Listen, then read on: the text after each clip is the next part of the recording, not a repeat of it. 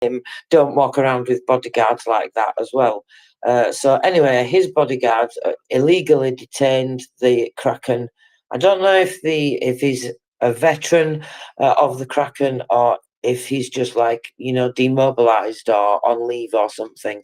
But basically, he was illegally detained. And so cases were opened against the People's Deputy. He was nicked. He was sent to court. There was very amusing video of him in court crying because the money that was confiscated during the search was taken. He was crying to the judge, which was absolutely hilarious, Prince. I was taking great delight in it. Sorry, maybe I shouldn't revel in that too much, but he was crying to the judge saying, "I'm not going to have any money to live on." And I was thinking, it doesn't matter because you're getting detained anyway, so you don't need any money to live on. Ain't that the truth? Yeah, my amusement. Anyway, he didn't get detained because he was given 90 days detention, but actually that was adjourned because, well, the lawyers need time to look at the case, apparently.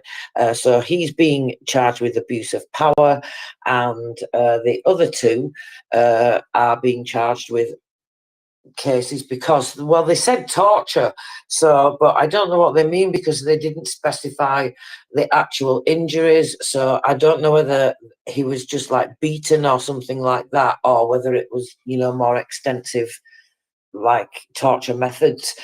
So I'm waiting to see if that detail gets released. But sorry, that just took me on a very long track because that has developed over the course of a week, basically. And there are now separate cases with each one of them. So each person has been charged separately, which I also find really interesting. So we will see what happens. Absolutely. And I apologize. I had to go and take care of the YouTube thing. And then my neighbors, this is a problem with having the garage door open. My neighbors stopped by for a second, but I said to them, "I'm on air. I'm talking with somebody in the UK. I'll talk to you later." Sorry.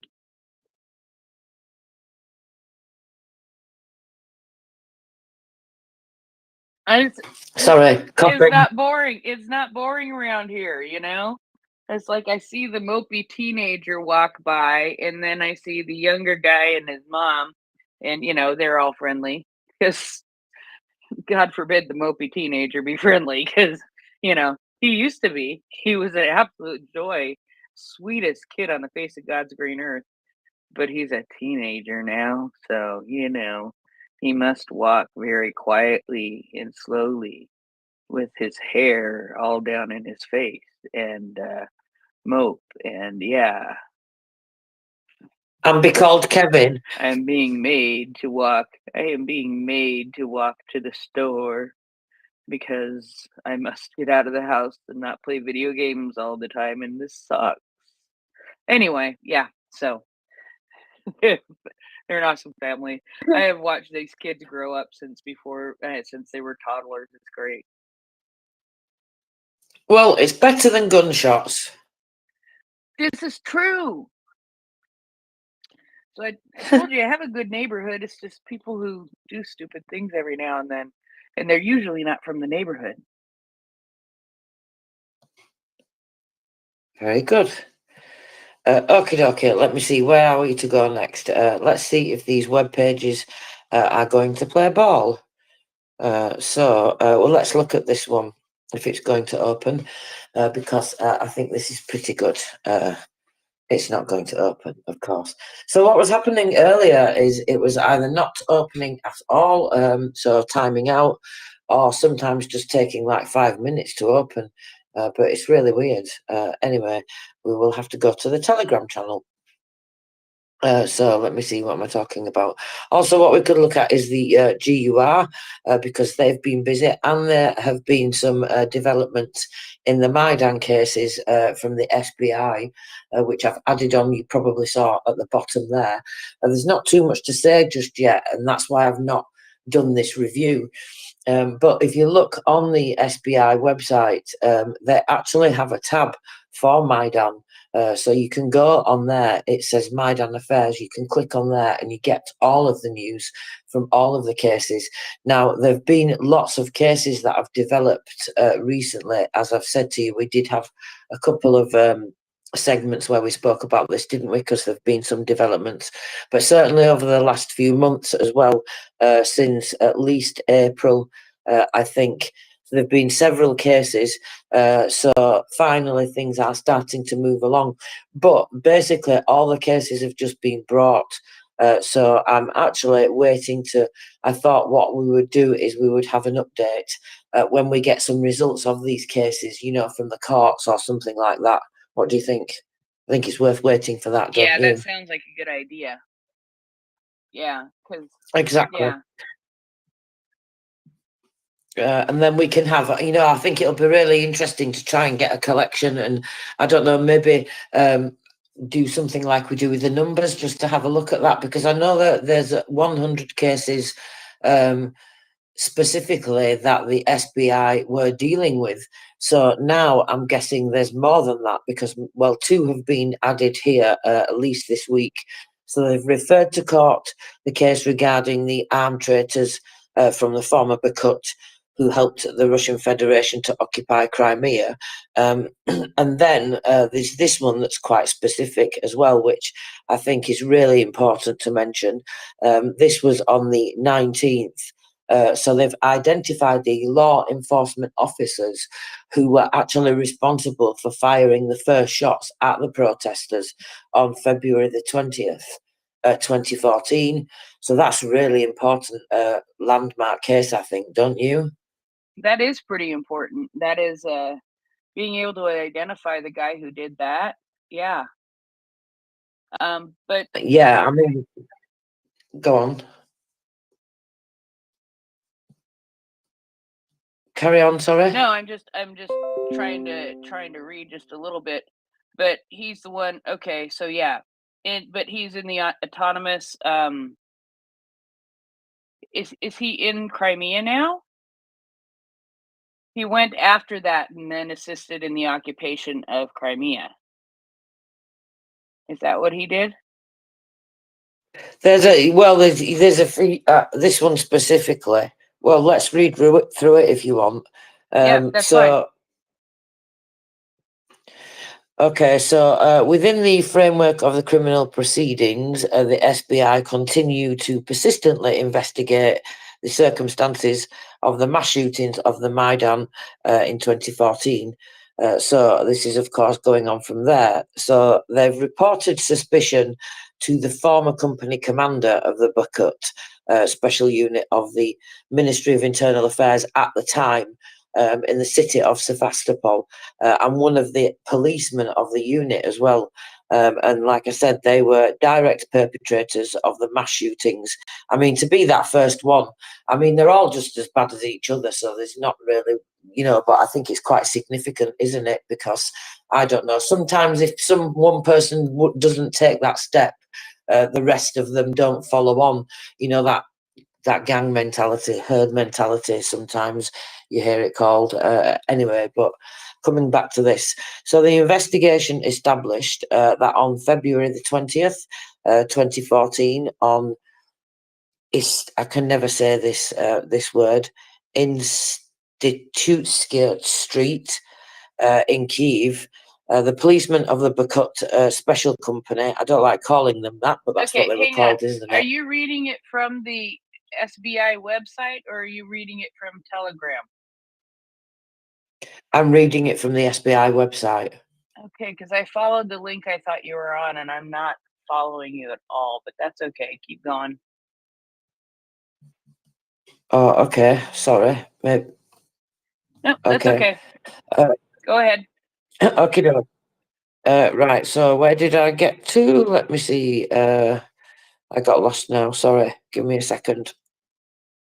Okay, yeah, special company. I don't like calling them that because, well, basically they're murderers, aren't they? So he carried out the order of the top management and used firearms equipped with cartridges with lead buckshot specifically, against the participants of the protest actions.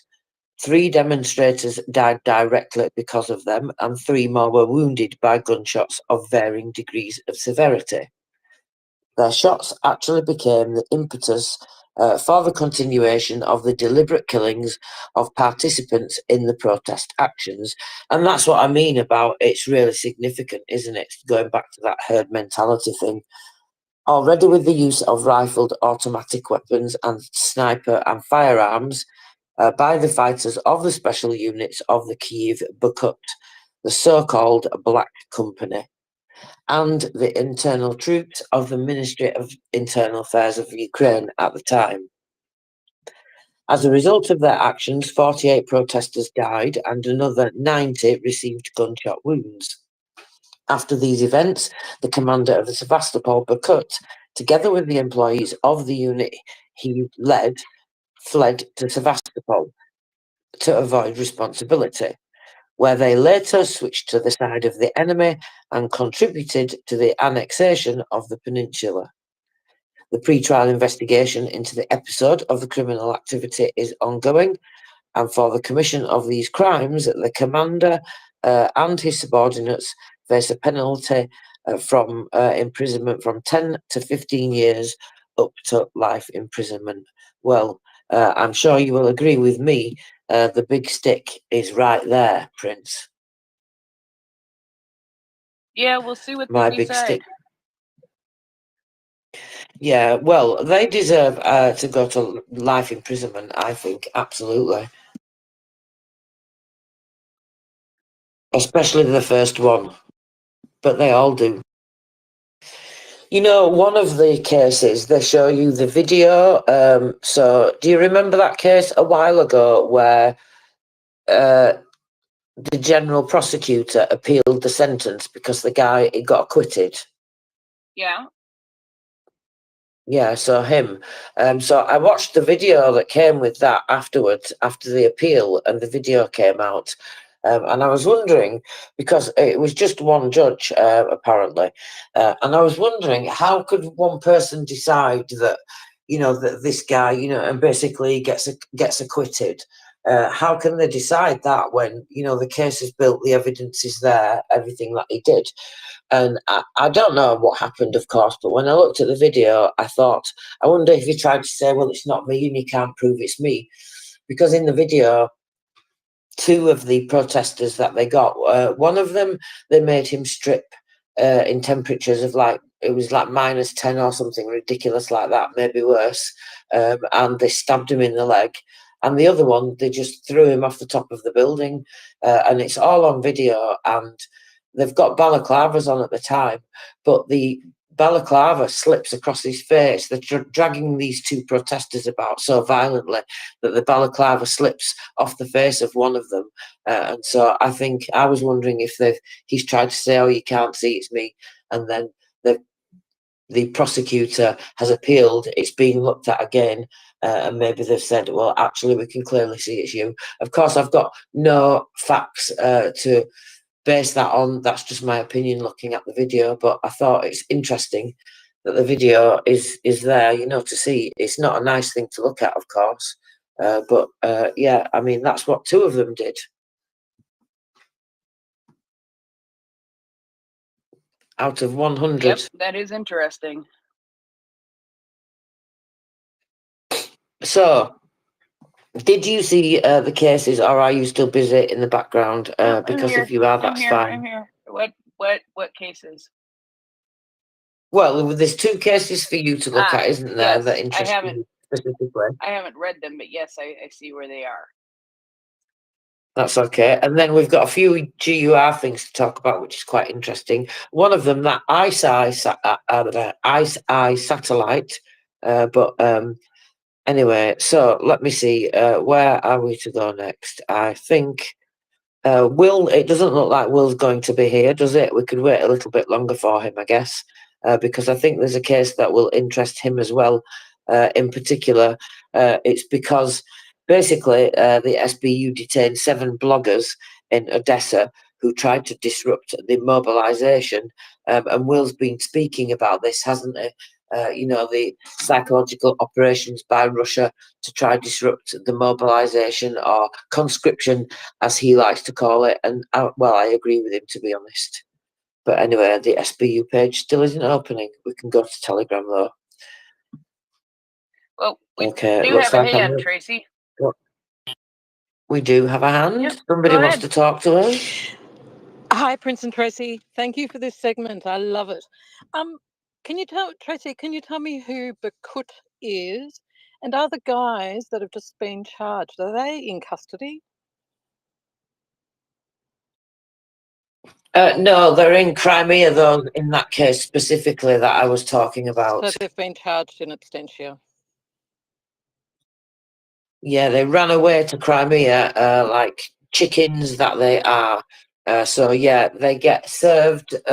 Sometimes they get served suspicion, or they get exposed. There's varying different degrees of the way the cases get served. So yeah, it gets done in absentia, but they do get notified. They have to be notified by law, otherwise the case just basically wouldn't hold up in court. Okay, and Bakut, can you tell us what the Bakut group is? Is that internal police? Yeah, they Bakut are, what they called themselves, what was that name that they just called themselves then? The Black, I forget now, I apologise. Basically, they are the ones that are responsible for murdering the protesters and injuring the protesters during that time. And I mean, what would you call them, Prince? Internal police? The Ministry of Internal Affairs who looked over. Yeah, they're internal police, and they were definitely under Russian influence. They were, oh yeah, they were almost like, they were sort of like Russian forces, really. And it looks like they also, the ones that went to Crimea were some of the ones that helped to take Crimea in 2014. So yeah. Yeah, they were responsible as well. Some of those that fled to Crimea and helped to be responsible for taking it. Like you say, there were various checkpoints and things like that that they took over, and they wouldn't let actual Ukrainian forces through as well, blocked them. So, like you say, yeah, but they're special police, I guess they called themselves. But yeah, internal police under the Ministry of Internal Affairs of Ukraine at the time. But yeah, absolutely Russian influence. I really would probably just say, yeah, it's probably easier just to understand it like that, isn't it? Like little green men almost, but not quite. The Men in Black. They were very intimidating looking. If you've ever seen Winter on Fire, they looked like evil stormtroopers in black. Really, they they were heartless. Well, I'm not going to swear on air. Yeah, some of the things that they did were exceptionally cruel. Absolutely. And I mean, there are cases against not just them. There are cases against the former head of the SBU at the time and various other people that were in positions of power for all things linked to that as well. So those things are going through. In fact, actually, new charges were brought this week to him, the former head of the SBU.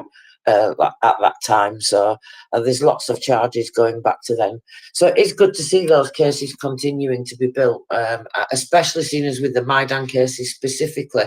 I think it was about 8 years before any movement happened. Lots of they were stalled for various different reasons, which can only be incredibly, I don't know. It just must be. I cannot imagine what it's like for relatives, friends, anybody connected to those people that were the victims. Yeah, it can't be easy. It can't be easy at all. I mean, it's yeah. It's like, I don't know. It's like, I don't know how to compare it. I don't know how to compare it. You know what it's like? It's like if if your son or daughter was, well, and this is basically what happened, if your son or daughter was murdered and they knew who the murderer was, but they were unable to arrest the person, and it's that kind. It would be like that, in my opinion. That would be sort of the feeling that I would have, is knowing that the person who was responsible for the death of your loved one was still free and had not been apprehended.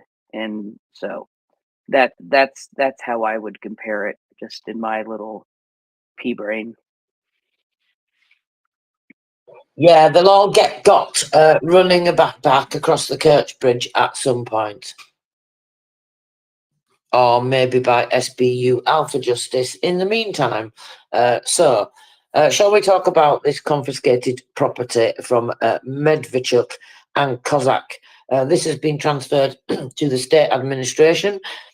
Based on the materials of the SBU, the court seized the corporate rights and the property complexes belonging to the brothers. This was about a separate case, so they brought the case against them, and then the separate case to take their property, which I kind of quite like. So this property has already been transferred to the National Agency for Identification, Search and Management of Assets. Did you even know that they existed? And a new acronym for you is ARMA, ARMA. There you go, Prince. That's a bit of a mouthful. So we are talking about assets worth more than 200 million hryvnias. In particular, a brick production plant. Well, I like the sound of that. You know what? I really miss being on a building site just randomly. And when I walk past one and I get the smell of the bricks and the cement and everything, I'm like, yes, I remember that smell. Anyway, sorry, I was just being weird there. A brick production plant in Lviv, actually. And that's not it. That's not all. What else have they got? Well, you can imagine, Prince, there's always a big long list, isn't there? So, in addition, the company's movable and immovable property includes land plots with an area of more than 10 hectares, non-residential premises with an area of 31,000 square metres, 4 SUVs. I mean, how many bloody cars can you drive at once? Excuse me, sorry. 4 SUVs, several units of special equipment. Now, what do you think that might be, Prince? Special equipment, indeed. And the investigation established that during the years of 2017 to 2023, on the instructions of Serhiy Medvedchuk and Bohdan Kozak, the top management of this plant carried out financial manipulations and deliberately diverted millions of hryvnias into the shadows. In this way, the company then avoided paying taxes as well, and the persons involved appropriated the funds that should have been directed to the state budget of Ukraine. Thank you to the SBU and the intervention, the scheme was exposed and stopped, I'm pleased to say, and now these assets will work for Ukraine, as part of the funds will be directed to the needs of the Ukrainian army. Measures to expose and block subversive activities were carried out by the operatives of the SBU in Lviv, together with the investigators of the under the procedural guidance of the Lviv Prosecutor's Office. And there's some pretty good pictures out there as well of, like, I don't know, it looks like some kind of, I guess maybe it's the brick production factory or something like that. But that's pretty good, right, Prince? Confiscation of property. I like that. Confiscation of property is always good, because confiscation of property can be auctioned off or sold, and that leads to money. Money. Exactly. Yeah, so it's pretty good, isn't it? So there we go. Now, would you like to read one of the cases that I highlighted for you, or should I continue? No, I can read one. I actually have, I believe I have them both open, actually. This one. This is the one. I haven't read. They've not been for you for a while, has there? They've not had any priests for a little while. Well, you know, they traded a priest. They did. They traded a priest. That was my understanding. That is who, and I cannot remember which priest it was, but it was a priest from the Russian Orthodox Church, or from the Ukrainian Orthodox Church of the Moscow Patriarchate, that they traded for these 90 plus 10 soldiers and civilians that were returned. So it was a Russian Orthodox Russian Orthodox. Keep saying that. Ukrainian Orthodox Church, Moscow Patriarchate church, priest that was traded for them. So yeah, I cannot remember his name though to save my life, because I just. What does he serve in the KGB then? He must be important. Yeah, I know, right? So yeah, they wanted this guy back. So that was it. And interestingly, and I pointed this out yesterday. I don't know if you were on when I did or not, but this is my again reason where everybody gets frustrated with me for telling everybody to try not to come down too hard on the Pope or Vatican for not being so fully, wholeheartedly, full-throatedly behind, verbally saying things in support for Ukraine and denouncing Russia. Does it make sense that they should? Absolutely. It makes sense that they should. Now, why would they not be doing that? Oh, I don't know, because they just helped to get 10 civilian prisoners back and 90 military guys back. That's what they did. That was something that Zelensky pointed out in his first message about it. He thanked the Holy See. One of the people who met them, he looks like he was dressed up as a cardinal with the little red hat thingy. I do not know his name, but he is the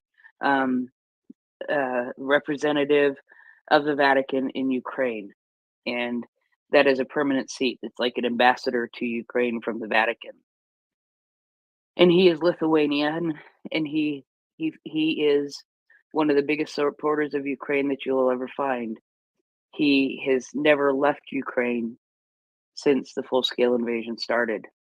He has stayed and been supporting Ukraine all along, and has learned Ukrainian, and is a big supporter of Ukraine. And so this is why I think, this is my opinion, why the Holy See, why the Vatican doesn't come right out and slam one side or the other. And there's really nothing to slam Ukraine for, but they don't slam Russia, and they don't go real loudly for Ukraine. And it is so that they can serve this role and serve this purpose. And the Pope has called for an all-for-all prisoner exchange, and that hasn't happened yet. Maybe they're working on it. Wouldn't that be wonderful? But President Zelensky specifically has asked the Pope to help to return the children.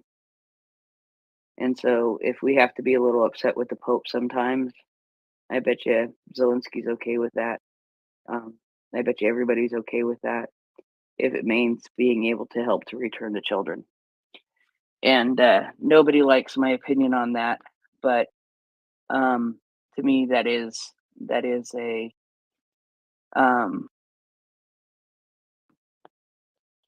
no. Ukraine should not wave the white flag of peace. And I don't know, and the Pope will always stand for peace no matter what. And that's just, it doesn't matter. That's what he will do. But at this point, he's trying to help to get the innocent people back, and that isn't necessarily a bad thing. And I know people really don't like that, but it is. I was hoping, and I think maybe some people saw that yesterday with the thanking of the Holy See from President Zelensky, because it was the Holy See that was extremely important in this exchange. That is without question. Anyway, so let's go on and let's move to the security services of Ukraine detaining racketeers who were extorting money from the family of fallen soldiers of the armed forces of Ukraine. Yes, you'd think, how low can you go? Well, that's low. The security services, together with the national police, neutralized a criminal group that terrorized and tried to keep Cherkasy residents in fear. Among the victims are relatives of dead Ukrainian soldiers. The fact of extortion of 5 million hryvnias from the family of a soldier of the armed forces of Ukraine who died on the front is documented. Having learned that the wife of a soldier and his 20-year-old son received financial aid from the state, the members of the gang immediately attacked them to take their percentage. In order to intimidate the victims, the perpetrator chased the young man and threatened to make him disabled and put psychological pressure on the mother through phone calls. In addition to the money, the racketeers demanded from the victims to unreasonably recognize one of them as the illegitimate son of the deceased defender. So they wanted to create their own scheme of evading mobilization so that later, taking the beaten money, they would go abroad. The security services detained 2 members of the criminal group red-handed when they were handed over for part of the tribute. According to the investigation, the detainees are local criminals who specialize in extorting non-existent debts from residents of the regional center. Currently, the detainees have already been notified of suspicion under Part 4 of Article 189 of the Criminal Code of Ukraine, extortion that caused particularly large property damage committed under martial law. The perpetrators are in custody. They face up to 12 years in prison with confiscation of property. An investigation is ongoing to establish the facts of the possible involvement of the gang in committing other particularly serious crimes. Complex measures were carried out by the SBU employees of the Cherkasy region together with the National Police under the procedural guidance of the Regional Prosecutor's Office. Dun, dun, dun. There you go. So this is one of the most egregious kinds of cases that we talk about, in my opinion. This is how low can you go? This mother and son lost their spouse and father to the full-scale invasion, and these criminals discovered that that had happened, and that these guys were getting some benefits because of it, and they decided what would be a good idea then would be to try to take some of that money from them, because God forbid people, get the benefits that they are due because their father, their loved one, gave their life in prison. I mean, not in prison, excuse me. I'm sorry. On the front line, protecting and defending Ukraine and fighting for Ukraine's victory. God forbid, so that happens. So what can you say other than good? And they need to find the rest of these guys. What? Is this a hang 'em high No, hall? they get 12 out. They get 12 years. Yeah, the reality is they'll get 12 years and they'll either learn their lesson or they won't. If they don't learn their lesson, they'll do it again, they'll get caught again, and they'll spend longer in jail. And it is a vicious and bad cycle. Of course, I don't know how this goes in Ukraine. I know how this goes in the United States. Don't know how it goes in the UK. But I'm hoping that Ukraine has some more rehabilitation options.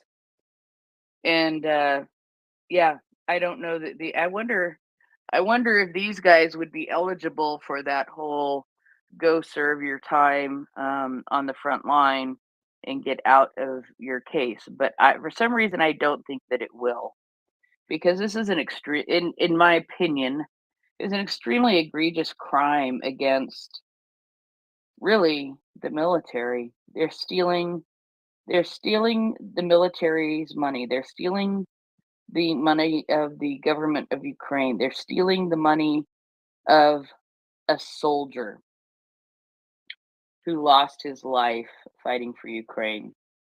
And I'm just going to I'm just going to say something really quick here, Tracy. If and you don't mind. If and you don't mind. Of course not, Prince. I'm going to use this this morning when Eddie was on.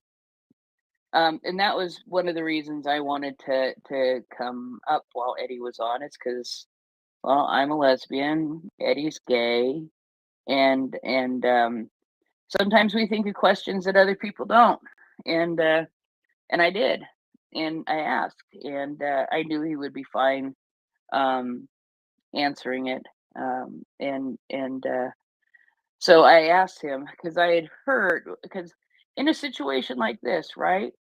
So say this was a lesbian couple who had managed to have a child, and one of the women was fighting in the military on the front line for the armed forces and died, and leaving behind her widow and the son. Okay? Let's look at it that way. They wouldn't be getting any benefits. They wouldn't be getting any benefits at all, like this mother and son are. Realistically, the lesbian couple who may have been together for 20 years, just like this married couple may have been together for 20 years, don't have a wedding license, don't have anything that acknowledges their relationship. And it doesn't even have to be a wedding license. Really, quite honestly, the military can make the decision, the government can make the decision, that the military can register them as a couple and show them the due respect needed in a situation like this, right? You can set it up so that one of the surviving spouse would get benefits. They, that, and they're not asking for the wedding; they're just asking for the acknowledgement, so that in situations like this, in the situation that Eddie gave, the example Eddie gave is, for example, if you've been in a relationship for 20 years with somebody, and your partner is killed on the front line, you have no right to do anything. It goes to their legal next of kin, their mother or their father, more than likely. And, their mother and father may have had nothing to do with them for the last 20 years because of the relationship they're in. So the mother and father have no clue what that person wants. And this is the kind of thing that I witnessed in the United States on a regular basis. So I know where these people have been. I know Dan knows where these people have been too. We saw it so much in the 80s and the 90s, especially through the AIDS epidemic. So anyway, so the LGBT military of Ukraine and their allies are fighting for that right to be given to gay couples, where one or both of them even fight in the military. But they haven't accomplished that yet. But I had read about that a few times. So this is awful what happened to this person, and it's one of the cases that, we don't hear about them as often as we used to, but we hear about people taking advantage of widows who have lost their spouse to the front line and blackmailing them for money.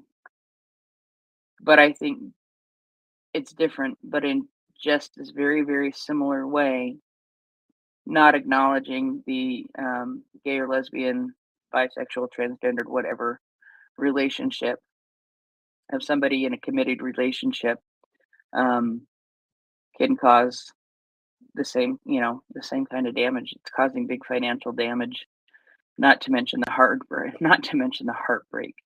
And it is the heartbreak really for the LGBT community that matters more, I think, than the financial impact, because it is extremely painful. So that was just me going off because this was sort of a good example on how to show how, what the and what happened to these people as far as being threatened and having part of that money from the government taken from them, is awful and horrid, and I'm glad these people have been caught. It's something that we see happen in Ukraine, but I took that opportunity because I had asked Eddie that question earlier today. I took the opportunity to use it as an example of the kind of situation that we're talking about. It would have been a mother and a son left with no support from the state because their mama, their spouse, fought on the front lines for Ukraine and gave her life. And that's just the example that I threw together really quick. I hope it makes sense to people. And that is why they want something. They're not asking for marriage. They are not asking for marriage at this point. They are just asking for something so that the rights of them as a couple are respected, in that kind of a situation. Queen Dan the Matha Man. Hi, I'm sorry. I came in late. I was on the phone, but I had this open. But I can kind of get the gist of what you're talking about here. Can you hear me all right? Yep, I can. Um, I know full well what it feels like because it's happened to me often and over the 4 years. So I know what it's like to have the rug pulled out from under you when you rely on certain kind of financial cohesion. And yeah, that was a good question you asked Eddie today. Yeah, all they want is their rights, and to be able to survive after they lose the surviving partner's income that they live on. Is that what you're talking about? I assume. Yeah. Basically, yeah. The With the military's rights. Yeah, they're not yeah asking the for much. yeah the SBU case was people who were extorting, blackmailing a widow and her son out of the benefits they were getting from the husband, the father, being killed in the military, on the front lines. And I used it as an example of how that wouldn't happen for a lesbian couple or a gay couple because it's not, they don't have a way to do that at this point. So, and it just made me think that it was a good example that I could sort of go from to explain more of why I asked Eddie the question I did this morning. I see. I see. Yeah. Yeah, that's a terrible thing. It's skanky. But yeah, I get it. Thank you. It's an awful situation to be in. Trust me, I know. Yeah, I'm not surprised, and I wasn't going to presume, but I had a feeling that you may have lived that in your life at least once, and or you definitely have witnessed it more at least once. I actually ended up being the medical power of attorney for somebody who died of AIDS, just because that was the biggest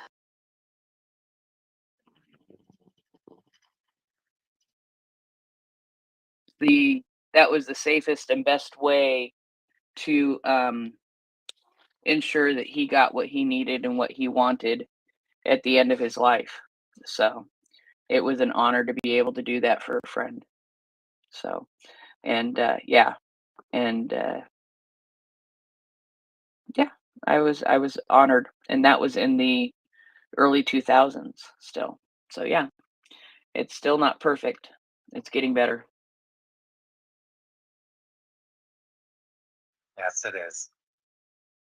All right, Tracy. Sorry, I went off on a little bit of a tangent, but do you understand why it was a really good example? Yeah, of course, absolutely, but there's no need to apologise at all. Yeah, and I know that Ukraine has talked about trying to put something in place to give them rights, and they've said that marriage is not on the table, but some kind of a domestic partner registry or something like that. I can tell you even a domestic partner registry that is a legal binding thing um, can make all the difference in the world. So Well, yeah, exactly. They could just kind of legislate for that much more easily, couldn't they? So, and like you say, it's sort of halfway for now until they've got chance to look at things well, in terms of marriage, maybe. Go on. and for obvious reasons, it's the church that gets very upset with the idea because the church, Yeah, and I can go into that debate a little bit too, but I don't think that's useful at this point. I don't think there's a reason to do that. Um, but they aren't asking for a wedding, so it doesn't have anything to do with what the church would see as a sacrament. They're not asking for a legal marriage, which is what the church would see as a sacrament. So there should be no reason for the church at this point to um to argue against it, in my opinion. There you go. Queen, yeah, it's a good point. You make a very good point. Queen Dan. I was just going to add, all they're asking for is respect. Yep. So anyway, Tracy, I apologize, and we can get on. And Stop, and I stop and you can, apologising. I'm gonna. you know what? Well, we're actually, I was just going to say, I'm going to start calling you Canadian if you don't stop apologising, but that really doesn't work with you, does it? No, it doesn't, because I am Canadian. I am a dual citizen. I get 2 holidays this week, but I still won't take a day off. That's because you are dedicated and we love you for it, That's Prince. because I'm a little insane. I Now, I tell you what, I had 2 days last week where I only co-hosted 2 hours each day, and it felt like a freaking day. It felt like a vacation. It was fabulous. yeah, but it's not like you're just not having a day off, though, is it? Because you're doing a million things in the background that people don't get to see, like all the time. And that's the truth. That's the truth.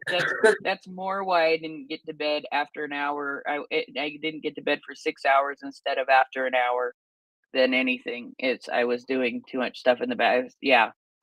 Oh boy. Oh boy. So, do you want to hear about 2 men in Odessa? Right. Guess what they were supposed to do? I mean, this is ridiculous. Set fire to the cars of the Ukrainian armed forces. Well, that's not a good hobby. It's not, is it really? So, this was on the order of the FSB, of course. Who else? So the SBU and the National Police actually prevented a series of terrorist attacks in Odessa. So not just one, So, as a result of the comprehensive measures, 2 men who worked for the FSB were detained in the regional centre. On the order of the Russian special services, these perpetrators were supposed to set fire to the cars of the Ukrainian military on the territory of the city.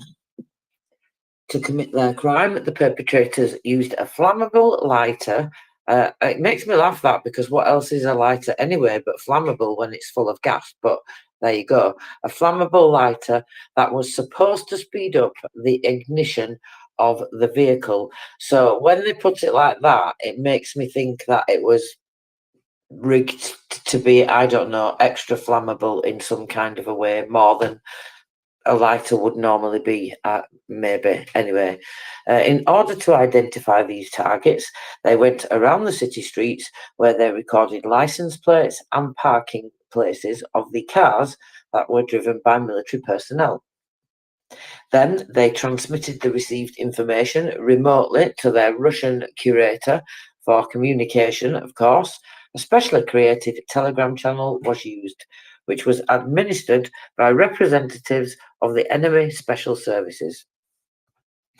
After the clearance well, that's what they call it, from the FSB clearance. Make you laugh. I was reading a case before, right?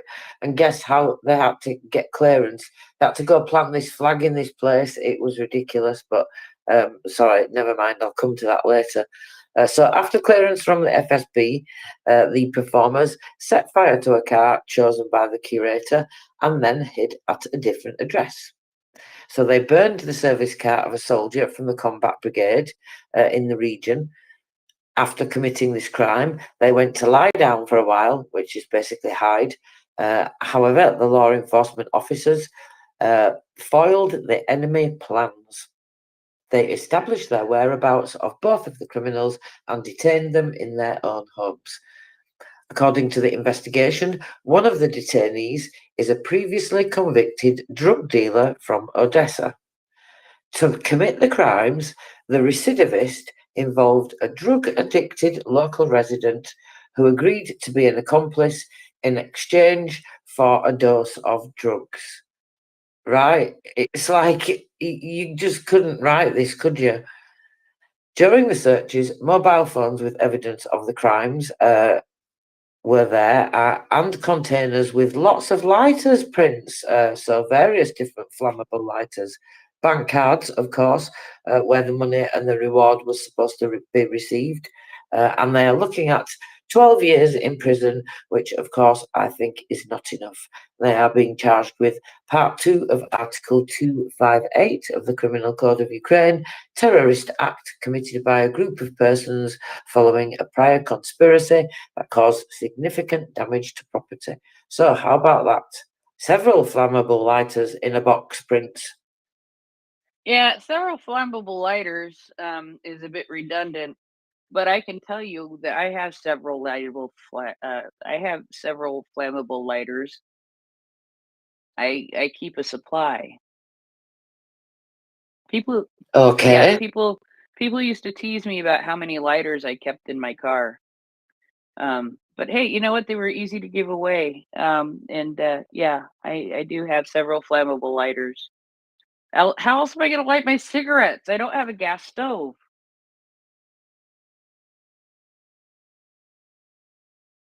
Well, I guess, yes. Being a smoker myself, I know how frustrating it is when you can't find a lighter or they break. Or, you know what I've had to do in the worst circumstances? Use the toaster. Oh, that is an interesting one. That is an interesting one. But I am never down to less than 2 lighters. Never down to less than 2 lighters. Just Well, I've got loads of them, but they always seem to just grow legs and walk, and I can never find them. And I spend half my time looking around the house for a lighter, which is really annoying because I don't go anywhere. So how do these lighters go anywhere? I see. I only smoke while I'm sitting here at the garage, so it's not really either there or in the car, and so it's not really a problem. I don't smoke in the house. Bad for the birds. Well, I smoke anywhere. But anyway, would you like to hear about this guy here? Because we don't have to go over this case specifically, although we could, because he was detained for preparing a missile strike on Bukovina. But in order to confirm his commitment, right, that what he had to do is demonstratively set fire to the national flag of Ukraine on the air of the Russian chat roulette. Can you believe that? That's what he had to do to prove himself to the FSB. He had to do what? It's ridiculous. It's ridiculous, isn't That it? is. He had to set fire to the national flag of Ukraine on the air of the Russian chat roulette. I assume that's either some live streaming thing or some TV program. That is very, very interesting. Yeah. Now, boxed wine. Did you send me a case of bone broth? No. Did Are somebody you send? sure? I'm positive. Not on purpose. I didn't. Do I need to get the SBU lie detector out, Linda? No. That was a whiny no I heard in the beginning. Usually you're a little brighter and louder than that. I'm suspicious. I looked Dan, at it though, and I did say though, if it was going to be from boxed wine, it would have been sardines. do they make fish broth? I probably would have sent you fish Oh, that broth. is disgusting. Don't even. They do make fish broth, by the way. Have you never heard the fish head soup story? No. My No. grandma loved to make fish head soup, and fish head soup evidently is really, really good, but you're never going to get me to try it. And I'll tell At you least not- why. I would eat that. I would Because too. my grandma, as she got older, before she moved back to Canada, she didn't like to do the dishes. So she would put them in the cupboard. She would put them back in the cupboard. And one of her kids, one of the kids would take we as grandkids over there, and we would help to clean, grandma's kitchen and do the dishes and things like that. And so on one of these adventures, we were looking through the cupboards for dirty dishes, for dirty pots and pans. And we opened up one of the cupboards, it took the lid off, and there was a freaking fish head looking up at you. Yeah. No, I'd never heard that story before. That's funny. Oh my God. Never will I eat fish head soup. Nope. Mm, Not well, after seeing that fish head looking at me, and boy, did that thing stink. Oh, I would imagine. Oh my God. That's funny. She needed disposable, paper plates and disposable pots and pans. Yeah, well, No. I'm trying to Wow. remember what year she moved. Trying to remember what year she moved back to Canada. I think it was in the 80s, Yeah. late 80s, because she died in the early 90s. Oh. So yeah. Oh. Okay. I just. She'd Yeah, had a stroke and totally forgot how to speak English. It was great. TKD Bach came up, and Linda, did you have a point? I did. Oh, okay. I just wanted to say, I'm old enough where there were things that called matches. You might want to Google that. MATCHES. Yes. There were things called matches. Yeah, we know. Okay. I've had those. You had those. Okay. Yeah, I liked to play with them when I was a child. Got in trouble when I was a kid for playing with matches one time. Yeah. But anyway, and there were stories of Boy Scouts when they were going to like Boy Scout school. They learned to do things like rub sticks together and make little flames. So I never did that, but I used to do that. I used to sneak a magnifying glass out onto the playground and do that when I was a kid. See? Yeah. Anyway, so Yeah. that's that. No, somebody else is guilty of sending you bone broth, and I suspect his name might be DANN. No, I don't think it's Dan. Oh, or TRACEY. I don't think it was Or Tracy. What, from the UK? I had two top suspects. They are both on the speaker panel. TKD. I would have gone with all three of them. All in a line there, look. Yeah. Many people TKD. would have wanted to. Let's put it that way. Bone Yeah. broth is good though. Chicken bone broth. So TKD Bach, talk to me. Okay, so well now I have this image in my head of you opening the cabinet to find a moldy fish, and if the fish was moldy, was it looking at you with a hairy eyeball? I just Yes. yeah, yeah. So that's the image that I have in my head. So the thing about this bone broth here, right, is that it could come from Linda, right? Because it's in boxes and it's a liquid. The question is, what's the proof on it? And is it possible to get bone broth at 40 or 50 proof? That's what I want to know. Also, how do we know that this was not a collaborative effort, or and that it wasn't somebody lurking here like, ooh, I don't know, Brian. But as for the question about fish broth, the answer is yes. Actually, they do have fish broth, and even better than fish broth, they have something called bonito flakes. And I learned about them when I wanted to figure out how to make miso soup. And it's basically this like dried and smoked like a tuna, or there's another smaller fish that they use in Japan, and they turn it into these really, really fine flakes. And you can use that and a little bit of kombu and make a broth out of it to use as the base for other things. So I don't think I can bring myself to try sardines. I will only eat actual anchovies if they are stir fried in like sugar and hot pepper paste, Korean style, which is really, really good. Absolutely amazing. Or if they are used, because the Japanese will often use bonito, the smoked tuna flakes, as a base for broth, and Koreans will often use anchovies as a base for their broth, and it gives that rich umami flavor, but you can't really tell that it's fishy. So, in answer to the fish broth, yes, fish broth can be provided, and cats love to eat the little leftover wet fish flakes.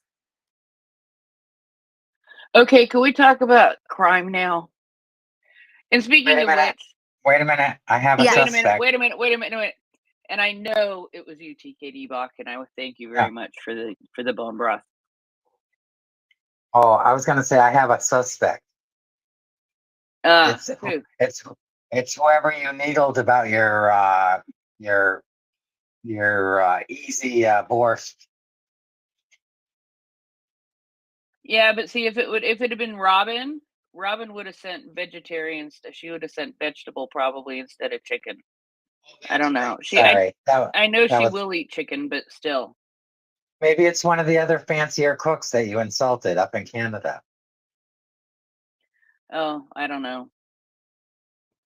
Getting my address is part of the key, and so that sort of narrowed it down. Anyway, back to crime and punishment. SBU. Tracy. Yes, back to crime and punishment, SBU. Would you like to talk about, let me see, what else can we talk about? How about talking about some things that the GUR did this week? Because they've done some pretty good things this week. Great.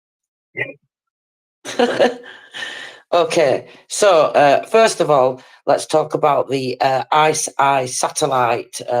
What is that, I hear you say? Well, did you see the images that they released, Prince, along with the report of this? Do you know what I'm talking about? So they're reporting on the use of this ICEYE satellite. I heard about it. Do you know what I mean? I heard about it. I heard Nancy talk about it a little bit, I think, and that's about it. Oh boy. So I remember this coming out last year. I remember this being talked about last year. So basically, they called it the People's Satellite, and that's because I think it was the Sir He Petula Foundation. Yeah. So basically funds were raised for this satellite, and that's why they call it the People's Satellite. Not exactly crowdfunded, but kind of crowdfunded, really, isn't it? You know, everybody's donated, and of course, with the help of the Sir He Petula Foundation, they launched this satellite. So I remember hearing about it, and now the GUR are reporting on some of the uses of it over the past, 2 years. So basically, they've identified enemy targets that protect the state, and they've given out images here, and the quality is absolutely incredible. This is what they say: the new level of quality and efficiency of obtaining intelligence data became possible thanks to the initiative of the Sir He Petula Foundation and the blogger Ihor Lechankov. The donations of the Ukrainians to the People's Satellite Funds, which were directed to the purchase of this satellite at the request of the Ministry of Defence of Ukraine. So, giving some of the results, it's just amazing what they can see.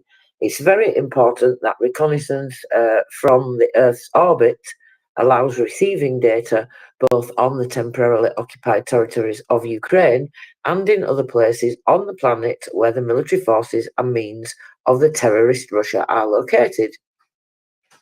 During the period of the use of the People's Satellite and access to the ICEYE satellite constellation, our specialists took a total of 4,173 pictures of enemy objects, and among them are 370 airfields. I mean, I was absolutely staggered when I heard that. That's a hell of a lot of airfields. 238 positions of air defence and radio technical intelligence, 153 oil depots and fuel warehouses, 147 warehouses of missiles, aviation weapons and ammunition, and 17 naval bases.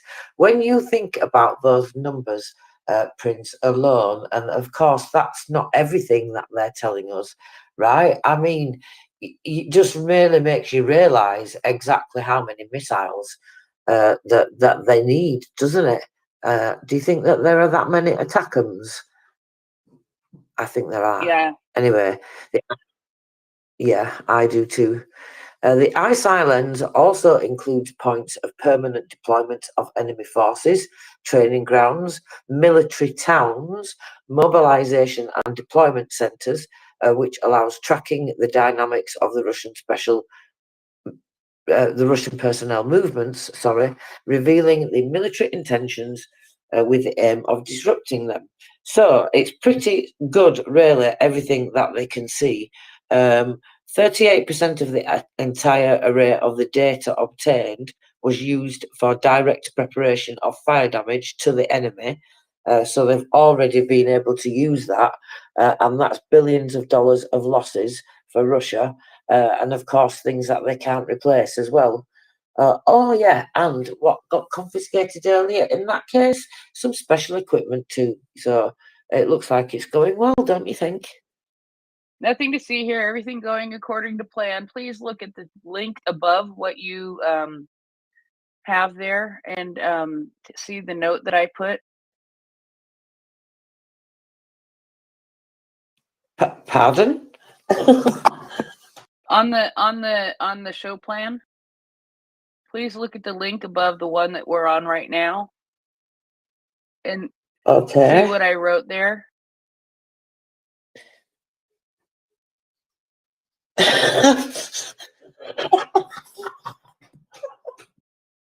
And Tracy will not be able to speak for an extended period of time because I cracked her up. So sorry, that was sort of mean, but I kind of had to. because it was really, it was appropriate and funny, but touche, Tracy says. But yes, these satellite images are absolutely beautiful, and I think that it means a lot for Ukraine to be able to see these and for Ukraine to be able to utilize these.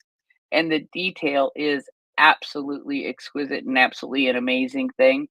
And you know, one of the things that also gets me with this, one of the things that also gets me with this is is, is having to go then and talk about the oh what the damage that was done to those big huge satellite dish things on Crimea that helped them to communicate with their satellites, which means that they are sort of kind of screwed and blind, and they're not going to be able to see a lot of the satellite images that they used to be able to see before.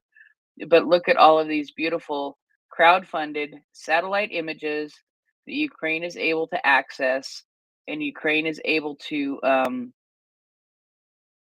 utilize in order to be able to prosecute this war very, very effectively against Russia. And when you see this stuff, especially some of this stuff of the ports, right? And it's no wonder that they can get the drones in there without being detected, because if they've got those kind of satellite images and the kind of intelligence that they have along with that, they're able to plan things and are able to execute based on images like that. And that makes a huge, huge, huge difference in the world of battle. Tracy, how are you? I'm doing fine, but I'm still laughing at Russians. And yeah, it makes a massive difference, doesn't it? You know, I was thinking as well, what occurred to me was it gives Ukraine that extra independence, doesn't it, in terms of not having to rely on, you know, like the Five Eyes or NATO or whatever for, you know, imaging and locations and things like that. Not that they're not getting that support, of course, but like I say, it just gives them that independence, and I think it's absolutely fantastic. And it makes sense, doesn't it? Why should they not have their own satellite anyway? Especially now when they're having to fight, you know, this invasion, a genocidal invasion. But yeah, those images are absolutely incredible. But it also made me, I was quite shocked, like I said, at the amounts. I was thinking, wow, that means, you know, we're all thinking in terms of supplies that Ukraine's getting, military supplies, aid packages, those types of things. And we're looking at the numbers and we're, you know, pleased about the amounts that they're getting. But then when you look at those locations and all those airfields and everything else, it just makes you think, like I said, wow, that makes you realise just exactly how many missiles they do need. Because I don't know about you, but I don't know what, I didn't really have a number in my head. I never thought about it. But if I'd have thought about it, I certainly wouldn't have come up with those amounts of numbers, and therefore maybe those amounts of missiles needed. Maybe I might have said hundreds, but I think there you would need several hundreds. So anyway, but we shall see what happens because. And the other thing as well is you've got to laugh at Russians because not only did they crash that space, they had that space accident trying to launch that thing, didn't they, not long ago? Well, not recently as well, of course. If you haven't heard, astronauts had to take cover because of a Russian satellite that split into pieces. Now, this is involving some US astronauts as well. But you know what? This is not the first time, right, that they've nearly caused accidents on the space station because talking about Russian astronauts on there, some of the things that they've done previously caused it to the space station to go into a spin and all sorts of things because of just not doing things properly, as you can imagine. You know, the ridiculous things that we hear Russians doing anyway with the incompetence and some of the stupid things that they do. So anyway, in this case, a defunct Russian satellite has broken up into nearly 200 pieces of debris in orbit, forcing astronauts on the International Space Station to take shelter for about an hour adding to the mass of the space junk already in orbit. There were no immediate details on what caused the breakup of the Russian P-1 Earth observation satellite, which Russia declared dead in 2022. US Space Command tracking the debris swarm said that there was no immediate threat to the other satellites, and the event took place about, 4 p.m. GMT on Wednesday. Space Command said it occurred in an orbit near the space station, prompting US astronauts on board to take shelter in their spacecraft for roughly an hour. This is something that they've had to do previously because of, like I say, incompetence of Russian astronauts. So anyway, of course, it's all right, and that's the good thing about it, and nobody's injured and nothing to worry about. But it just does add to that mass of space junk, which is already a huge, huge problem. Another one on top of all the other things that we are not dealing with on this planet, Prince. But anyway, we will have to deal with that Russian horde or help our friends in Ukraine do that anyway for now, because that's the main thing we have to deal with. So, coming back to other things the GUR have done this week, let's talk about a few things that they blew up, because that's pretty good. I like that. And let's talk about hacking, actually. Oh, there's been some fantastic hacking this week, not just from the GUR, but also from the IT army. I don't know if you heard about that. Maybe getting a little sidetracked now, so I might not go into it in too much detail because it's more for the cyber segment. But the IT army have been carrying out the probably said to be the largest DDoS attack ever on loads of places all over Russia, involving banks and all sorts of really important networks taken down. So that's been pretty good. And then the GUR also reported the problem is large scale, they say. Oh dear, what a shame. Ukrainian cyber activists attacked Russian companies that support the war. So activists of the BO team cyber community, together with specialists of the GUR of the Ministry of Defence, continue to attack objects on the territory of the aggressor state, destroy important data and equipment, paralyse work, cause damage, and create a bad mood in Russia. I love how they put that, Prince. So what's happened over the past week? Well, more than 100 terabytes of data from the company Orbitsoft was taken, a software developer that fulfills contracts for the Russian occupation army. That was completely destroyed. Let me see what else. All the data on 8 servers of the Orient Systems, a developer and supplier of navigation equipment, was destroyed. This company cooperated with the Russian manufacturers of military equipment, in particular UAVs. All the data on 19 servers of internet providers of the city of Nizhny Novgorod, yes, that one, and the Access Telecom were destroyed, and all subscribers of the specified providers received letters reminding them of their inevitable retribution for the war against Ukraine. That, to me, is just fabulous. Absolutely fabulous. I think it's so amusing the way that they say things. It's like, talk about trolling them. Anyway, I think it's fantastic. And yeah, quickly coming to the IT army, some of the banks that they took down and some of the systems that they took down, like I say, it's the Ukra.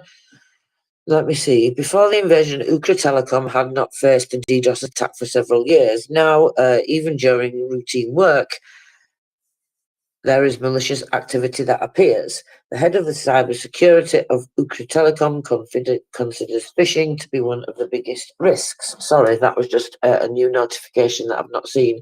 So yeah, coming to this biggest DDoS attack that started on, well, the 19th actually was the first day that I saw that it was reported, and it's been going on since then. And various notifications have been coming out. Different ones keep getting added. There were loads of banks first, VTB Bank, I don't know, Russellcom Bank, all these different banks were added to the list. 3 big banks it started with at first, VTB, Gazprom, and Alpha Bank. And then after that, the following day, then loads more were added. So what got added, and not just the banks, right, as well, all the card payment systems and the replacements that they tried to use as well, Prince. So they basically disconnected all the import substitute MIR card payment systems as well. And so this then now affects VTB, Sberbank, Tinkoff, Alpha Bank, Beeline, MTS, Russellcom, Gazprom, Megaphone, SBP, NSPK, EIRC, and many smaller services are also currently not functioning. So I think that is also pretty good, all in the same week. That's not a bad thing.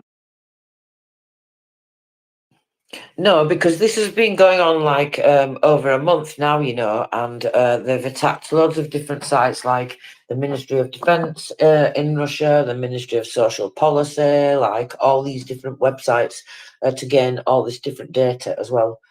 So that is what the GUR have been up to this week, a little bit. And then I guess we should talk about this final thing here, because this is an explosive thing to finish with. And I better do this quick before Mockers comes, otherwise she'll think I'm trying to, like, I don't know, be a boomologist, which of course I could never do, because I have only one boomologist at MriyaReport, and that is the amazing Mockers. But here, Rumble in Russia, that's what they call it. Scouts in the enemy field depot. So on June the 25th, a field ammunition depot was hit in the Okhovat district in the Voronezh region. This operation was carried out by soldiers of the Department of the Active Actions of the Ministry of Defense of Ukraine. And so with fire detonation, they broke out with projectiles as well, of course, with like secondary explosions. A total area of 3,500 square meters. And when this was being reported, it was still going on.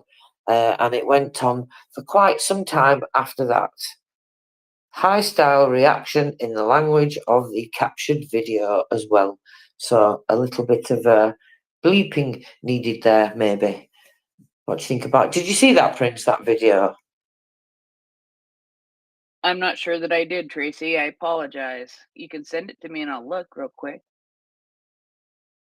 Oh, that's okay. I bet you've probably seen it. Maybe Mockers would have shown you it, I would think. It was, let me see, it was on the 25th, so it's not too long ago. But there we go. Mockers probably talked about it. She very well may have. But, you know, I co-host with Mockers for 2 hours. She co-hosts a lot longer than that.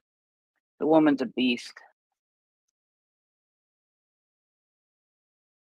Absolutely, I know. What would we do without her?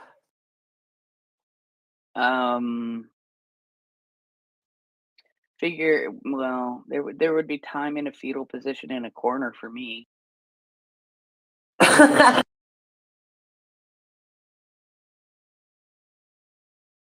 only laughing because it's like funny, but it's not really It's not funny, funny is 'cause it? it's true. Exactly. Or it's funny because it's true.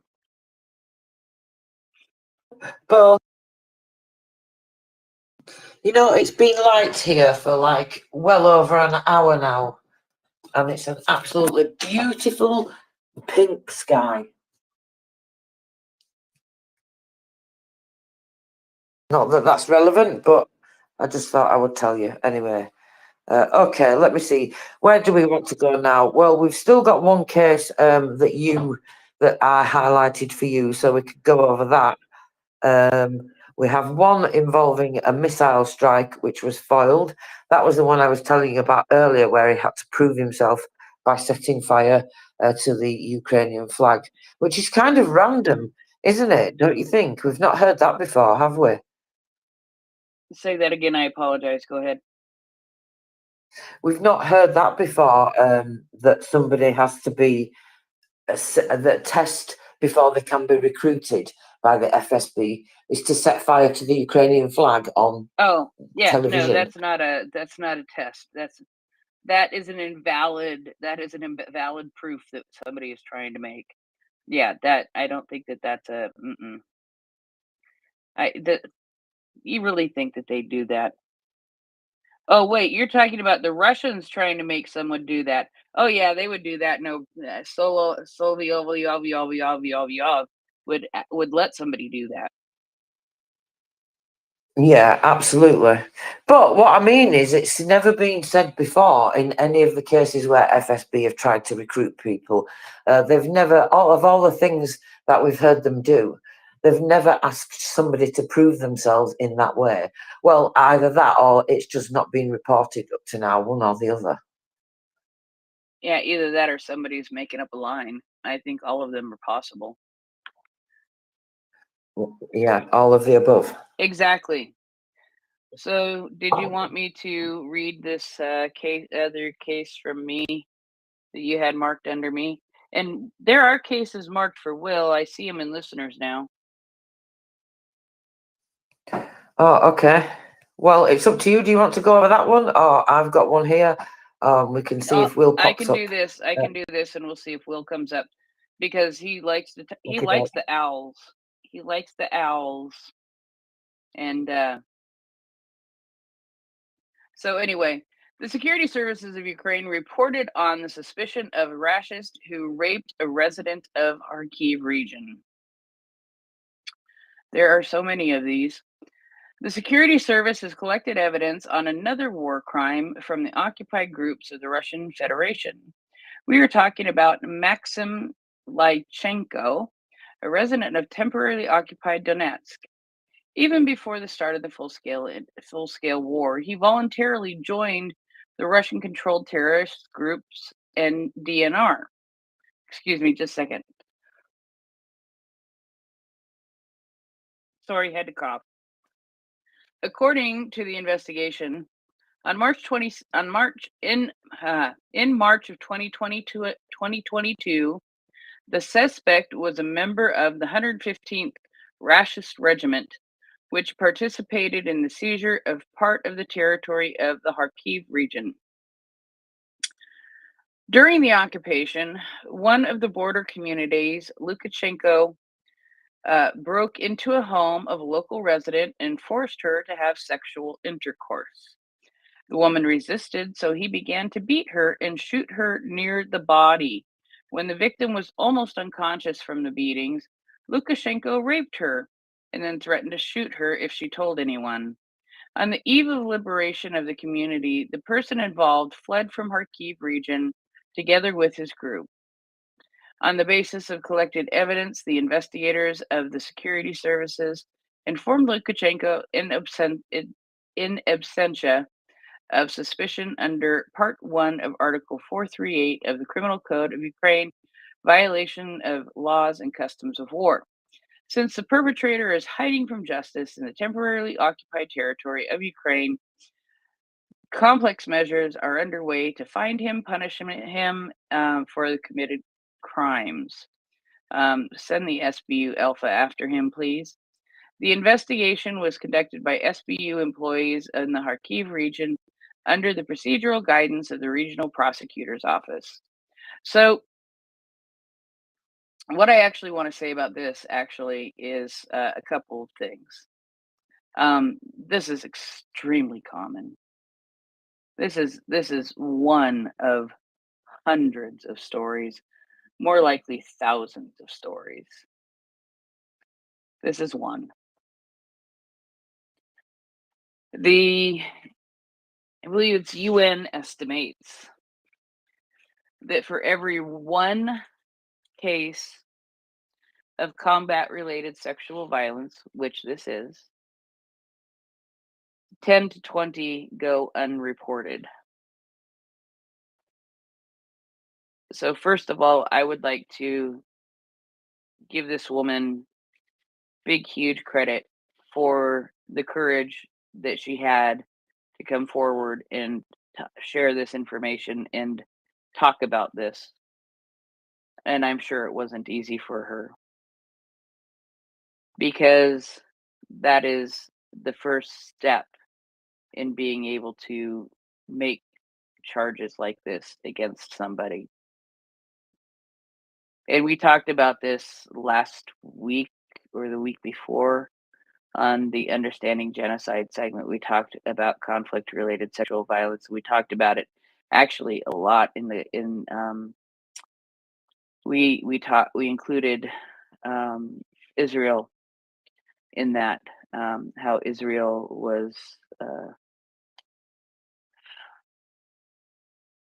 how Hamas raped woman after woman after woman, and the horrid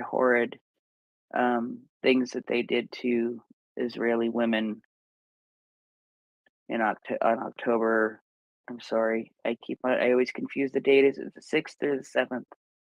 I apologize. It's not that it doesn't matter. It's just that I cannot remember for some reason. 7. 7. Thank you. And in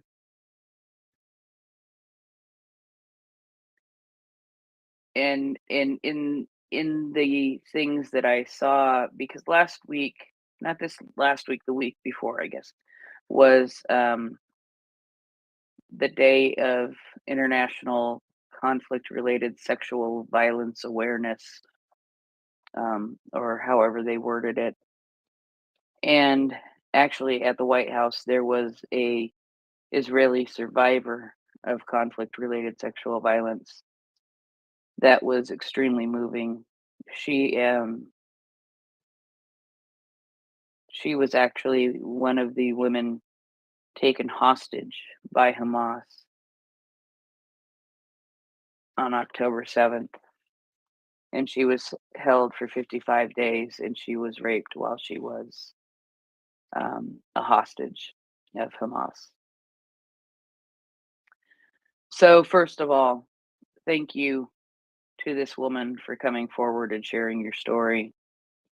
Second, we need to realize and acknowledge that for every one of these cases that gets reported, there are 10 to 20 that don't get reported. It's a very difficult thing for people to talk about sometimes. We can look back at previous conflicts, Rwanda, Yugoslavia, Bosnia and Herzegovina,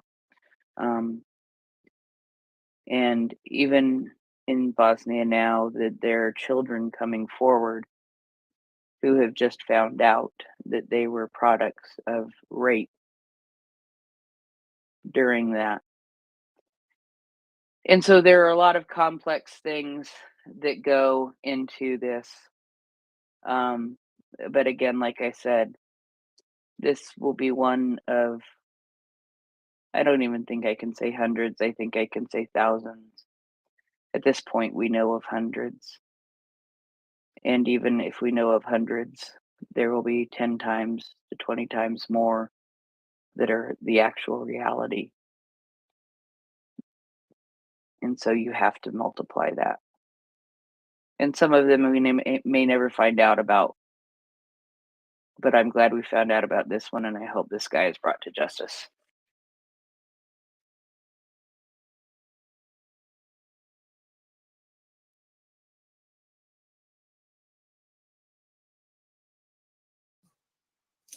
Yep. Like you say, there's going to be just so many more, isn't there? And yeah, so brave to come forward and have to deal with that. I cannot imagine it at all. So yeah, absolutely. But at least that's one person that's going to have to face justice, as you say. Not much consolation at all, but it would be worse if they didn't face justice, I guess. That's absolutely right. Absolutely right.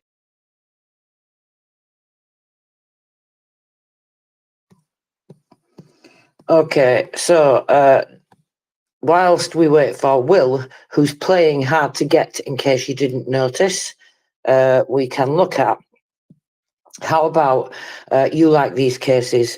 So we've got one here, basically helping the Russian state by, well, a furniture company of all things, Prince.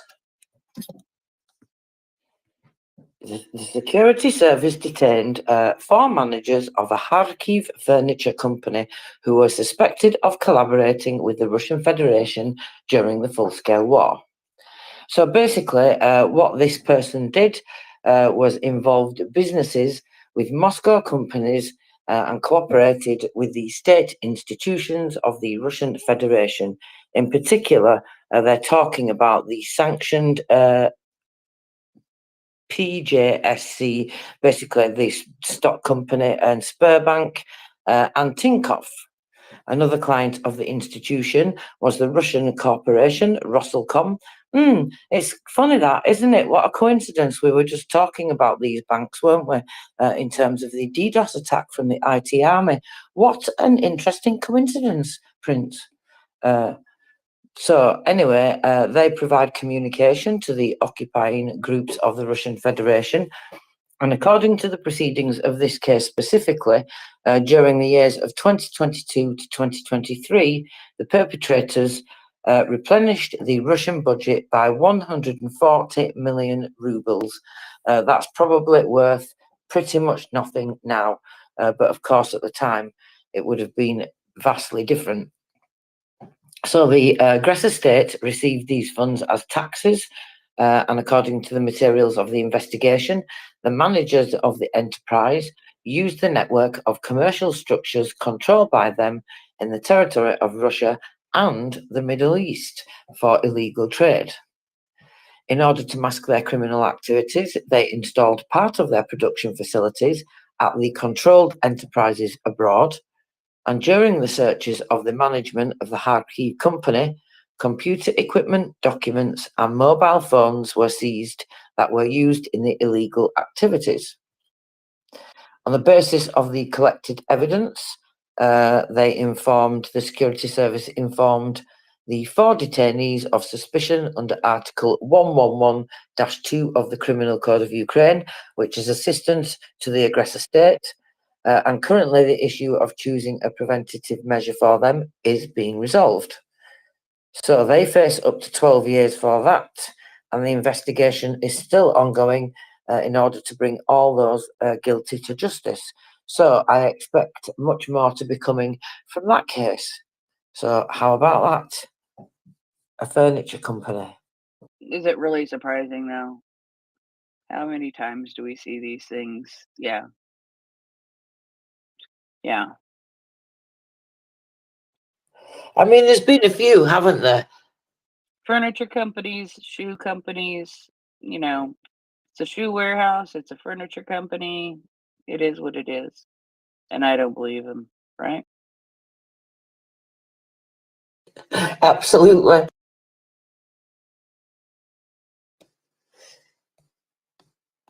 So nobody's coming to talk to us. Will's playing hard to get.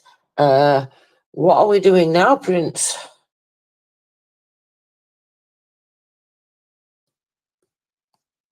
Okay. Prince is not talking to me No, either. okay, Never first thing mind. I'm gonna do is I'm gonna open my mic.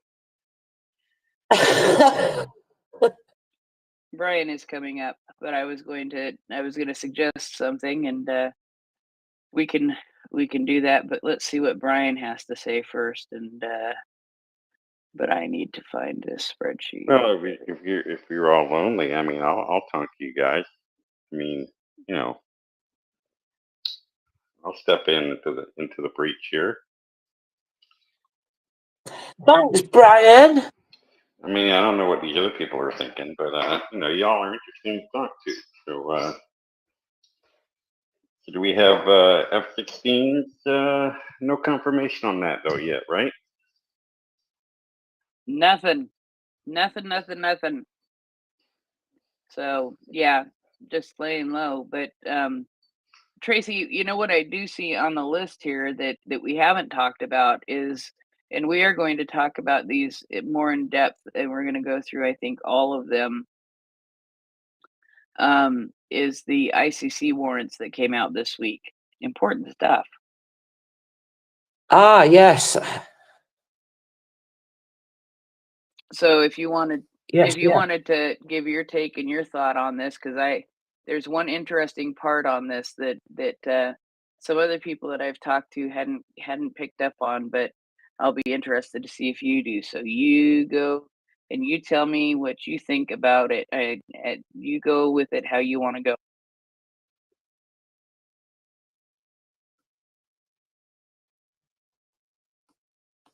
Are you still there? I am. I said you go with it how you want to go. If you want to read the press release that the ICC put out, and or whatever, however you want to do this. But I thought we could talk Well, about Shoigu and Gerasimov. Shoigu, Gerasimov. yeah, so this is what the SBU puts out on their website here. So the second pre-trial chamber of the International Criminal Court issued warrants for the arrest of 2 more officials of the highest military political leadership of the Russian Federation. So, of course, we are, as you said, talking about Shoigu, the former Minister of Defence, who currently holds the position of Secretary of the Security Council of the aggressor country. Well, that's a laugh, isn't it? What kind of that's just an absolutely ridiculous position for him to have. But anyway, and the General of the Army, Valery Gerasimov, of course. And who is he? Well, he's the Chief of the General Staff, and he's the first Deputy Minister. No, wait, he's the Chief of the General Staff of the Russia, first deputy minister. Right. Okay. Well, we know who Gerasimov is. It doesn't matter what his silly title is, does it? But so I did read I remember reading the press release from the International Criminal Court, actually, first of all, and then seeing this afterwards. So the relevant decision of the International Tribunal was adopted, including on the basis of the evidence base obtained by the investigators of the SBU. As the investigation established, both suspects are involved in the commission of war crimes against the civilian population of Ukraine. So they've documented that since at least October 10th, 2022 to March 9th, 2023, Shoigu and Gerasimov regularly gave orders to carry out massive missile strikes on Ukrainian energy facilities. At that time, the occupiers targeted Ukrainian energy generating enterprises and power plants in various regions of Ukraine. As a result of the enemy attacks, dozens of civilians of Ukraine were killed and injured, and hundreds of civilian objects were cut off during the cold season. Among them are schools, kindergartens, hospitals, and residential buildings. Such actions of Shoigu and Gerasimov are qualified by the International Criminal Court under the Rome Statute as war crimes and crimes against humanity. According to the investigation, the occupiers used cruise missiles, including Caliber and KH-101s, to carry out the airstrikes on the energy facilities in Ukraine. The main attacks of the aggressor were carried out on the enterprises of the energy complexes in Kyiv, Lviv, Dnipropetrovsk, Vinnytsia, Kirovohrad, Odessa, Zaporizhia, Sumy, Khmelnytsky, Rivne, Chernovitsy, Cherkasy, Zhytomyr, and Ivano-Frankivsk regions. It will be recalled that in March this year, according to the materials of the SBU, the International Criminal Court issued an arrest warrant for 2 more Russian officials involved in the shelling of the civilian infrastructure of Ukraine. Extras are, that's an interesting way to put it, extras, Commander of the Long-Range Aviation of the Aerospace Forces of the Armed Forces of Russia, Lieutenant General Serhiy Kobylash, Well, we went over these cases, didn't we, at the time?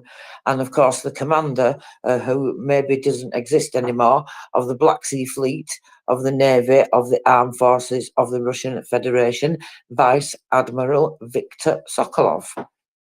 They were the ones, obviously, who carried out the orders of Shoigu and Gerasimov for the missile strikes in particular. So what did you want to point out about that in that specific reporting, or in the ICC reporting? From the ICC reporting. Okay, so I just read that one from the SBU. Okay. Well,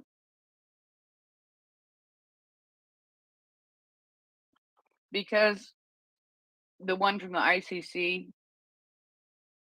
goes directly into what Rome statutes are violated. So skipping some of this, like their dates of birth and things like that. Let me see here. They are alleged to conduct, are each allegedly responsible for war crimes of directing attacks at civilian objects, which is Article 82B2 of the Rome Statute, and the war crime of causing excessive incidental harm to civilians or damage to civilian objects, which is 82B4 of the Rome Statute, and the crime against humanity under under Article 71K of the Rome Statute. There are reasonable grounds to believe that they bear individual criminal responsibility for the aforementioned crimes. One, having committed the acts jointly or through others, which is Article 25(3)A of the Rome Statute, and two, ordering the commission of the crimes, Article 25(3)B of the Rome Statute, and or failure to exercise proper control over the forces under their command, which is Article 28 of the Rome Statute.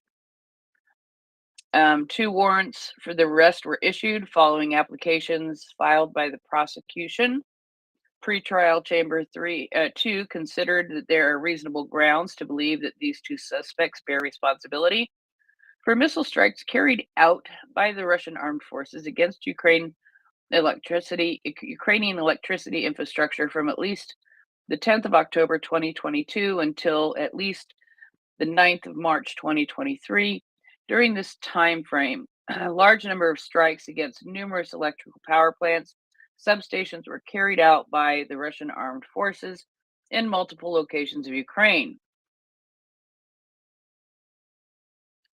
They found reasonable grounds to believe that the alleged strikes were directed against civilian objects, and for those installations that may have qualified as military objects at the relevant time, the expected incidental civilian harm and damage could have been clearly excessive to the anticipated military advantage.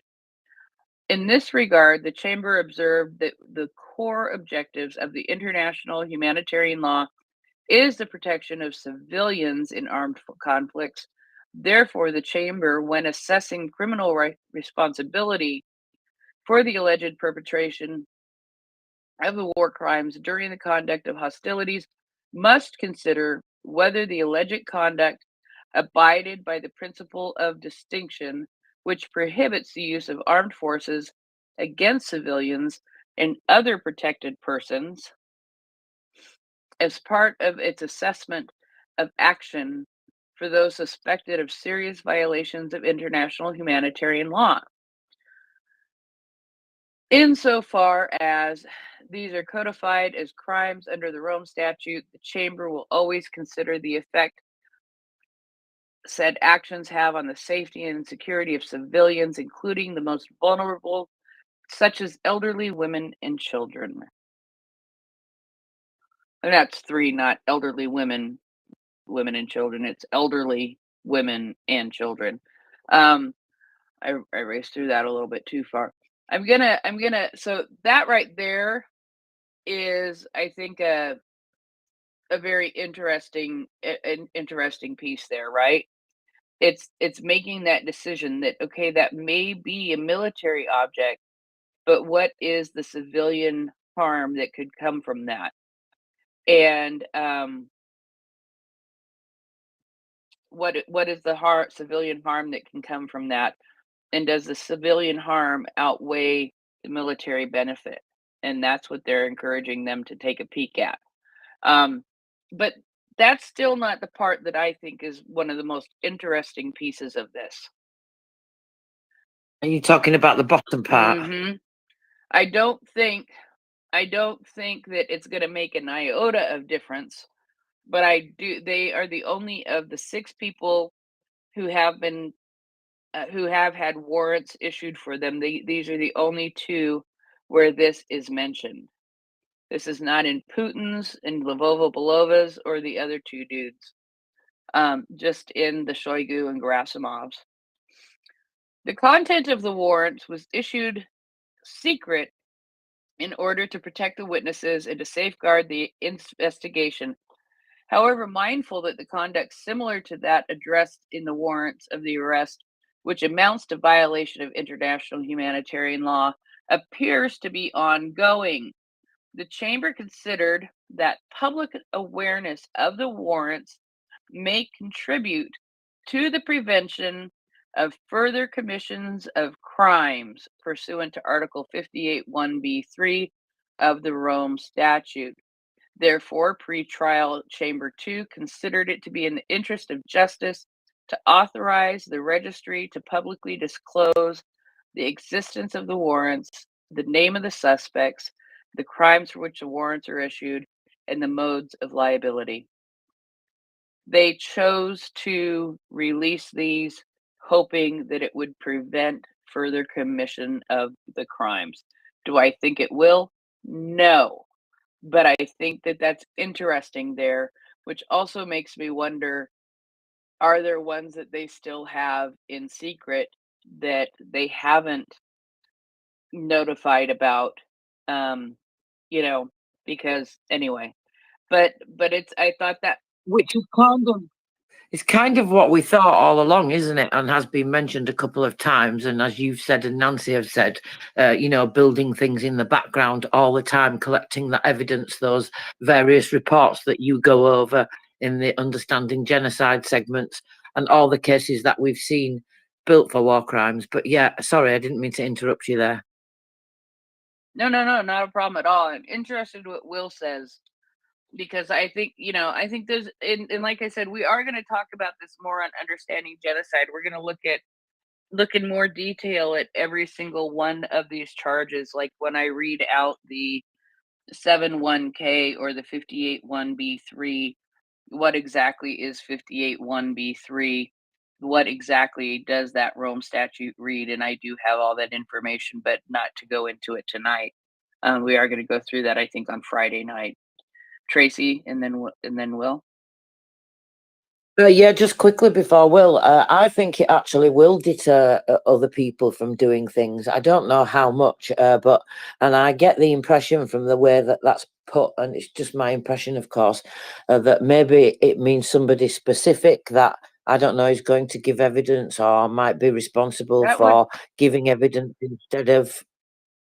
Go on. I'm sorry. I think that's a pipe dream. Well, I'm sorry. I don't know if calling it a pipe dream is the way to talk about it, but Wishful thinking. it's wishful thinking, definitely, because Russia is technically not a signatory to the Rome Statute, so Russia doesn't see this as valid, so Russia doesn't give a flying about it.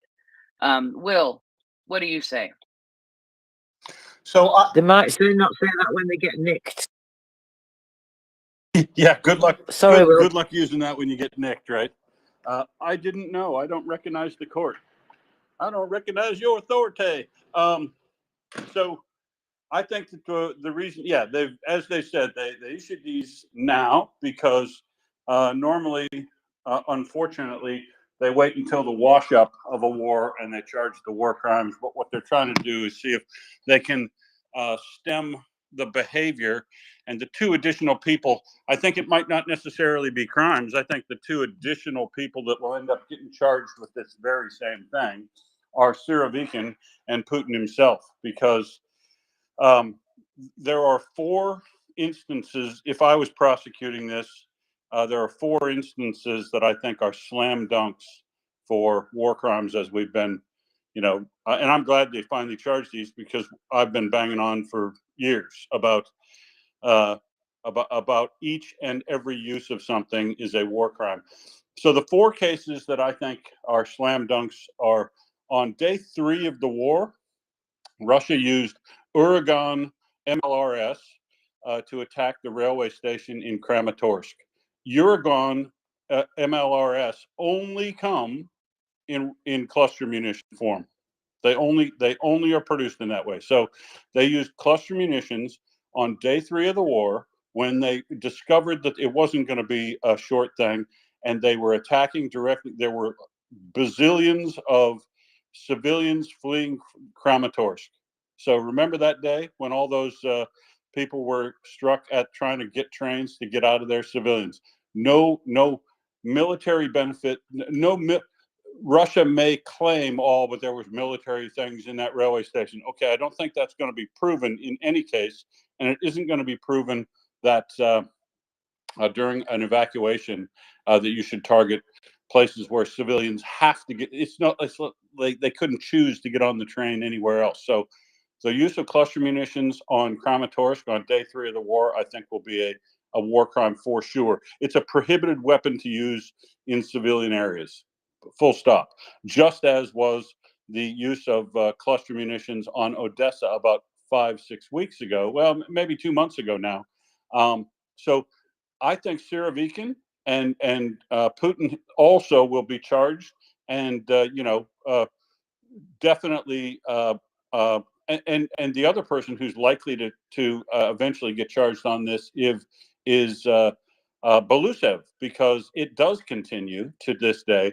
But the second strike before Belousev's time that I think is important is the Onyx cruise missile attacks on Odessa, the World Heritage Center that we remember, that was a double tap. This is so cluster munitions, prohibited weapon.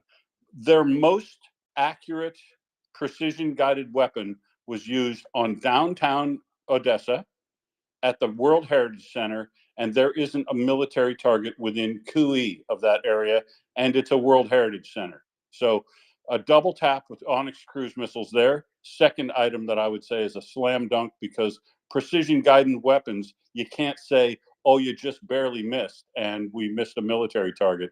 No case there to answer. The third case that I would use is the continual use of S-300 surface-to-air missiles in ground attack mode on Kharkiv. Had been happening until they released the Hounds and let the HIMARS take them out north of Belgorod. But those attacks with weapons that cannot be targeted accurately and are fired indiscriminately into cities to do massive amounts of damage and generate terror. Third item, I believe, is a slam dunk for war crimes in that area. And the fourth one has got to be the Kinzhal strikes that are targeted on places like Dnipro just the other day. And so if you've got a precision guided weapon, you can't make an excuse that you couldn't target it well. If you don't have a precision guided weapon, you can't use that in a manner that is going to expose civilians to atrocities. And the Kinzhal and KN-23 missile strikes on the Dnipro dam, the Zaporizhia power dam, right? The Dnipro dam up near Zaporizhia. Those were a second attempt to create a humanitarian disaster there by bursting that dam. So I would say those four cases in particular are slam dunks, and that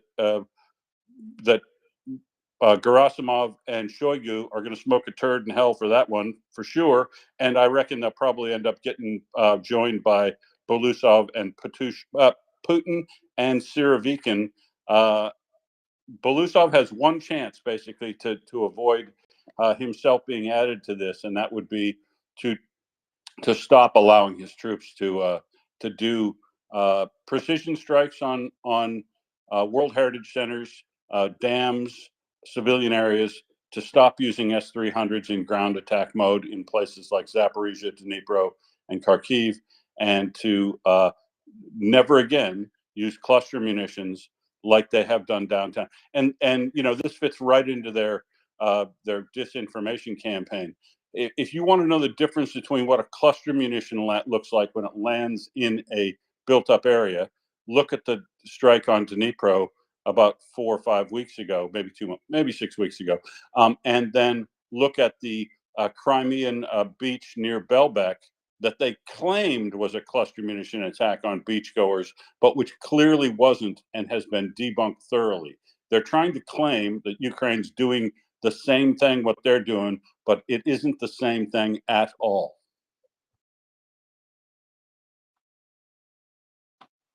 No, it's not the same thing at all. And thank you for that, Will. And, there's been quite a few cases now where they've said that there's been a direct link from the people in the cases that they're talking about, the commanders or whoever, to Putin. So a couple of cases where they've mentioned that, which I found interesting. And I wondered if those were going to be come up at some time in terms of warrants for Putin. I'm thinking of that one specifically where they brought the first case for ecocide. So against that attack, it was in the beginning of 2022 in Kharkiv, the nuclear research facility there. I think it was over 90 missiles or something ridiculous over a period of time. It was really, really extensive, quite a lot. And then, of course, there's the Kakhovka Dam as well. They mentioned in that case, when they mentioned the unit and the commander, when the GUR released that information, they talked about a direct link back to Putin on that case as well, Will. Yeah, and it's important that they won't escape this thing by saying that the local commanders did it. The precision guided munitions of Russia are programmed before they leave in Moscow at their military command center. They don't dial in the coordinates locally. Those are programmed centrally for the Onyx and the Kinzhal and many of the cruise missiles. So this isn't a case of a crazy local commanders getting out of hand. This is definitely going to stick to Putin, Shoigu, Gerasimov, and I would venture to guess eventually Surovikin and Belousov.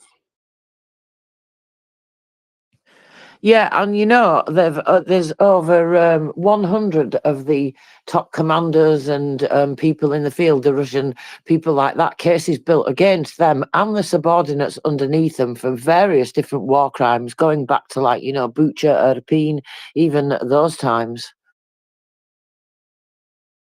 So I think that's pretty good, don't you? Like 100. I mean, how many can there be on top of that, Will? Well, I mean, look, they'll pile up everything they want, right? They can pile up charges as much as they want, but I suggest they will pick the 4, 5, 6 best to make sure that when you're trying to convict somebody of war crimes, if they say we've got 1,000 instances, they're not going to walk through all 1,000. They're going to walk through 3, 4, 5 that show the character and severity of the war crime. And that's why I say I'd pick those 4, because they go across weapon systems, they go across indiscriminate use as terror. So I think, I think they'll end up sticking to a few subjects like that. Thank you very much, Will. Good morning, mockers. Morning. I've got coffee and everything, so I'm ready when you ladies are. Because it sounds like it. I know, because apparently everything was horrible yesterday, so today can only be better. Yes. Did you not have a good day yesterday, mockers? You and I seem to pass like ships in the night just lately. Well, let me tell you that I went on my first hot date with my lovely man for ages, right? Was really looking forward to seeing him. And then his recently divorced best mate, who is a woman, no bother with that. I mean, you know, she's just they've been in bands together, basically. So that's how they know one another. And she turned up while we were just going out for our very first drink. And guess what? At 1 o'clock in the morning, when I went home, she was still with us. Oh, I know. I wanted to murder him, really, for being so kind to her. Oh, well, we're just going out, but you know, yeah, we're just going out for a couple of drinks together, he said to her. Oh, can I come with you? I'm dead lonely. Well, what do you say at that point? well, yeah. dog. What can you say, really? Well, I turned around to him and said, no, very quietly. And he was like, what can I do? She's my best mate. And I was like, I didn't invite our best mate tonight, you know, my best mate. I just didn't. It didn't seem like the person to bring along. So, yeah, you can imagine. By 1 a.m., lost my sense of humour. Yeah, and I think we ought to get Brian's opinion on this, but I think the standard advice is you can have a dog for a friend, and you can have a bottle for a friend, but if you've got a girl for a friend, you're going to wind up drunk and kissing your dog.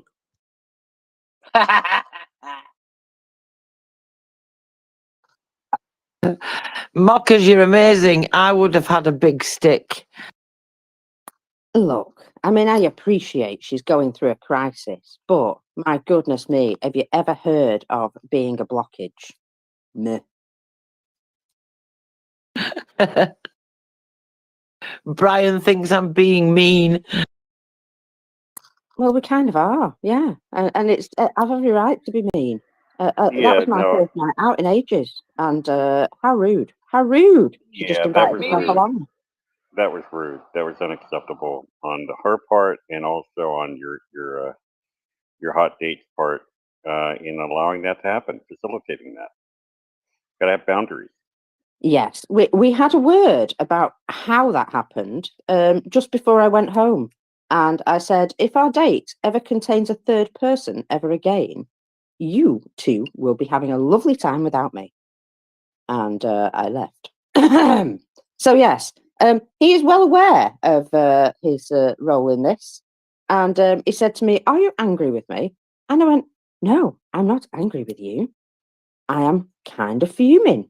So I'd best go home before I punch you in the face. And so, yeah, he's well aware that he did wrong. But still, I don't get out much, Tracy. And every time I go out, something happens, like my car breaking down or that. And I was just like, this is awesome. This is why I don't leave the house, because bad things happen. I outside is just may as evil. well stay home. Yeah. People are out there. People. Mockers, this is why I go in my garden, and when I go to the beach, I go in the evening when everybody else has gone home. Yeah, well, let's just say, right, I do have a best mate. She's amazing, but she's also a walking disaster. And I think that's why we're friends, because literally we don't speak to each other for 6 months, right? She phones me up and she goes, oh my God, you'll never believe what's been happening in my life. And I'm like, oh, you'll never believe what's been happening to me. And then we spend the next 3 days catching up. And then we'll talk for months and go out and stuff. And then I won't see her again for 6 months. And then we'll do that again. And that's me and my best mate. We're going through a phase at the moment where she's having a complete nightmare. So apparently so am I. You see? So it's all her fault in some strange, twisted way. There we go. I feel better now. And so you come here to have some relief from all that stress, of course. So I guess you want me to get out of the way, Mockers? Yeah, nicely, yes. Here I am. I'm awake. So meh. Let's get on with it. I've got numbers and everything. Okie dokie. Well, thank you very much, everybody. It's been a great evening. And thank you very much, Prince, for your company and co-hosting with me today, whatever time of day it is for you. It's 10 p.m. and it's just that time of day. Thank you, Tracy. Another successful SBU segment. And like I said, we are going to talk more about the criminal charges on Friday night. We're going to go through them for all 6 people who, well, they're not criminal charges, they're warrants for arrest. Warrants for arrest. We're going to go through all of the Rome statutes that apply to the warrants of arrest for each person, and where they overlap, and who's been charged with the same thing, and who has been charged with different things, and what those different things are. And I think it could be rather interesting. The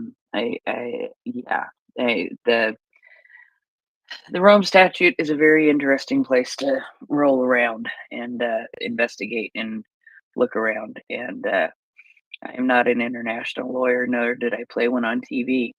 But that's just the way it goes. Morning, Marcus!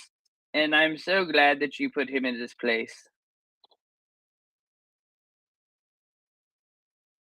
Well, you know, I just said, have you ever been on a date where you've brought an extra person along who wasn't your child?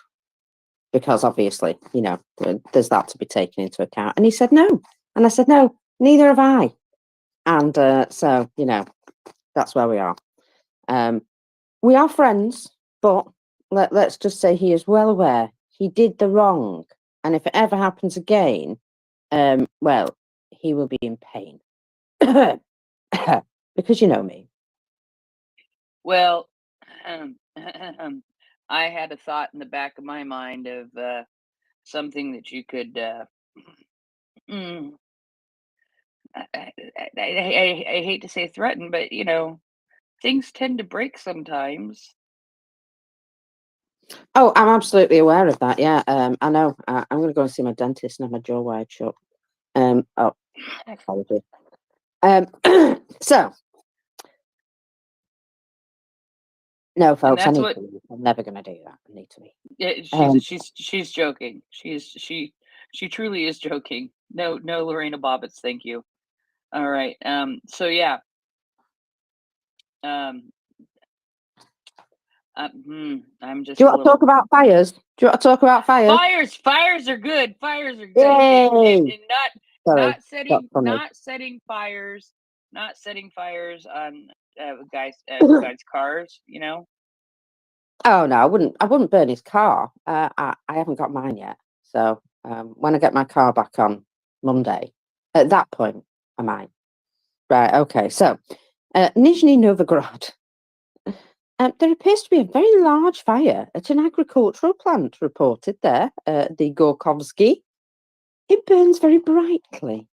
There's no other information, but agricultural plant, you know, the type of place where they might make fertilizers. And, you know, you can actually make bombs from fertilizers. Did you know? That sort of thing. It's a bit more crude, but yes, all those sorts of chemicals and components do go into bombs as well. And, you know, so wondering if this is part and parcel of this, what's it called? The industrial complex. Now, somebody said here, there is the Nizhny Novgorod oil and fat plant.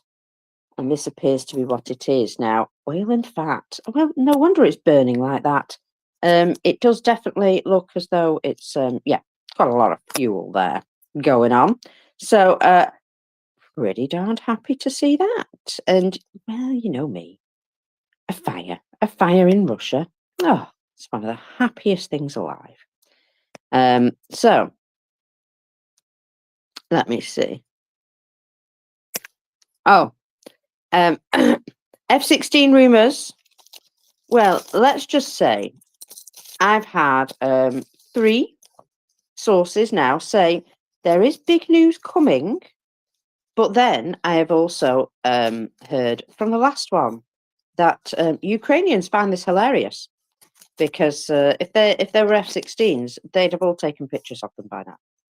So they said maybe something's, you know, maybe there's been a sneaky little first mission somewhere, but we sure ain't seen any. So, guys, stop getting excited. We will let you know as soon as we see one. So, I think that sort of answers that question. That well, if one was there, it was briefly and then it was gone. So I don't know. I like to see things with my own eyes or have official reports before I get too excited. Let's just put it that way. So whenever anyone's going, oh, other, my answer is wait and see. Just wait and see. Because I'm sure they can't be that far off today.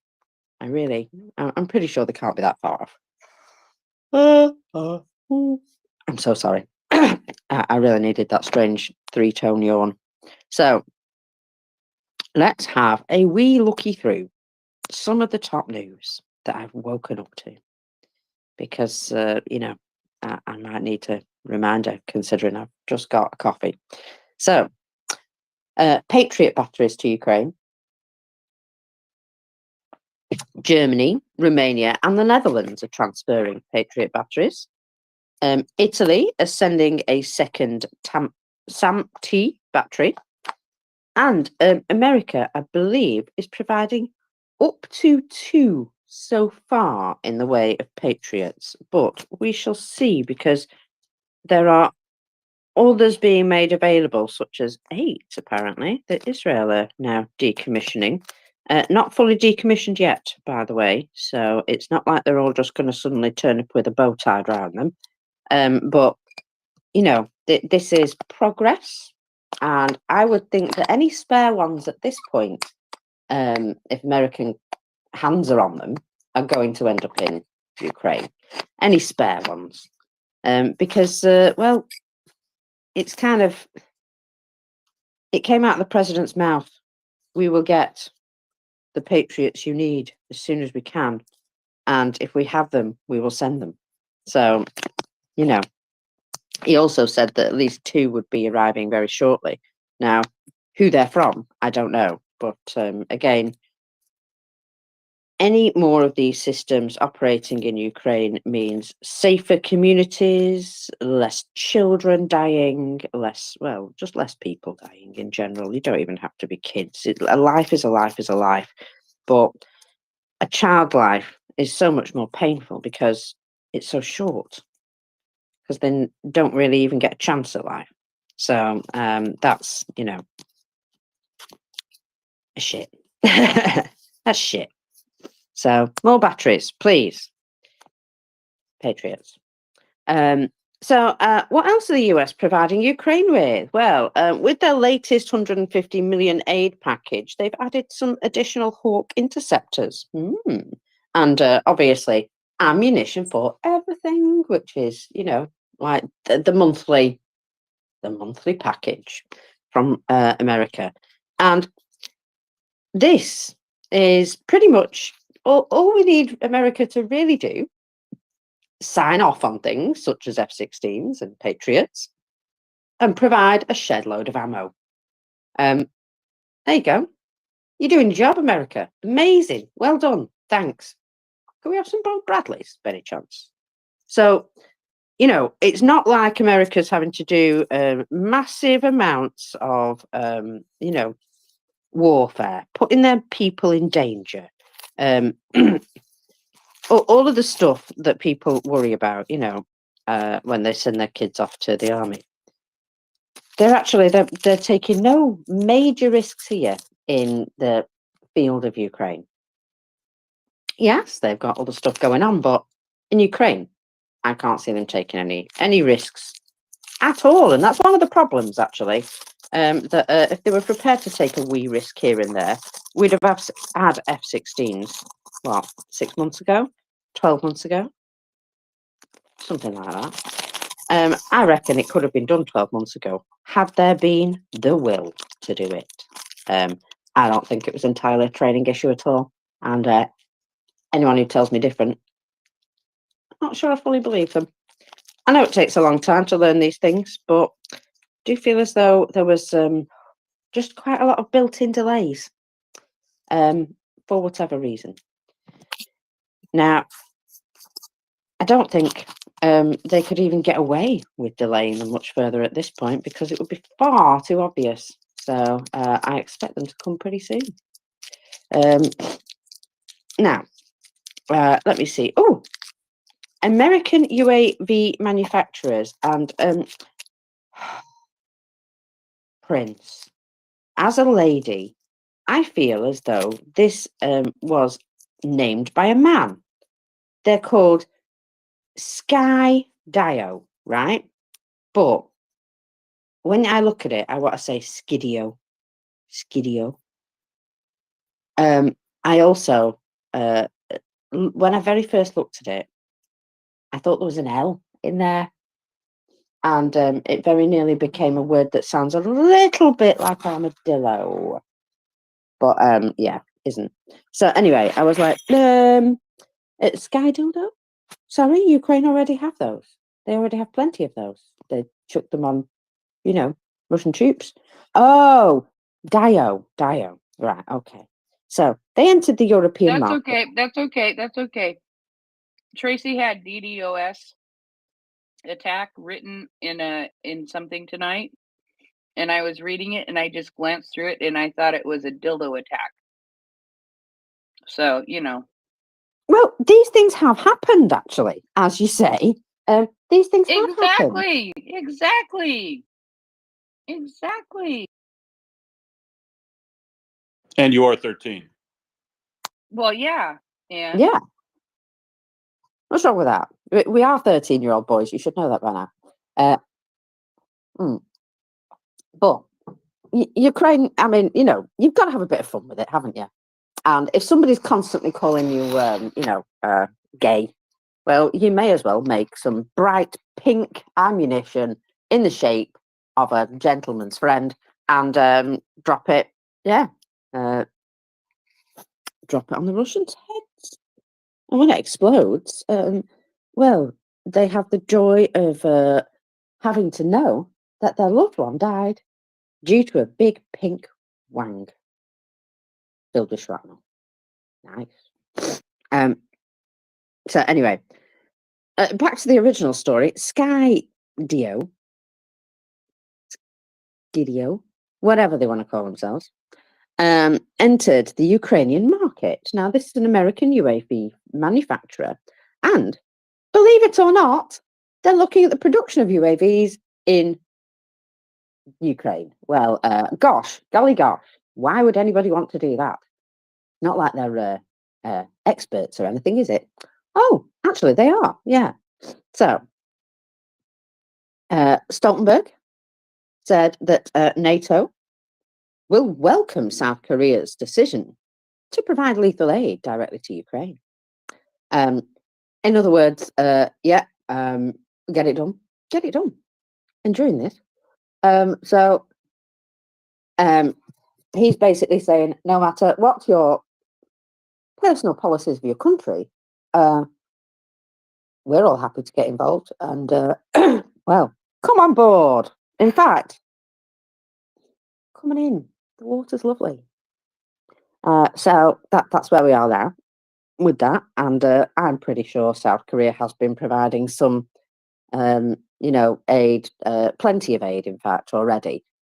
It's just they've been going through third countries and, well, think of the greenhouse gases you're going to save if you don't have to transport something to America first before it goes to Ukraine. Just think. Travel costs. Green energy and all that. Anyway, Armenia are, they've acknowledged they've received an invitation to participate in the NATO summit in Washington and have made noises like they're interested and they will turn up. So that's good to hear that Armenia's sort of stepping out on Russia here and just saying, actually, Russia, yeah, we did date for a while, but you let me down when you brought a third person on our date, which wasn't right. And now, no, so you let me down when I really needed you. That's what the thing was, right? Really needed you. We've made all these agreements, and then we turned around and went, hey, mate, we really need you. You know that agreement we wrote? But then we found out that every agreement that Russia signs is just a useless piece of paper. And now we're not that bothered about the CTSO anymore. And, you know, no matter how many of these countries seem interested in joining BRICS, remember that BRICS was actually a brainchild of Goldman Sachs, apparently, in order to create a rival currency to the US dollar. Didn't quite work out, did it? What ruble doing? Just asking. So, Slovakia. Now, we all know that Slovakia have been providing ammunition for whoever, wherever, happy to provide plenty of ammunition. And now they are specifically providing ammunition for the Czech ammunition initiative, which is lovely. So it seems Slovakia, lots of business, happy to do it. Now, Kuleba. Oh my God, I've got his name right first time. He came out and had a little word with the people. And one of the things he said was the only way we can guarantee that Russia will not immediately attack us again or immediately start planning to attack us again is if we defeat them soundly. So an actual victory is the only condition under which war will not happen to us again, because we'll have proved to Russia that we're not worth trouble. But, you know, letting them have anything, letting them have even a hint of a win, will not crush them in the way it should. And believe me, they're going down. Prune started writing a thread yesterday, and I'm not sure, but I think she's still writing it. And let's just say she started off. Oh, I've been. Oh dear, she got yeeted. Rude. So I was just like, hang on a minute, I'm alone. Where was I? Where was I? This is the awful thing, isn't it? The second my brain stops, it stops. Anyway, forget what I was saying. I'll come back to that. Oh yes, yeah. Prune started writing a thread, and I think she's still writing it. Basically, she went down a bit of a rabbit hole. She started looking at Russian bonds and how they can't sell them. And then she thought she would just check on the Sovereign Wealth Fund, which apparently the information is no longer available for some reason. But there is evidence of them selling more gold. Oh dear. From their Sovereign Wealth Fund, so still getting smaller then. And there was a few other things that she's mentioned that she sort of fell into and found that things were, gosh, just worse than she expected or worse than she initially thought. And then it all just, you can imagine, she's probably still writing now. So I'm going to go through a few of the things that she found. And we can, excuse me, I'm trying to not hiccup right now.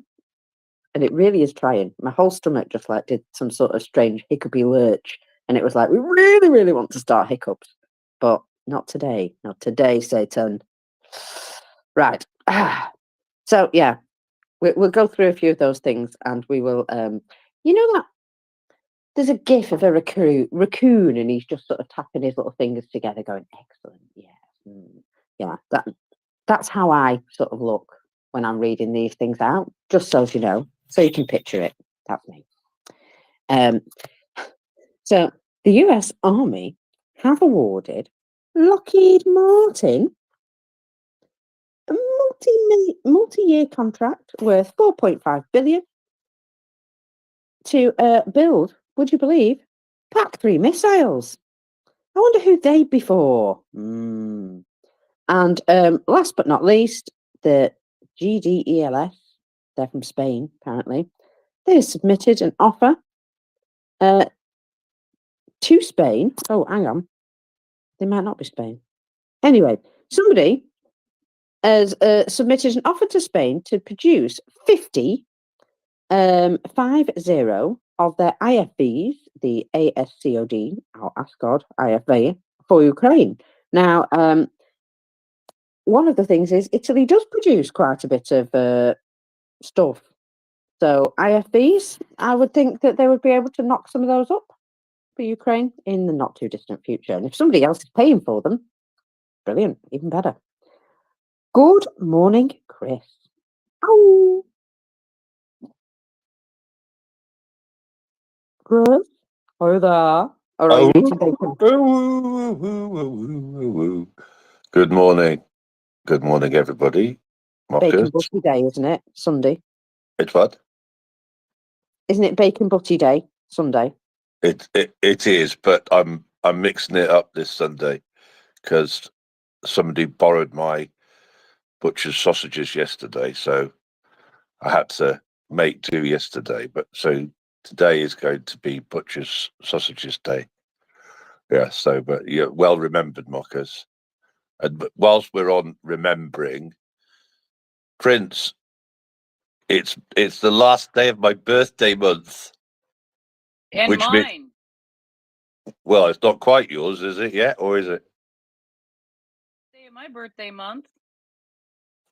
Yeah, but it's not the last. It's not. Is it? Are we in the last day? Are we in your last day? I guess you have a point there. It's not my last. It's not the last. I try to get my brain to flip over days when Mockers gets up, so that I Yeah, think it's morning, yeah. even though Well, it's 10:30 at night. well, I understand that. That was sort of where I was getting to. So yeah, you've got a little bit more time yet, Prince. But anyway, yeah. But for Yes, me, yes. and Yenny and Mary and any other lovely Maria Report people that had their birthday in June, it's nearly over, folks. How sad. So anyway, we'll have butcher's sausages to celebrate on the last day, right? So Mockers, I was like thinking, I'll wait till Mockers stops talking and then I'll stick my hand up. And then I thought, she ain't going to stop talking, so I'll stick my hand up. Yeah, that's the Yeah. thing, Chris. If I don't see hands, I will just continue talking because you know this thing about dead air. Yeah, I don't like Yeah, it. yeah. So I think you're very saintly today, yeah, because yeah, I can tell you my wife would not have put up with a threesome, Mockers. So not in any Well, circumstances. I was going to say that there wasn't nakedness, but other than that, yeah, it kind of was a bit of a third wheel situation. Oh yeah. Well, okay. Yeah. So anyway, well, I'm somewhat. I don't know whether I'm impressed or what, but anyway, I think you were restrained there, Mockers. Very restrained. Yeah. I think your man is very lucky there. Look, he's still walking and talking. Yes, he is. Yeah. Now, this might throw everybody a wobbly a bit. Yeah. So, but when I woke up this morning, right, I was just like looking at what was trending on Twitter in the UK. So I don't know. And anyway, I saw this thing about McGregor. Do you know who McGregor is? I didn't know who McGregor was, but anyway, he's a mixed martial artist.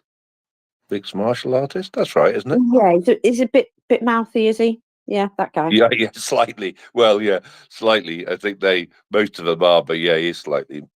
I'm like, what the hell is going on here? Why is this guy trending anyway? You know, as you do, right? So the next thing I see then, well, not next, you know, but as I scroll down, you know, the posts that are under McGregor, right? I see that he's called out a guy called Habib, some name I can't pronounce, right? But who's a Dagestani, right? So he's called out this guy for being a terrorist. Yeah. And I probably should just caveat this with like this is like literally just like like a 5 or 10 minute investigation, but it just sort of like amused me, right? So he's called out this guy who's a Dagestani, right?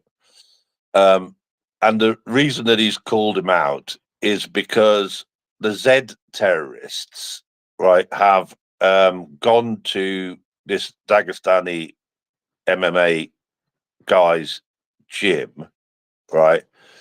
Because one of the so-called Dagestani terrorists trained in his gym.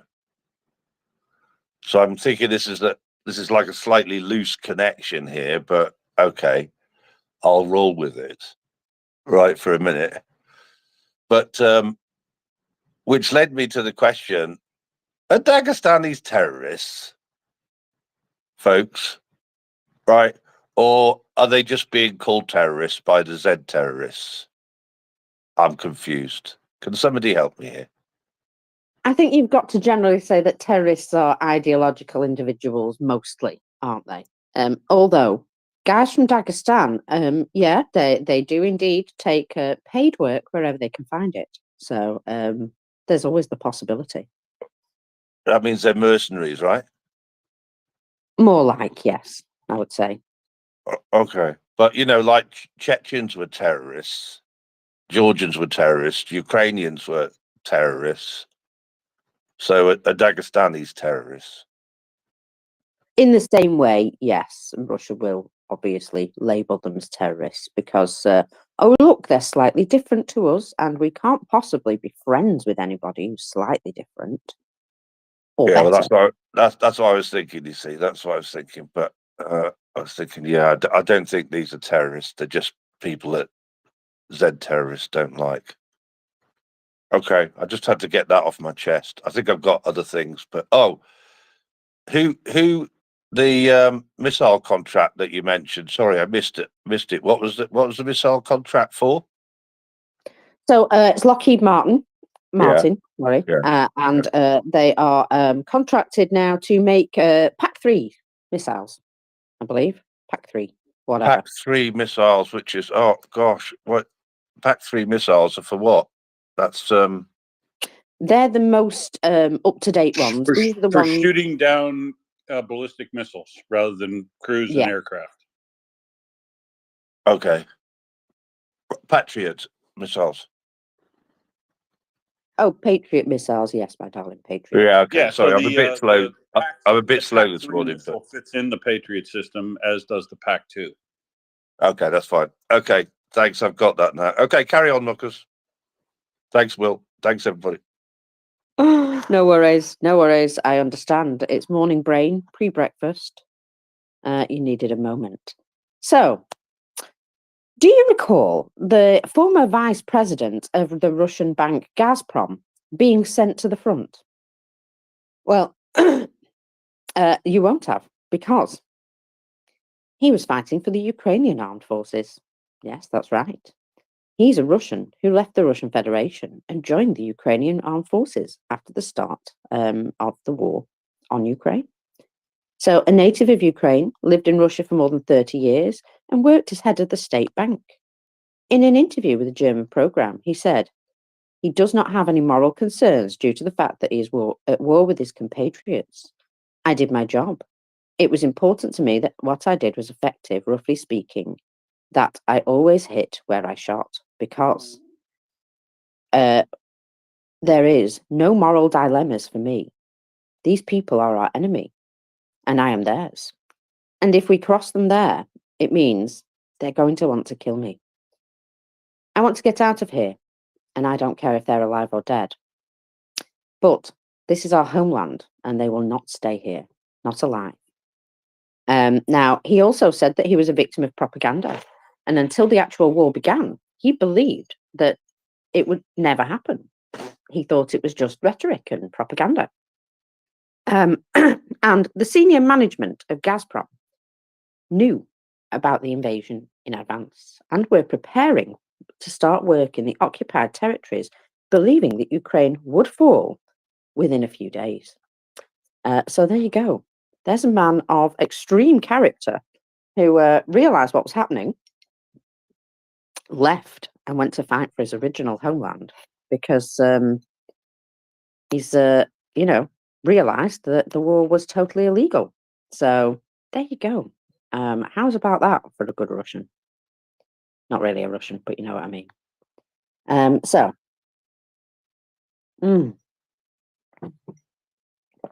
Sorry, I feel as though we may need to do some numbers nice and early because I have a few things. And so I think it's a good idea to do the numbers early and then might do them again a little bit later when other people are woken up because, gosh, I've got a few things on my list here. Should keep us going for most of the 8 hours that I'm here. Keep your fingers crossed. Good for me, folks. gracious. Yes, keep your Yes, fingers like- crossed for me, folks. That I've got plenty of content. Good gracious. You know, not like Will want to talk or anything. Well, Will can talk. Don't you worry. Don't you worry. I've got plenty of stuff to chat about, and all of it is terrible for Russia. Oh, all of it's terrible for them. It's amazing. So, here we go. The scores on the doors are 1,140 liquidated personnel. 542,000 we're at now, by the way, just so you know. So 42,000 within June. That's a lot. It's a lot.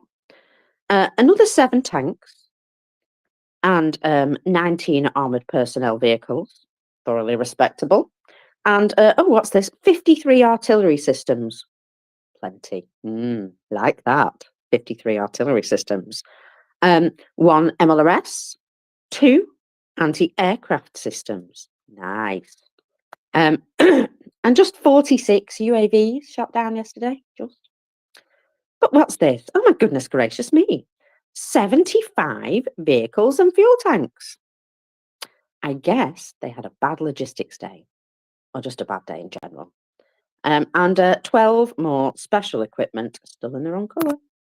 But there it is, 12 more special equipment. Awesome sauce. Chris, go ahead.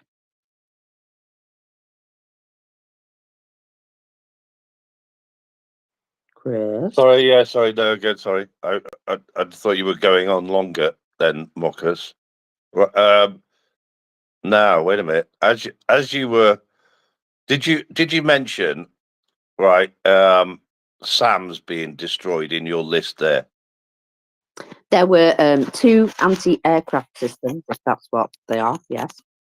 So maybe Will has kept a bit of a record. I saw this thing the other day. It was a bit of a summary of SAMs being taken out, Russian SAMs, and it reminded me of this, like, not that I know it in detail, right, but it reminded me of this build up in the Balkans War, right, to F-16s and that flying there, because although there still were some left, right, they had a big campaign to take them out before F-16s flew over there and other planes, I think.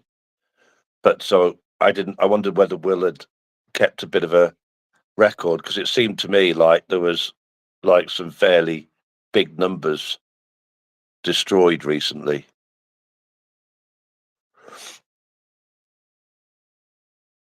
Okay, he's just going to say, is that all I'm going to get? A thumbs up. Sorry, I'm eating my lunch. Okay, sorry, I haven't mate. kept any Sorry. special records, but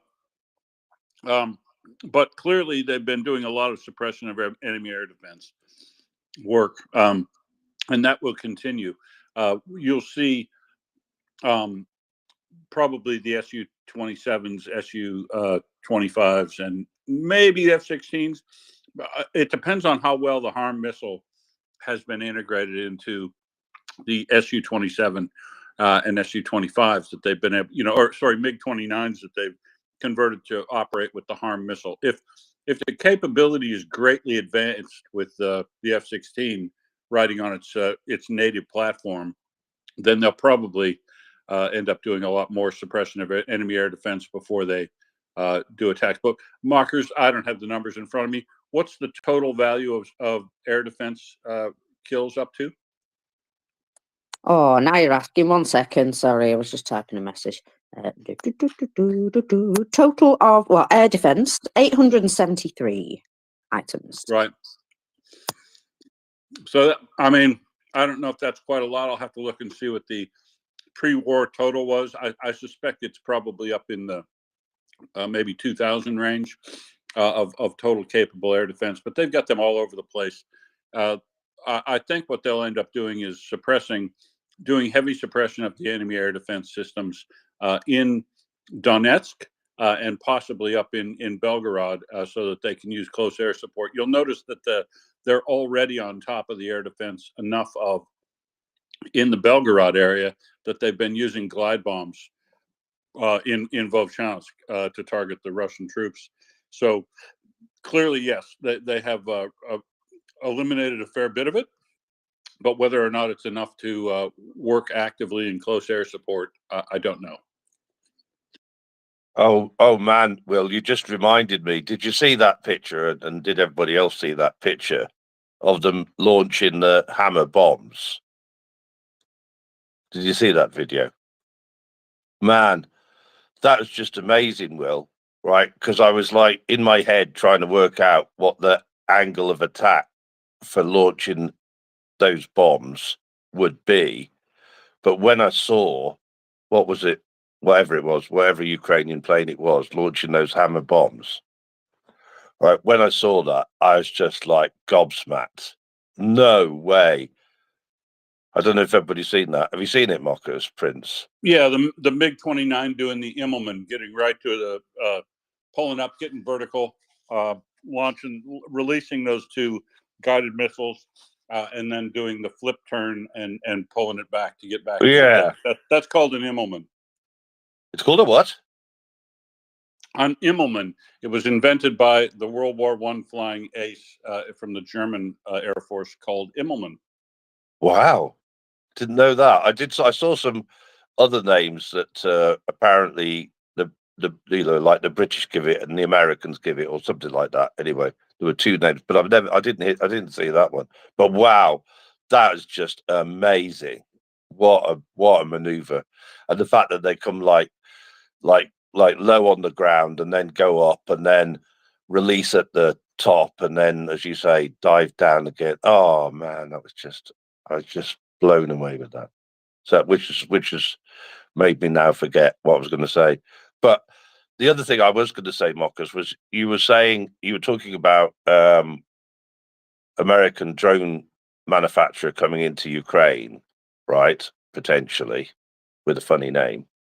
But the other day, I don't know how much you've heard about this, right? But there's this lady, Yana Rudenko, that I've been sort of trying to get up on the space for a while, but haven't succeeded, right? She basically just about survived Bucha. So she basically hid in the cellar and Russians were tramping around outside and that. And fortunately for her, they didn't come down into that cellar.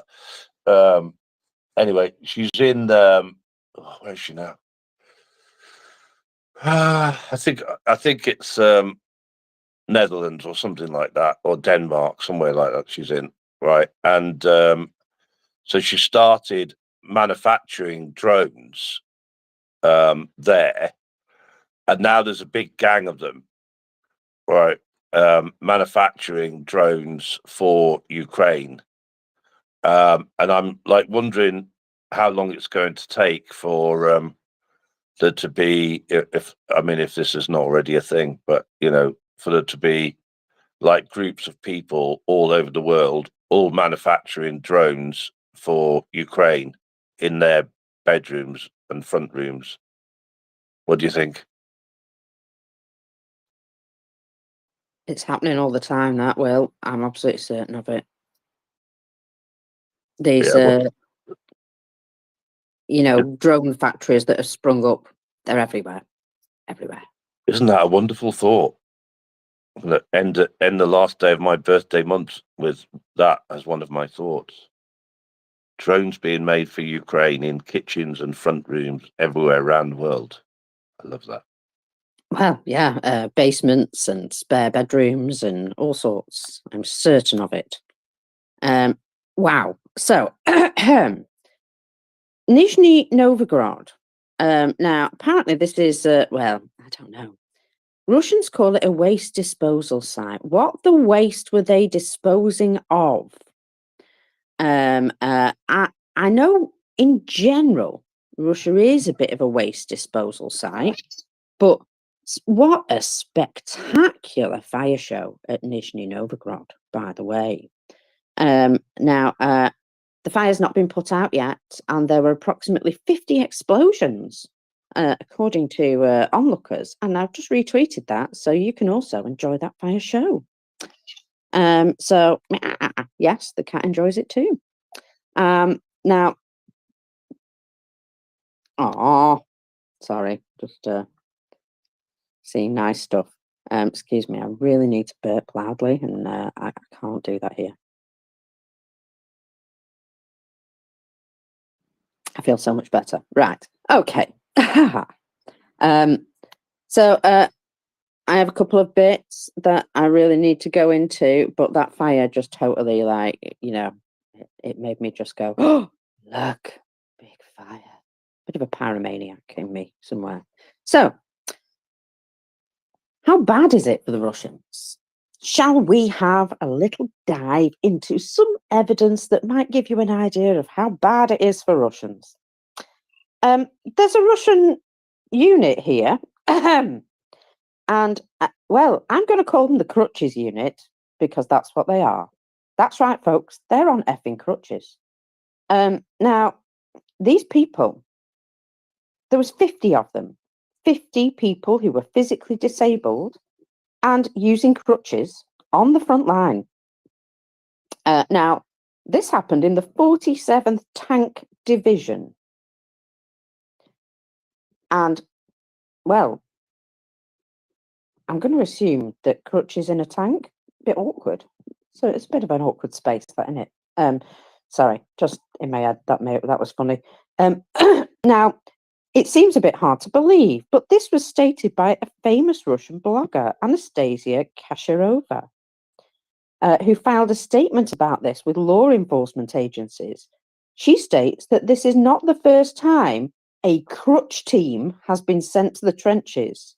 Yes, only crutches go into battle. The North Military District is going according to plan.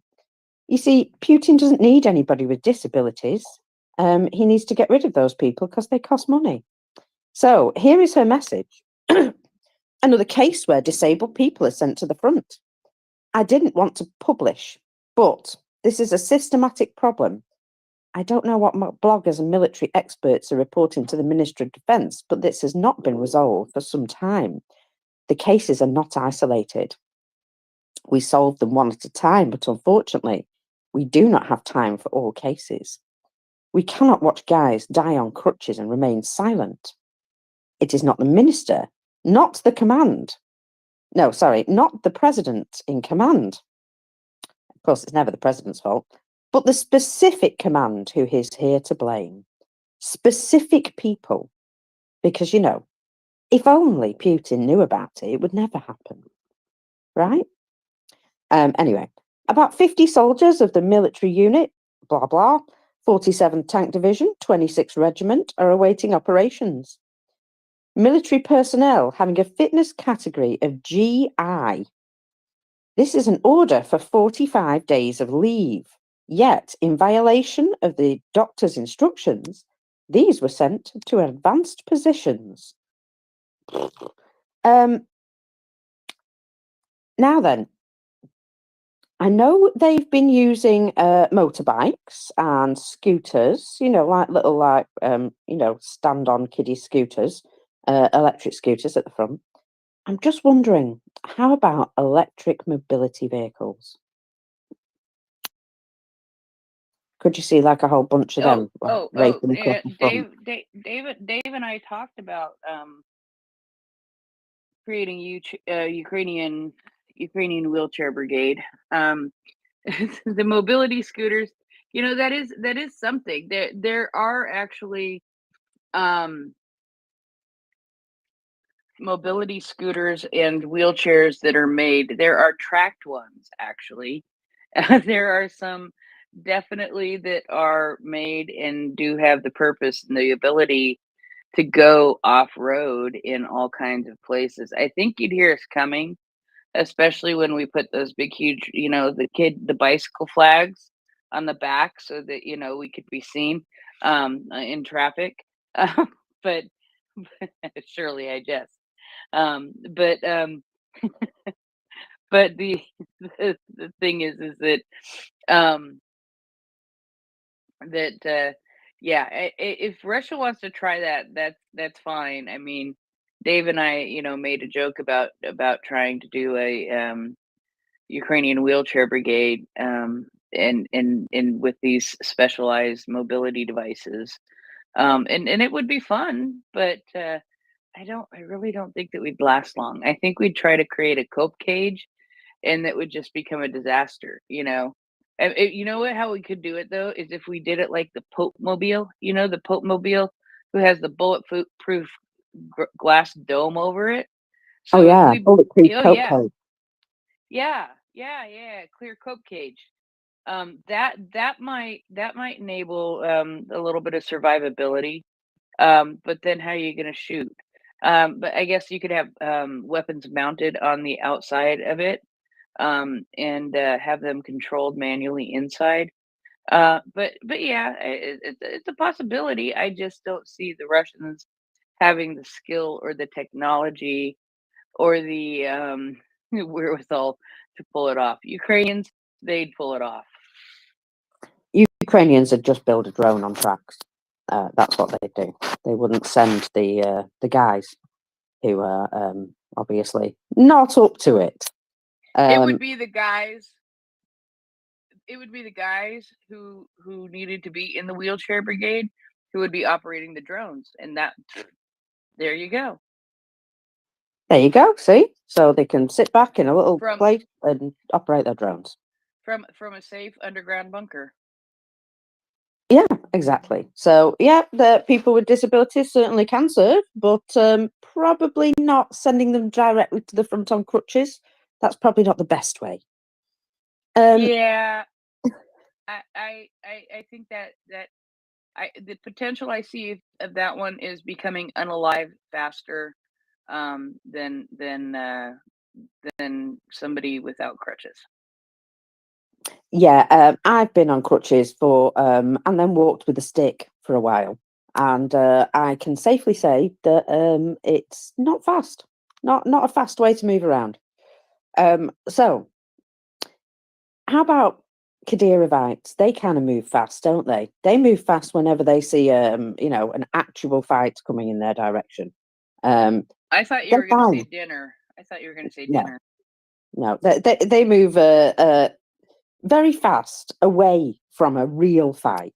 They're fine to beat up civilians and throw people out of their homes and stuff like that. But when they got sent to Vovchansk, they refused.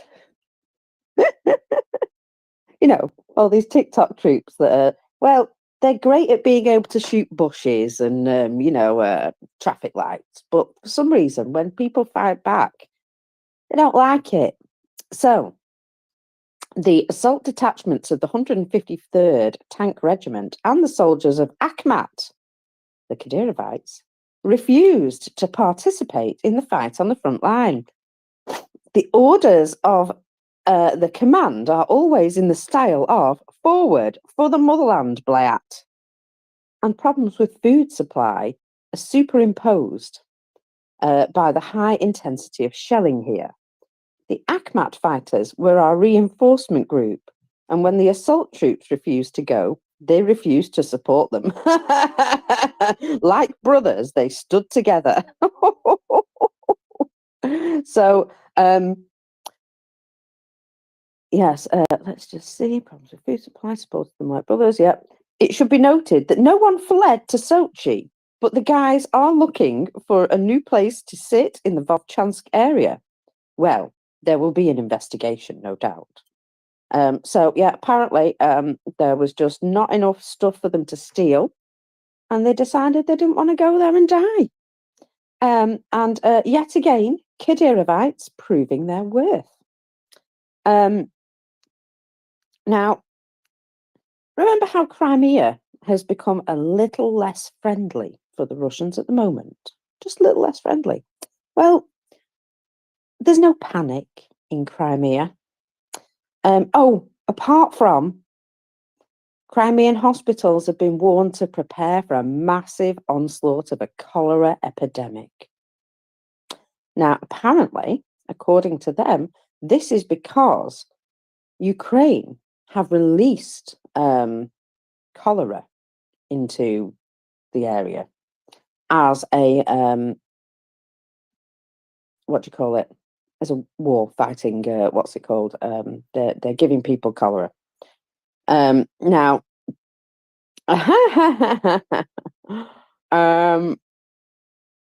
yeah. So that's their new problem, and I think this is purely because they're having water issues.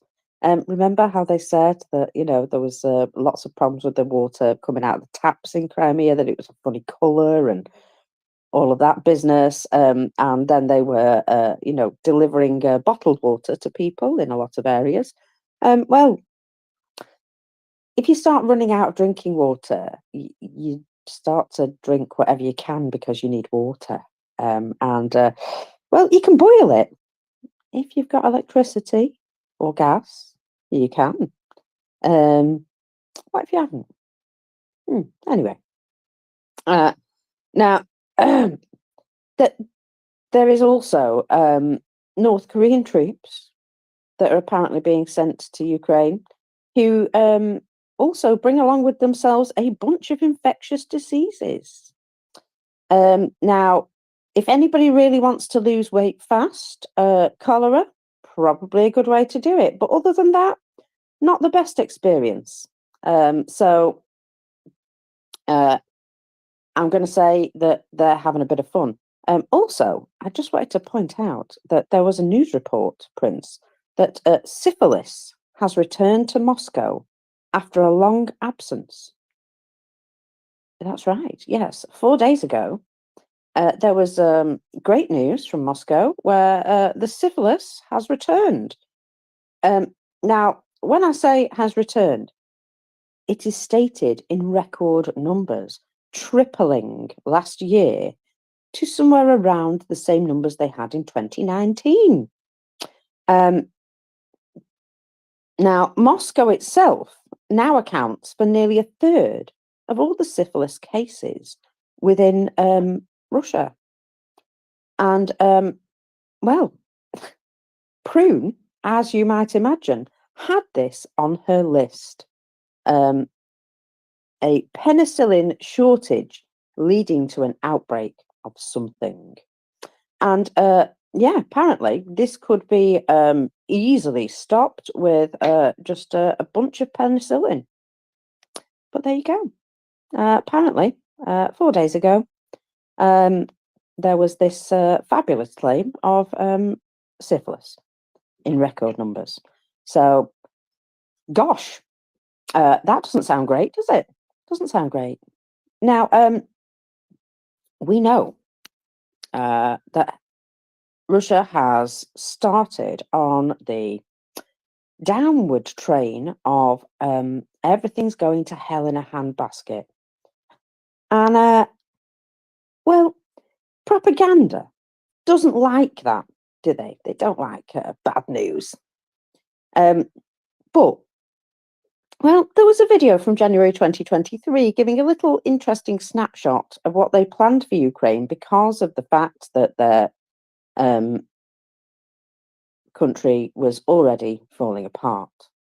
So, host Sergei Mardan talked about Russia's demographic issues, wished that Stalin had deported the entirety of Western Ukraine, asked experts whether Russia was running out of ammunition, and pondered, will we end up having to eat fire ants after this war, like North Koreans?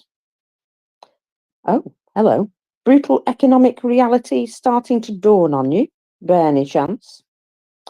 Anyway, they've had to change the narrative from, at least we're not North Korea, guys, to kind of, hey, North Korea is great and they're helping us. Big smile. So this might sound like an exaggeration, but it's not.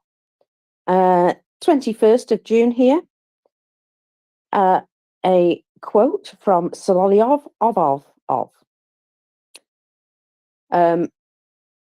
talking about the agreement with North Korea. He says, more than that, the wording itself is such that in the event of aggression, countries may come to each other's aid. Let me remind you, we are currently facing aggression. I'm sorry, do you think North Korea might come to rescue you? Ooh. He also said it was an epic defeat of America's political elites. Begging North Korea for help was an epic defeat of America, apparently. Okay, so let's just go back and have a little look at their situation. We had all those prison recruits and the meat waves while Prigozhin and Wagner attacked Bakhmut. You see videos of Russians around that time who only had a few bullets in their pocket. Ammunition was a massive problem during the battle for Bakhmut, small arms ammunition for them. And as things went on, more and more problems were exposed on the Russian side. Russian propagandists adopted a new strategy of, there is a problem, so we should address it, and it will get fixed if we bring attention to it. It might actually get fixed. And they kind of went with the war bloggers. We control the narrative. If we talk about it, somebody might do something about it. Now, they were the only people really who were able to protest in some way. But it was noted that was another protest that was allowed. And that was in support of Wagner. You see, because they were pro-war. So if that's allowed, yeah, that's no problem. Let people support Wagner. Well, it was fine for a little while. So we had people like Prigozhin, Sololyov, our lovely friend Gherkin, and Kadyrov spouting off all sorts of nonsense. Prigozhin and Sololyov hated Gherkin, and Gherkin hated them back equally. And in all of this fighting, they just didn't think things through. Now, Kadyrov is a bit of a survivor, like Lukashenko. And while he looks and sounds like an absolute moron, he's a little bit smarter than people think. Note, neither Kadyrov nor Lukashenko got themselves into any sorts of positions of getting themselves into trouble. In fact, if anything, the pair of them do an awful lot to smooth things over. Certainly, neither of them ended up in, Putin's bad books at this point. Even though the pair of them do seem to be a bit cheeky from time to time, and also slightly useless in Kadyrov's guise. Anyway, one of the things that they both appear to have perfected is being a brutal dictator in their own country who is never questioned, but also being goofy enough so you're not a threat to Putin. And that is kind of what they've perfected, isn't it? They are a bit goofy, the pair of them. So anyway, there was lots of infighting at the time. Prigozhin apparently had a massive chat about, a call that was intercepted where he called Strelkov a complete bastard, a chatterbox, and a useless creature. So they really didn't like one another. Sololyov also scolded Gherkin for criticizing Putin and mocking him for not going to war himself. Though I'd like to point out that Gherkin went to war a lot more than Sololyov ever did. Just saying. So that's slightly strange. February 23, they were literally, Gherkin and Solovyov, having a proper fight. Gherkin was calling him a propaganda condom. Oh, indeed. So that they were taking swings at one another quite publicly. And then Gherkin did a silly thing. He took a swing at Putin. He said that the entire top political leadership, plus Putin personally, should be judged, and only Putin can atone for his guilt by declaring the full-scale war. Well, kind of got a point, hasn't he? Now, Igor Gherkin may be an absolutely horrible human being, but I do miss his dooming a little bit, I'll be absolutely honest. Especially when he would do things like call Margarita Simeonian a rotten alcoholic and say that Russian authorities need to start believing him, otherwise nothing will work. Also, the headline, how it was written here, Gherkin slams Margarita, which sounds like a good time, doesn't it? So all the horrible people infighting with one another was quite the popcorn moment, and I do miss it slightly. However, they did realise at some point that all of this was making them look bad. But not only them, Putin. And you see, that's the one that you really got to care about. Putin is bothered when he looks bad. That's what he cares about. So he started a shut the F up campaign, basically. So instead of fixing any problems, shut the F up and just pretend they don't exist. Paper over them. So the effects of the Shut the F Up campaign started around the 12th of May 23.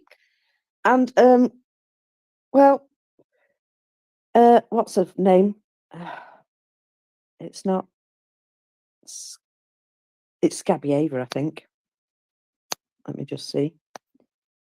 No, it's not. It's Simeonian. Gosh, I get them two mixed up. Right. So Simeonian, she said this. If you criticise, do it in your own kitchen, because whatever we make public is incredibly exaggerated by the other side and works for them and their audience and their certainty of victory and undermines our own victory. Ouch. We don't like the truth, basically. That was the effect. So that was kind of where it started, with a bit of a clampdown. So there were a few things with this plan. Some of it was to protect Putin from looking foolish, but some of it was used to help military commanders cover up what they were doing. Because, you know, corruption's and lies at every level. And it's not like corruption just suddenly stopped because there was a war on. I think they thought that all of that would just like suddenly, you know, fix itself as soon as the war started. Anyway, there is, well, there was, and there still is, a campaign against any unapproved military bloggers that speak about what's actually going on. Now, remember the two majors and the 13th, and there was another guy, Cousinov, or something like that. Those guys have recently been speaking out about how absolutely awful things are. I do wonder how long they're going to live. Anyway, basically, if you share information that makes Russia look bad in any way, you get in trouble for either discrediting the military or spreading fakes. And you can get into a situation where it's kind of like proceed at your own risk, basically. So if you support the decision, but you say that the defense minister, and you say that the defense minister is acting correctly, then technically you're publicly calling for Russia's territorial integrity to be violated, and that is Article 280 of the Criminal Code. Or, apparently, you could not support the decision and say the Defence Ministry has done the wrong thing. Then you're publicly discrediting the armed forces, which is Article 280 again, but Part 3. Both of which lead to several years in prison. And so, in order to not go to prison, you basically can't even talk about it because, well, either way, you might get into trouble. So, anyway, none of that suggests any problems are getting fixed, does it? It just, they're not talking about them. But I'm sure that'll work. So, it's worth noting as well, while this is going on, all kinds of budgets all over the place are getting cut in Russia, but the propaganda wing is exceptionally well funded. Shocking, that, isn't it? So people like Solovyov have massive amounts of airtime to fill. He's got tons of TV shows and radio programs. And he was told he must stop pointing out the problems in the war. Now then, how do you fill airtime when your list of approved topics becomes quite a small pool? Well, long pauses get even longer. Solovyov has decided to stop to stop talking at all about what's happening at the front. Because, well, it's too dangerous for him. So the best thing to do is find another topic. So he became extra weirdly religious. He incites genocide while using these religious tropes. And he falls into the same default messages over and over again because he's not got a lot that he's allowed to say. He does speeches about the glorious, fictitious past. He spends increasingly significant time just yelling at people on Telegram. Sometimes he tries to sell it with some sort of gravitas, but it always sounds ridiculous. For example, this. They are dandruff in a heap of foul-smelling hair on the devil's head. I'm sorry, using dandruff as a insult. And the way he said it, you would think he was going really hard. So yeah, he's struggling for content. Good. So the best Russia can come up with good news, in the way of good news, is if something bad happens to somebody else, they portray that as this is great news for us because we're not having this bad luck. If they insult somebody, that's also good for ratings. But as far as tangible good news, there isn't anything. And there's a massive amount of unfulfilled promises. Like, promises such as, we will work to increase our military industrial base because of the exhaustion of stockpiles. Yes? Well, that makes sense, but one of the issues is there that costs lots of money. Well, okay. So they'll have to spend lots of money on it. So, gosh, they've cut all the other budgets. But it also takes a lot of labour. Most of which they sent to the front in rounded up, not quite volunteers. Oh dear. And that's on top of importing stuff from Iran and North Korea, by the way. That stuff isn't enough on its own. So, remember, there's a ton of stuff that Russia doesn't make. So in order to make something, they've got to import the components for the things that make the stuff that they do make. And this is where the sanctions battle is being fought. We put up a roadblock and they've got to stop and find a way to work around it. And then we put up another one and then we cut off a different avenue. And so this slows them down and increases their costs. And things can compound from there. So you go from having very minimal costs because you had huge stockpiles and you were relying on them, to suddenly massively exponentially increasing costs because your huge stockpiles are no longer. So what did they do? They started doing crazy stuff like this. They built a drone factory in Tatarstan, in Alabuga, to be exact, and staffed it with children. That's right, teenagers. So the Alabuga Polytechnic said their children were being exploited, working long hours, building Shahed drones. Yes. So they keep lowering the working age. They're talking about 14-year-olds working full time and taking their classes at night. That's the future of Russia, everyone. Wow. Remember, the increasing problems with what they're calling historically low unemployment numbers. And those historically low unemployment numbers include teenagers in their calculations. Now, that's pretty bad. So they're also trying to get pensioners to work. You'll be glad. Yes, that's right. They suggested sending pensioners to work to close the shortage of labour in the economy because, they're just sitting about doing that, just taking up space, so they might as well do some work. Yeah. Although we have seen that some pensioners are working. The babushkas, the ladies that sing and dance, and Putin's babushkas. There's that woman with the bright Putin's orange old hair. people. Yeah, there's that one with the bright orange hair. Well, Yeah. didn't they do a video just recently where it sounded as though they themselves were probably off to the war soon? Well, I think they volunteered, didn't they? Let them go. Well, they were saying, yeah, give us the guns, we'll go fight for you, Putin. And I was like, okay, ladies, we might see you on the front line. By the way, dye your hair a different colour because bright orange will stand out.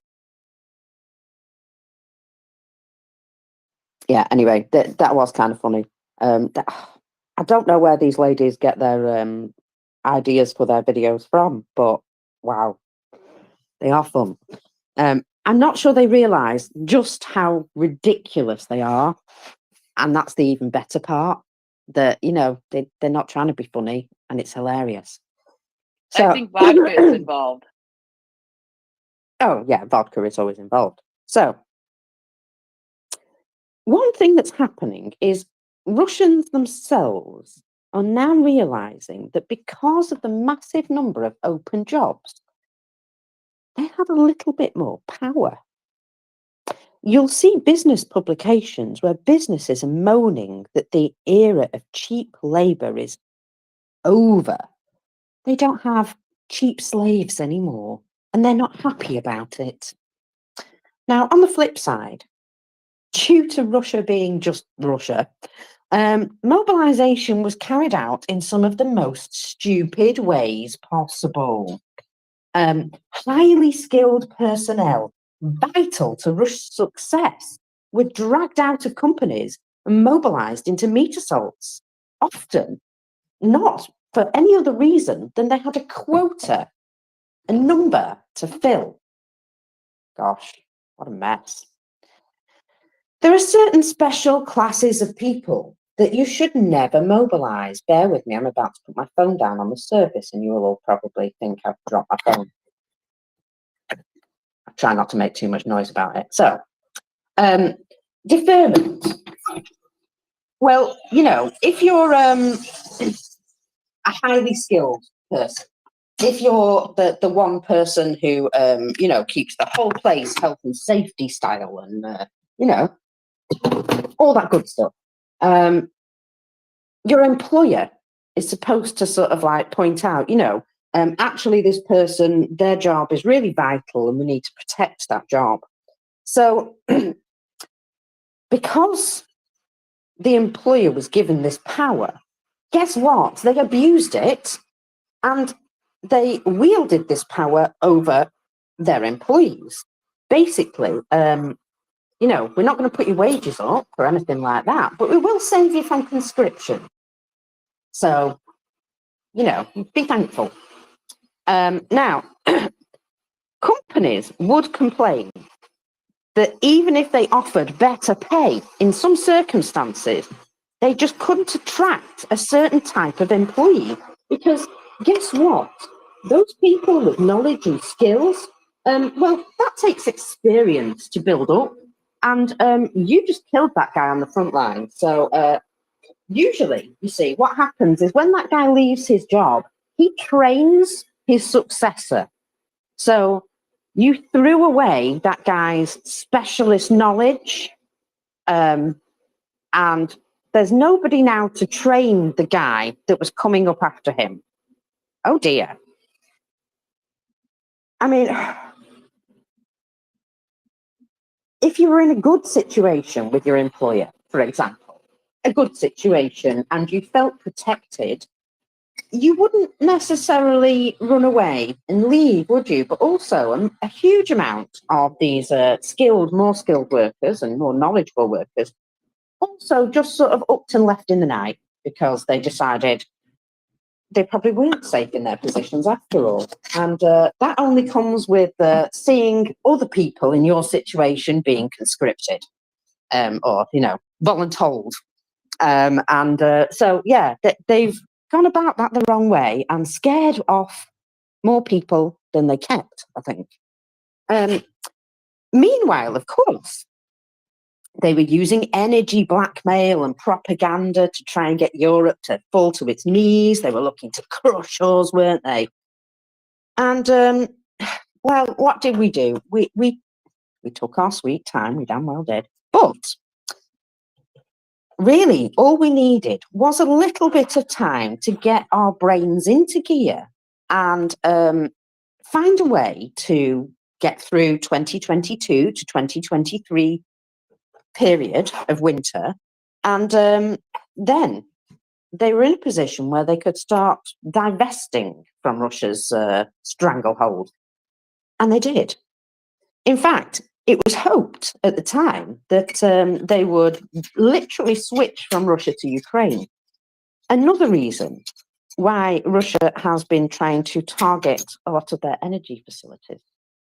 Because, gas storage sites, for example, near Lviv, they've targeted that a number of times. Why? Because that isn't just Ukraine's gas storage, that is Europe's. Big piece of Europe's gas storage that Ukraine stores for them.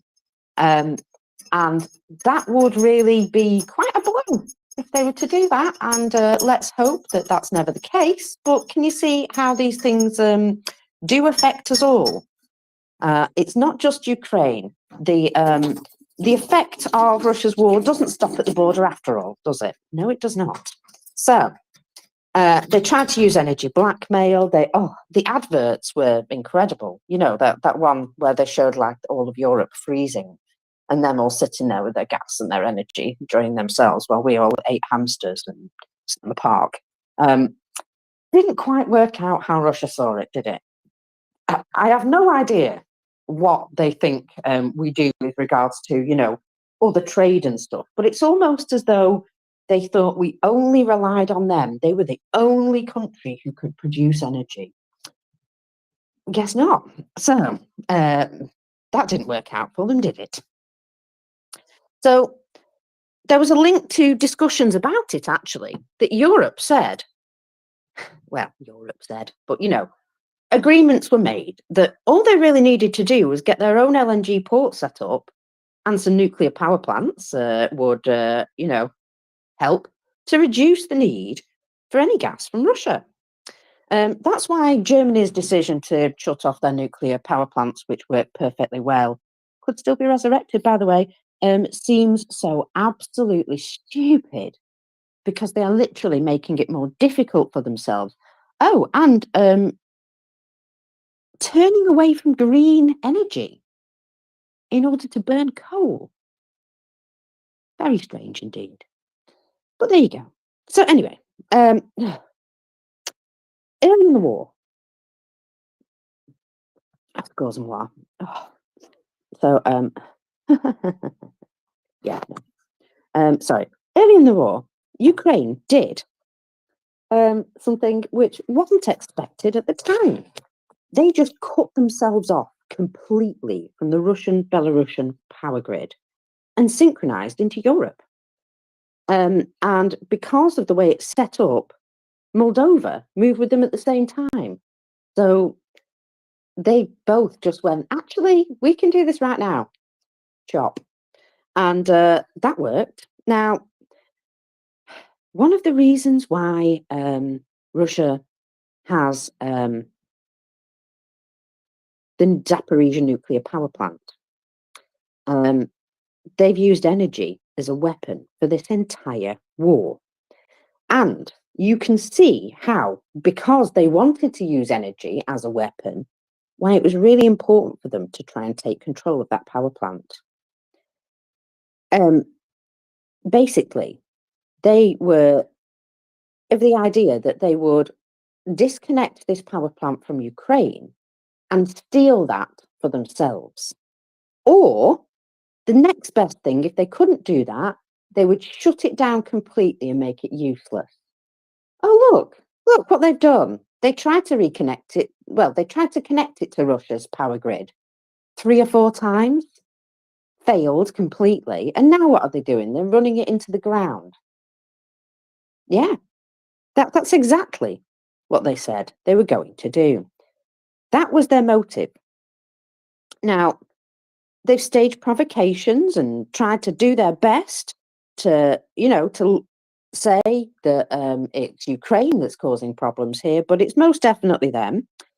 And in the end, there's so many provocations that the best thing that can be done for safety for all involved is to shut it down. And they have. And they've shut it down to the point where it's so ruined that it's very unlikely that it's ever going to be able to be resurrected. And that was one of their motives, to disconnect Ukraine from a major source of their energy. They had a motive for taking out the Zaporizhia nuclear power plant. And when their Rosatom people came and took over, they were taking over specifically to make sure it never worked again. So during this time, it was a bit of a gamble. Freeze Europe. It didn't work. We made it through the winter. And then we just all started cutting ourselves off from Russia, slowly but surely. There's still some people buying stuff from Russia, but there's no long-term contracts left in play anymore because, we found a way out of those because force majeure. Apparently, trumps everything. So, Skabieva, or Skabieva, that lady, she actually stated in February 23, the Europeans didn't freeze, and we'd really hoped for that. Thanks. But they'd really hoped for that. They'd really hoped for it, Prince. They thought we were all going to freeze to death. I don't know. Sometimes you can't just fight a war based on hoping something turns out in your favour. Generally, you have to sort of, make things turn out in your favour. Shape things to your favour.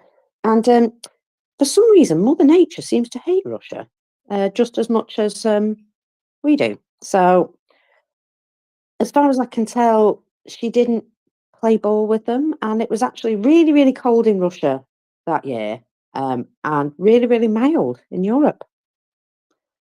Can only say thank you, universe, for that.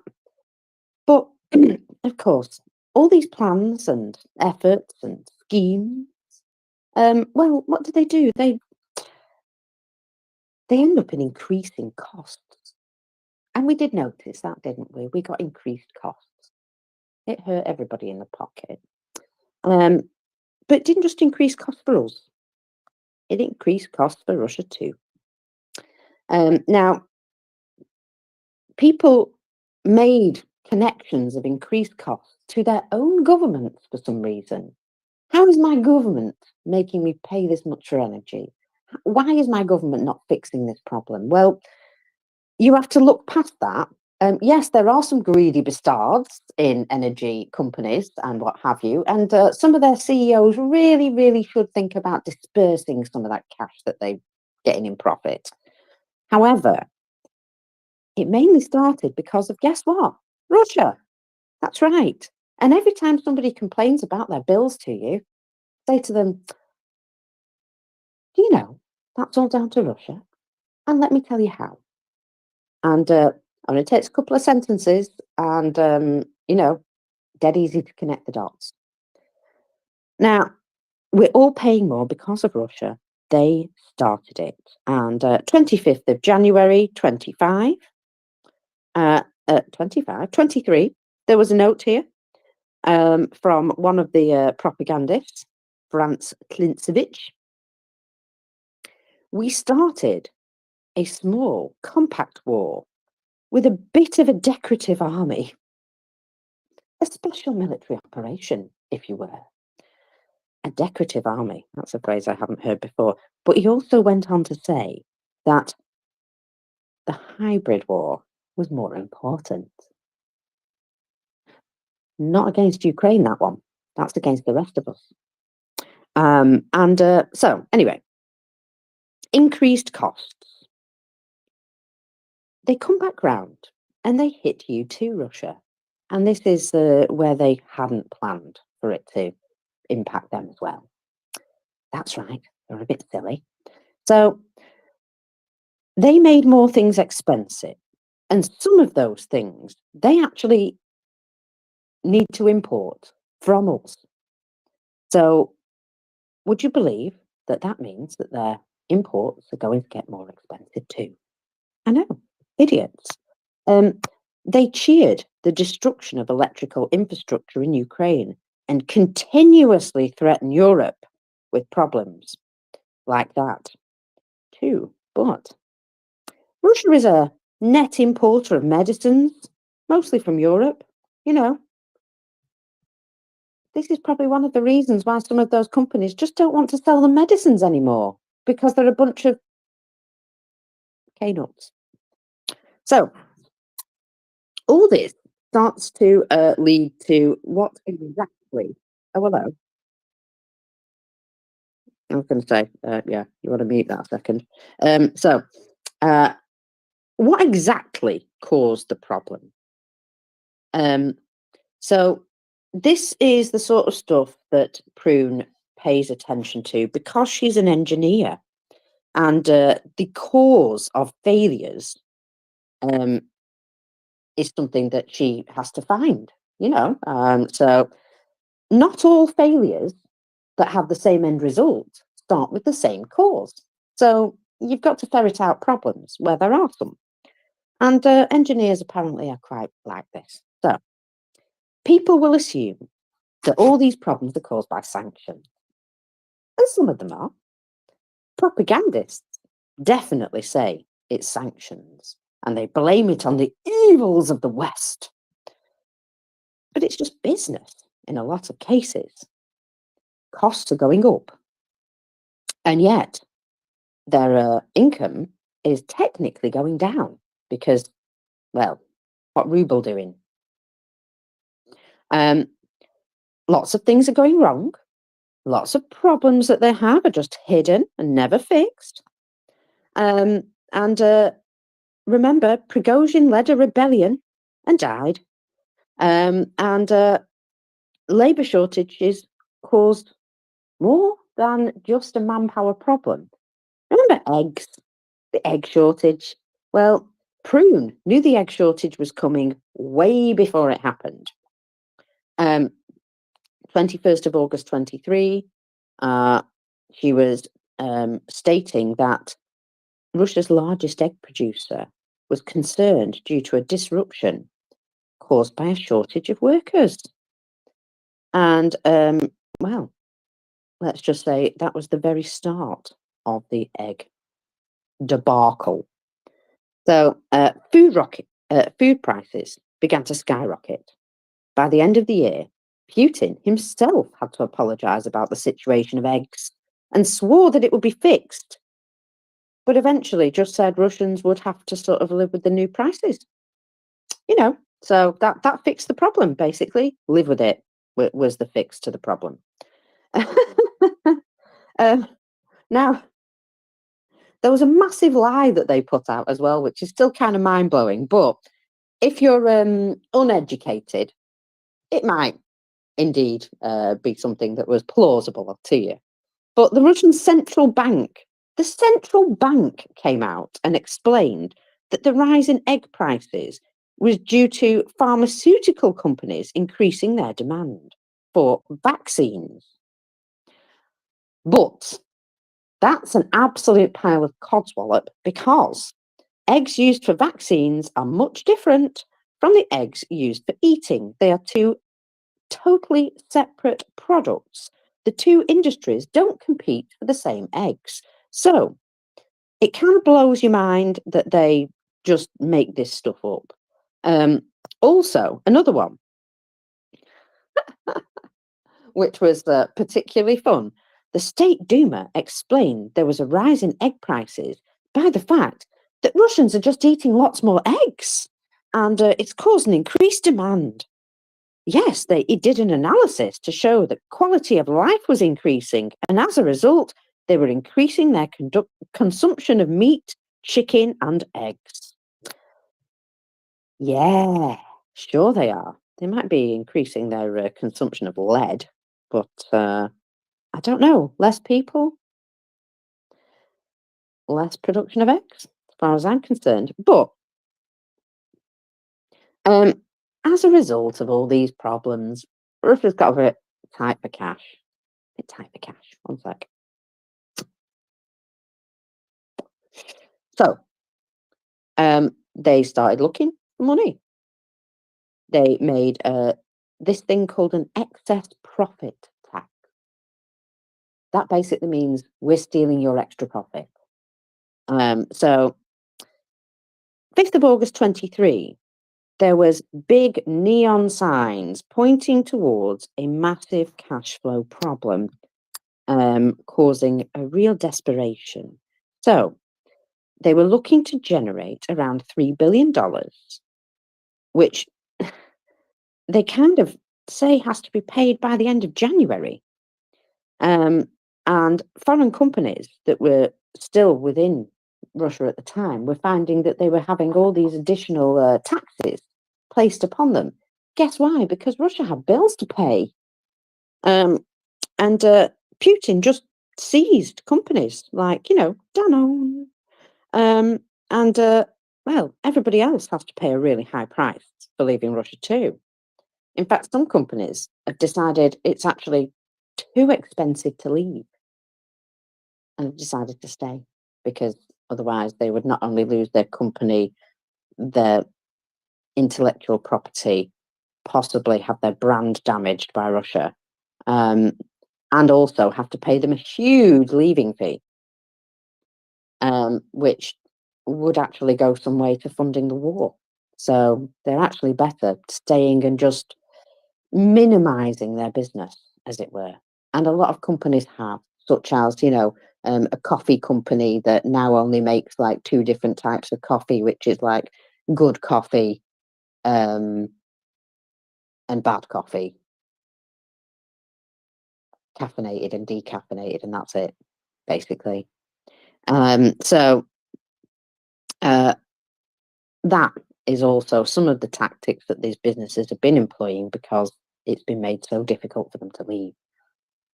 In some ways, they're protecting their own interests, but honestly, had they left in the first week, they'd have had none of these problems. So, oh well. I'd just like to shout out to Cisco at this point. Cisco Systems, who destroyed everything. I mean, literally gave their employees permission to go around and destroy absolutely every piece of technology in their building, burn it if they had to, before they left. Beautiful, just beautiful. So, from March 23, they went back and started, oh my goodness, grabbing tax on profits from the years 2021 to 22. Cheeky. Backdating taxes, nice. I'm sure nobody likes that kind of letter from the tax office. And then, of course, Belousov, the new Minister of Defense, who came from the economy kind of stuff. He was in on the plan, of course. He was actually the person behind foreign currency sales propping up the ruble. So Putin, of course, issued his property seizing decree in April 23 and went on to seize some more. Is it Carlsberg? Somebody like Carlsberg? Yeah.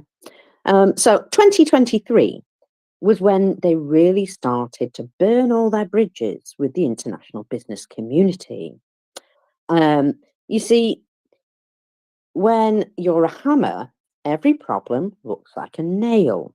And when threats and force solve some of your problems, well, you use them on every problem, and that works, yeah? No, doesn't work in the business world. In fact, in the business world, they generally say, that's fine, we just won't do business with you. Bye. You see, they've sort of fallen into this mafia thinking. Well, they are this kind of mafia brain, aren't they? So we had Medvedev turned up to speak to the military-industrial complex leaders.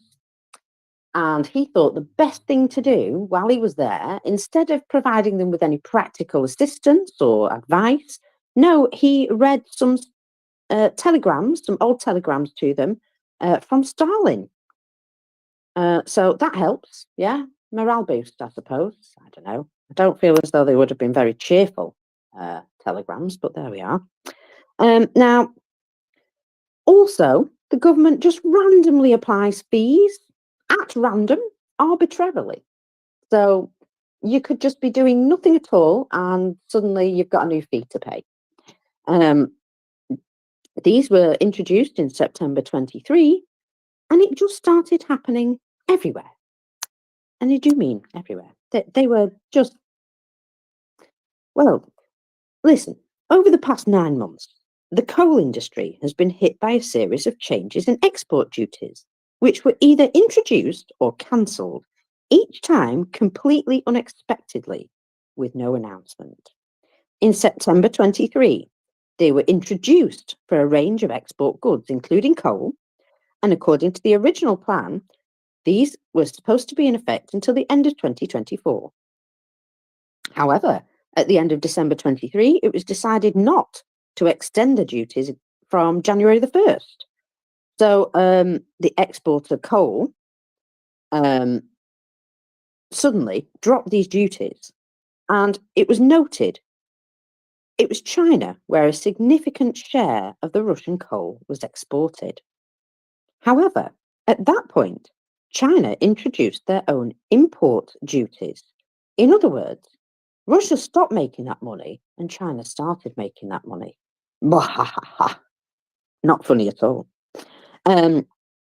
So the duties, however, returned on March the 1st, but on April 28th, the government again cancelled them, just on the export of thermal coal and anthracite for the period of the 1st of May to the 31st of August 24. The current decision abolishes duties on thermal coal, but leaves them in force for coking coal. And all measures appear to be inconsistent. And this is sort of common problems, that they do stuff and then they forget that it's going to have a knock-on effect. And then they find out it causes a problem and then they cancel it. And then they find out that that causes a problem because they need that revenue stream. So they're like, it's on, it's off, it's up, it's down, we'll find a way to make it work. It's all a bit of trial and error with economics, which isn't great, I'll be honest. So there was and this appears to be a common problem, there was this rule: fuel was not allowed to travel abroad. And that was one of the reasons why coal exports were declining. And again, they mention the issues with tariffs and transport costs, but point out unexpected introductions of abolishment duties just at random. So you wake up one morning and you've suddenly got, oh, by the way, you're not allowed to export any more coal today. Done. And we'll tell you when that changes. So, it's all a bit sort of don't know what the hell's going on. Arse and elbow come to mind. So we went through the problems with the farmers. If you remember, I read a whole agricultural thread and I'm sure you thoroughly enjoyed it. I did anyway. And it basically was squeezing the farmers' profits so badly that it basically becomes unprofitable for them, but their inflation numbers still look okay, so that's fine. The official inflation numbers, they didn't look great, but if they hadn't been manipulating things, let's just say the reality would actually be terrifying if they were to publish it. Anyway, part of the con with Putin's precious purchasing power parity, it's what Prune calls wagging the dog. If Russia does creative accounting so that the price falls artificially low, but they're not paying attention elsewhere for something that isn't covered by the calculation, well, you see, you can make some numbers look great, but then other things crop up, like, you can stop paying into a particular fund, say education. But then you've got the problem that you need to educate the children to be, soldiers of the future, but you've got no teachers because you've got no money to put into education. So you end up with soldiers from ex-Wagner teaching kids. Anyway, I'm not being funny. I wouldn't let one of them near my kids if they were tied up like Hannibal Lecter in Silence of the Lambs. No. You see, that's when you're allowed to mention him, when you're talking about it in context. So, yeah, they go on to say stuff like, Russia is the biggest economy in Europe. Actually, mate, that's Germany. Also, worth noting, you are actually also behind the UK, get in, France and Italy. But California on its own, if we look at the US, just California outpaces Russia by a great deal, by the way. Just pointing that out. In fact, Solovyov himself said, we're catching up to Japan. We're right on their heels. No matter what alternative universe he's living in, that's an absolute pile of nonsense. There is a thing called the G7, and Russia is not in it. Just to note. So, what's going on? They're looking for revenue from everywhere, and they're pretending like everything is fine. Yeah? And we went through some of the ways that they were looking for money. They're always looking for ways to fund the war. If there's no money, the government will unseal the National Welfare Fund, yes? Well, they did. And their National Welfare Fund is going down every month, and it would be, well, it's quite apparent that they're selling the gold out of it. They've got a load of Chinese yuan. They've got some rubles, but the amount of rubles that they had dropped dramatically somewhere along the way. And they've kind of stopped publishing the updates, which tells you how well things are going. So again, they're just hiding things. Russia will and does and has hidden how bad things are until suddenly a problem appears. But it's so big that it's ridiculous. Because, of course, they've been sitting on the problem and not telling anyone about it until it's, oh gosh, it's huge. So it would appear that 2 trillion rubles just disappeared. Pardon? Disappeared? Where did it disappear from? Well, it disappeared from the liquid assets of the National Welfare Fund in 1 week in December 23, and nobody gave any explanation. So when I said a load of rubles were in there and then they suddenly disappeared, this is what I'm talking about. So that left 4.7 trillion rubles of the liquid assets in the National Welfare Fund. 2 trillion rubles less than on December the 1st. And this was reported on December the 21st. So in 20 days, they lost 2 trillion rubles. Just, poof, gone. So obviously, a bit of a deficit. And then we learned that the deficit was much worse than what they were signalling. 11th of January this year, Putin predicted a budget deficit of 1% GDP in October 23. But in December, the Minister of Finance predicted a deficit of 1.5 GDP. The actual budget deficit was worked out to be 1.9% of GDP, which is just over 3.2 billion rubles. Sorry, when I said billion, I meant trillion. 3.2 trillion rubles. Not good, eh? Not good. That's a lot to be missing. So, that's not good, is it? And remember, of course, I'm still sort of talking about the phases that Russia has been going through. We've not actually caught up with the current situation yet. This is just what would be considered phase 2. So, articles from the 26th of June 24. The State Duma plans to consider a draft law on the execution of the federal budget for 2023 at a meeting on Wednesday, according to the agenda of the parliamentary meeting. Anton Sluvnov, Minister of Finance, would be presenting a document which they're not going to give anybody public access to, so it's going to be super shady anyway. But according to the document for 2023, budget revenues, 29.124 trillion rubles. Expenses, 32.354 trillion rubles. Deficit, 3.23 trillion rubles. Doesn't sound good, does it? But also, on top of that, federal budget revenues for 2023 exceeded their projected volume by 2.994 trillion rubles. None of these numbers look good. And also, we'd like to note that these numbers have probably been massaged to look a little bit better. Probably a little bit worse. So, we pointed out at one point that the government started just looking desperately for cash everywhere. They suddenly started squeezing funds from everyone. This is when they really started to hurt their own farmers and stuff like that. And that's where a lot of their extra budget revenue came from.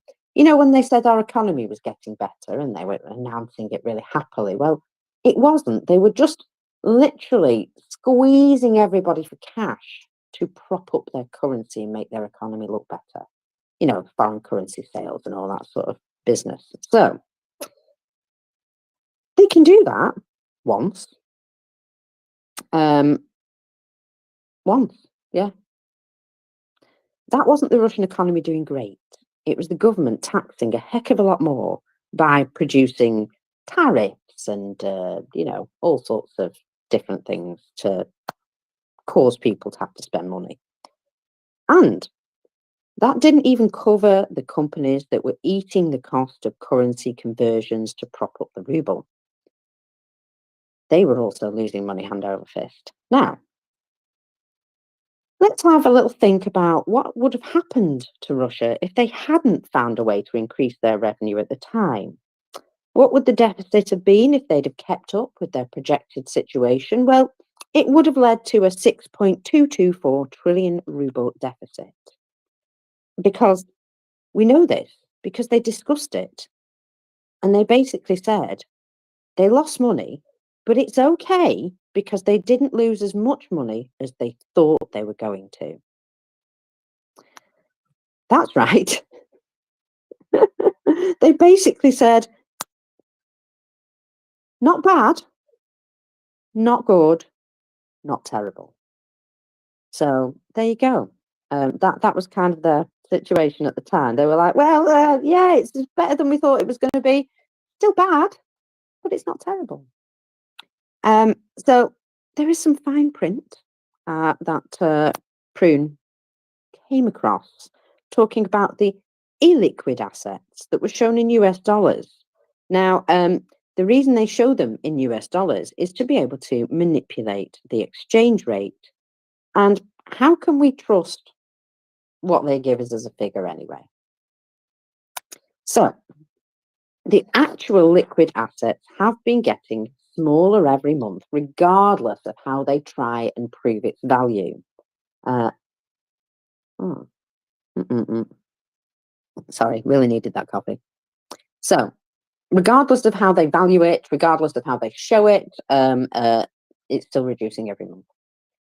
The State Duma Budget Committee and its conclusion draws attention to the fact that the volume of the liquid part of the National Welfare Fund for the period of the beginning of beginning of January 22 to the end of 2023 decreased by 3,441 billion rubles, or 40%, over 40%, nearly 41%.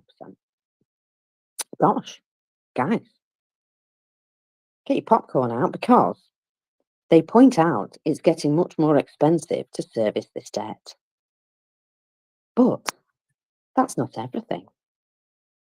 Now, there are two to three phases here, and phases 2 and 3 sort of wrap together. So phase 1 was where they had everything they needed. They had loads of stockpiles. They were not really spending any money. Phase 2 was where they suddenly realized they had to start buying in stuff because they were running out of things, especially ammunition, and also producing stuff. So it suddenly started costing them a ridiculous amount of money. And phase 3 is where we are now, where all of that stuff that they could do has now been sort of exhausted. And well, this might actually be called the find out phase, when their revenue and ability to carry out all their transactions was severely cut off. It's caused a massive blow to what they can do. So that was the trigger for phase 3. But none of their problems from phase 2 went away. The expansion of the US sanctions absolutely slapped the face off them. Nice. On 22nd of December 23, President Biden signed an executive order that strengthened US sanctions authorities against financial facilitators of the Russian war machine. The executive order made it clear to foreign financial institutions that they risk losing access to US financial systems if they facilitate significant transactions relating to Russia's military industrial base. And that started to lock up all the payments. Now, because of all the shadiness before, foreign banks needed to make sure, if they didn't want secondary sanctions falling upon them, that they know their customer. It's an important thing in some businesses. And so they want all the paperwork in place to prove that they aren't breaking the rules. You can imagine how that might slow things down, chucking in a pile of paperwork to be done. Yes, Brexit. We know exactly how that slows things down. So, amazing. And it's Russia, of course, so a lot of stuff is shady, so it's difficult to provide those documents without forging them, and, well, forged documents aren't very good either. So, you're a business in Russia. You're totally shady because Russia, but you're not messing with anything related to sanctions right now. And you're shady, but not in a way that's related to the war in particular. But you may also now be unable to do any business because of the guideline, because you can't prove your transaction is legitimate, because technically it's not. Even though it's nothing to do with the war, you're still penalised. Oh no. Good times, because guess how many businesses running out of Russia are a little bit shady? Yes, that will be all of them. So, what happened then? Well, the US Treasury Department, they went on a little field trip of sorts. I didn't know this, but they went round chatting to banks and related large financial institutions. And I don't know what they showed them or what they told them, but whatever it was, it must have been something really quite terrible, because guess what? Even Chinese banks started to decide to limit their work with Russia after the threat of the US sanctions.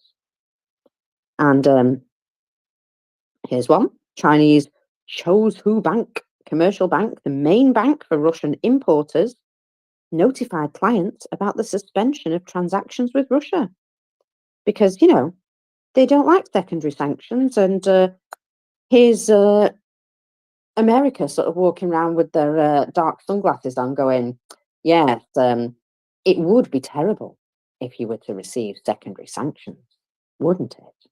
To pretty much every major institution. And a lot of them went, yeah, that's right. It would be awful. We don't want that. Thank you. And the export of goods stopped in some cases, just totally. The bank informed clients that it would terminate relations with any Belarusian or Russian persons.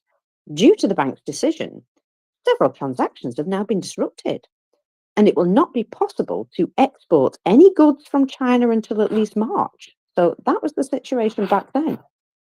That change stopped trade. Wow. And of course, it wasn't just China, was it? Absolutely not. No, it was Mongolia. They stopped. Turkey. They stopped. It's almost like the decision became very popular. And I believe Kazakhstan, yes, Kazakhstan got on board on the 28th of May. They began blocking payments from Russia to China because nobody wanted to get hit with secondary sanctions. And in the Russian press, it was lamented that friendly countries began to massively block payments for Russian oil, almost as though those little chats that the American Treasury Department were doing were terribly effective. Can't imagine what sort of big stick they were carrying around, but I bet you Tracy would have liked to have seen it happen. So, China, Turkey, and now the UAE have suddenly become more cautious. And there are month-long delays in payments, or sorry, more than a month, months-long delays in payments, and even complete refusals in transfers to the Russian Federation from their banks in what Russia considers friendly countries. And I'm going to say this is the part where we throw our heads back and laugh. Mwahahaha. Indeed. So even with regular transactions, all the banks suddenly wanted Russia to put everything in writing and provide absolute proof that none of this was to do with the Russian military industrial sector, or they wouldn't do the business at all. I don't know what's in the Treasury Department's secondary sanctions, but I can only say that it comes without lube, it would seem, and the threat of it is eye-watering. So people have, banks, financial institutions, countries have been saying, you know what, we'd rather not. And guess what? Russia, you lose. So then in May, it was noted, March, it was noted. In fact, the White House warned bankers that Russia was now being placed on a par with Iran and North Korea. And, as they should be, as far as I'm concerned. So, kind of funny, again, a little bit more. And listen to this. This is even funny. Chinese banks even send money back if they do not receive the correct documentation. Not only confirmation of the exact cargo, but also information about all the founders of the parties to the contract. I'm not saying that America wields a very big stick, but goodness me.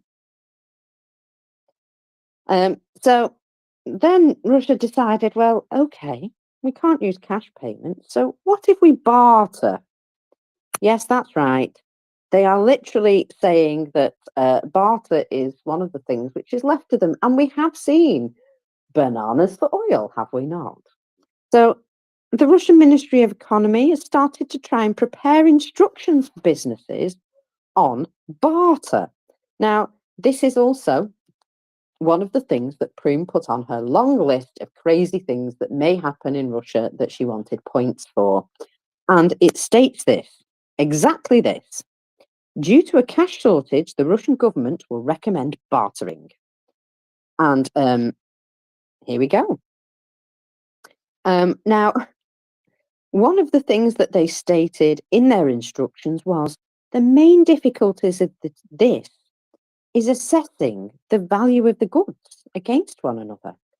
Yes, and that's why people use money, because it is difficult to assess one type of good to another. But we have seen, the signing over of property. So somebody will get a house and somebody else will get a gold mine. Yeah, exactly. So barter's going on. Now, oh dear, somebody went to Uzbekistan and they suddenly started having problems using their Mia card. And Russian finance minister was actually addressing this matter because it must have been quite a problem. And according to him, all he needs to do is develop a payment system using QR codes. Now, this was actually in May when Putin visited Uzbekistan for a 2-day visit. And it turned out while they were there, it was noted that Mia cards were no longer working. I'm not saying Uzbekistan trolled him, but, however, QR codes seem to have fallen out of fashion in Russia ever since, you remember the Navalny billboard incident, where there was a billboard sort of, for Navalny and a QR code on the bottom. And when you scan the QR code, it gave you loads of information about what was really going on in the war and, how to overthrow your government and stuff like that. Yes. So they talked about QR payment systems using the Mia card. And that just seems as though, they really are sort of struggling now for ways to do things. Now, Uzbekistan did indeed join the financial sanctions against Russia. And remember how much trade was going through Uzbekistan? So this one really hurts. They adopted a bill that would ban banking operations in the country for any sanctioned individuals and legal entities. And guess why? Again, because they prefer doing business with the people that have money. Mm-hmm. Us folks in the West, whatever. I mean, if the West includes Japan, it's not very Western, really, is it? Unless you just keep going. But here we are. So the bill gave additional powers to the National Central Bank to increase the efficiency of the sanctions compliance system in Uzbekistan.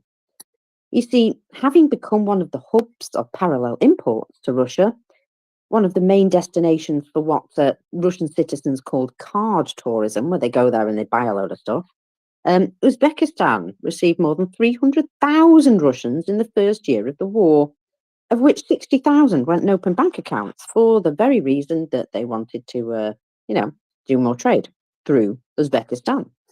The volume of money transfers, in fact, from the Russian Federation to Uzbekistan jumped by 160% at the time.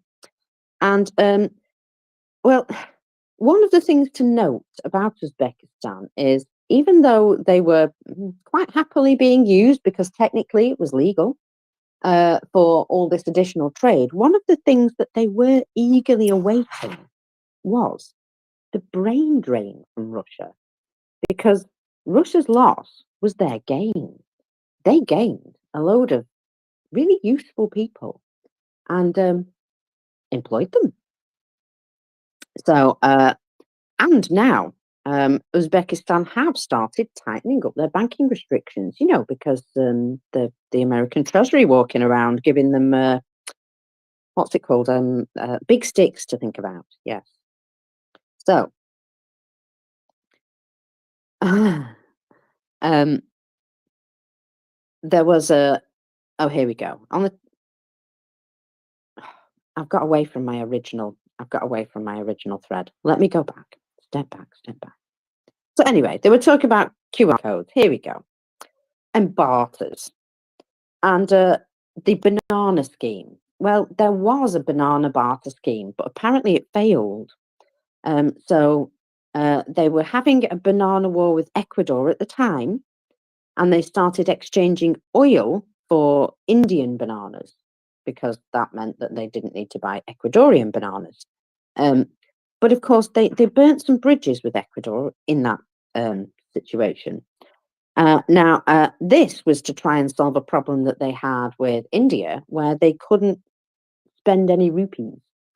And they had tons of rupees, and they had no way of spending them outside of India. And India didn't really have anything that Russia particularly wanted. So bananas, yeah, bananas. So Russia likes to fall back on an awful lot of the propaganda saying that the global South are with them and supporting them. But I think we have to look at it with a little bit of a clear eye that much of Russia's friends are actually either purely transactional or are enemies, like China. You know, they've pretty much got them in a sort of a chokehold at this point. So, as a theme, it's not good because if something looks bad, they'll blame it on someone else. And if it looks good, they'll take credit for it themselves. And if there's shortcomings, they say, look at what me and my friends have, but that doesn't mean that you have it. So there'll be stuff like, well, China can provide us with item, or India is with us. Now, it doesn't mean that either of those things will happen, however. Remember the Peace Summit in Switzerland? They're cheering that India did not sign on to the Peace Summit. But what they don't point out is that India turned up. So the very fact that they turned up is a thing in itself, is it not? Have I put you all to sleep yet? Is everyone asleep yet? No, not at all. Not quite. We're working But on it. I am looking at the time saying, Will, you ready? Holy moly! Look at that. We were just we were listening to that soliloquy and ran 13 minutes over. I'll get the man. I will drop. Mockers, Do thank you carry on, much. Mockers. I will see you Enthralled. tomorrow. Yes, I will see you tomorrow, Mockers. Slava Ukraini, everybody. Hello, Slava. I'm just checking I'm not here alone, that's all. Just, I thought, God, I've been waffling around for ages. My coffee's cold and everything. And Well, I've you got to throw to somebody else. You got to get to an initial point and go, hey, what do you think about that? And then, then you carry on. But whatever. My problem is Prune is so good at these threads and I get so lost in them that, well, here we are. Here we are. I know. I'm just waiting to get to Bonds. I read it myself. Oh my goodness, yeah, Bonds. Where she's not even got to Bonds. She started off this thread about 3 days ago saying, "Let's talk about Bonds," and then 3 days later, we're almost there. Basically, yeah. She went, I kind of she would be down a rabbit hole. manic to drink and have a beer and talk with. You know what? I really feel like I need to at least send her a gift for all this fabulous content. It's amazing. So yeah, India actually turned up, didn't they, to the Peace Summit in Switzerland? And it's something that Russia really didn't want. In fact, they put an awful lot of pressure on India not to turn up. And they weren't, and they turned up anyway. So a lot of people can understand the classic stereotype of how hard it is to figure out seating arrangements at a wedding, yes? Imagine how the seating plan was in there. Imagine how difficult that was. Well, we can put them two together because they get on with this thing, but actually, no, we can't sit this guy anywhere near them two, and so on and so on. Back to the payment problems. So Is it possible that Russia's going to find a way to work around all their payment problem issues with the banks? Maybe. Anything they figure out, however, will it be fast enough and will it be big enough? You see, they can do some stuff at a small scale, such as, importing aircraft parts in somebody's suitcase. That's not exactly a big scale operation, is it? But it was holding up their aircraft industry. Awkward. So stuff like that, small stuff they can probably pull off. But anything on a grand scale, not as easy anymore, eh? Just Oh, got to check my mic. Mike is with you, it would seem. Off you go. Excellent. So it's all worth noting that, all of this horror and terror of the economy that I've been talking about comes at the same time where there is actual terror in the Russian refineries. They're all very terrified about how many drones are hitting them. Yes. Well, it's pretty obvious now that Russia cannot protect these facilities. The people working there have started to decide to work at other places because they're less explodey. Again, labour shortage, anyone? So, remember how Russia claimed all their military equipment was amazing? Remember how they published all these figures and then none of it actually lived up to expectations or even what they thought it could do? It's all fallen a bit flat, hasn't it? Even China gave them a roasting over the fact that their hypersonics and other equipment was considered outdated technology and their miracle missiles ineffective. Oh, that's so fun. And I think this is one of the points where China started to just thoroughly disrespect Russia. Beautiful. Very, very public as well. So how embarrassing. Can you imagine that happening, 3 years ago? Gosh, no. Anyway, even if you wanted to argue that the military equipment can still be gored, as in it's not that bad, and, it does kill people, you're absolutely right, yes, it does do all of that. There is an issue of delivery. You see, several countries are waiting on equipment that they ordered. And India, well, they had to abandon an arms deal with Russia because they weren't even sure they could get the spare parts that they needed for their current contract. Oh dear. Russia has now dropped behind France in terms of arms exports, which is a little bit of a lowly position for them.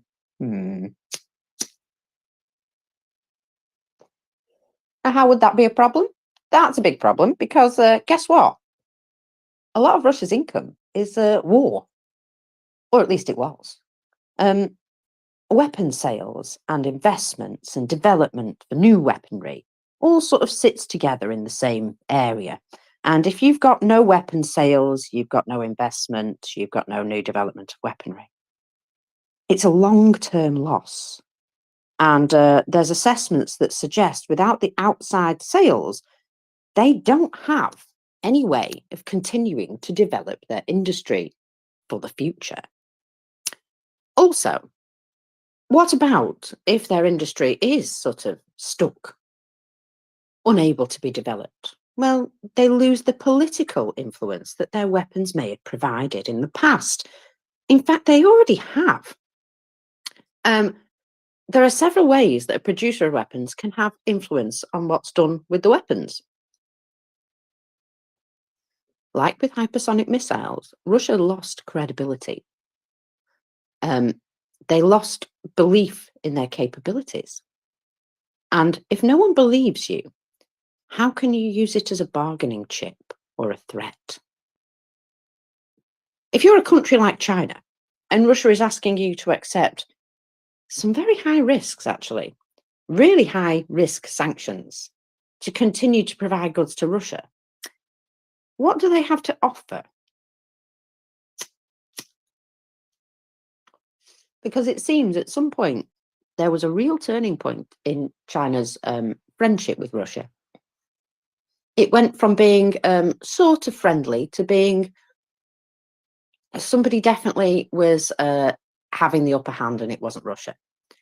And it seems that Russia may have promised them something, and China found out it was a lemon and have pretty much been punishing them ever since.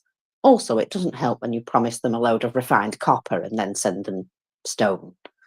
In order to accept these significant risks, they would have to take on significant costs themselves. And Russia's just not a good business partner, as they found out.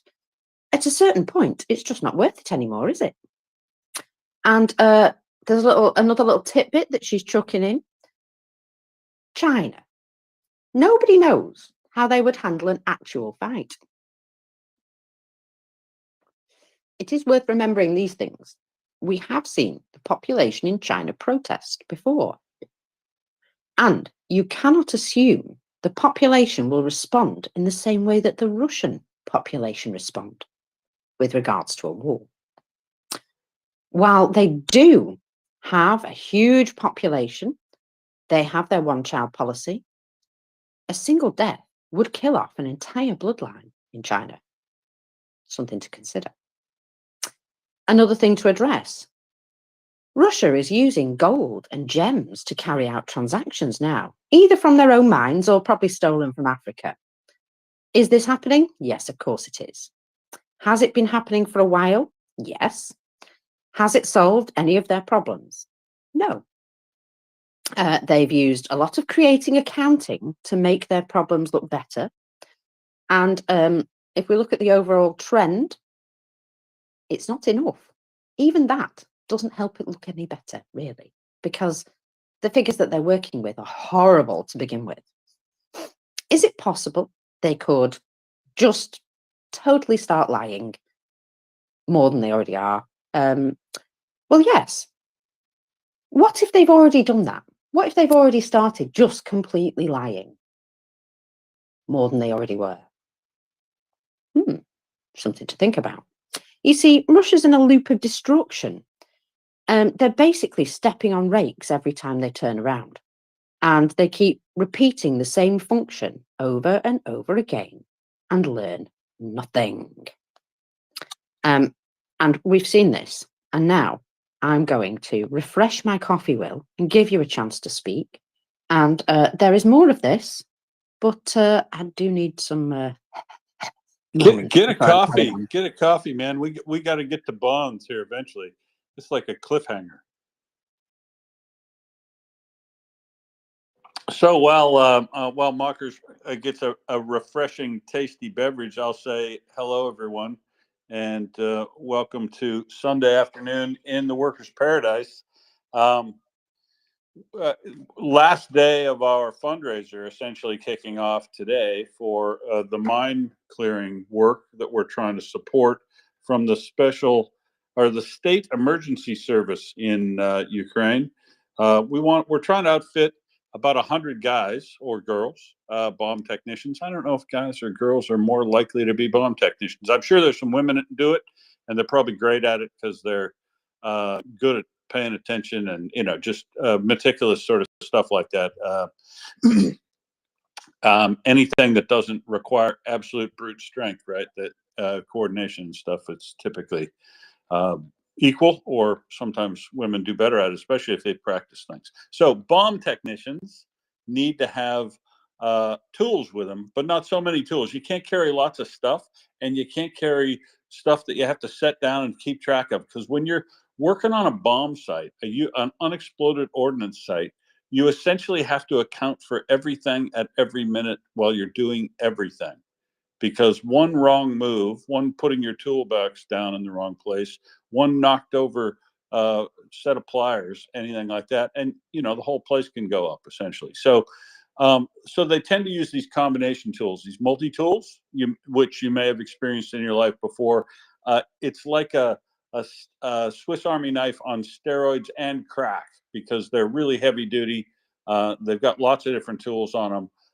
And you know, they're kind of tools they don't actually even throw away. They go resharpen them, and you know, so they're a multi-tool, like a MacGyver kit, but they're very heavy duty. And the ones we're trying to kit out 100 of folks with those, and hearing protection that you can talk in, communicating hearing protection, which is also absolutely necessary, so that these folks who blow stuff up for a living can always have hearing protection that they're not tempted to take on and off because they have to talk into radios and stuff. So not making people avoid the use of or have lapses in the use of their personal protective equipment is one of the keys in making sure they get used. And that's what we're trying to do. Multi-tools and hearing protection. I know it sounds boring, but it's what I kind of do for a living. You know, it's boring, but it's really important, because imagine being one of these bomb techs, and then 25, 35 years from now, you're trying to talk to your grandchildren and you can't, because they can, you know, you can no longer hear stuff's at the end of the oral spectrum.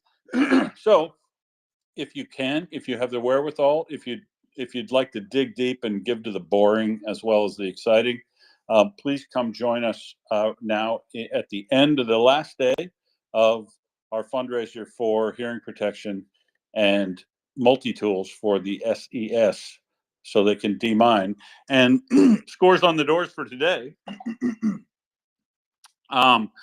They cleared 257 hectares of they assessed 257 hectares of territory, found and eliminated 160 explosive objects, which was along power lines and highways again, but some more open area, some roadways and some power lines. So it's good work. It's got to tick off each and every day, because there's 156,000 square kilometers. Sorry, 156,000 square kilometers, and they're doing it at about 200 or 300 hectares a day as far as assessing initially, and finding out whether or not they need to do detailed assessment and removal of kit of UXO. And so if you can, use the first tweet in the nest and go over to the website, or just type in MriyaReport.org, smash the big blue button in the upper right hand corner, and make a donation of any size. Any size. We'd very much appreciate it. Last day of June, sneak it in as last of this fiscal year's tax deductions if you're in Australia. I'm kidding. You can't use it in Australia as your tax deductions. But this is it, folks. This is the last day of June, and that's the fiscal year in Australia. So if you're counting yourself,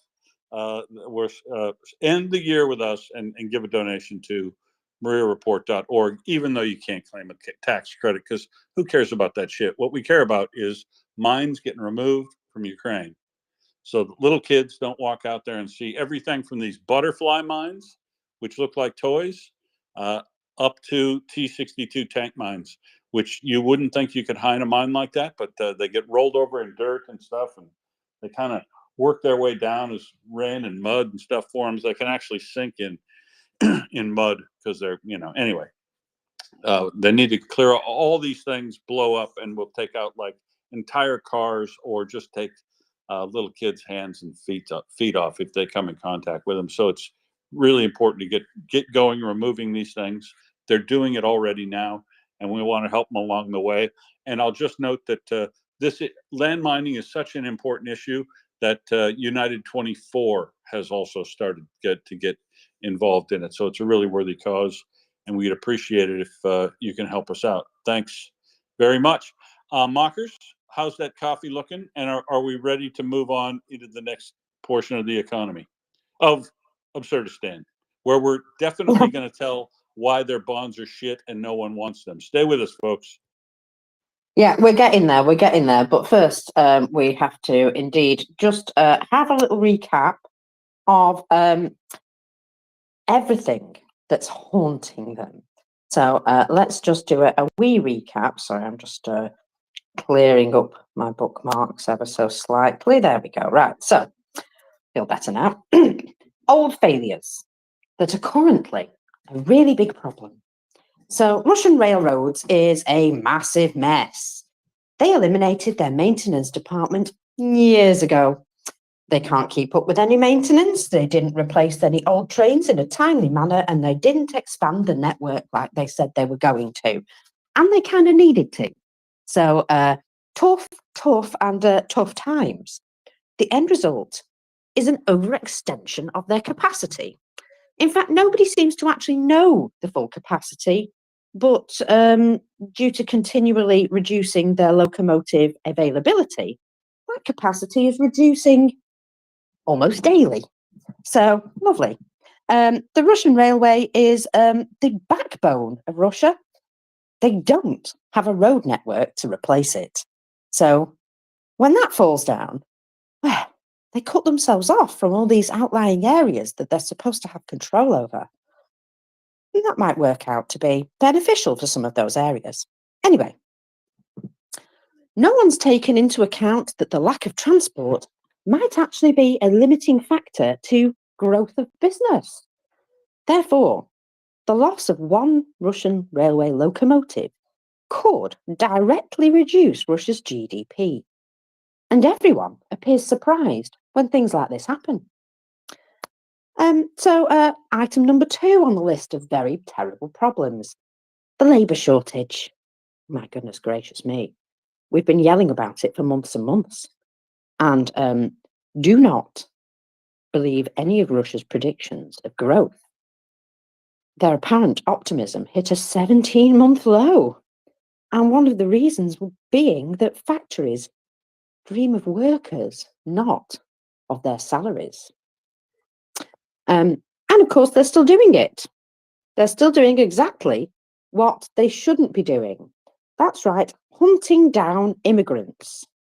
According to the head of the Russian investigative committee, over 30,000 foreigners who acquired Russian citizenship have been identified, and a third of them had already been captured and sent to the front. You know, like they were free grazing meat for them. You know, these people registered as Russian citizens and now they're being captured. I'm sorry, you are kidnapping your own citizens. But it doesn't matter because they're not really our citizens. They're just people we duped into becoming our citizens so we could do this to them. Exactly. But you know, that was your workforce, guys. Whoops. Anyway, they're still doing that, and they don't seem to understand how much of an impact it's having on the fact that they need those people to work for them. Never mind. How about infrastructure? Oh, last winter, Will, was an absolute just revelation to me. That the pipe work, the repair work on the pipes, I have never seen anything like it in my life. I have a friend who is a plumber, and I showed him one of those pipes with all the wedges hammered into it. And obviously that wasn't a water pipe, but he looked at it and he went, if I ever went to a place and pipe where it looked like that, I would just set fire to the building and leave, because if the whole building, if you find something like this, the whole building is effed. It just condemn the place. And I was like, no, people live there. That's, you know, that's how they live. And he was like, okie dokie, never going to Russia. And he thought Russia was a nice place till I started showing him this stuff. Exactly. It's amazing how they just, you know, they cover up all the shit with glitter and red caviar. So infrastructure, anyway, after threatening to freeze Europe this past winter, it was actually quite mild for Europe, but really, really, really cold in Russia. Devastating, in fact, for them, because, well, loads of stuff broke down because guess what? They didn't invest in any of their infrastructure for years.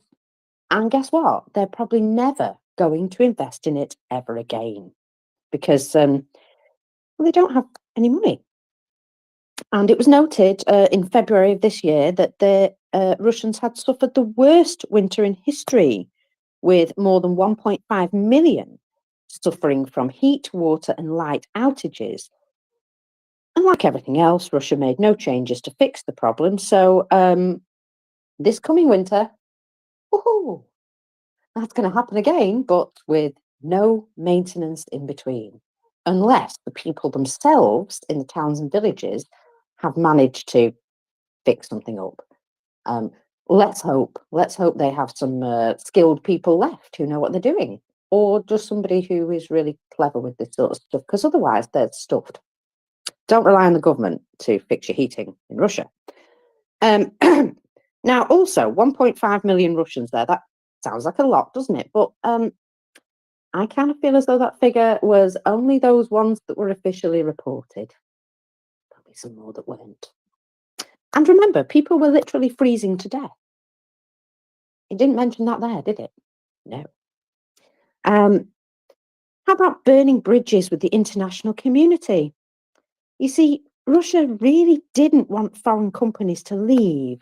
And like that crazy ex-girlfriend, they decided to make it very, very painful to do so.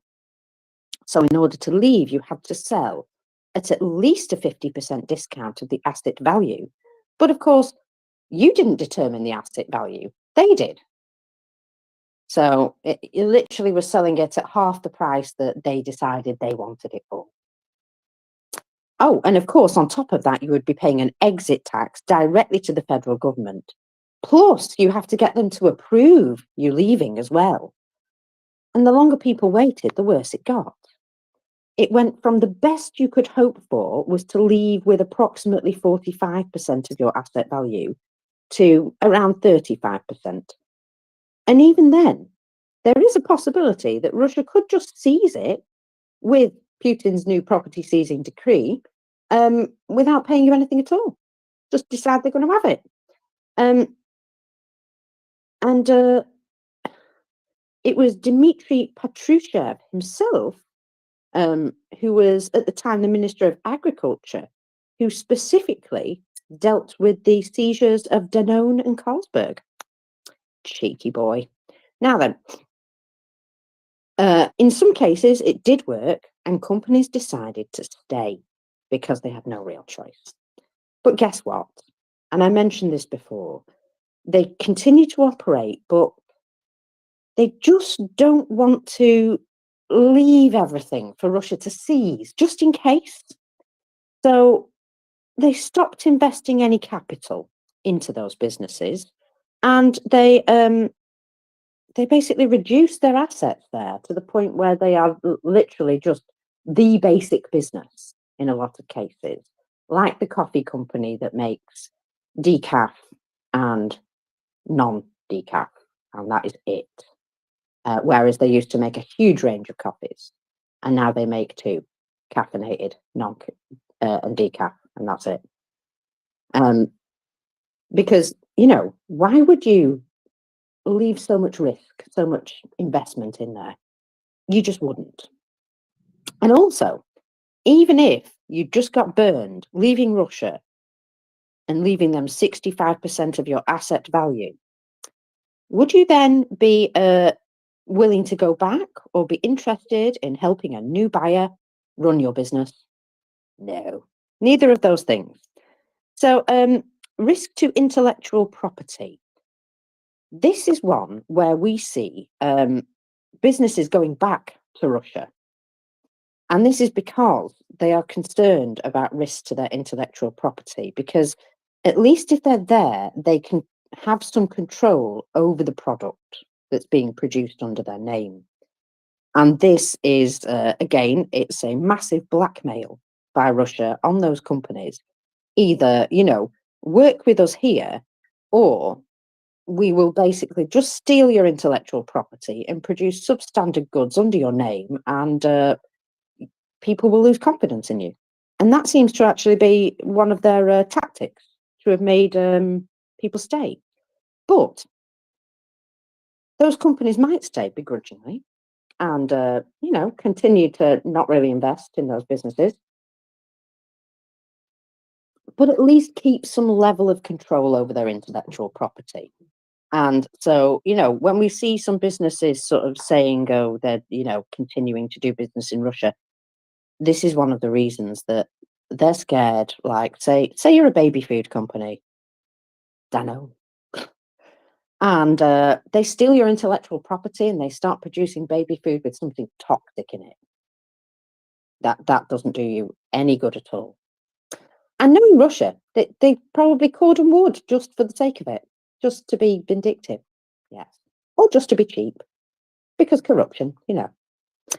Anyway, because of all this sort of strong arm tactics and them being a massive bunch of dicks, the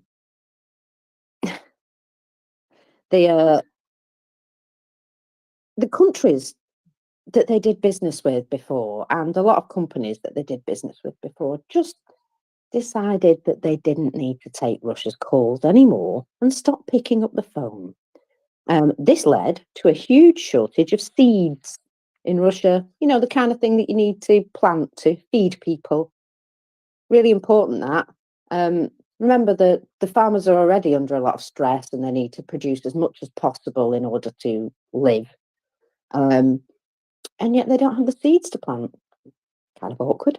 So that's what happened there. And of course, the mistakes of the banana war. Well, they're getting ready to repeat these sort of mistakes again because that kind of peed off Ecuador. And they're still talking about banning imports from certain countries for political reasons. So they're talking about the Netherlands, Latvia, and Lithuania. They're going to ban imports of certain products from those countries. One of them is mainly flowers, and it seems to be more directed towards the Netherlands. But of course, it's blown up in Russia's face before. In terms of agriculture, they really should stop burning their bridges because they tried to blackmail Ecuador with bananas. What they really wanted was for Ecuador to cancel their plans to hand over the really, really old Soviet equipment that they had to the US. Short-term gain, but long-term loss. What Ecuador did was, yes, they did halt the handover of equipment, but they learned a lesson. They decided they weren't going to be put in that position again over something as small as essentially what was scrap metal. So Ecuador decided to negotiate around Russia and made a free trade agreement with China instead, which is a massive market for them to sell bananas to. So guess what? They are still by far the market leader for banana supplies to Russia, over 98%, by the way. But banana purchases from Russia have reduced significantly, and the Chinese are buying tons, so Ecuador's doing great, but Russia doesn't seem to be. And data suggests that the reason banana purchases have reduced significantly in Russia is because people can't afford them. And so when they try and reverse the damage they've done with people by burning these bridges, that they end up with massively expensive extra expenses because now the bananas that Ecuador sell to them cost a lot more. Oh dear.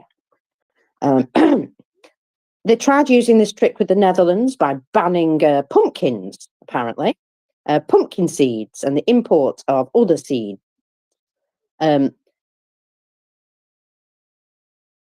order to like blackmail the Netherlands and say, look, you need to sell to us. So we're going to use our buying power to sort of, you know, twist your arm up your back. It kind of makes sense, doesn't it? But what really happened was the reverse.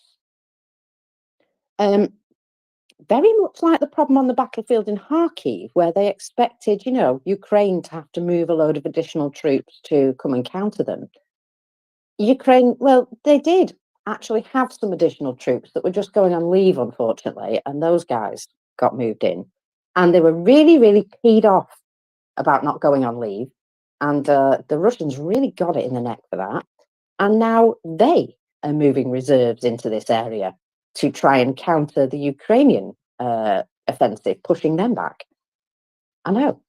So you can see how they make moves. They think it's a great idea. They overextend themselves, and then they find out that it's backfired on them, and they've actually smacked themselves in the face with another rake. You see, when they tried to reverse the damage that they'd done with their goodwill with the Netherlands, because they really, really, really needed to buy these seeds off them, they didn't pick up the phone. And other countries didn't either. For example, France, they didn't pick up the phone either. And they're getting ready to repeat these sorts of mistakes again. And of course, on top of that, the Federal Anti-Monopoly Service could just turn up at any time and just make a decision that they want, more money off you. So they will show up and pressure you if they don't like the way you're charging for your goods as well. They will literally drive a company into bankruptcy rather than allow them to increase their prices in some cases. They also threaten you if you tell people that the price might be going up in the future. Oh, that's right. They banned foreign analytical companies, didn't they? And they had a sharp word with their own media. They burn bridges with their own business community as well, because guess what? Nationalising companies by force, not very popular, Will. It's not very popular. One sec. Well, not unless you're in an authoritarian government where you're where if you don't, you're going to go to the gulag. People pretend it's popular then. Yeah, that is very true. People do like to sort of smile and pretend at that point. But yes, Russian Minister of Finance, Suluvanov, estimated the required volume of revenue from privatization to the Russian budget of at least 100 billion rubles. Basically, we need cash and we need it desperately. Putin gave a speech in April and basically said, don't worry about nationalizations. We won't be doing that. But if we do, it's totally justified. Okay. Dead confident. Now then, this was in front of a room full of business leaders, and not a single person applauded when he finished speaking. Not a single ripple in the room. Utter silence. That's a protest of its own, really, isn't it? And sure enough, they were right not to believe him, because a ton more nationalizations have happened. Not only in Russia, but also in Ukraine, because they, of course, want to turn a profit from anything they've stolen from Ukraine right now. So Vladimir Putin talks about protecting the rights of bona fide investors and businessmen. And nobody believed him, because guess what? He's doing the absolute opposite. So do you think anybody might buy any of these businesses if they come up for sale? Because that's what's happening. They're being nationalised, and then they're realising that actually we can't run this business after all, because we don't have any staff or knowledge. So we'll sell it, yeah? Wholesale as a business. But who's going to buy that business when, if you make it work and you start turning it around and make a profit, good for you. Russia might just steal it back. Rude, but Putin's got a decree that he could just, thank you very much, I'll have that back now.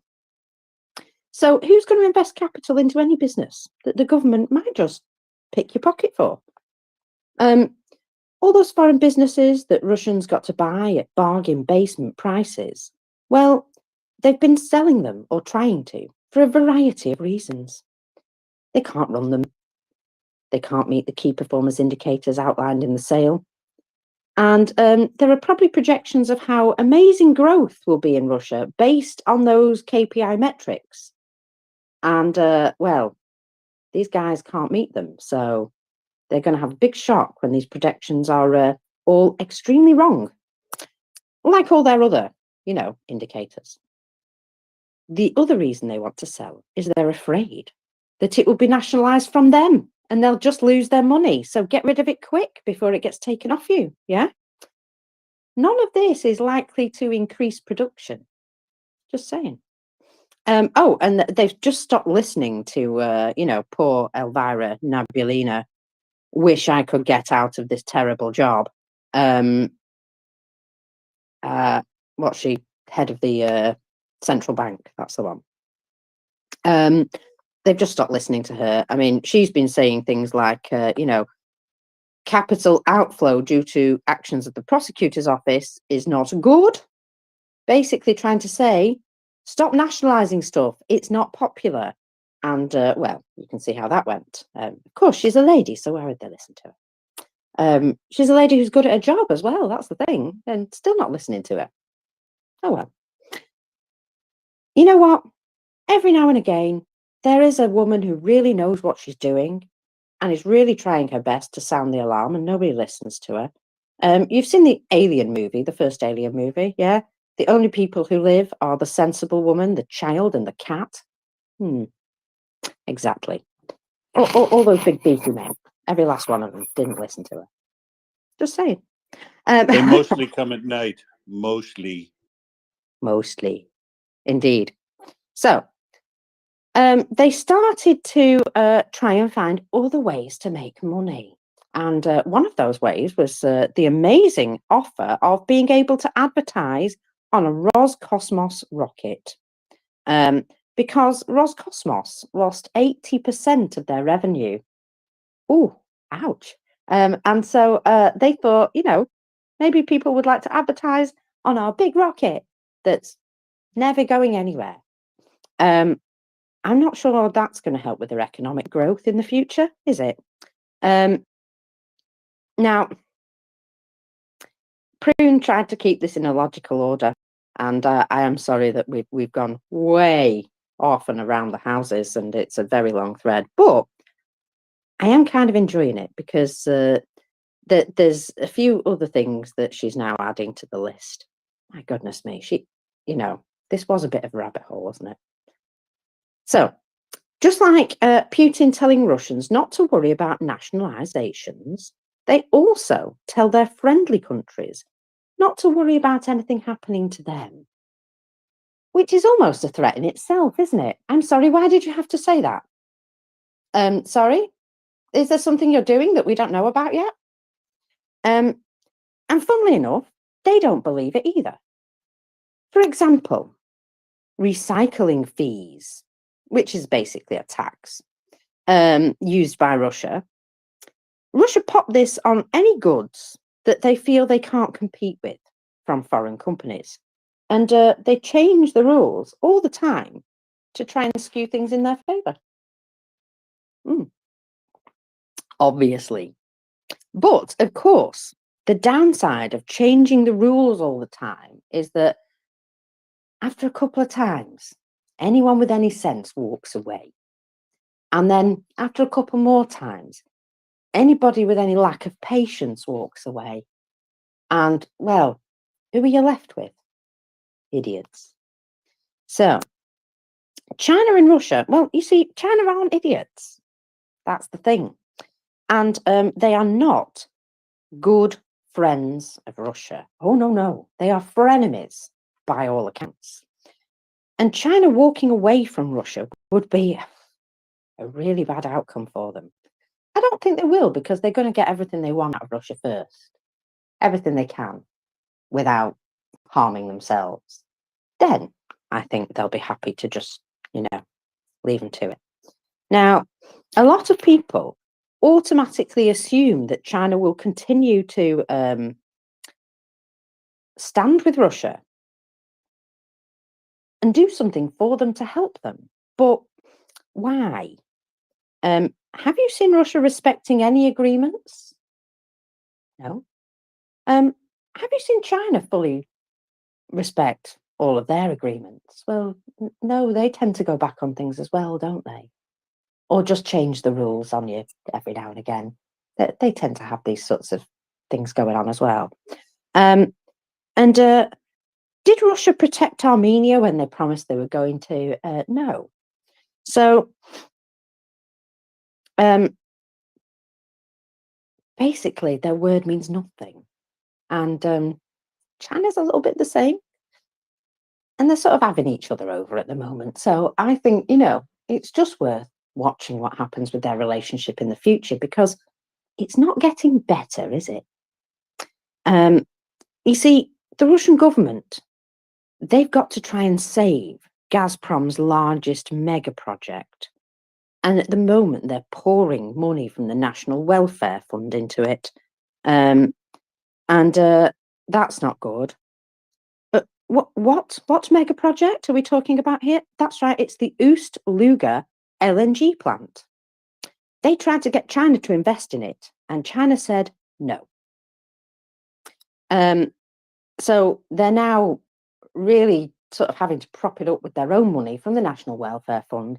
That'll be why it's going down month per month. Never mind.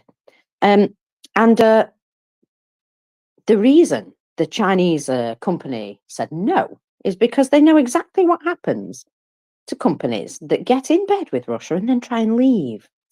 Sometimes people get thrown in jail. And because of this, some Chinese companies have been deciding that it's time to go. A giant Chinese surveillance camera manufacturer secretly fled Russia. Just gone. One morning, their website stopped working and nobody answered the phones. And then it was found that they didn't warn anyone of their departure. They stopped their work overnight and poof, disappeared. There's a little bit more to the story, but it seems like they just decided to go. Other than some mentions of fear of sanctions, there's no real indication as to why it was so very abrupt, other than they just decided it wasn't worth the risk anymore. No idea of what actually triggered it, but it's worth noting that this is not the only company that has decided to do this recently from China. I believe another manufacturer also just disappeared overnight. Can't remember who they were right just now, but you never know. I might find out. Anyway, in February, the Russian authorities announced plans to ask for a loan from China in yuan. Now, I don't know if this happened or not, to be honest, but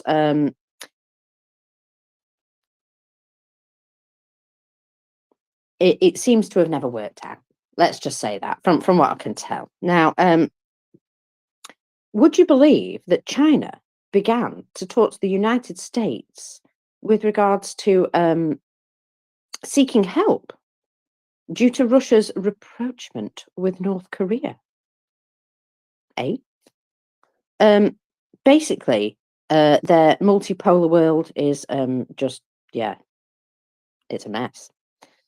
And Prune goes on to say, I'm not sure how much this is playing into things, but China doesn't seem to be very pleased with what the Houthis are doing to trade either. According to a new report, Putin was considering giving the Houthis cruise missiles, if you remember. So it's not just that Russia is friends with Iran and the Houthis are related to Iran.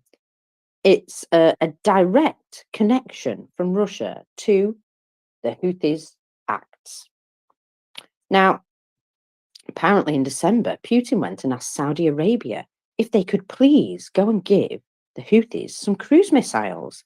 And Saudi Arabia said no. As an aside, Russia keeps violating its OPEC Plus agreement, doesn't it? And it's been selling oil at huge discounts to places like China. And I would imagine that the other oil producers being massively undercut by Russia aren't too pleased. So asking any of them to do anything for Russia as a favour right now might just lead to a big hard no. So China is applying, lots of additional pressure on Russia. And it worked out that Putin actually has given away some Russian territory to China, mainly for some reason, maybe to avoid China just taking it. and making them look bad. So from a military perspective, this is actually catastrophic for Russia. But Putin just has nothing left to trade that China wants. And, because he's doing a murderous and illegal land grab over in Ukraine, China are able to do a little bit of a grab of their own because Russia's so depleted. So they want to transfer a river to China so that they can access the Sea of Japan. And this does have a wider meaning for China being able to get their ships quicker into the area around Japan, just so you know. So China's applying all this pressure to Russia, and great risks that they're taking require some sort of greater reward, don't they? And bits of Russia's land. Well, there was me thinking that Russia were concerned about their borders being violated. Apparently not. So it was reported in Russian business news, but it then disappeared. The article, after a day or so, just disappeared. Makes you think that they were trying to cover that up or just not, advertise it too widely. So China and Russia have actually been fighting. Did you see they had a bit of a tiff over all sorts of things recently, Will? One of which was wood pellets. That's right. Yeah.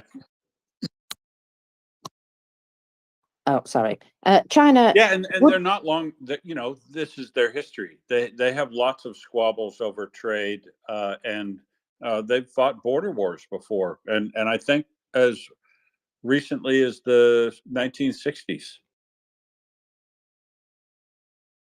Yeah, and they're having a bit of an arm wrestle with them. So they stopped buying Russian wood pellets until Russia resumed exports of unprocessed wood as well. Now, despite there being a ban on the export of round timber, which is unprocessed wood, basically it's more valuable in that form because it can be cut into all sorts of different things. And coniferous trees, which are, again, particularly more valuable types of wood. From the 1st of January 22, Russia completely banned the export of this type of wood because, well, I don't know, they've got to build a lot of trenches, I suppose. And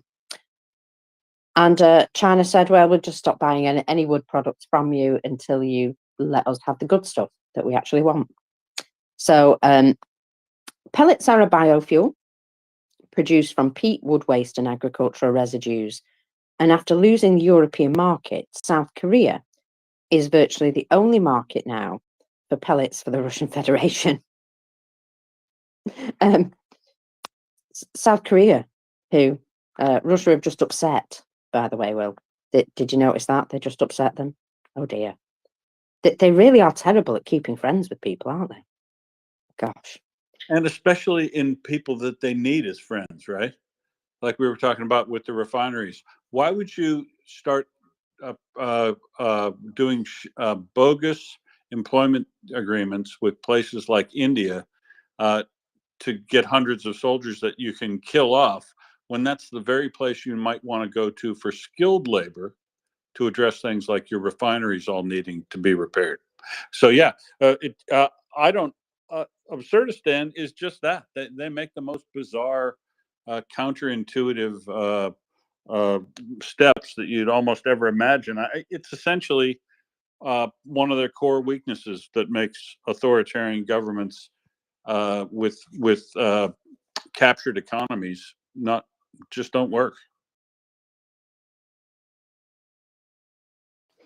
Well, yeah, it isn't working out for them. I mean, Xi Jinping again denied Putin any new contract for Russian gas on the 17th of May, mainly because they want it for almost free. And yet Russian media were still putting out stories trying to bend the narrative to, make it look as though it wasn't a failure. So they were like saying, but it's okay because North Korea love us. All right, mate. If you say so. Now, why would I point out something or even pay attention to it if I think it's completely untrue, well, we should know what's being said, even if it isn't true, because when people lie, you still learn something. You learn what they're covering up. You also learn that Russia, well, as a country, they act like a complete and utter a-hole, and they're weirdly very proud of it. They think it makes them look strong to be this belligerent git.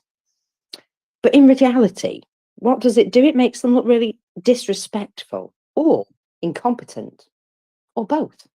And one of the things that the Chinese do like is respect. And, you know, they don't feel they're getting enough respect. They can quite happily just cut you off. Fine. Now, Putin has this weird thing about people waiting for him for hours.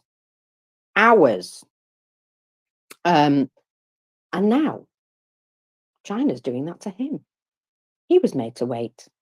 And Xi Jinping only gave him a short meeting window because he was so very busy. And I thought that that was like just a proper sticking the knife in. Anyway. Hell, Kim Jong-un made him wait. And then they kicked him out of the room because they went in early. Yes, that too. Oh, hilarity. When the people you thought you were better than start doing that to you, love it.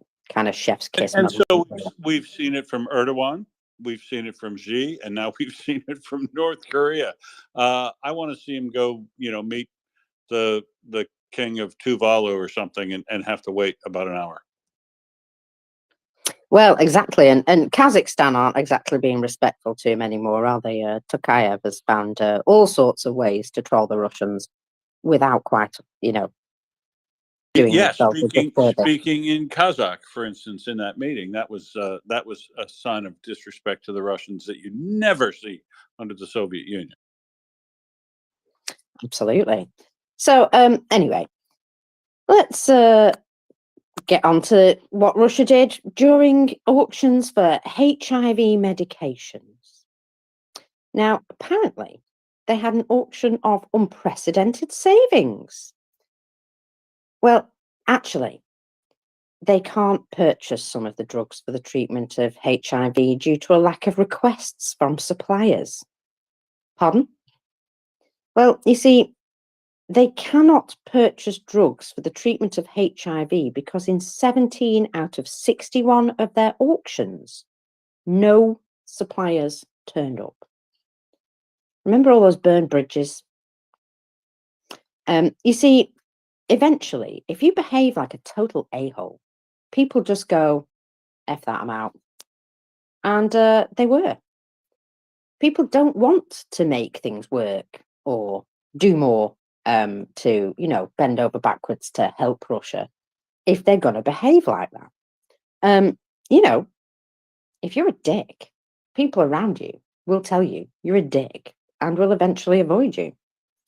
Well, the Russian healthcare system is not in a good way in the first place. So you can imagine that things like, HIV medication is quite necessary because they do seem to have an awful lot of instances of it. Now, you can live these days perfectly well with HIV and not even be contagious if you take the right medication. Or you can be very poorly indeed. It's up to you. It seems in this case, it's up to the Russian government. And they've decided these people aren't worth worrying about.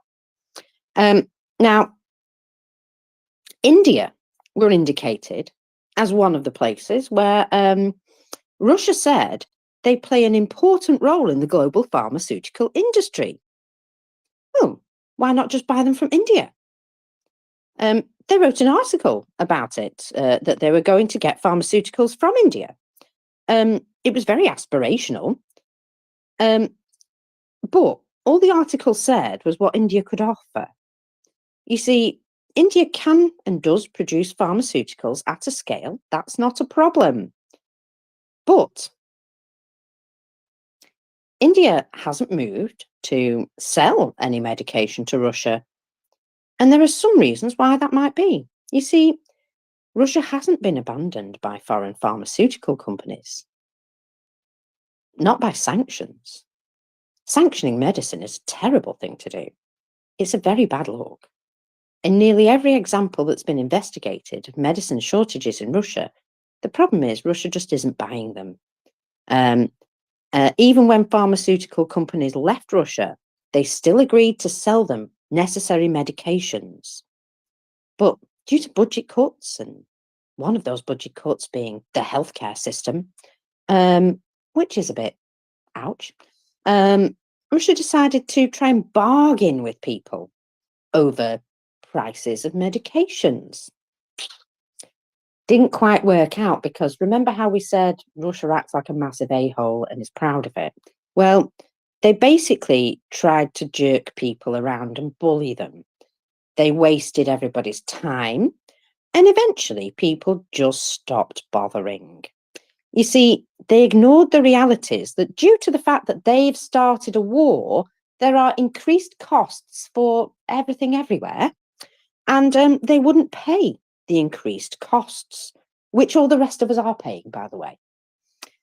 So they're the reason for the costs, and they started to try and energy blackmail us when a lot of their medication comes from us. And guess what? Additional costs for production and transport, they get handed on to the customers. The absolute dicks price themselves out of the market. So, just saying, it's becoming a problem for them concluding contracts anywhere outside of Russia because of the way they behave. Again, if you behave badly and people don't like you or don't want to speak to you as a result, that's not their fault. Production facilities should definitely remain outside of Russia if anybody wants to continue to own them. So people aren't rushing to move production into Russia to solve the problem of them purchasing from outside. Now, jobs, good jobs, are only given out to those who are loyal, yes? Not competent. So businesses go wrong because they put an idiot in charge, or they just didn't prepare properly. There is a hilarious example here. The Sverdlovsk governor asked the Chinese for an electronics plant to be built in his area in exchange for meat and milk. So, Evgeny Kuyazhev, whatever his name is, proposed to the governor of the Chinese province of, my God, this is just as bad, Heilongjiang, and his name is Liang Huling, apparently, to open a plant for the production of microelectronics and industrial automation at the site of the Cosmos Technology Park in Yekaterinburg. Now, he proposed that the livestock raising region of China exchange milk and meat for electronics and industrial automation. But it got into trouble because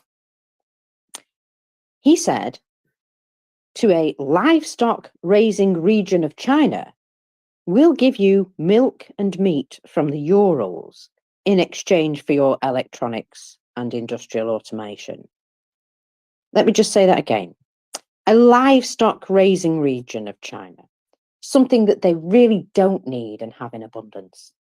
Yeah, okay. No, it's not a good deal, is it? So if he had kept his mouth shut, he would have passed for a smarter man. This was said to him. This was said about the governor's initiative. Kind of funny.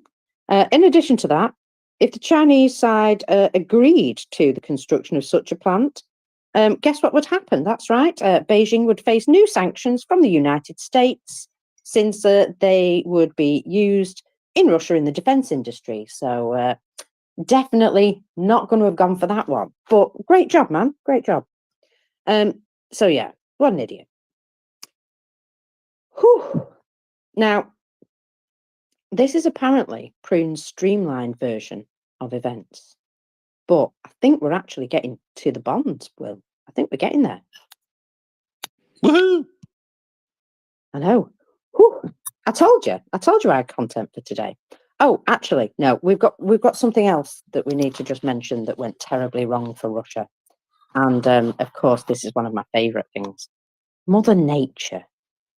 You see, some of this stuff isn't actually Russia's fault at all. It's just down to the fact that Mother Nature's got involved, because everything is a lot worse than it should have been. It's considered that they had a particularly bad, once in a century late freeze. So for a while, it was warmer than usual, and everything started to bloom, and there was an early production of, stuff, sprouts, that's it. So everything started to grow. And then in May, there was suddenly a deep freeze that killed loads of their produce. And when you think about how bad that is, you expect logically for food prices to increase, don't you? Because that would be a natural knock-on effect. But of course, the Federal Anti-Monopoly Service don't allow that. So they come round and they give you a harsh warning, something to do with your kneecaps, and so you're not allowed to put the price up.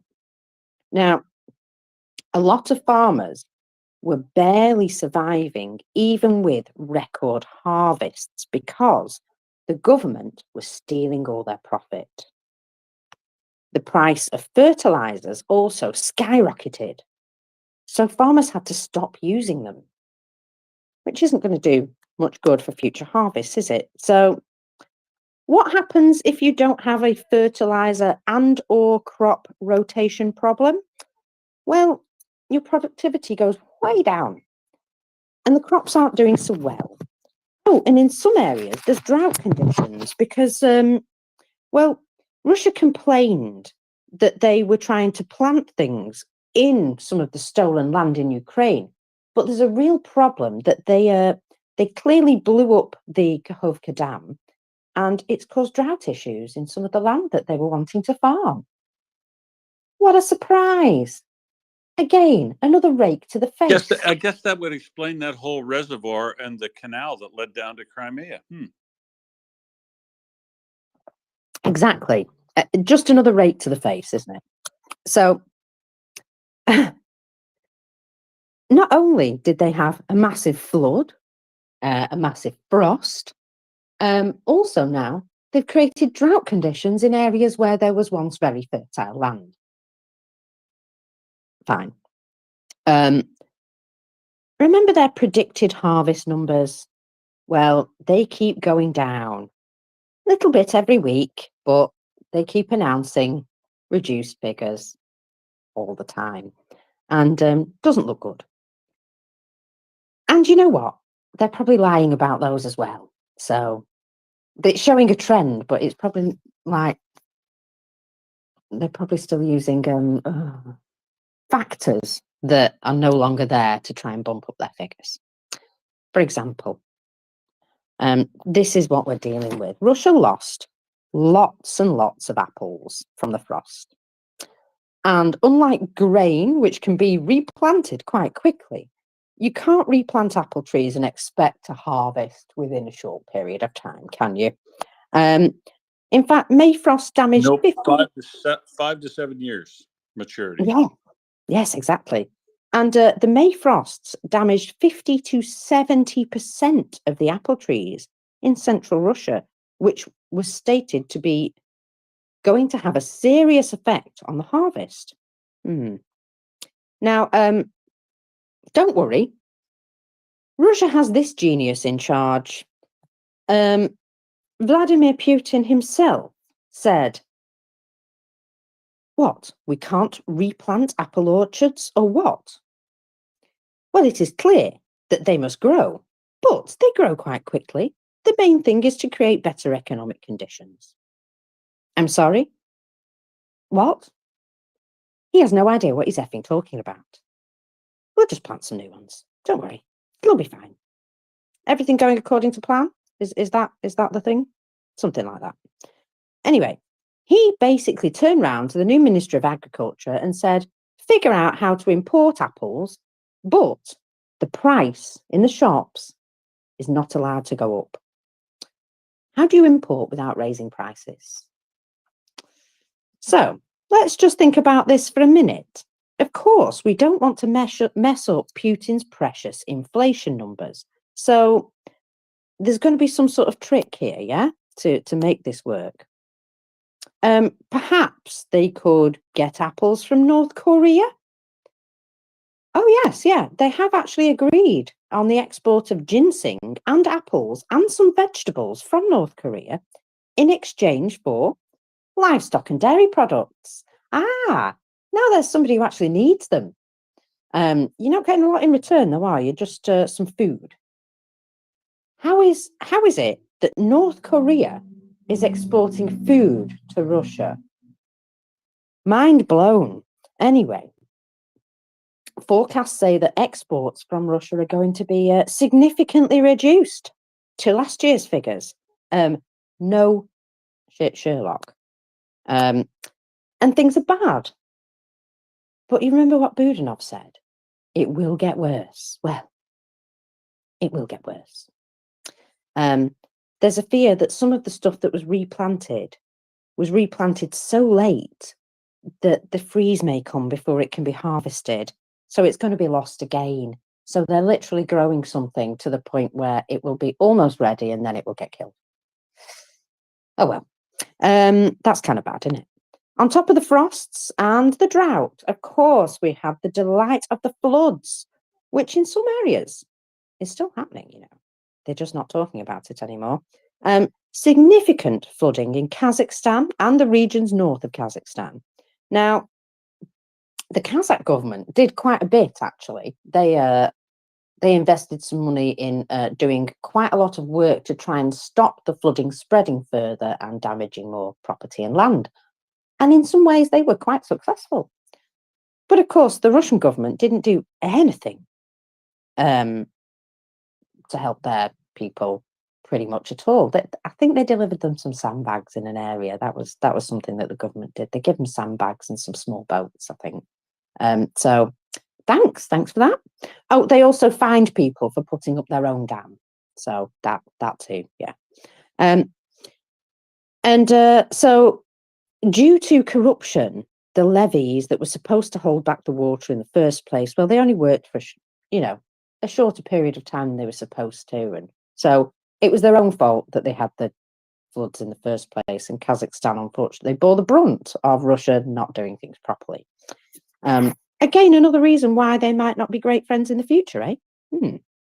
So she went through it all. But when they say a dam broke, what you actually have to think of is an earthen levee rather than a dam. Dams usually have some element of actual structure in them. So there we go. Now, what it did do was it made the population in those areas really, really angry. Lots of people lost their houses. Lots of people lost everything. And what did the government do? Not very much. They did give some people some money, but yeah, I think most of these people were pretty much out. You're on your own, bud. Well, flooding didn't just affect housing, did it? It affected agriculture massively.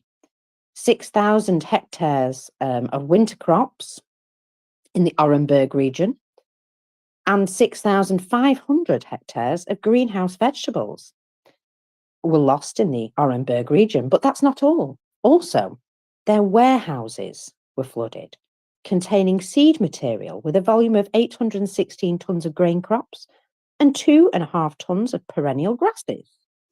Food grain with a volume of 230 tonnes. Now, it's all right replanting stuff, but what if you lost all your seeds in the floods? Awkward. There was flooding in multiple other regions too, but they were separate events and they cost lots of money too. So we've had frost, drought, floods. Forest fires come next on the list. they don't have enough people to manage the forest or fight forest fires. And we have noticed that these landscape fires always seem to get out of hand and start burning villages now. In fact, let me see, on the 16th of April, it was noted since the beginning of the year, 800 natural fires have been registered in the Far Eastern District. This is almost twice as high as last year, when the number of what they considered were natural fires was 450. That was April. So, you know, number of wildfires has doubled in the Far East. And remember that video of the train in Buryatia driving through a forest fire and how much fun it looked? Yes, lovely. But of course, at the same time on Russian state media, they were shouting that God was with them. I don't know about you, but I don't think he's got anything to do with it. So all of this should indicate phase 3 of the Russian government's collapse, or the Russian collapse, basically, is here. A significant amount of trade and income has been cut off from them completely because secondary sanctions and because they're bad customers. People don't want to work with them anymore. And in addition, expenses are going up because of gestures vaguely at all the above. So a lot of people don't necessarily see the Russian economy outside as having problems because they look at the GDP numbers and they don't understand just how Russia has pretty much completely blown their entire year's budget by February. Now, the reason it doesn't show up so obviously is because all the government spending at the beginning of the year. So the government have been basically spending their own money to hold up themselves. So government contracts and stuff put money into the, environment and what have you. But of course, none of that money produces anything that's useful. Well, unless you're calling bombs useful, but it's not really bringing any revenue into the country, not really. So it's very confusing. They throw around all these numbers. People read that the GDP is 7.7% without realizing the way that the spending works and the fact that Russia cannot sustain it. Remember I said that they did these things to uphold their economy and make the ruble look better and prop it up more, but they were sort of one-offs. Once they're done, they're done. They can't do it again next year. So where was it in May? Well, it was pretty good in May because they did most of their spending at the beginning of the year. And, it was suggested that the economy was getting better. The economy is not getting better. I'm here to tell you it really isn't. The economy is getting ridiculous. You see, in order to try and fix the increasingly bigger holes in the budget that have been appearing, like sinkholes all over the general area of Russia where, trucks just disappear and so on, they decided the best way to do that, the best way to fill in all these gaps in the budget was to, yes, that's right, increase taxes. Again, they keep doing this. So the increase government revenues are coming from more increases in fees and taxes, not from Russia's economy doing better. And that is what you have to understand, that they are not suddenly doing better. They have just suddenly decided to take everybody's profit off them. So it looks better for a short time. Now, the Russian Ministry of Finance proposed to increase the fee for a divorce by 8 times.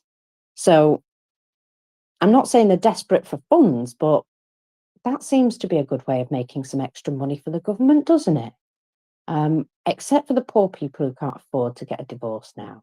So they're just going to have to go with the good old murder your husband technique or something like that. It happens. It happens in Russia, sorry.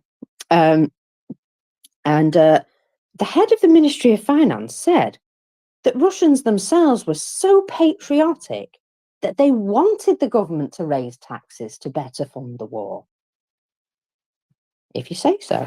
And remember that problem with fertilizers? Well, guess who decided that fertilizers are now going to be even more expensive? Yes, that's right. The Russian government. Well, actually, no, that guy again, what's his name? Solaniov, whatever his name is. The Russian Minister of Finance. Him. He's increased the taxes on fertilizers yet again. Oh, this is the guy, if you remember him, they made him take a ride on the journalist bus in China because they didn't have enough room for him with the real people. There was no space for him on the Russian delegation bus, so they made him ride the bus with journalists and get harassed the entire time he was there.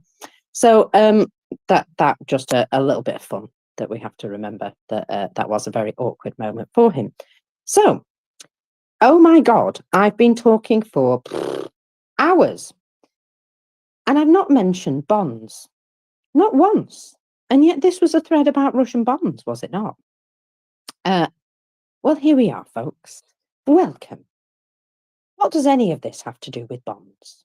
Well, now that we've got all that under our belt, we know the National Welfare Fund is getting depleted and they need to be able to cover that deficit, which is why we would love to know exactly how much that deficit is, but they keep lying about it and hiding the information. So it's a little bit difficult to tell, but it was much higher than expected to be at the end of last year. So we need to be prepared that there is only so much you can tax people. Nationalizations are backfiring, and Sulanov has already managed to increase the deficit with all of his actions. Now, the Treasury on the 30th of May or thereabouts said that it was nearly 4 trillion rubles. But then they sort of said, don't worry, it's not that bad because we haven't yet received the tax revenue that we're waiting for. So it'll get better. Well, guess what? It isn't really 4 trillion rubles at all. No, it never was. In fact, it's larger than that, by more than $500 billion rubles, which is a lot considering it was less than $1.5 trillion before, but 2.12 trillion is better than 4 trillion, right? Apparently. So the Russian Ministry of Finance then increased the estimate of the state budget by almost 525 billion rubles. So there's a few notes on this. Many waved their hands and said the huge jump to nearly 4 trillion ruble deficit reported was just because of the delay of the taxes. And when they added in the taxes, it was 2.12 instead, right? While that was true, it wasn't a surprise. They knew it would happen. They didn't warn anyone of the change. And the end of April, the Russian government had already heavily exceeded their yearly budget. So 2.12 does look better than 3.98, which it was supposed to be, but they had only projected for it being 1.59. So there was a 33% increase after only 1/3 of a year on a full yearly projection. Not looking good, is it? Again, the main reason for that deficit is reduced revenue, not increased spending. But of course, they need money. So guess what? They increase taxes on everything and everyone and everything you can think of, including the price of a divorce, apparently. So the Ministry of Economy is now wondering how much they can increase, where, and whether they can still carry on spending money out of the National Welfare Fund. And even their own finance newspapers are now saying, are you mental? It's possible. They don't even have 6 trillion in liquid assets left in their National Welfare Fund, from what she's able to determine. Meanwhile, Putin is going around approving projects like crazy and spending money out the National Welfare Fund. And nobody wants the Prigozhin treatment or generally to fight with gravity from a window. So everything gets approved. Oh, well, no, I say everything gets improved. No, they didn't approve kindergartens because some sacrifices have to be made. That's right. Putin said himself there are no funds for the renovation of kindergartens. But, there's plenty of funds to bomb kindergartens in Ukraine. Just saying. Now, they're also looking at a resort, building a new resort in the occupied Zaporizhia region. In fact, he demanded that they build one and use Ukrainian prisoners of war as slave labour because that's cheap. Bang, that got an approval. So they've got to find money for that, but the key rate is very high. There was for some reason a big propaganda campaign suggesting that the key rate was about to go down in the fall, because lowering it didn't make sense from any of the other information that had been received. So it was a bit strange. It never made sense that they were publicising this. The press conference following the last central bank meeting, even Nabulina seemed very frustrated by the fact that she had made suggestions and nobody had listened to her. And she's probably very tired of being asked questions, giving answers, and then none of the answers she gives are being listened to. It's a typical female problem, honestly. If you've got boobs, half of the things you say just don't, they don't get across. You've got to shout them. Sorry, gents. I know not all of you are like that, but, as a general theme, sometimes you have to excuse me, you asked me a question. Do you want the answer? So the only thing they're discussing now about the key rate, of course, is raising it. And she did warn them of this a number of times and they didn't listen. So now they're even talking about 20%. So who wants to buy bonds at the rates the Russian federal government finds acceptable, especially as the rate is clearly going to go up? And the Russian government doesn't really want to sell bonds at these rates. They really need people to buy them, at a rate which is beneficial to the Russian government. And nobody wants to because it's not beneficial to them because business is business. So what happens to these bonds if the Russian government collapses also? Do you feel confident that the Russian government, if you were to buy these bonds, would actually pay them out? I mean, we've seen people with really high confidence in purchasing bonds in Canada, for example, that were, to assist with Ukraine's funding. Loads of people bought them. In fact, they issued these bonds and they sold out in almost a record time. And they were like, goodness. And I think they've done a couple of those schemes now because it's really, people found it really popular. But they know that their government will pay out on these bonds. And they will actually, I think in the end, they don't make a great deal of them. But the whole point is you're putting the money into something positive and you get it back at the end. So nobody has any confidence that the Russian government will actually pay on these bonds. And I'm not bloody surprised because, all the other information that we've taken a long time to read through, they're not very trustworthy, are they? So would you believe this thread still isn't over? People keep saying that the Russian economy is becoming stronger due to US sanctions. I don't know about brainworms, but you've got to seriously have some holes in your noodle to think that that's the case. Now, before Russia invaded in 2022 versus where they are now, if sanctions made them stronger, well, none of the stuff that they wanted to do prior to the war has actually happened. They released some very aspirational things, such as their $110 billion Arctic megaport and, what they were calling the Arctic Silk Road. These were aspirations before the war, when they thought that they had lots of investment. These are never happening now. So, if all their big projects are no longer happening, they're not getting stronger, are they? Quite clear. Finally, oh my goodness, bonds. Yes. There's loads of sources for this. She gathered them all together. So basically, just take my word for it because she cited all these sources. So she may dump all the links at the end. Oh, in fact, there you go. She's dumped all the links. So don't worry. We will talk about them in order. So there's piles of links. And see why when people question me and think I haven't done my homework, I absolutely have. And yeah, there are 2 full posts of links. So, as far as she can tell, there weren't any records of any more placements from previous auctions, which mean going into the last day of auctions, or Q2, they'd only managed to place 444.3 billion rubles of their 1 trillion ruble goal of sales of bonds for Q2.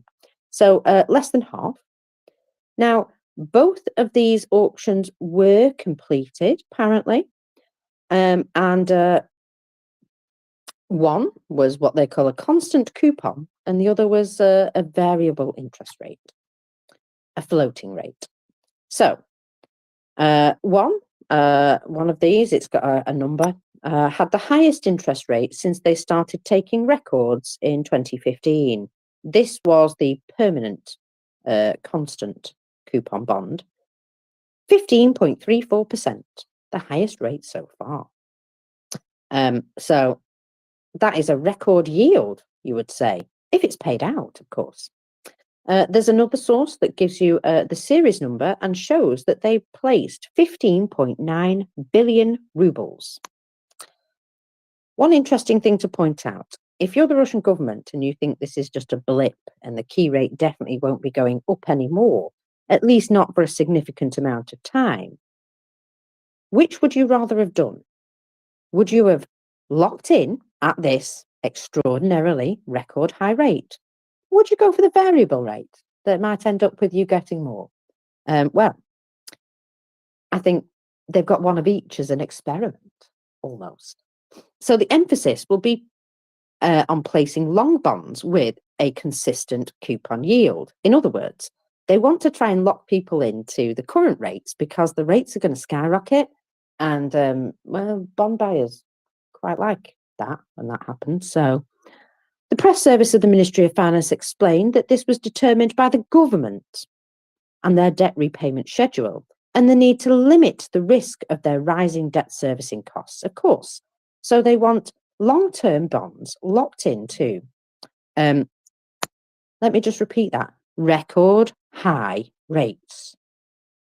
Long-term bonds locked into record high rates. What does that tell you? That tells you that they don't believe the rates are going down.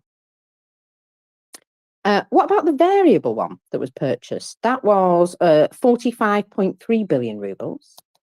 So for Q2, they had a goal of 1 trillion rubles and they actually made just over half of it, 505.5 billion. So just over half of it. Now, in Q1, they did achieve their goal, which means that half the year is over and they have placed 1.31 trillion rubles in bonds. And it's not enough. Keep in mind that expenses are going way up. Incomes are either staying the same or not really going up. They're actually going down, even when they're getting more money because of the price of inflation. So initial predictions they had for setting their goals this year might have been a little bit off. And they may have a little bit more debt than they expected because of things like this, that these bonds are going to get more and more expensive for the Russian government to cover the repayment. Not that they're ever going to repay them, guys. Stop buying bonds from people like Russia. So the problem is they have other bonds that they need to secure. So half the year is over and they haven't covered all their needs. they've got over 130 billion more rubles that need to be covered, and they can't. They're also predicting that the cost for covering the debt in 2025 will now be over 2 trillion rubles, even with moderate loans. And they were just placing record-breaking numbers there, record-breaking figures there. That doesn't sound good, does it? So anyway, the most recent update, it did lower the amount they want to get from these bonds in 2024 to 3.921 trillion rubles. So by the end of the year, unless they change their goals again, they need to get 2.61 trillion rubles, which is basically double what they've placed in the last 6 months. So they've got to double their purchases from the last 6 months. I'm sure nothing will go wrong. So what's their goal for quarter 3? It's 1.5 trillion, which again is more than they've placed in the last 6 months. You can see how this is going, can't you? And if they empty the National Welfare Fund and they can't place bonds, what happens then? And it is worth just listening to this quote from, who is he? He's Igor Susin, the managing director of GPB Private Banking.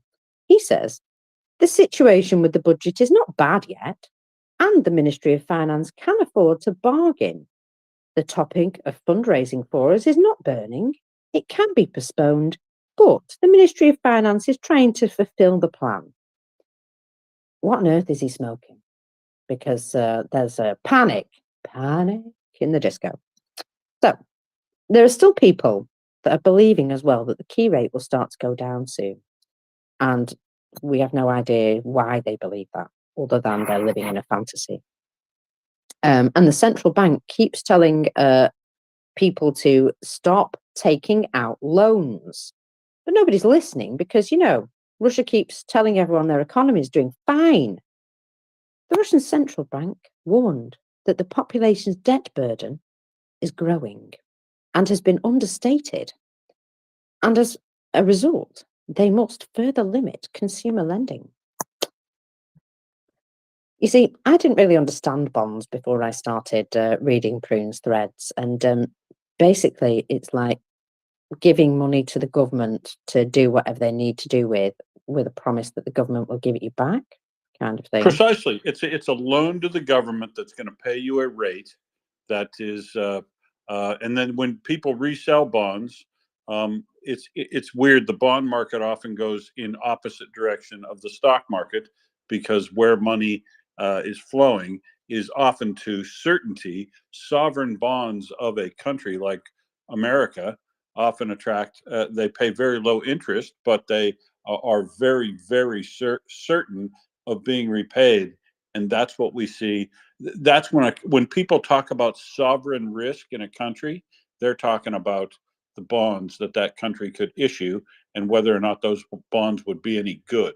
And I'll just note that the foreign debt that is locked up by Russia, 300 billion in euro, in Europe, and also there was $6 billion in American bonds, government bonds, and $6 billion in Australian government bonds. So our governments are considered to be very, very good risks, whereas Russia's is seen to be horrendously bad. As you say, when they do an auction, they can't get people to buy them, even at the very high fixed rate. So they go to a variable rate that pays even more, but they can't move the full quantity of those they expect to do.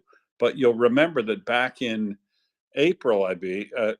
March, when Ukraine issued bonds, they got 3 billion euros, and it was they set we want to raise 3 billion euros at a price of this for X percent of interest, and that was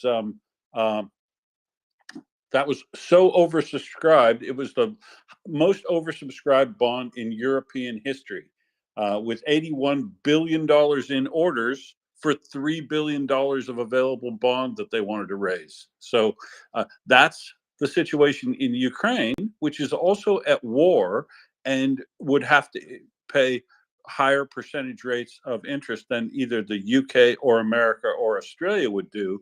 But when they set an interest rate that they were going to pay and they set the amount of money they wanted to raise, it was the most oversubscribed bond in the history of Europe. And Russia's trying to issue bonds, which are considered garbage.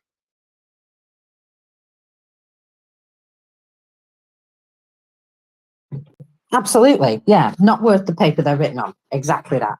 And this is one of their big problems, that there is not actual confidence. But Nabulina of the central bank tried to warn people. She said, the illusion arises that borrowers are more reliable than they actually are. And, subprime mortgage crisis type situation. Just saying. So it's also worth remembering that the Minister of Defence has been in or even championing some of the terrible dumb decisions that led to this mess. You see, Putin was listening to the Minister of Finance instead of listening to Nabulina. And I'm not sure if it's because one of them had a penis or he was telling him what he wanted to hear, and that was much more nice to listen to than what Nabulina was saying. But, a lot of the time you've got to remember that we do tell the truth, even if it's harsh. So, it's nice to know that poor Elvira, poor long-suffering Elvira Nabulina, this is probably why she wanted to quit her job, because nobody bloody listens to her. They ask her opinion all the time, she gives it, and then they do something else. I would imagine that's terribly frustrating. And yeah, the thing is as well, she's also getting death threats because of the decisions that are being made. And she's not making the decisions. They're being made by people who aren't listening to her. Brilliant. So, Russia's trying to tell people that they're doing all sorts of amazing things, right? They've said that the sanctions help them. Pardon? Okay. They're going to become self-sufficient. It's forcing them to do everything themselves. In fact, they're going to make a new video games console, aren't they? They're going to start building ships without any foreign parts because we don't need anybody, if you say so. And they're going to figure out how to shave those 6 tons off the MS-21 aircraft that's almost a decade late on delivery. Because, build their own planes. They'll figure that out. Oh, yes, they will develop their own AI and conquer the entire world with it, of course. Russia is the largest country on Earth, with a GDP smaller than New York State, but 7 times the population. So we really do need to lower our expectations of what we expect from them. People have some very highfalutin ideas as to what they can achieve. Lower your expectations. Even if you make adjustments for how GDP is measured, due to their military and industrial complex, you can still look at it in terms of sheer magnitude of scale. If I said I was going to buy a jumbo jet, you'd think I was crazy. I don't have the money for that. And that's exactly the thing. They keep saying, we're going to do this. We're going to buy this. We're going to do this amazing, incredible thing. And they don't have the money for it, basically. Now, there are some people who disagree with this. And I can tell you now that they forget these 2 things. There were 2 sources of this information. And one of them was the Russian central bank themselves. So, guys, every time you deny this, have a little look at what Elvira's been saying for ages and how she pointed out that these are going to be big problems for them. And guess what? They're turning into problems, just like she said. I just feel as though sometimes, listen to the woman. Just listen to her. aliens would have turned out a whole lot different if they'd have listened to the woman. But never mind.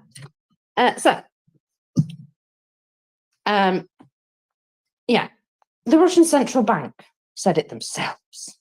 Remember the announcement of the threat of death of the Russian economy due to sanctions? Well, how are the Russian government going to fix all of that? Can they?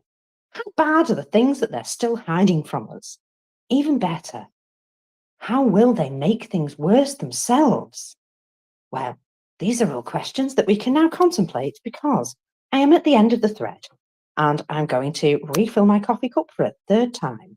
There you go, Will. Have you enjoyed this little relaxing morning listening to me harp on about how terribly effed the Russian economy is?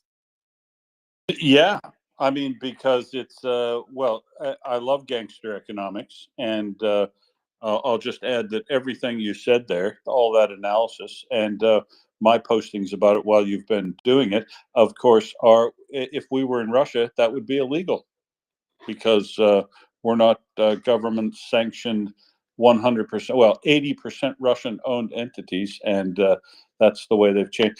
That's the way they fix bad news from getting out of there. But imagine being Nabulina, being that poor woman, economist who, fancied herself being like Janet Yellen one day, and being told, giving your thoughtful analysis on something, and then they go, yeah, we won't be doing that. And then getting death threats over it, but saying, F this, I'm just going to quit my job, not being allowed to quit your job, but we're not going to listen to anything you say. That's a really good job to have. And when they passed that decree that no current position holders in government offices above a certain rank could quit their position without permission, that was specifically done to catch her. I mean, they didn't name her, but they passed that. Putin decreed that resolution specifically at the time when she had tried to make quit her job. So everybody, and then you saw the writing on the wall that I'm going to lose a bunch of people if the technocrats. At some point he might have even lost Belousev. But Belousev's now the Minister of Defense, and so he's locked in for the duration. But most of those technocrats, there's real balancing act between wanting to have international prestige in your area of expertise and being Russian citizens. And that choice is now being taken away from them as they drift into totalitarianism from simple garden variety authoritarianism, so that the personal agency of people is continually being eroded now, where people can't leave their positions. You're not allowed. We have heard, and I suspect that the Russian government will also start ramping up reinforcement of their registration regime that not many people knew about the other day when I was talking to Alan about it. That, from Soviet times, your movement was restricted on where you could live. You had to register. You have an internal passport and an international passport. The international passport is the one you'd recognize that you travel on around between countries. But Russia has an internal passport that you have to use to register yourself for government things, and if you go stay in a hotel, and if you want to change addresses and all that sort of stuff. And that's kind of drifted, that people don't, but because you're subject to approval of the government to change addresses from one address to another. Now, it's been so laxly unenforced for a long time that it's not a big deal, but it is one of the technical missteps you can make. Like if they were to gather you all up at a nightclub the other night, Mockers, when you were out there and you were in Russia, and they said, we're going to take anybody here who's got infractions. We're going to arrest them and take them into the police station One of the things they could get you on is if you'd never registered your address when you move address, or you're staying in a hotel or whatever like that, and that could be one of the infractions that caused you to get caught in the net that would be mobilized and then end up in an army barracks someplace. So I mean, there are thousands of things you can do wrong in Russia, but one of them is just being your address. So as they drift from just garden variety authoritarianism into totalitarianism, people will lose their agency for all sorts of things, and they'll start enforcing a lot of things, as you see with respect to fines for not having any children, the increasing elimination of the capability for women to make choices about their reproductive health, and all that sort of stuff, all those drifts, each and every click that you hear in Russia as they move toward totalitarianism means it's the only way Putin can go, because as things get shittier, as you just described, Russia's foreign debt capability, if they no longer have opportunity to raise foreign debt, and the part of that you were talking about that we don't have exact numbers on it anymore, but we're still making predictions on where the value is after Russia stopped publishing numbers. We still see things like gold transfers and that. And the latest estimate is that sovereign wealth fund, the social welfare fund you're talking about, is down below $50 billion when it started the war at greater than $148 billion, I believe. It's down to about 2/3 of that value. Sorry, 1/3 of that value, or below 1/3 of that value now. And I haven't seen the latest estimate. But as those things become unavailable, as they no longer have money in the savings bank to prop up Gazprom, prop up the ruble so it doesn't go above 100, feed their war machine, because some contracts are going to have to get paid, buy things in foreign currency that they're going to have to get.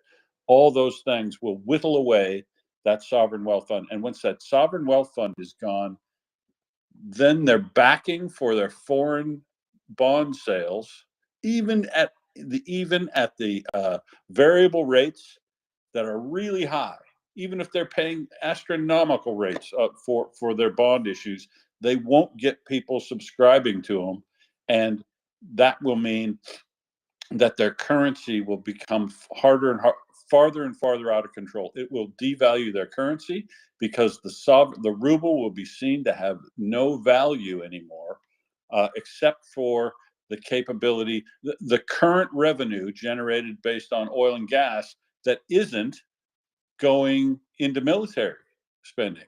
So the whole financial backing of Russia goes from this massive sovereign wealth fund to just what they can raise on a year by year basis, and they are squeezing out economic activity from the rest of their economy to focus on just military stuff, with all the problems. So this is why I say when that sovereign wealth fund's gone, they won't be able to get bond issues out anymore. They just won't get subscribed, and the only way they'll have to do things is to print more and more currency. And that is the way that Russia and the Soviet Union have historically gone in funding wars. They tend to just print money, as much money as they need, and then hope they can trade that money with others. But as their currency becomes worth less and less, and they have to get to alternate schemes and alternate trading mechanisms, which are going to further cause the efficiency in money transfer to go down. Meaning, if you can trade in US dollars, the rate of settlement is a tiny, tiny percentage of what you're going to do. But if you're trading pork bellies for rice futures, the calculation becomes significantly more difficult, and hence the cost of the transaction as a percentage of the overall transaction goes up too. So they're on a hiding to nothing here. Russia's only way out, its only way out to save its economy, and I'm not sure it can be done anyway. But Navalny knows this. She's told him this. The only way out that they even potentially have ahead of them is to withdraw from this war immediately, stop all military production, and shift to creating a better society that is more fair and equitable, so that hopefully people start having children again and want to refill that society with workers and teachers and everything, consumers, right? It's this game that your salary is my, or my spending is your income. They've got to get back to be able to do basic economics and follow people's advice, like their reserve banker. But yeah, it's an alternate reality, and I thank Prune for putting together this level of detail. But the key is cut out all of their savings bank, make them only be able to produce things on current revenue versus current expenses, make sure their expenses go up drastically with sanctions and all that, and make sure that their revenue stays down as low as possible. And that will mean they'll have to squeeze out everything else, and it all gets worse. And these are the things we see that's happening in Russia. If they want to save themselves, all the exit from this war and stopping concentration and becoming military, a military power and taking over their enemies, that's the only possible way out for them. But I can't even, I wouldn't like to take on that economy and try it, given the demographic problems they've created for themselves by killing off, what are we up to, 542,000 people today. 542,000. Cut those prime breeding age working males out of your society, and that number keeps ticking, tick, tick, tick, tick every day. 1,200 more, 1,100 more. So yeah, I am not at all. So when I first went to Russia in 2002, I was pretty optimistic about what Russia could become. Even then, even in 2002, even though that people were already turning away from and concentrating into parties which were clearly steered toward non-egalitarian things. United Russia and the communists are still going, but the small technocratic parties and Yabloko and all those, they were already dying. But even then when I got there, I saw the capability for Russia to use its economic wealth, its raw material wealth, to concentrate a bit more on the internal economy and build a sovereign wealth fund so that you can back things like universities and healthcare and all the things that your society makes it more valuable to live in your society, and move on from there. But so I was still quite optimistic in 2002 when I got to Russia, and now I think Russia would probably have I would have a hard time. Maybe Haiti and a few others, but there would be damn few countries I've looked at that I would say would have worse prospects than Russia at a decent future. Yeah, I think I've got to agree with you there. I mean, I don't see this place having a big population boom at any time because, well, there's just nothing to, support that. That's the problem. They want people to have more babies, but they're not providing schools or, facilities or even any additional money for welfare, really. Well, I believe Awan is going to mention that Romania had almost exactly the same problem, that they expected people to have lots of children, but they didn't put any infrastructure in place to support any of that. Iwana? Yes, can you hear me okay? Sure Perfect. can. Yeah, so indeed, we had this problem in Romania because, after the communist policies of having children that led to horrible results, actually, because women died trying to, well, not have children. People were kind of reluctant to have a lot of children here. The economic situation was not very good.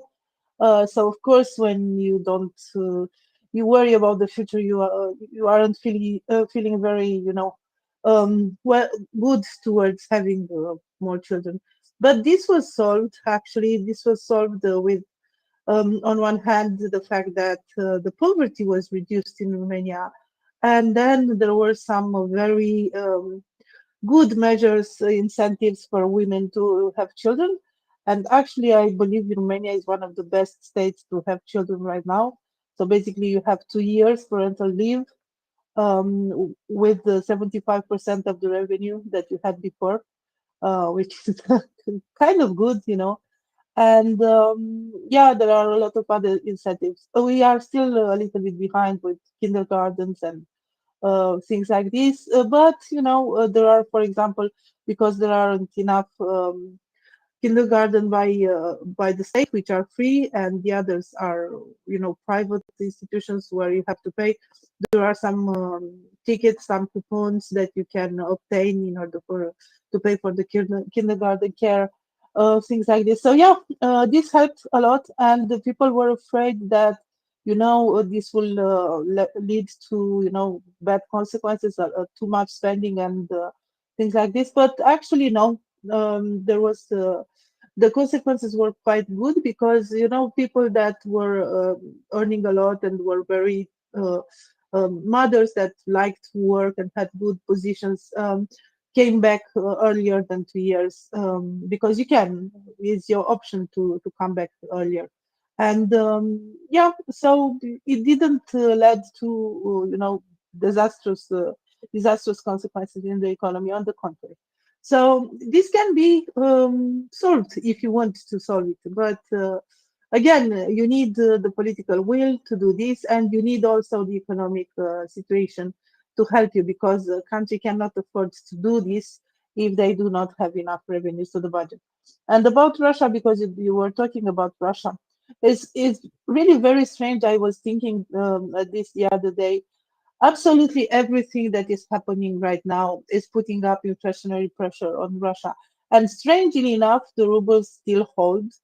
So what central bank is doing is absolutely amazing, keeping the ruble afloat, actually. But I don't know how much, how they can keep it there, because we have seen like desperate cries from Yabulina: stop spending the reserves, stop doing this, stop changing the laws in order to, make the companies, investors leave, and so on and so forth. So basically, demographic, the fact that there is very low unemployment, actually they don't have the workforce, is putting up inflationary pressure, because you have less people to work, so you have to give higher salaries, so more money. And parallel imports, it costs more to get things through Kazakhstan than to get them directly, so more money.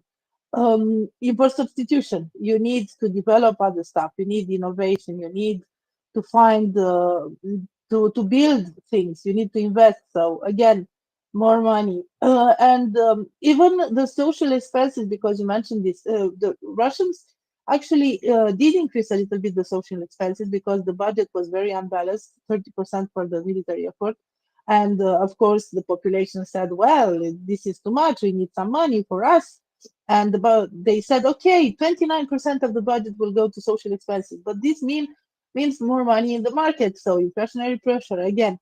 And yeah, it's kind of strange that it's still holding. Like, I don't even understand how they can keep it. I highly suspect that this is artificial. And when I say artificial, they establish exchange rate, and they go with this without this being reflected in the market. And they can do this right now because they do no longer trade in dollars. So there is no real exchange rate. So they say, this is the exchange rate, take it. And yeah, it's kind of like this. But again, I don't see how they can hold like this for much longer, because, and I said it before, and maybe Will wants to comment on this, the GDP looks good because there is a lot of spending on military, but that spending on military doesn't come back to the economy. It goes and blows up in Ukraine. And when you don't invest in schools, in highways, in infrastructure, in bridges, in houses, in even food production. We have seen that they have problems in medical care. And all those things, your economy is going down the drain. Well, the Russians have a problem with the drains. Anyway, I'm done. Sorry, I'm cooking and I'm kind of all over the place. No, but you're dead right. I don't know what it is in, every country's different, right? Depending on how big their government is. A government might be 10, 20, 30% of the economy. Government spending might be. I can't remember what it is in Russia, but I know that Russia's 30% of the entire fiscal budget, or 6% of their GDP, is being spent on the military in this year, and projected to go up to 8% next year. So we're talking about countries to maintain their normal activities, or their normal defense. 2%, right, is the target across NATO all over. Well, Russia's spending 3 times that much this year and 4 times much next year. They're cleaning out all their stock, and you're absolutely right, Joanna, that money that is spent on tanks and artillery shells and bullets and all that sort of stuff to go be left in Ukraine along with warm bodies, that is a false GDP. So they really ought to be looking at what their non-military GDP is going forward. I would suggest to you that Russia's GDP, its real GDP that it's spending, that it's non-military, is probably smaller than Australia's now. Imagine that. Russia has an economy about the size of Australia or smaller, and we only have 25 million people in this country. So yeah, they're on a hiding to nothing here, and that's why I say their only hope in Russia is to stop this war and all wars, literally draw within themselves. If Russia were to stop today and adopt the 10-point peace plan from Ukraine in full and get good terms, very, very good terms on the time period for repayment of the reparations that it would have to for Ukraine, if it got very good terms on those, but accepted the 10-point peace plan generally, and was isolated until such time as it turned over war criminals and denuclearized and did all the stuff that I've said I'd like the world community to enforce on Russia. If it did all of that and put all of its effort back into just building a civil society and not worrying about trying to attack its neighbors, and have a true political reckoning and political revolution in that country, a grassroots, we're all going to engage. If they did all of that, they might have a hope. But look, I think Russia's going to be beaten back, be isolated grudgingly, not try to make any attempts to modify itself, further concentrate power, and use the military it has left to become a repressive, isolated, hermit society like North Korea, until such time as it grinds to an economic halt, and then what becomes another vassal country of China, like North Korea is. But note that model will even break at some point, because at some point the captured economy of China, they will have to come to a reckoning.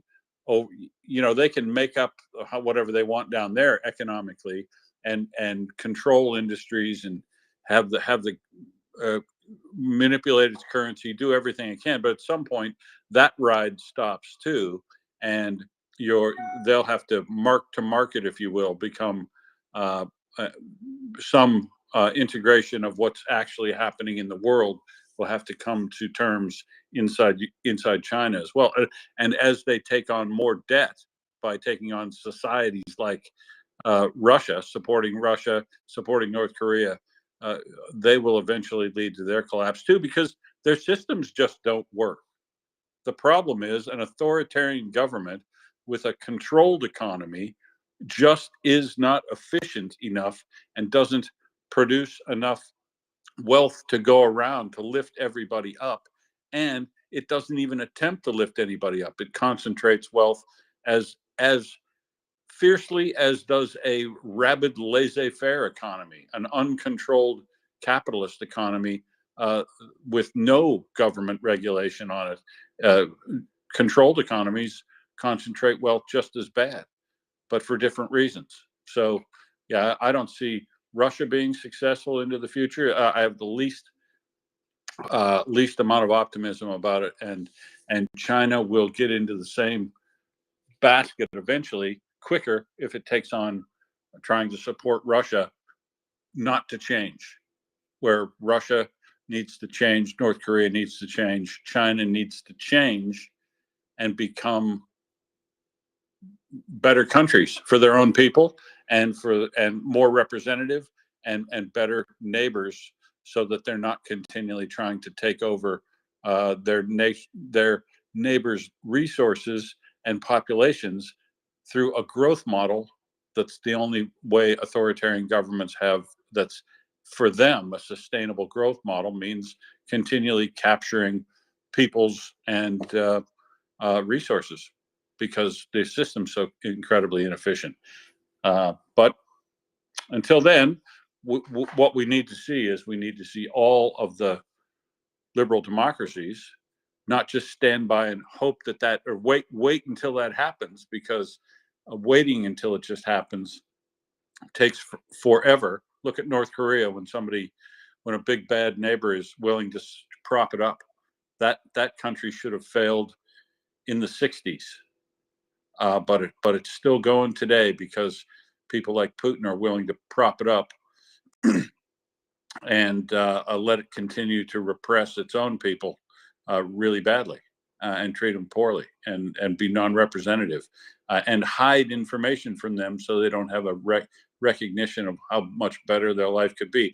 I mean, do you know any country that used to be portion of the Warsaw Pact that isn't better off today than even Hungary?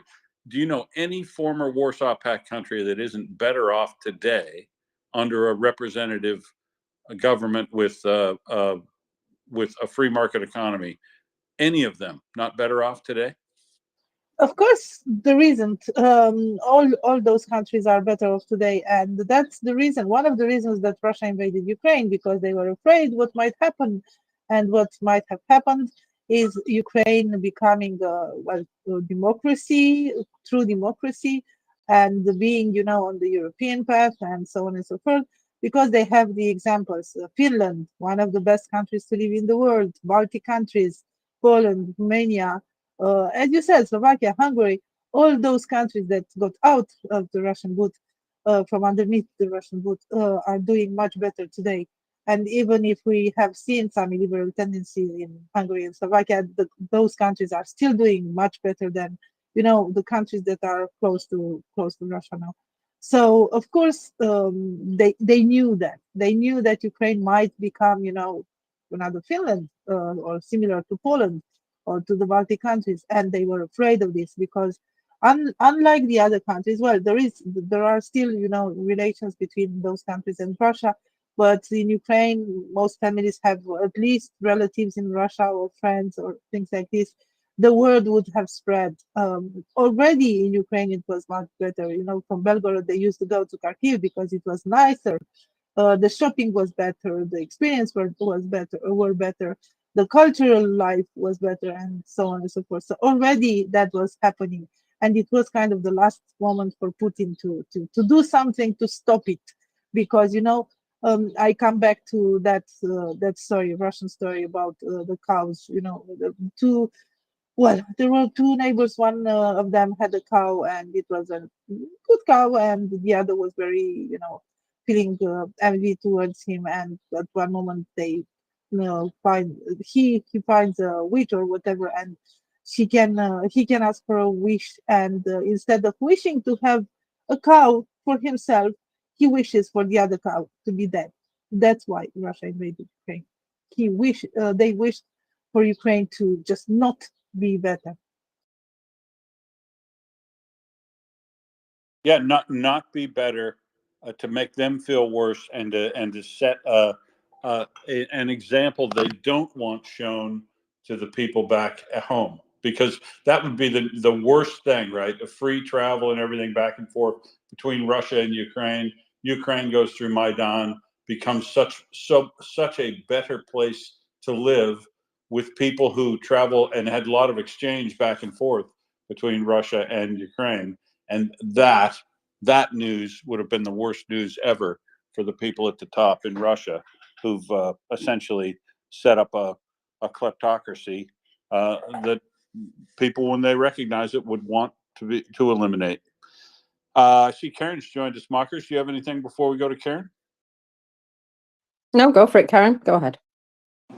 Well, I just wanted to let you know that there is a class coming up in about 4.5 hours. And it's by a Ukrainian journalist from Kiev. And her name is Margot Gontar. And I've already sent you a link. And she is going to give a lesson in swearing in Ukrainian. And the space will be happening in about 4.5 hours. So if you want to get some good Ukrainian swear words, this is the person to go to. Thanks. Well, cheers, Karen. Thanks for advertising other spaces. No probs, but cheers. So, shall we have a look at some booms? Because there have been some booms in a number of regions. Well, that's your name. In the Petsk region in Russia, it was a very sleepless night. 9 UAVs were apparently shot down over the industrial zone. Special service officers continued to work on the site of the fallen debris. Traditionally, no casualties. They say one of the fragments fell on the roof of a residential building, but no harm done. I'm sure. So, also, they reported that air defense systems on duty destroyed 15 UAVs over the territory of Kursk region, 9 over the territory of Lipetsk, 4 each over the territory of Voronezh and Bryansk, and 2 over the territories of Oryol and Belgorod regions. Now, that suggests that there might be some fires, doesn't it? And, oh yes, there's some fires. So, let's see what we can find out. So, in the region of Nizhnekamsk. Nizhnekamsk. Yeah, There's go on. There's a big fuel just tanker on across fire. Nizhnekamsk, where the refinery that was hit with the polymer plant, the petrochemical plant adjacent to it, just across the river from the Yelabuga drone factory that was struck the same day. Ah, nice. Well, there seems to be some sort of fuel tanker on fire there near the village of Sheremetyevka. So dark smoke Sheremetyeva. rising. Yeah. Well done. Hey, I'm getting better, you see. I've just retweeted it so you can see what I mean. And there is actually somebody has filmed the source of the fire in the second video there, so you can actually see the fire. Woo-hoo. Yes, exactly. But the first video shows just how very big the flames were. Indeed. Now, next. There were lots of reports in the Kursk region of noise overnight, and there appears to have been a large fire in Nizhny Novgorod. This it actually appears to be the Gorokovsky agricultural plant. Yet, Russia have put out that this was not the agricultural plant at all. It was just a large open-air dump, apparently. A hazardous waste dump, flammable and combustible materials and waste fats, oils, all kinds of garbage. Not garbage. Exactly. You know what I mean? Waste materials. Yes, exactly. And it makes you wonder, well, you see, there was a lot of explosions there. Makes you wonder what was actually blowing up. So there was that happened. This turned into a huge fire. Now, they were saying warehouses with containers with paint and varnishes were on fire. We've heard that excuse many times before, have we not? And then gas cylinders that were exploding. Now then, how many explosions? In this case, actually true. That facility stores waste materials. Nizhny Novgorod is a really big industrial center, and they produce a lot of industrial waste. And this is a consolidation area for different types of industrial waste. But you'll be surprised, mockers, that has industrial and hazardous waste oversight has slipped off drastically since the war started. They come in and they check out whether or not whether the volume you're storing, the types of materials you're storing, how it's laid out, how long you've had waste, whether or not you've got plans for disposal of it long term, and all these things that you normally follow up on a waste storage and transfer facility. In this case, accidents, arson, who knows, whatever, but a whole bunch of IBC tanks, drums, packages in and warehouse and a yard.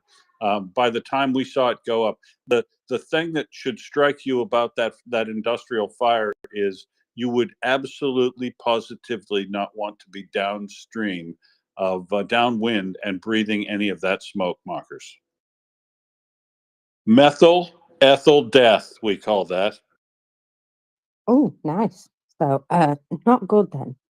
There was some additional footage produced showing warehouses burning at the site. The fire area ended up stated about 1,000 square meters and assigned the second rank of complexity. Huge columns of thick black smoke were seen rising for many kilometers from different parts of the city. Firefighters were already on the scene, but there was no information, and the fire was not yet contained as of this report. Now, I'm just going to see if there was a... Yes, here we go. The industrial zone was finally extinguished. Well, they say that, but what it is showing is that there is still some hotspots because there are still some areas on fire. I wouldn't call that completely extinguished, but it's certainly mostly, finally. We call that contained. Yes, contained, not entirely extinguished. So it spread throughout most of the area, but they said 1,000 square meters last night, didn't they? And today they're saying only 500. So, wink. See, that's the voice of experience there, mockers. When your senior management calls you up, have you got that catastrophe fixed yet?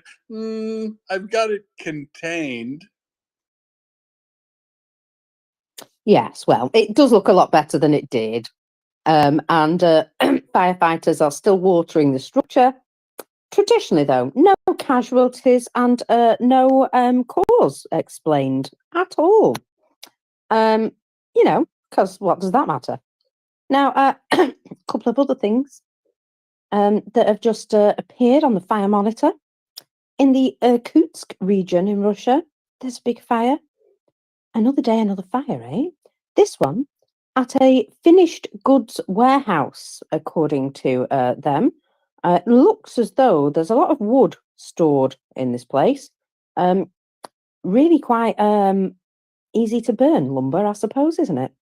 And so what's happened here is the fire is as much as 6,000 square meters, and they're blaming it on dry, hot weather and dense storage of lumber, leading to the rapid spread of fire. 26 specialists and 9 pieces of equipment are working on site. Traditionally, of course, no casualties. But 6,000 square meters of something useful. Okay, that's a shame. Another, oh yes, we talked about the fuel tanker and I retweeted it for you, didn't I? So you could have a look. Well, there's a couple of other things to note. A small electrical bavovna. Now, meow, indeed. It's one of the telecom providers, and their equipment is on the roof of the building here. And for some reason, there was a short circuit. Kind of looks like somebody set it on fire.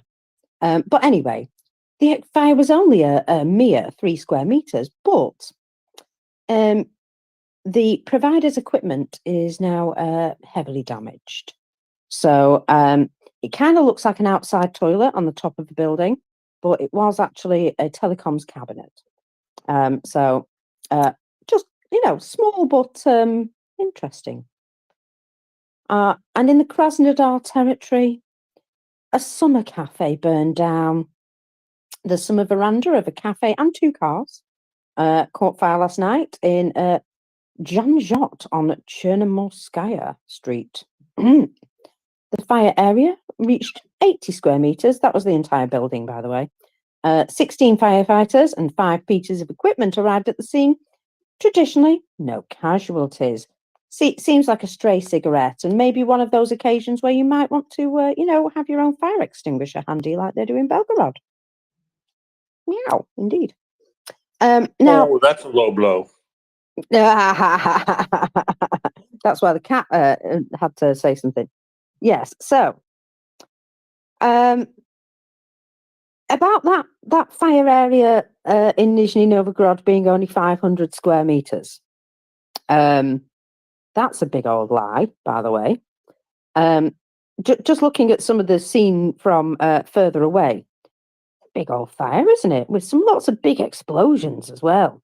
Yeah. Yeah, it's way bigger than 500 square meters. Unless you went to Catholic school. Indeed. So yes, that just it's not the situation, is it? So I'm just looking at Andrew Perpetua's new list, and he has identified 59 Russian losses against 20 Ukrainians. So 22 of the 59 Russian losses appear to be combat assets. 3 air defense items, 1 definitely destroyed. 5 artillery pieces, 1 definitely destroyed. 1 tank. 10 IFVs, 2 of which were abandoned and 7 were destroyed. 2 APCs, 1 of which completely destroyed. 1 MRAP, 5 transport destroyed, including 2 trucks. Now, Ukrainian assets destroyed, 7 combat assets as opposed to 22. 2 artillery pieces as opposed to 5. 1 radar as opposed to 3 entire air defense systems. 1 IFV was damaged, no tanks. 2 APCs were also damaged, and 5 transport vehicles were destroyed. But you can see there's a big difference. There was, however, a ballistic missile strike on a Ukrainian transport train transporting multiple pieces of equipment. The strike destroyed at least 1 vehicle, which is the MRAP. Noted, there may be more. Primary impact, however, is the damaged freight cars full of goods, rather than ones transporting vehicles. We do not know the entire nature of the transported items or the extent of damage to the vehicles. There is also a video showing a large number of Russian losses in the background, and we have yet to geolocate this footage. Cannot tell if the vehicles are new or old, so we've left them off the list. There are, however, 14 destroyed Russian vehicles in that video, and 1 more Ukrainian vehicle. So 14 to 1 in a single video. I think that's it's a general rule of how things are going. Now, Russia seemed to have lost loads of surveillance equipment on recent videos. Absolutely tons of comms equipment taken out by FPV drones, almost as though they've suddenly made it a priority for them. Just saying, and I'll retweet this so you can see what I mean. Normally we see, one or two items, and instead there's a whole list of them there. Just interesting to note. And you know what I don't see a lot of anymore? Loaf vans. I'm not seeing many loaf vans anymore on these lists. They seem to be dying out. And they're using more motorcycles and bobics and larders in general. Now, it appears there was also a Russian train damaged on a video as well, which was again damaged by an FPV drone. Now, again, 90% of all this, if not more, has been done by drones. In fact, the only thing which is really different is the Lancet, not Lancet, the Iskander strike on the Russian freight, Ukrainian freight train. There we go. I will stop mixing these things up. So I thank him for his work, tireless and endless work and what have you. Well, we know that every day when we see his list, there's always a disparity, isn't there, between the Russian losses and the Ukrainian losses. And, well, you can sort of see trends as where, Ukraine go after certain things, or you can see there's been an offensive or something like that. And I just find it quite interesting when I look at the numbers and I think about what that represents. When you talk about numbers alone, they're a bit dry and they don't, give you much in the way of impressions. But 70 odd, just logistics vehicles and fuel tanks lost by Russia over the last 24 hours. That ain't no slacking, is it? There's a lot going on. It's amazing as well how Ukraine has started to make gains in areas and nobody's shouting about it. It's actually quite important. Since Azov Brigade were given the green light to use Western weaponry, they've apparently made quite a number of advances. Just saying. It's not necessarily being reported on, and I needed to point that out, that we are seeing advances, and we are also seeing the Kharkiv offensive. Well, didn't quite work out for the Russians, that did it? They seem to have just stuck their foot in it. Now, Well, bit off way more than they could chew, and this would be a very good example of here again an authoritarian system where people are less and less willing to tell the boss no, and less willing to tell the boss any bad news. And as I put up in the nest to talk about today, that the analysis I made back on the 9th of June, I think, that I'll go out there and make good guesses. Well, I'll make guesses. Whether they're good or not comes to pass. I make guesses a lot like Prune does, not as many, but I basically called this Kharkiv offensive a strategic failure back on the 9th of June because of 4 major points that are in the thread above. And I just want to note that more and more evidence is coming in to demonstrate that is the fact, including the Forbes magazine now published yesterday, their analysis that basically an entire VDV brigade, the 83rd Airborne of Russia, that was moved into this offensive as some of the crack troops.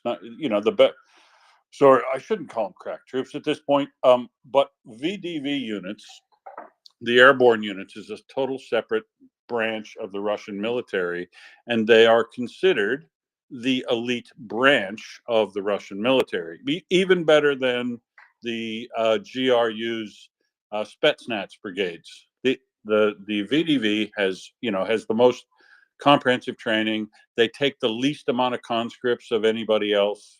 They train better. They use better equipment. They are the folks that are supposed to be able to turn the tide for Russia in any war.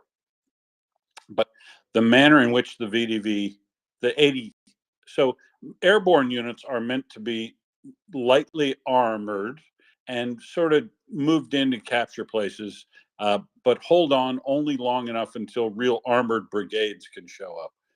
And the 83rd here that moved into Vovchansk had several weeks ago, as of the 9th of June, when I called this, I said, this looks like a strategic failure to me.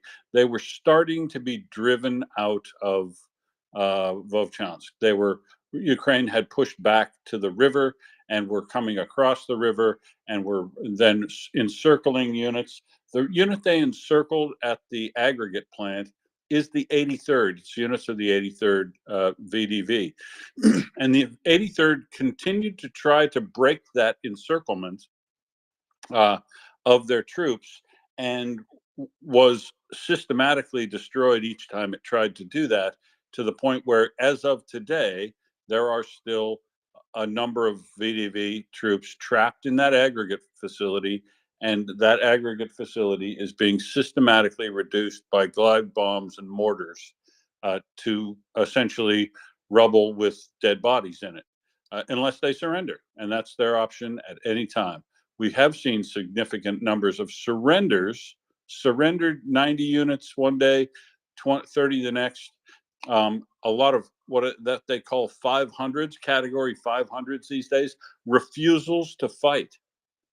Some of the 47th Tank Army has refused to participate, refused to go forward in the Litsky area. So Russia's being driven back here, and they're not able to reinforce it the way that they want, because they're still trying to build this Northern Army. They have this imaginary idea that they can use meat wave type attacks that are relatively unsupported with armor and gain ground or regain ground. As of today, their Russians are reportedly, on Russian Telegram, counterattacking back into the northwest area that they call the citadel of Vovchansk, and to recapture some positions from the Ukrainians that were just recently taken from them. We'll see, folks. But they're calling it the big, last move. I suspect the last move actually started to occur about 4 days ago, when the first reports that elements of the 83rd were being withdrawn from Vovchansk as a destroyed army. A destroyed unit is less than 20% fighting capacity and not seen to be capable of doing anything as a unit anymore, and gets withdrawn. So when Forbes magazine writes that Russia may have lost an entire airborne brigade here, they're talking about the 83rd. And it looks like that evidence, along with the fact that we now see close air support, we're seeing glide bombs being able to be dropped from Su-25s or Su-27s. Ukraine is actually using glide bombs, JDAM ERs, and ground launched small diameter bombs and mortars to precisely hit targets inside the remaining pockets of area where Russia has troops. And if that means that they must have reduced enough of the air defense systems of Russia that they are able to move forward and attack these positions. Now, it's unfortunate that these positions are still inside the territory of Ukraine. We'd like to see them going up and attacking into Russian territory of the concentrations of troops and equipment, and with glide bombs. I'd love to see Ukraine bombing Belgorod rather than just Russia getting all the fun and bombing Belgorod, but we're not quite there yet. But I definitely think this is a strategic this will be absolutely determined to be a strategic loss of Russia, because they did not succeed in any one of the 4 objectives that they stated were their reason for attacking into the north, and it's shown them to be essentially, at this point, what we've all been predicting for probably a year. People keep asking, we talk about this, Mockers, and people will ask, oh, if you keep saying it's not sustainable, how come they can keep doing it, right? How can they keep coming with the guys? Well, they find every means they possibly can with the guys, but the fact is they're raising about 30,000 new recruit mobilizations a month, but they're eating up that many, so you can't both build a new army to try to move into Kharkiv, start a whole new offensive, whatever. You can't build an army while you're destroying an army, and Russia's destroying their army in Kharkiv in a way that shows, because they're having to move units around to cover the whole, not Ukraine, which was one of their strategic goals. So this is getting worse and worse, and we're now getting predictions from some people that some of the military analysts that I read that are saying that Ukraine is building up enough forces south of Vovchansk that they themselves are going to start to try to do more tactical encirclement type moves on the remaining Russian units that are in Ukraine, but north of Vovchansk and north of Lipsy. We'll see if that happens, but it doesn't have to happen. They don't have to have a decisive military victory based on advances of their own to drive Russia out in order for this to be a strategic failure. It's a strategic failure already because it doesn't meet any of the goals that Russia set for it, and it demonstrates a massive weakness of Russia. And more information every day and every week that more information comes in, what I said on June 9th still stands. This is a strategic failure of Russia, and because it's a strategic failure that's taking place there and is impacting Belgorod heavily, the Russian population is finding out about what's going on in Belgorod in a way they've never found out about what's going on in Bakhmut. They've never, they hear stories, but they don't just know people out there that they can get information on. And because Russia is trying to expose, here again, Mockers, they're making a huge mistake. Because the Russian propagandists are trying to make hay out of the Western weapons that can be used inside Russian territory, they're having to expose the damage that's being done inside Russian territory, and that is furthering the flames of discontent inside Russia all over the country, as they find, as Russians hear on the news night after night after night, towns and villages in Belgorod that are being impacted. It will have a cumulative effect over time that will be undeniable.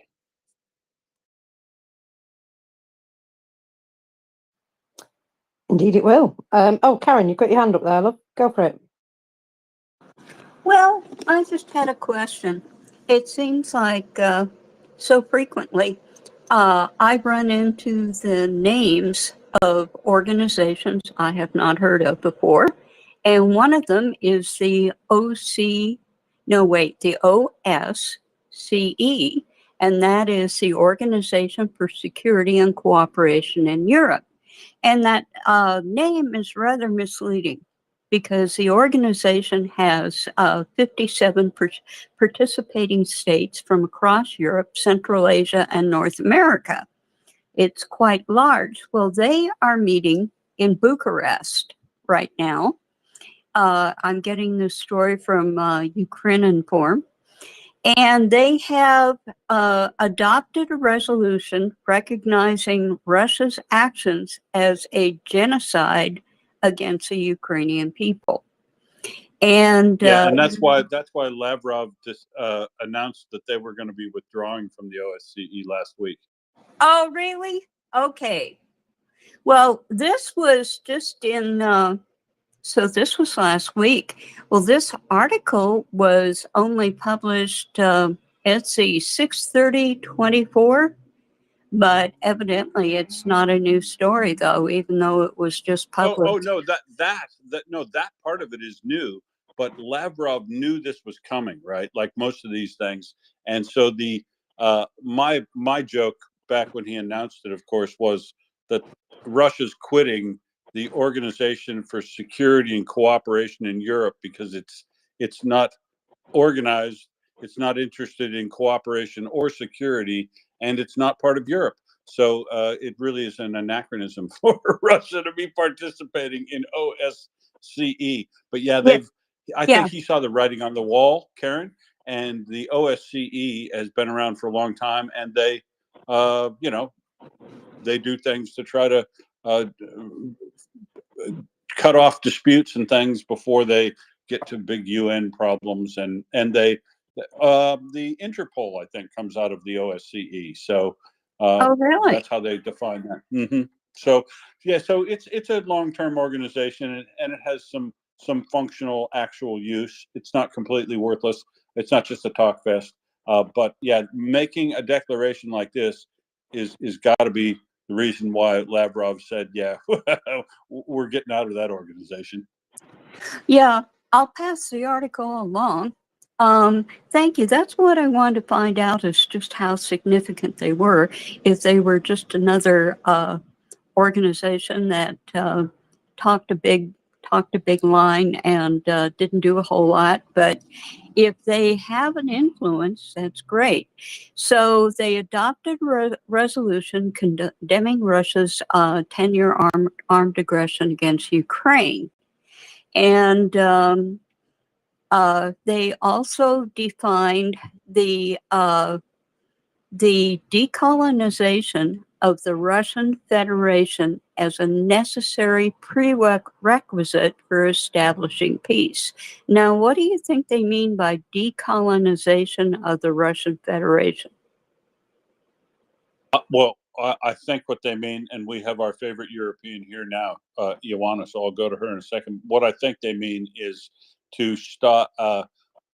Russia needs to quit treating its provinces like Chechnya, the places it's taken over in Georgia, Ingushetia, those sorts of places. It has to stop doing that sort of colonization activity inside its country and with its neighbors, or it's not. It's what we've been saying. You've got to stop being like that if you want to plan to get back into the polite group of societies and not be isolated after the war's over, I think. Okay. Let's see what Ioana says. Yes, that's a good idea.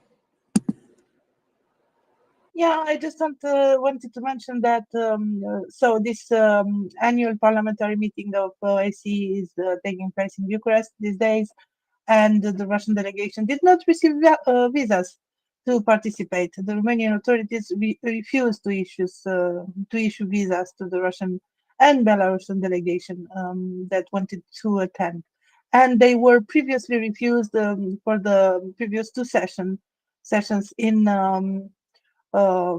Canada and in Vienna, so, and also in Yerevan in Armenia. So they was kind of refused to participate to the previous meetings of OSCE, and because of this, they are kind of very upset. Of course, it's really interesting that they were refused to participate in Vienna, because Russia does have a lot of links with Austria, but I guess reason prevailed in that instance. And also, I just want to mention that in July 2023, the OSCE Parliamentary Assembly adopted a declaration recognizing Russia as a state sponsor of terrorism. And OSCE is maybe not so known, but when it was created, they wanted to give a lot of importance to it. it was regarded like maybe an alternative to NATO because it's about, you know, security cooperation and includes other countries outside, you know, the NATO North Atlantic space. But again, I didn't see much, you know, real things happening from OSCE, letting aside these statements about, you know, Russia state sponsor of terrorism or what happened, what just happened today. So recognizing the genocide is very important, but I mean, I did not see actions from OSCE. So yeah, I just wanted to add this, that for the last parliamentary sessions of OSCE, Russia was refused and they didn't participate. And apparently they are kind of upset about this.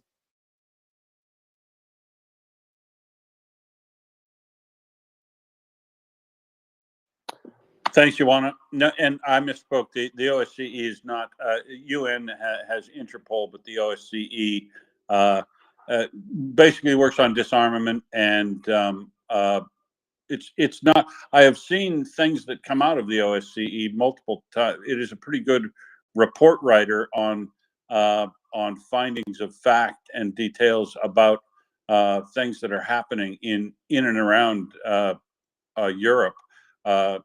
So it's a pretty good, honest broker of information, and it reports to the European Parliament. But it's not part of the UN. It's separate from that, and it's not part of NATO. And oh, Peter's made it up. Maybe Peter can tell us more about how the OSCE works. Yeah, thanks, Will. Yeah, I was going to say that. I think what you said is exactly right. But it is quite an influential body, and it was the body which was charged with effectively monitoring the Donbass, Minsk I and Minsk II agreements, and trying to verify that the agreements, particularly the ceasefire and the withdrawal of heavy armor, were actually observed. And basically, it was able to say quite categorically that the Russians have not observed the ceasefire, not implemented it, or withdrawn their heavy weapons, or given the Ukrainian-Russian border points within Donbass back to Ukrainian control, which was a requirement of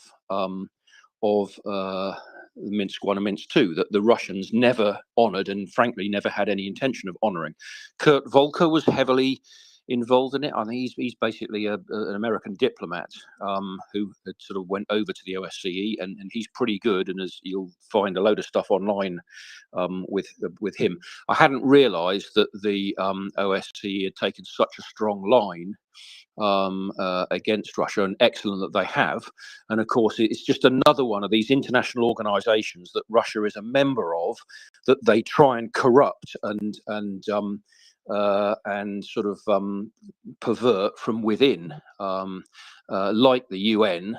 And obviously they've been called out here, and they've because the OSCE has taken a strong line against them, they've walked out. Well, let's have the same in the UN, the UNSC, and everything else. If the UN was doing its job properly, it would have done the same thing and called out what's going on in Donbass as a genocide, etc.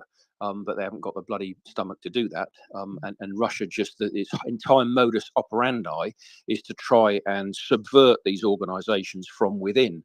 And this is one that they just clearly haven't managed to do. The IAEA is another one, the UN, the UNESCO, the Olympics, whole bloody lot of them. Every bloody international organization going, Russia will get in, and bear in mind that Russia is not a genuine country. It is a mafia state that's been hijacked, and they use the officialness and the apparatus of sort of all their diplomatic clout and everything else to try and set the international agenda according to their sort of wishes and their path for what they want the world to be. And as we know, we know what that is, and we know that's why it can't be allowed. Anyway, that's it. I cannot tell you when the OSCE was set up, but it's not something that's new or anything. So I think weren't they involved in Kosovo and Yugoslavia as well? in terms of Right. That's when I first heard of them, when they were doing the oversight of wars and not wars, but yeah, essentially they were overseeing potential conflicts in Europe. I think was set up in 1975 to prevent those sorts of things, kind of in a more efficient way than the UN can do, because it's not set up by formal treaty. It's just set up by a heads of agreement between governments. So the head of government at the time decides to provide funding to and people for the OSCE, and it includes a broad number of countries, even over into Asia. So, well, I mean, I guess that's basically how Turkmenistan and Tajikistan and Russia go in, because frankly, Russia isn't part of Europe.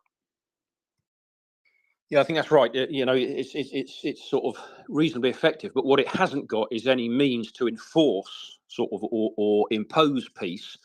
But what it can do is sort of be effectively a sort of neutral multilateral observer.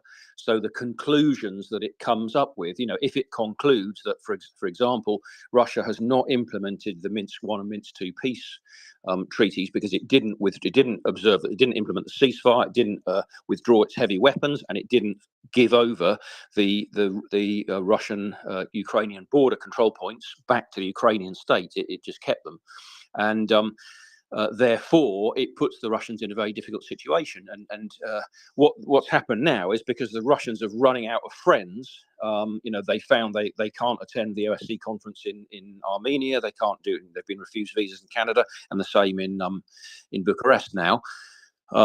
It's one example that how the Russians running out of friends is really hitting them hard.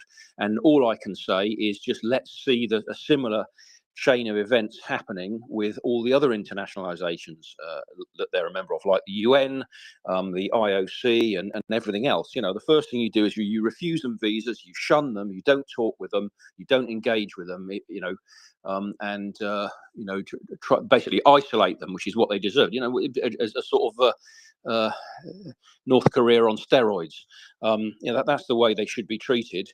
And you know, and absolutely right, they need to decolonize Russia. What they mean by that is that at the end of the Second World War, all the European powers decolonized, got rid of all their colonies except Russia. Russia retained its colonies.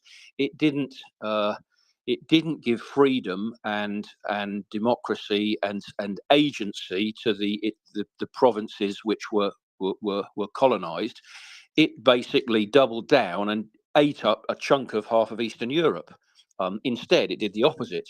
And now is the time for basically large parts of Russia, certainly geographically. I mean, add to what you said, you've got the whole of the Caucasus area, you've got all the Russian Arctic area, you've got pretty much most of Siberia, and a load of places like Bashkortostan, etc., within European Russia, and the whole of the Russian Far East, that basically should be running their own affairs. They should not be run from Moscow, and that's what I think it means. In effect, Muscovy needs to be brought back to where it was in about 1471, and you know, a sort of a small-ish medium regional power, consisting of no more than about 1,000 kilometers either side of Moscow, and that's it. It shouldn't be controlling, you know, not half the planet, but an awful lot of territory, which all it does is plunders and extracts the natural resources to feed the center. And you know, it's now trying to do the same thing in Africa and other places. It's not only on Russian territory, you know, that they're at it in Africa as well, trying to do the same thing there. So I think that's what it means, because in reality, if the Russian Federation survives in its present form, it probably is going to be a threat to Ukraine for a long time. Okay, you can try and hedge against that by having Ukraine in NATO, but Russia's very existence, in effect is a threat to Ukraine, whereas the opposite is not true.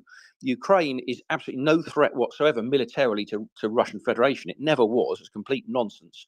Where it is a threat, it's a threat to the Putin regime, because a successful, thriving democracy right on Russia's doorstep, with a lot of intermarriage and a lot of people and the cultures which are, you know, receive information, that is very dangerous for a criminal mafia state which is intent on just stealing everybody's money and impoverishing the regional inhabitants in particular. You know, they're going to at some point they're going to want a better life, and you know, Ukraine will be the evidence that they can that better life is actually achievable, and the only obstacle in their way is basically the Kremlin. So that's what I would say. Thanks, Peter. It is now 6:10 p.m. in the workers' paradise. It's time for me to be replaced with a more attractive, younger model.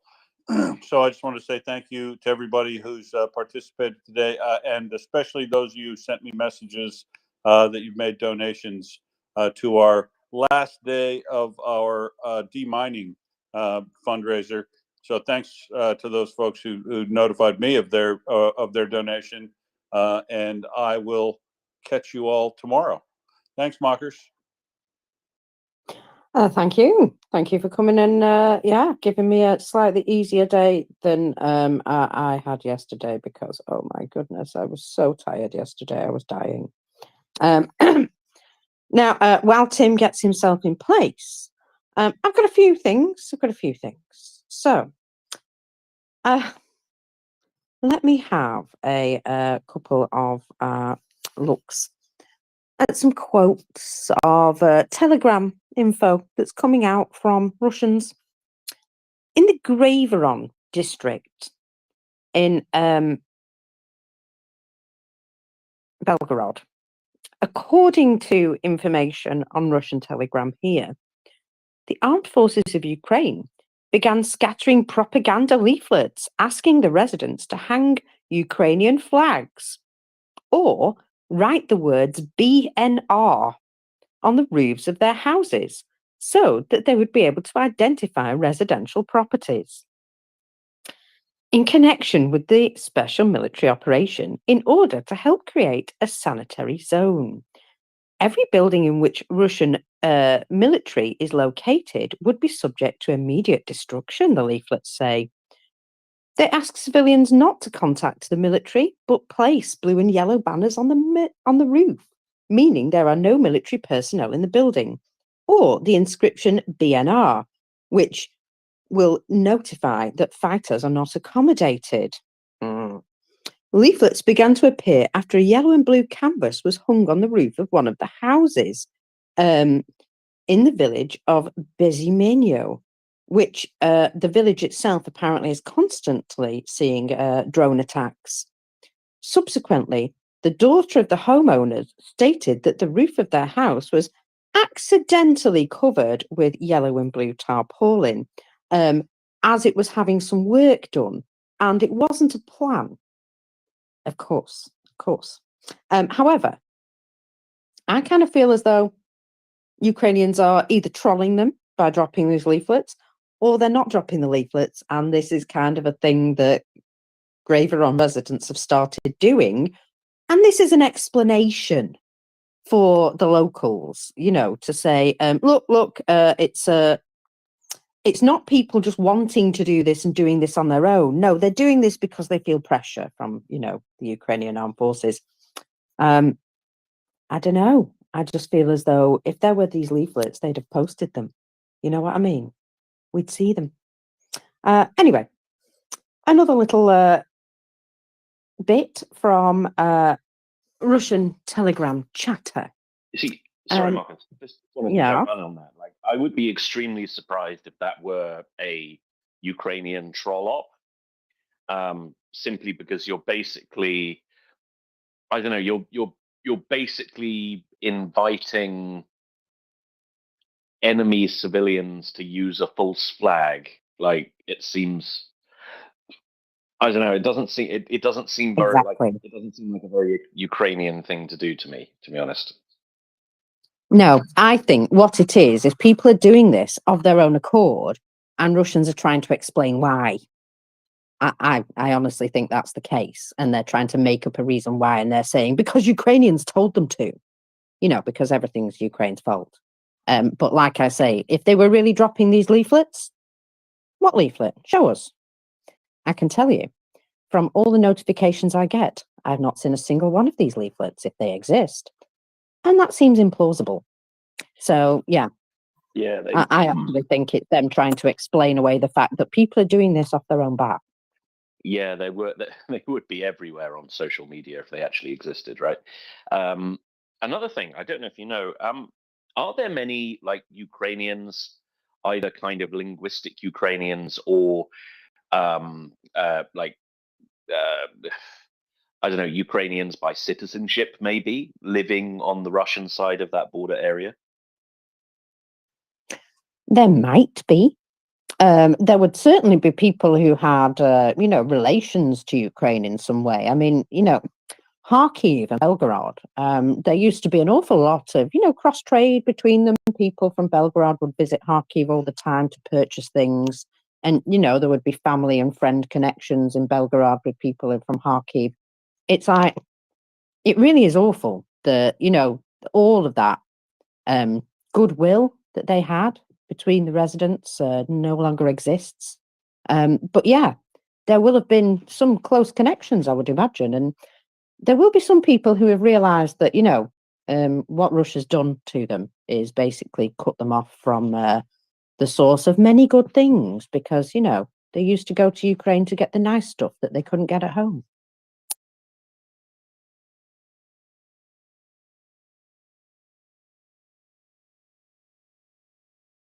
Sorry, I'm just talking to a muted mic now. So yeah, anyway.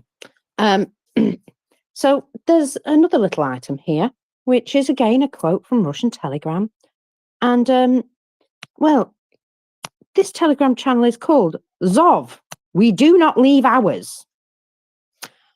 Well, you don't leave them alive, at least. Not mostly. Oh, actually, no. I think the title needs to be changed to just Zov. Everything is awful. This is what he's got to say. I've been waiting for 2 days for you to ask me how our guys are doing. ... Gap. It seems nobody asked him. So he goes on. I will write myself. Tired of all the heat in all directions. The front is moving, which cannot but please us. But there are many losses. A lot of 300s. Legs are rotting. Ew. It's not like walking round in flip-flops and shorts. And not 5 days at work and 2 at home. There is no way to even supply water to the contact line. For these purposes, our fighters are asking for a copter and spare parts. There is a problem with our current connection. I also forgot to write. The evacuation asked for rubber gloves. They cannot pick bodies for a long time, and so everything decomposes in the heat.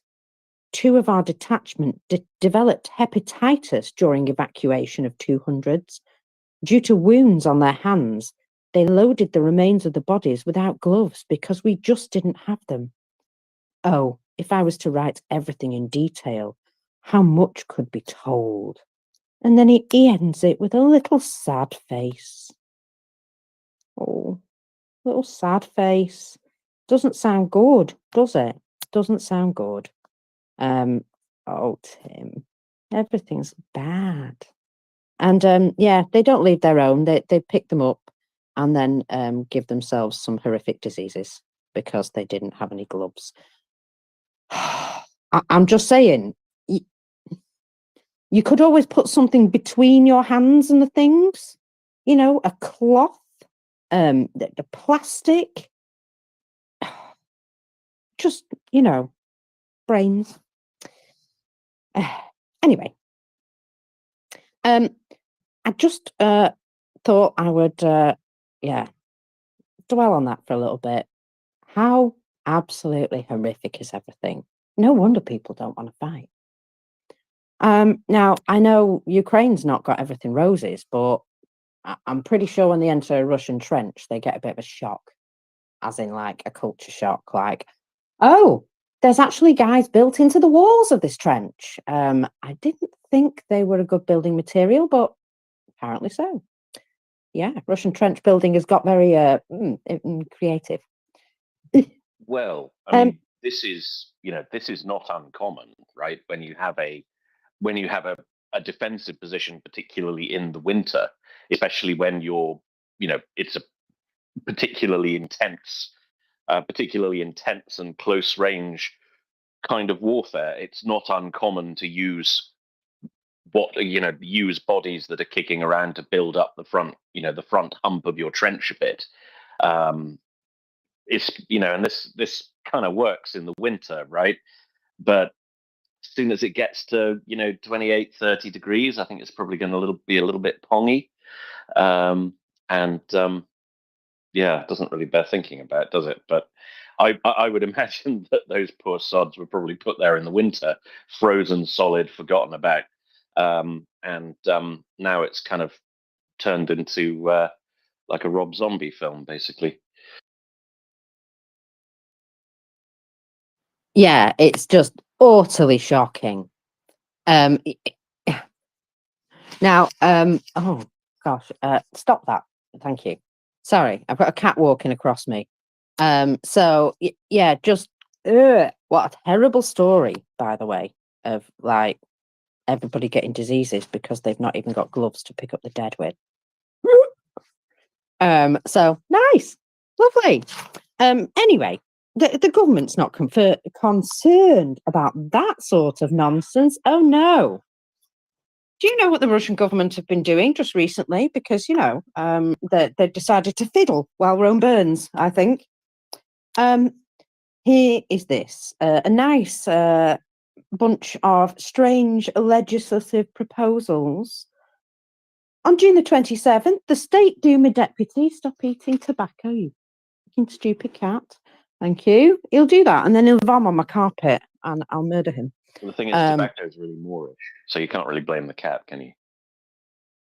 Well, yeah, I get that, but you know how they get you. That's how they get you, yeah. So the State Duma deputies on June the 27th proposed the following ban: pyramid tea bags. I don't know what they've got against triangles, Tim, but they're banning them, pyramid tea bags. Do you think it's just because they can't make them anymore, so they've decided that, rather than be embarrassed, they'll just pretend that they're not allowed? Isn't it only PG Tips that makes pyramid tea bags? Maybe it's a Main Bastard thing. They're trying to exclude specifically British brands from their market, but they can't because WTO rules say they can't. So they have to ban something that would cover that accidentally. I don't know. I'm just kind of making that up, but maybe it's that. That is quite plausible, actually. You never know. You never know. So June the 28th, the State Duma then proposed introducing a ban on adding mayonnaise to shawarma. Yes, that's right. With them on that. Apparently. What? I said I'm kind of with them on that. Yeah, well, you're not allowed to add mayonnaise to shawarma, apparently. Will it be okay if you do it in your own home under a blanket with the lights out? I mean, as long as you sign the register, I guess that's fine. Indeed. Oh my God, I'm being tapped on the shoulder by the cat now. Piss off, what do you want? I think I need to go and sort the biscuit situation out. I did notice we were a bit low on biscuits earlier, and now I'm being tapped on the shoulder, so I guess it's time.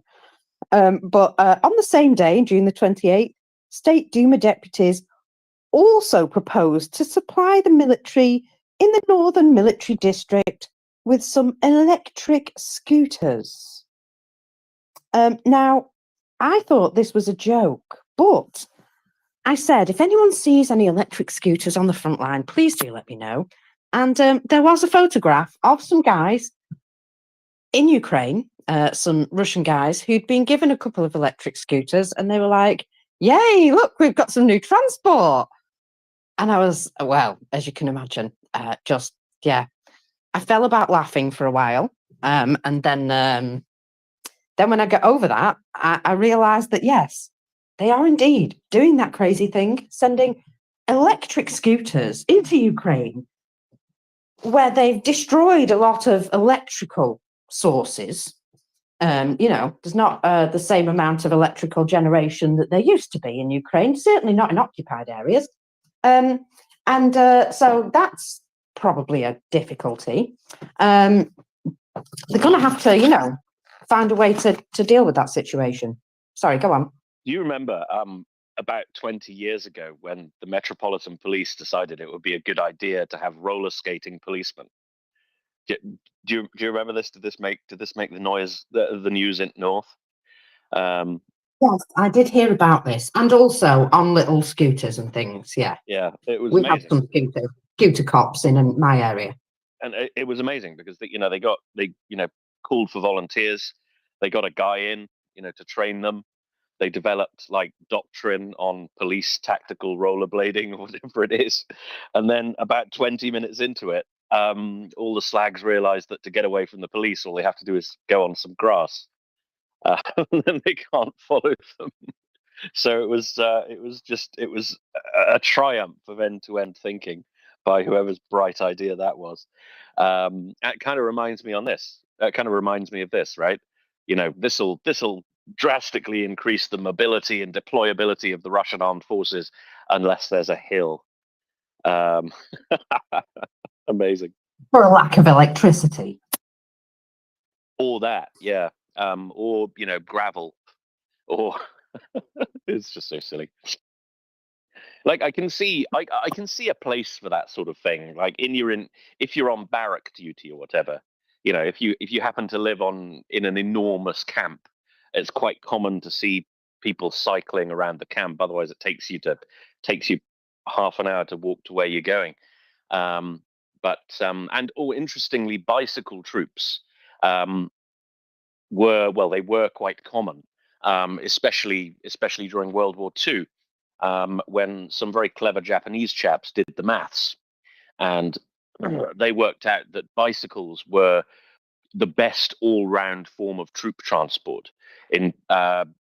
So they tested it with various things. So your normal diesel-powered vehicles, horses, on foot, and bicycles, and pulling like rickshaw things as well.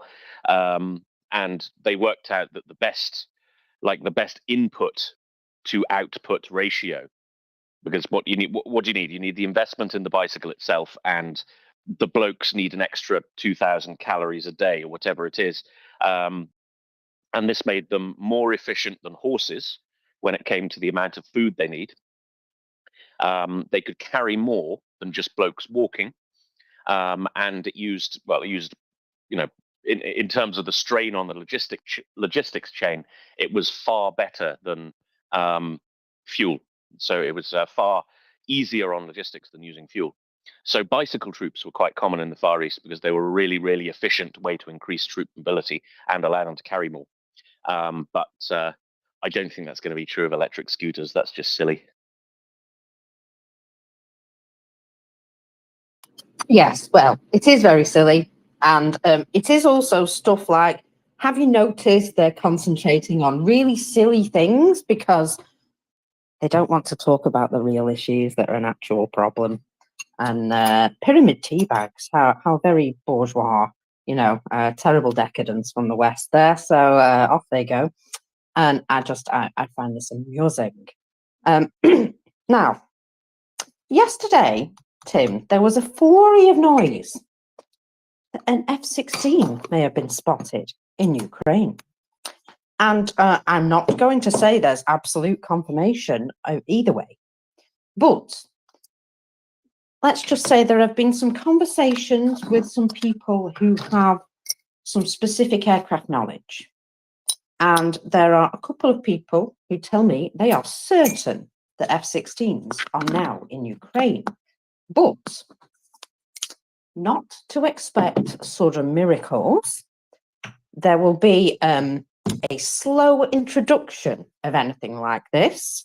They're not just suddenly going to come in and bam, rule the world. The main goal of any new item being brought into theatre will be to protect civilians until they have enough of whatever they need to start sending them to do some other tasks, shall we say. Now, there will be, obviously, a loss of an F-16 at some point in the future. Prepare yourself for this mentally. F-16s are not invincible. However, there will be a new era incoming. So, things are about to get interesting. Now, somebody here in the thread has also commented, I was of the belief that the other day, when the Russian bot world were totally losing their mind about the British RAF R135 over the Black Sea, escorted by RAF Typhoons, there was also a peculiar setup with some NATO AWACS flying just west of Lviv. And my first reaction was, what are they distracting from? It is very possible at this time F-16s were being inserted, along with a Typhoon escort, which was effectively taking the place of Forte. Now, in my eyes, I believe they were doing a misdirection play. Hey, look over here. Don't look at F-16s over there. I agree with the assessment that they may have arrived, or this may have been a complete misdirection. They weren't doing anything at all, perhaps just practicing for the actual event and maybe throwing Russia off a little bit. So there was some just interesting flight tracks during the moment in question. And the transponder track was only a prediction at the time because it was on and off, on and off. But it remained south and east, not very close to where it was originally supposed to have been going, but still close enough to cause an extreme distraction to the Russians. And they did shout an awful lot about it being there. So there are interesting things that may lead you to believe that they might have sneaked some in. But, like I say, let's not get too excited until we know for certain. But I don't think they will suddenly like, bam, hi, we're here. I think we will see incremental information and things exploding. And then eventually it will be too difficult to hide them because there will be far too much evidence of them turning up. And that's when we'll know. So there's every possibility they may have transferred some, or they may have just been doing some things to keep the Russians guessing. We'll see what happens, Tim, but I like to think that the Russians are almost as clueless as I am right now. I think you're probably right, Mockers, about the incremental nature of this. Like you remember the way they usually do this is they make an enormous song and dance about a new commitment being pledged, right? So every kind of up ratchet of Western equipment being delivered, or at least being pledged, has met with a real, with a massive information spike from the Ukrainian side, right? It's like when heavy armor was announced, when ATACMS was announced, when HIMARS was announced, it was whoa, we're getting this stuff. And then the Ukrainians just went absolutely silent. And then suddenly you started seeing them in battlefield images, right? So there was kind of this, as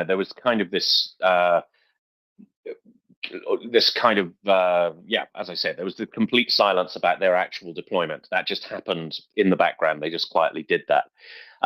So, I mean, there's no reason to believe that they wouldn't follow the same pattern, right?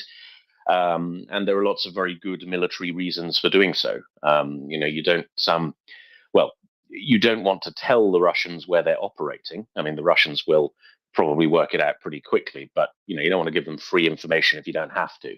And you don't want to kind of put them on alert either, because okay, so it's these are not invincible systems. Western tanks, Western aircraft can be destroyed, but it is still an information victory when one is, right? When Russia does destroy one of these things, especially in a sophisticated, effective, expensive thing like an Abrams or a Challenger 2 or an F-16, then it does do something for Russian propaganda. It does create positive things for Russia in the information space. So you don't want to forewarn them if you can possibly avoid it. You don't want to kind of tell them what you're using them for. You let the Russians work that out for themselves. So it comes as absolutely no surprise to me, or it would come as absolutely no surprise to me if they had simply been quietly introduced and were just operating, because it is about that time, right? This was a conversation we had with Will and Jenny and our friend Lena last week.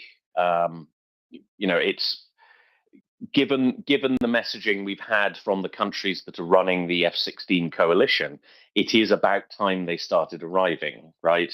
Because we had the Danish Prime Minister a couple of months ago saying they will be in the skies over Ukraine within months, plural.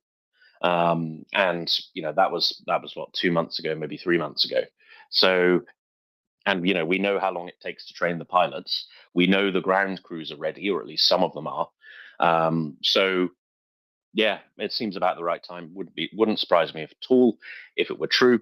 But as you say, I think we're going to get confirmation of that fairly quickly if it is true. Yeah, absolutely. It won't take too long for it to become a reality, but I do think that it's important to just let them show up. Just let them show up, and let the Russians just feel them arriving rather than anything else. A Now then, little tickle of F-16. yes, exactly. When they feel their arrival and start weeping, then we know that they're definitely there. But for now, it's interesting to know that there were some signs that they may have moved some into the country. Now, So I'm interested in what you said, and it would be good if you were able to expand on this, if there's any more information. They said they would be used to protect civilian targets. Was that all that was said, or was there more info on that? basically, that they would, right, in order to integrate them properly into the air defence for the country, because let's face it, aircraft do not operate completely on their own in a void, do they? They have lots of connections and links, and it is a part of a more comprehensive air defence system. Well, they're going to have to do that in stages and steps and get used to the terrain and the signals that they're receiving and what it looks like when you're actually being attacked in an air attack, because you can simulate an awful lot of stuff, but you can't immediately go out there and dash into war as soon as you finished your simulations, can you? So if they are in country, it's very likely they will be used in increments while getting used to everything in country, while also getting used to, maintaining and hiding them and things like that, because that's important too. And also, the most important thing is air defense. Now, Ukraine don't have all the Patriots they need at the moment. So any sort of additional aircraft would indeed be tasked much more to protecting towns and cities than going necessarily on offensives. And when more air defence turns up, which I've got a little story about that too, then you might see, you know, a bit more confidence in letting them go out and do more offensive missions. You don't just throw something brand new out there, do you? When they first got HIMARS, yeah, they didn't immediately go and, you know, blow up the biggest high value targets. They trained people on them. They gave them the opportunity to, you know, integrate them into all their systems. And then they went after some targets, you know. They put them in their proper role within the whole system. They didn't just send them out alone. You know what I mean? So it's all about that, integrating it together. F-16s, if they have arrived, will need a little bit of setup time, bit of bedding in, getting your eye in, sort of thing, like you do with a, you know, a computer racing game. They're going to need a bit of time to do that, and then once the confidence is built up, then we're going to see some more offensive actions, I would say. So yeah, I think it's a case of if they're there, we may not immediately see loads of evidence of it, but as soon as they start doing offensive stuff, well, that's going to be fun times. Thank you very much for that, Mockers. I mean, what I'm getting at here is that protecting civilians, protecting population centers from Russian threats. One wonders exactly what the role of F-16 in that will be if it's not an aggressive offensive role, right? Because to my mind, the biggest thing that F-16, the biggest capability it can provide regarding civilian objects is dealing with the airframes that are launching the glide bombs, right?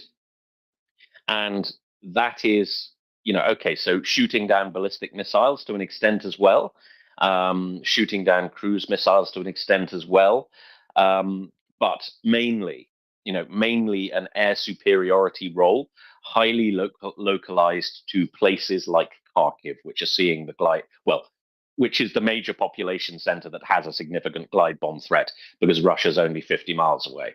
So that's kind of an inherently aggressive form of aerial warfare, right? Where you're going to be flying these things to interdict and destroy presumably quite well defended and sophisticated air assets that are launching glide bombs at Kharkiv. And you're probably going to be doing it over Russia. So I don't know. I mean, am I missing something here, Mockers? What else could they be doing? Well, like I say, you know, they've got to be linked into all the other systems. But I would expect them to start playing a standoff role at some point, you know, launching standoff missiles. So just keep your eye out, really, for some things that Ukraine haven't been using before, you know, some missiles that might be specifically attached to an F-16, I would say. Well, I'm excited already. We'll keep an eye on that on your behalf. And as soon as we get more information, we'll have all the aviation nerds up to come and talk to you about it. How about that? Aye, that would be nice, because I am not an aviation nerd. I do my best, and, you know, I listen to the experts. Now then, I did say, didn't I, that they could assist in the air defence role while waiting for additional air defence systems. And Kuleba has come out this morning and said, Ukraine and the USA have coordinated the supply of additional Patriot systems. The parties also discussed joint efforts to provide Ukraine with more weapons and ammunition in general. That, just an interesting little note there from Kuleba, which suggests that Patriots are indeed moving. Yes, moving in the right direction. So, loving that a lot. Also, with regards to air defence, there is a report. Sorry, yeah, go on. Just on the Patriots, we've had a number of other pledges, right? We've had Germany, is it Germany, Spain, Israel, and Holland come through with additional systems or something? And the US, I beg your pardon. Netherlands, Germany, Romania. I heard something about Israel. Israel have 8 systems that they're decommissioning. right? They are of a certain age. They're about 30 years old or something like that. And they're decommissioning them. And there is a possibility that they're going to send all 8 systems back to Murica, who will do them up and then hand them over to Ukraine. However that's organised, I don't know whether it's a sale, whether it's a what. But either way, that is something that America and Ukraine and Israel are all talking about. However, that said, they're not all yet decommissioned. And, Israel kind of using some of that stuff at the minute. So they're getting there. The process is ongoing, but you can see them coming in small batches, perhaps, as they decommission them. But still, nice to get some use out of them, yeah. Absolutely. I mean, it kind of raises questions about an awful lot of other systems that are kind of recently decommissioned. So there are a number of major military players that are in the process of implementing new air defense at the moment. So the UK is one, France is one, Italy is one.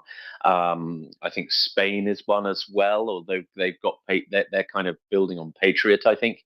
And it makes you wonder what they've done with all the old stuff, because thinking of the UK and Rapier, which was the UK's air defense system, air defense platform used by the Royal Artillery. Okay, so it's not Patriot, right? So it's a shorter range. It's a shorter range system. It is fairly old. So original Rapier came out in the late 1970s. Didn't perform desperately well during the Falklands, but it was substantially upgraded in around the turn of the millennium to a system called Rapier 2000, which, as far as I can remember, was almost a whole new system, right? It had kind of the same launcher, but it had a new missile, and it had a new radar, and it had a new targeting system. And that was a very, very respectable air defense system for its class. And the UK has several hundred of these things, and Switzerland also bought it, and Turkey also bought it. It was quite well exported, and everybody is replacing them at the moment. Now, I read that the Swiss had destroyed rather than mothballed their spare Rapiers, but I don't know what the UK did with them. And there are hundreds of these things, and they're all being retired. And they're not Patriot, they're not amazing, but they're not nothing either. So you do wonder where exactly they've gone, unless they're being kept in mothball until Sky Saber is fully rolled out, because Sky Saber's taking ages. I don't know. So it's kind of, there's question marks over that. And with the Italians and the French adopting Iris-T, which is SAMP-T, which is the ground-launched version of Aster 15 and Aster 30. So another very, very capable, very, very potent air defense system. There will be French and Italian versions of Rapier that they're getting rid of at the moment, and they'll be quite good, I expect. So where are they going? There's all these question marks for me over particularly air defense, particularly European countries, and where this stuff is ending up, unless we are just hoarding it because there might be a bit of a war. I don't know. Nobody seems to talk about this, but it costs me sleep. I dream about these big warehouses full of spare Rapiers that we're not going to Ukraine for some reason. Yeah, it does seem as though there's some wasteful decisions being made, isn't there? But I don't know. Maybe they don't want them. Anyway, air defense we were chatting about. So there is a suggestion that there's a beginning of a shortage for the S-300 air defense systems in Russia. In the first half of 2022, 88 S-300 missiles disappeared from the stationary positions of the 108th Anti-Aircraft Regiment of the Russian Air Force. These were participating in the defense of the Baltimore Air Force Base, 250 kilometers from Ukraine, approximately. A similar picture can be seen at other stationary positions during the 22 to 23 period from satellite images, but they are often located 600 to 1,000 kilometers from the front line. In general, noting the depletion of such a situation leads us to the assumption of the beginning of a shortage of serviceable missiles for the S-300 complexes. This opinion is also supported by the fact that new ones are not brought to the distant positions from where the missiles were taken from. So they're not producing as many as they're using. Remember when they thought they weren't in need of anything and it was just, being used to terrorize Ukrainian civilians? And now they realize that actually we're going to probably need these air defense missiles for, actual air defense. Now, Russia did reveal in May that they've begun manufacturing missiles, but they're not manufacturing them at the rate that they've been chucking them away. One of the things to note, though, is that they don't have that many S-300 systems anymore. So, because Ukraine keep blowing them up, so maybe it won't matter that much to them after all. But, well, it's just like everything else. They had these massive stockpiles, and now we're starting to see, that they're getting to the end of them. It's a terrible shame. Now, I just want to announce that if anybody does want to come and talk to us, that'd be nice. Feel free to come and chat to us. I'm happy to give out information, but goodness me, I've had 3 cups of coffee go cold on me today. It's a terrible situation, Tim. Yeah, well, I've just made myself a fresh pot of coffee. I'm not sure how much of it I'm going to drink, though. I mean, I'm usually a bit, I'm usually a bit buzzy after 2. Okay, so S-300 missiles. Do you know how much an S-300 missile weighs, Mockers? Quite a bit, I would imagine. Not something you're just going to sling over your shoulder. 2 tons metric. Absolutely massive, right? So I don't know, whoever's pinching these, fair play to them. Like that's a master thief at work. Some real Thomas Crown affair level. Oh no, I'm not saying that they're stealing them. I'm saying that they've used up all the good ones from their stockpiles. Oh, okay. But implied there is that there are bad ones. Well, yeah, because if there were good ones, why would they have been producing more instead of just taking these old ones from these stockpiles here? Okay. Now, I'm not sure I'd want to be anywhere near an S-300 launcher on a good day, let alone one that is launching one of the crap missiles. I think that's probably quite a dangerous place to be. To almost a ton of liquid rocket fuel and a whacking great warhead, and it's made in Russia, and it's been sitting in a shed since the 1980s. Yeah, not good, not good. Well, we saw the one that was fired from the Belgrade area and did a perfect boomerang and came back and destroyed itself. So that sort of thing has happened. And so, yeah, there are some slightly dodgy missiles. And it looks to me like they've been through all these stockpiles of their S-300 missiles, and they've taken some and left others. And they haven't been back to these places since. So tells me that they've taken all the good ones and what's left there is crap. Yeah, that sounds about right. It sounds about right. And presumably there's a bit of a bustling internal market for this sort of thing among the Russian army. Yeah, I would imagine that I would imagine that there's a system for getting hold of them, and very wily commanders are able to do it, and those who aren't can't. But I guess we'll find out. I see the ghost of Mr. M. Feller is up. Mr. M. Feller, welcome. Good afternoon, Tim, and good afternoon, Mockers. Yeah, about those S-300 missiles. If they are bad, we can presume that they are really bad. and wouldn't want to be in the neighborhood of those things, because we have seen, Marcus can also confirm that we have seen pictures and videos of Russian ammunition, how it is presented to them and what they have to shoot with. And just one thing, Tim, if you see one bit of rust on one of the S-300 missiles, you know that that is a very dangerous thing, simply only by handling those things. And yeah, I think just like Marcus said, that there only are a few good ones, and the other good ones that were there are sold among them, or to other ones, to other countries. It doesn't matter, they are corrupt, we know that.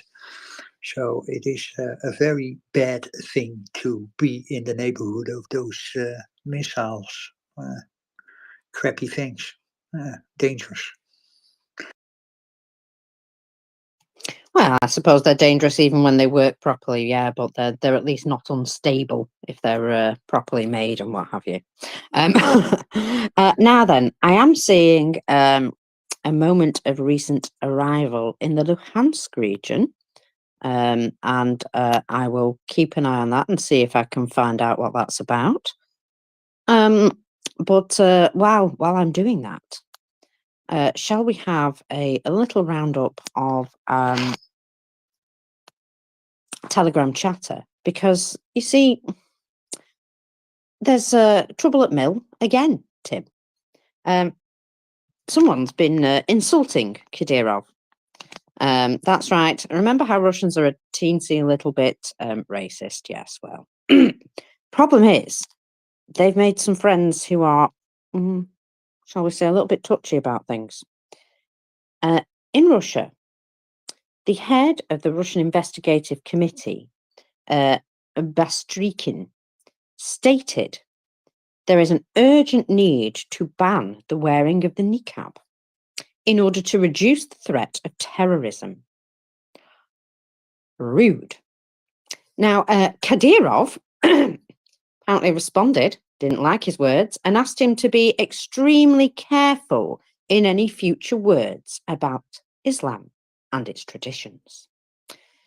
Ramzan Kadyrov, in response to the words of the chairman of the investigative committee, Alexander Bastrykin, about Islamists, asked him to be extremely careful in statements in the future and not compare the Islam faith with terror. He stated, religion should not be confused with the extravagant ideas of fanatics who can call themselves whatever they want, but in no way have anything to do with sacred scriptures, be it for the Bible, the Quran, or the Torah, Kadyrov stated. And he's got a point, hasn't he? Stop trying to upset the people who are your only friends right now. Also, Taliban, they might be a bit upset about that as well. So, just be aware of who your friends are. Consistently just upsetting everyone. I was talking earlier about every time they turn around, they step on a rake and it smacks them back in the face. And here's another one. I don't know how many rakes they've got set up, but it seems that they've got a shed load of them, and they really enjoy the masochism. So there we go, Kadyrov having a bit of a tiff with some of the Russian bigwigs there. Now then, this has been stated in the Russian Telegram chatter that migrant salaries are soaring. In fact, they've gone up 38% since the beginning of the year. You know why? Because people need workers. And, this is your workforce. So it's a big part of your workforce. But the problem is, you up the salaries, you attract the people, you send them off to war. Nobody else comes. So you up the salaries again, you attract some more desperate people, you send them off to war. Nobody else comes. And well, let's just say after the first few times, you're not going to get a lot of takers. So whether their wages go up or not, it's indicative of the fact that they have a massive labour shortage. So apparently, in January, construction companies were ready to pay from 105,000 rubles. And in June, they upped this to 145,000. Salaries of couriers increased even more, from 90 to 150,000 rubles. Experts attribute the sharp increase to a shortage of personnel. Oh, there you go. See? And predicts that by the end of the year, the salaries of migrant workers may be rising even more. Yeah, the problem is you're going to stop them from coming because they don't want to be conscripted, volunteered into war. Just saying. So I talked this morning about prices going up and how, well, the problem is if prices go up in shops, that has a effect on, inflation and price index and all those other things. And the Federal Anti-Monopoly Service has been going around sort of forcing companies to not put their prices up. However, it is inevitable that sometimes this has to happen because, well, you've heard about how the farmers are basically being driven into bankruptcy by additional levies taxed upon them. Well, how else are they going to live?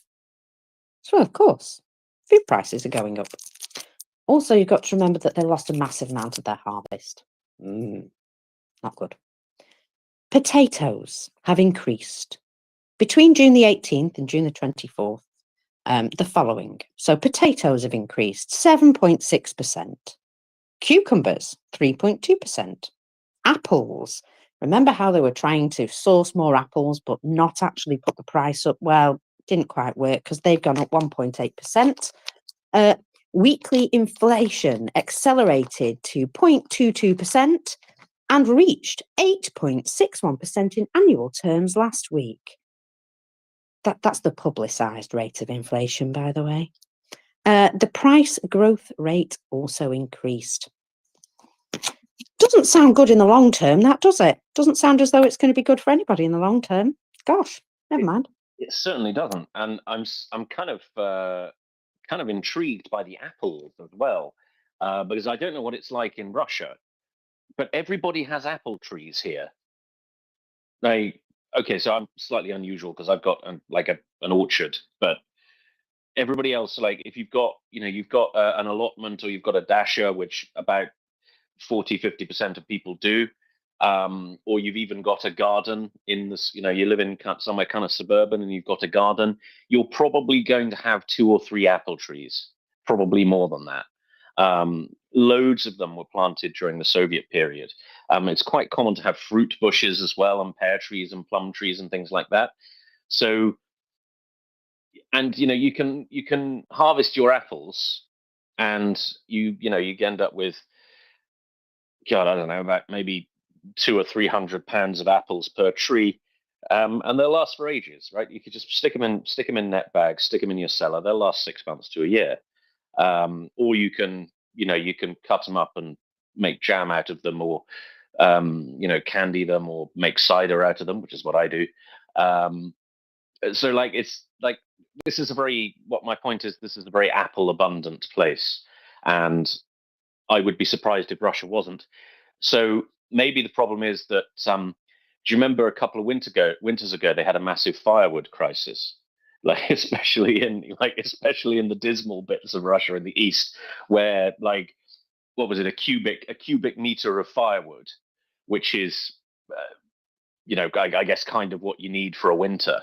Maybe you need 2 or 3 cubic meters of firewood for a winter, was costing about 3 months' salary. So it just wasn't workable for people to buy firewood, and all of these places have wood fired heating. So I'm thinking maybe they cut all their apple trees down and burn those, because otherwise they'd be really cold. What do you reckon? Perhaps in some areas, perhaps. But one of the things which happened was there was a snap frost in May, and it killed loads of apple trees. And also there were massive floods in some areas which were particularly abundant in apple trees, and that killed them because it rotted all their roots. So yeah, they did produce loads of apples, and now they're having a big problem. But they've been told to source more apples, but not increase the cost in the shops. So I believe they're now getting apples from North Korea. Yeah. Fixed. Problem solved. Yes, exactly. Now then. Where are the poor old North Yeah. Koreans going to get their apples from then? Oh, they just have to do without, like everything else.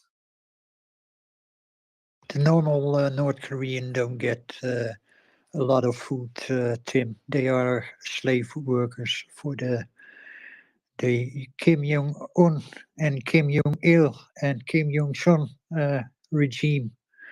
So they don't get anything. They are just, yeah, maybe they get him in other countries that they might get some apples, but normally in North Korea there isn't much food for the normal people.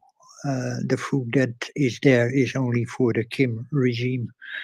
So they are starving mostly in North Korea. Oh, you see, that can't be right, Ghost, because we saw Jackson Hinkle in North Korea a couple of weeks ago, and everybody seemed really happy and well nourished. Yes, those pictures we also see from Russia. We have also seen the nice pictures from Russia. Yes, that's one place where he visits North Korea. He isn't. I don't think he has been on an excursion through the country itself. That's only the place where Kim Jong-un lives, that little big fat man.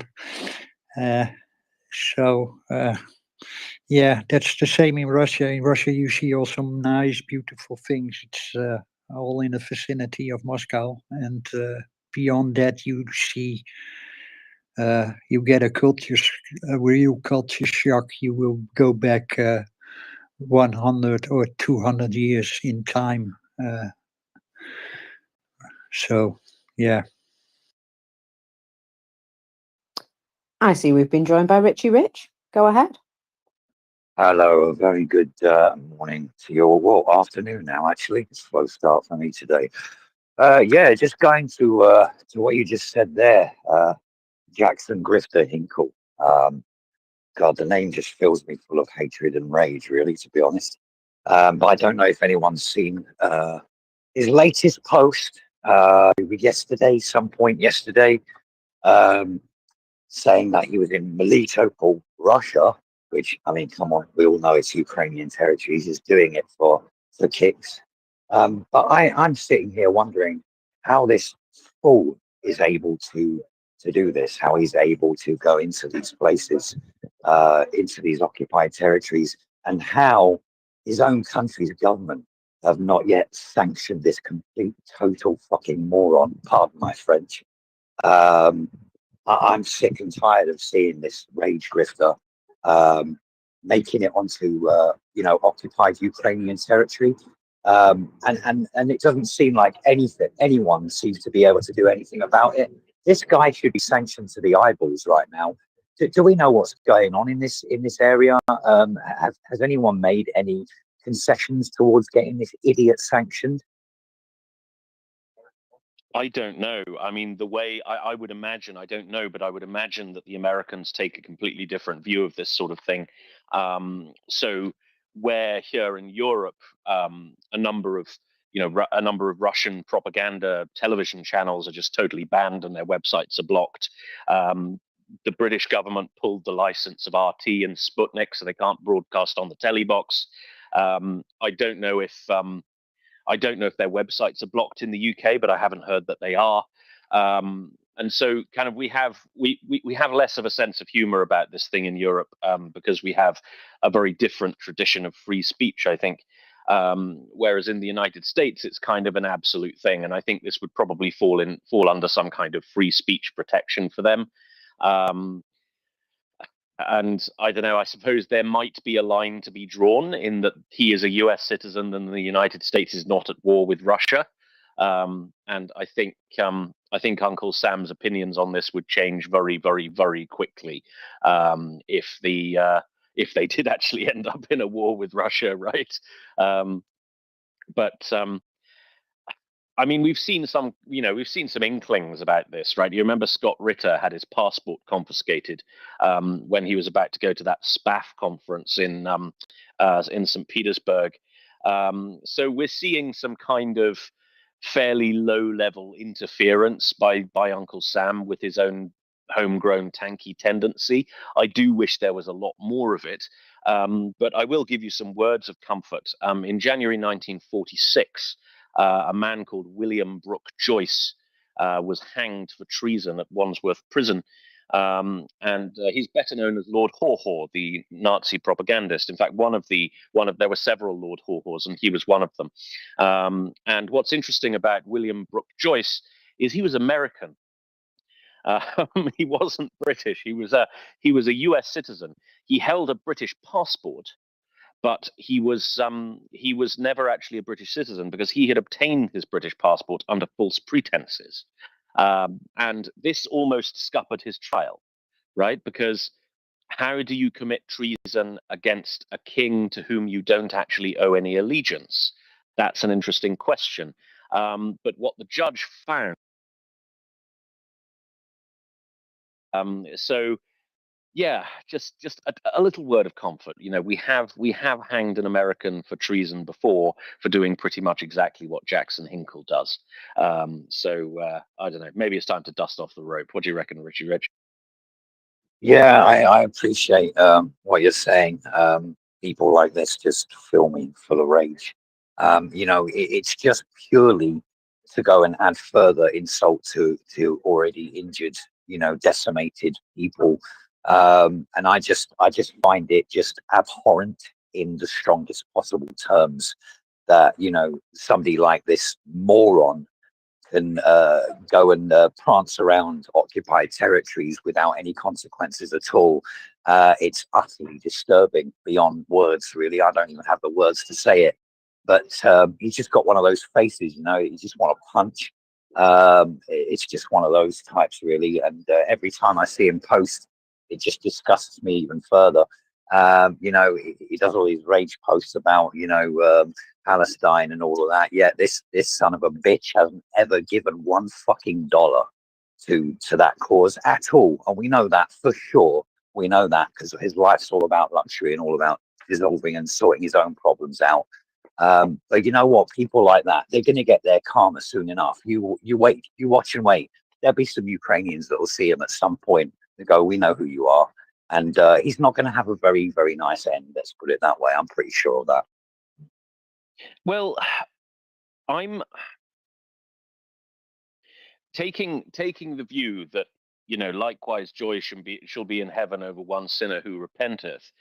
I think I'm kind of hoping that what will happen to Jackson Hinkle is he'll get caught. The SBU will get him or something like that, and they'll have a sit down and they'll have a little chat. And what we have to remember about him is he's really, really young. Like, what is he? 23, 24, something like that. He's very, very young. And I think part of me thinks he's just kind of found this hustle and he's running with it. And he's not a particularly true believer in anything. He's just found a kind of way to make money and just be a bit notorious. And there's a lot of people like that on the internet, and they often do some quite disgusting things. But essentially, they're in it for their 15 minutes of fame and their share of advertising revenue, and they probably don't put an enormous amount of thought in it beyond increasing their clicks. And so, what I would like to see with Hinkle is I would like to see him have a little chat with the Ukrainian authorities. Perhaps they might take him on a little tour of what's really going on in Ukraine. Take him around Bucha, take him around Irpin, and show him what his idols in the Kremlin actually did to human beings, not whatever nonsense he's promoting this week. And then perhaps he might be interviewed on television and might perhaps shed a few tears and perhaps come round to the other side and start doing something worthwhile with his life. Because say what you like about Jackson Hinkle, he is quite good at what he does, right? He's got his hustle. He's good at he's good at building audiences. He's good at promoting himself, and he's the sort of person that you kind of wish he was less of a dickhead, but you also kind of wish he was on your team because he is very good at what he does. So I'm kind of hoping that there will be some kind of Ukrainian government guided Damascene moment for him, and he starts doing something a little more wholesome with his obvious talents. But that's just my thought. I don't know. I mean, either that or a drone strike. I'm happy with either of those. What do you reckon, Richie Rich?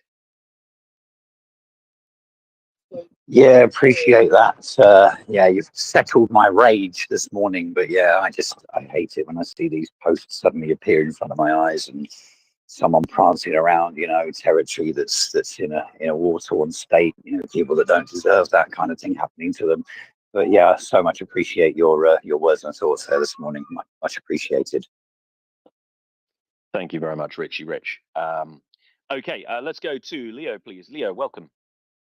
Hi there, Tim. Great discussion. Thanks for everything that you and Mockers do to support Ukraine. So, I'm a physician, and one of the things that in the US has that's supposedly different from the British system is the way our tort system works. And basically, if somebody takes, accuses somebody of whatever of malpractice in the case of medicine, that's very evident to me, but all sorts of damages for slip and fall and whatnot. There in the US there's no penalty for uh, for for calling the frivolous lawsuit against someone, and I believe that the UK system has that the loser of the lawsuit pays the court fees for the opposite, for the other, the defendant, which is a great system because it's at the discretion of the judge, so the judge can award costs as he sees fit. Right. So that doesn't exist in the United States, which is, what it means is that it's very easy to bring a civil case. And when it comes to a lot of these propagandists or whatever they are, whatever we want to call them, that is probably a much better pathway to hurting them or to shutting them up, basically, was what we really want, than expecting the government to do it for exactly the reason that you said, Tim, that free speech is so sacrosanct in the United States that it's almost a parody, that people can get away with so much in terms of lying. So that might be something that we would consider to do. I mean, in general, one of the things that needs to be done is more organization, picking one enemy at a time and making an example of them so that other people who are in the same vein, shut up and change their evil ways. And this is, one of the things that the ICC is doing, to Russia, is they're not accusing all the war criminals by any means.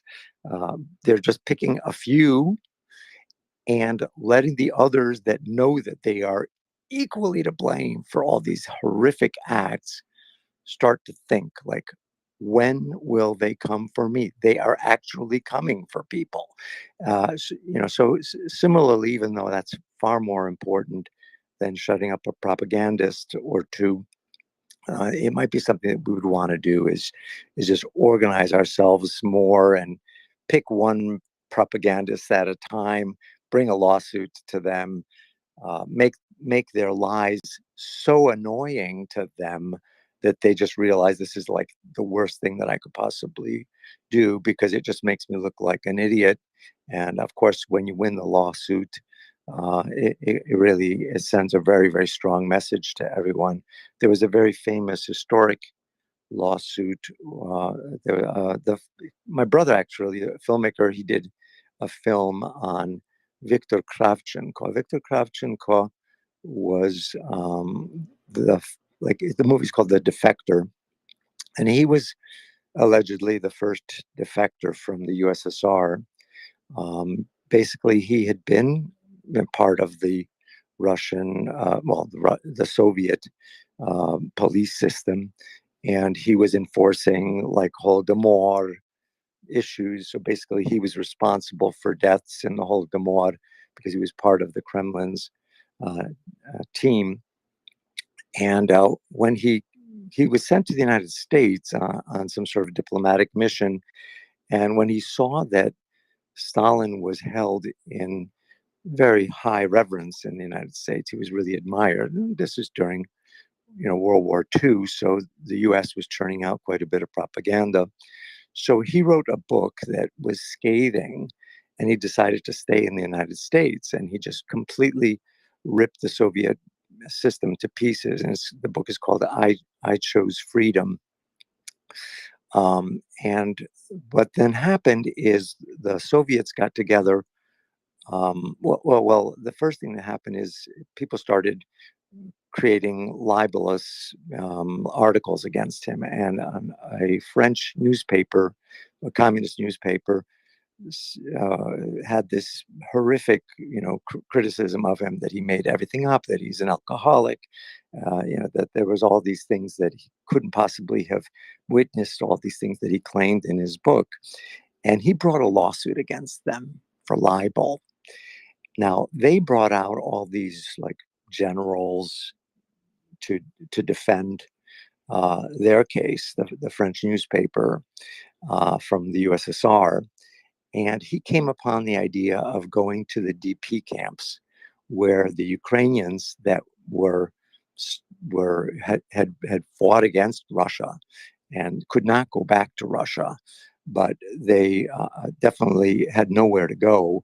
They were just kept in these camps for 5-6 years between 1945 and 1950, because this lawsuit actually happened like around 1947, I believe. So he got these petitions of thousands of Ukrainian DPs to advocate the case that all this was true. They witnessed Holodomor murders. They witnessed all the repressions of Stalin. This is the real truth of what was happening.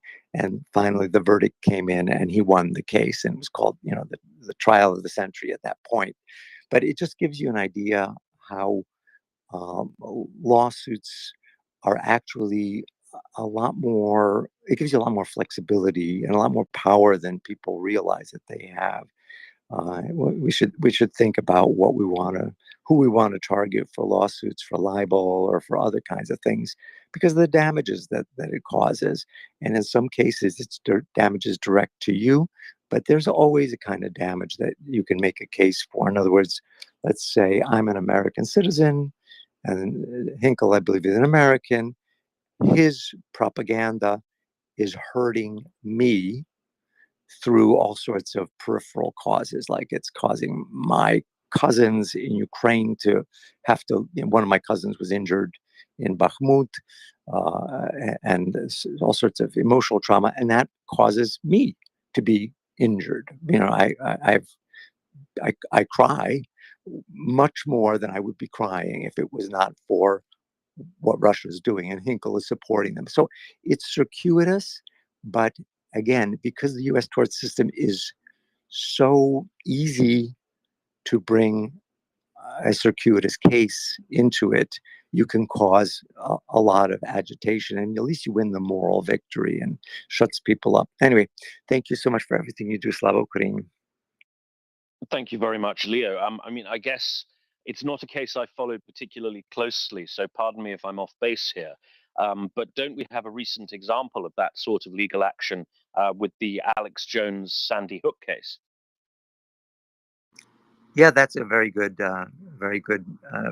case internal in the U.S. Absolutely. Because as I understood it, a bunch of the parents from the Sandy Hook school shooting sued Alex Jones for him spreading conspiracy theories and thereby causing emotional harm. I think that was the long and short of it. Very good point.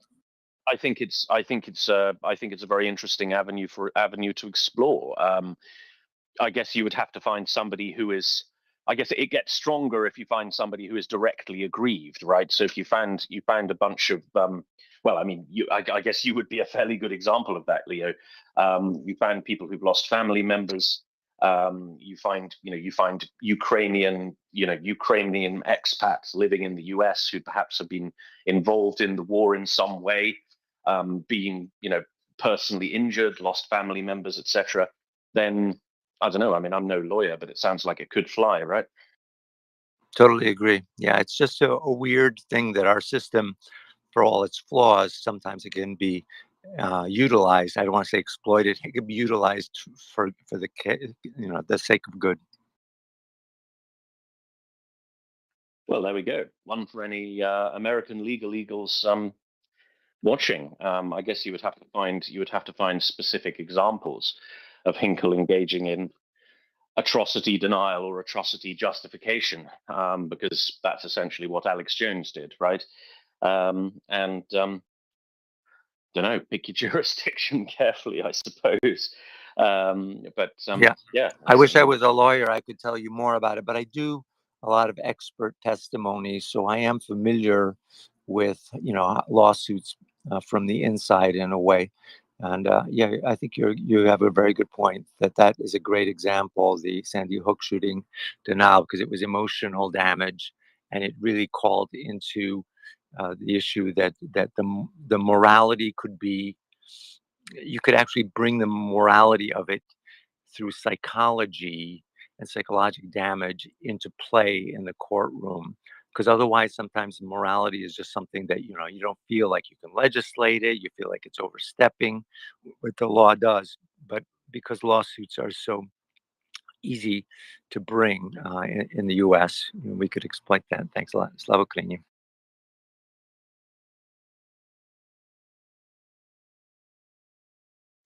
Thank you very much for that.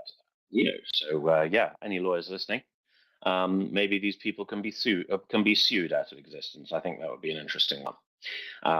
Okie dokie. I see we have Alina up. Lena, welcome.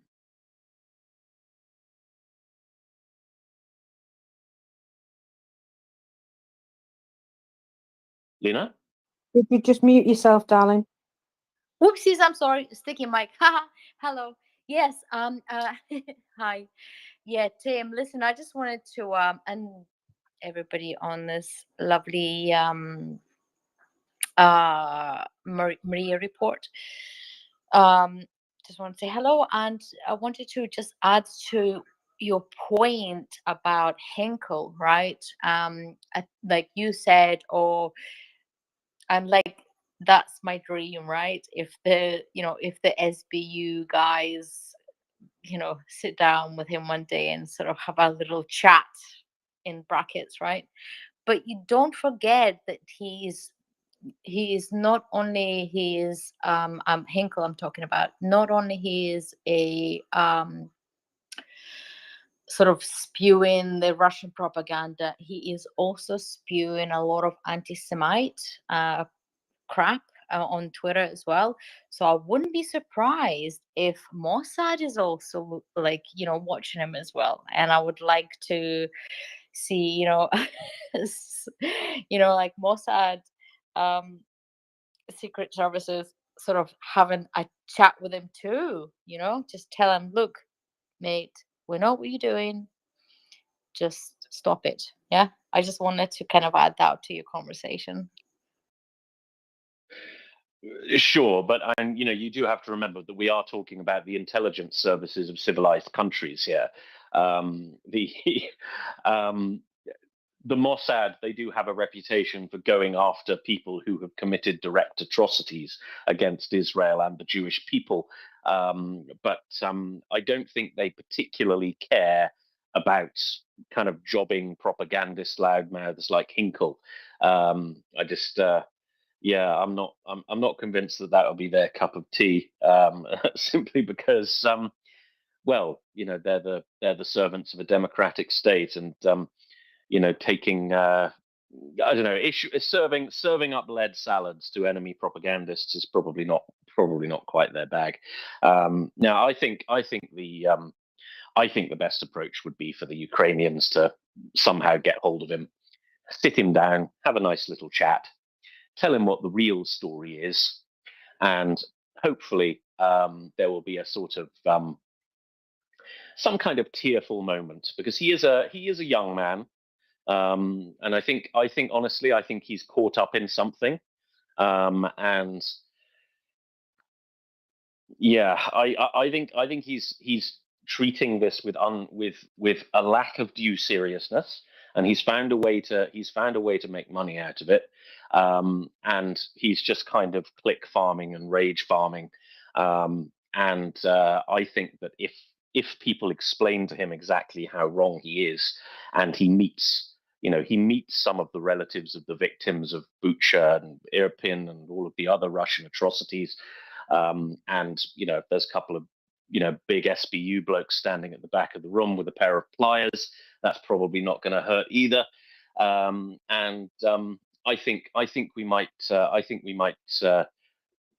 be able to get a propaganda coup out of that one, right? Because it's much better for the enemy to lose a hero than it is for them to gain a martyr, right? So if we have some lovely footage of Jackson Hinkle apologizing profusely and telling the world how wrong he was and promising to do something more wholesome and more productive with his life going forward, I think that would be far better for the cause of freedom than him being a little stain on the pavement, as satisfying as that may be. What do you reckon, Marcus?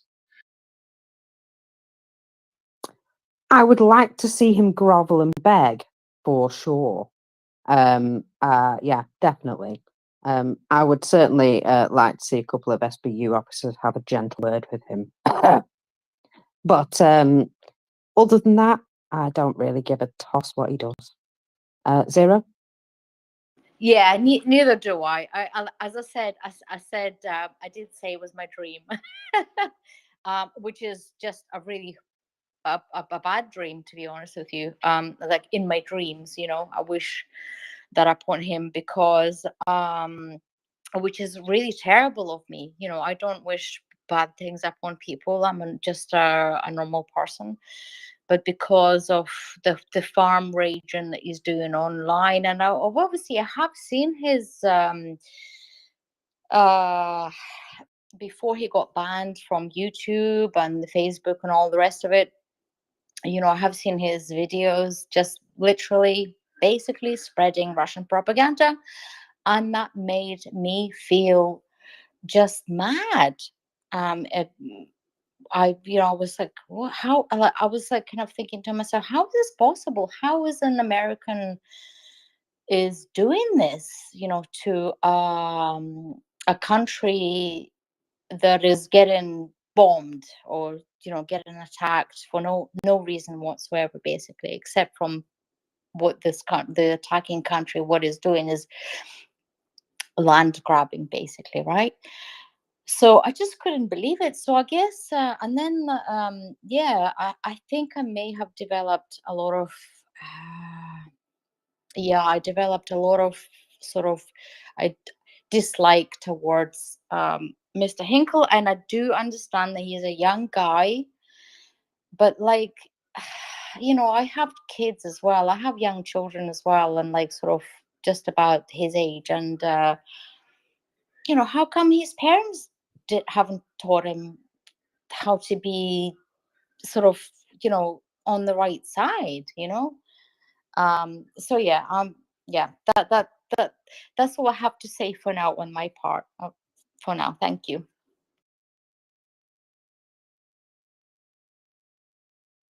Yeah, I don't know anything about his parents other than they probably should have been a little bit more tough with him. But there are idiots everywhere, and sometimes the best thing to do is give them no oxygen. So what am I looking at? I'm looking at the most amazing series of videos. Tim, we've heard about this, and I thought it was awful then, and there's more evidence of it coming out. Russia is sending soldiers back to Ukraine who are so wounded that they're still on crutches. In fact, there's a video of a guy here being tested for military fitness who only has one leg, which is, noticeable. The fact that he's, with crutches and canes and, well, let me just tell you a little story. There is a new video arrived from the Rostov region. I can't pronounce that place. It ends with, it may be Persianovka, something like that, in the Rostov region, where previously wounded military personnel have been gathered for a health check to see if they're capable of fighting. Among those present are men who can only move on crutches, but according to the results of the military fitness test, they're all being sent to the military zone of operation. The author of the video posted that the commission didn't even look at his results and immediately told him of his transfer to an assault regiment. He was given fitness category A after only looking at his urine in a jar and taking blood tests, disregarding the fact that he cannot walk without the aid of a stick. Pavel said he was wounded 2 years ago. It was a miracle that he survived, and he has no knee joint. He suffered almost 3 concussions, is almost deaf in his right ear, and nobody cares. Yeah, that's right, mate. Nobody cares.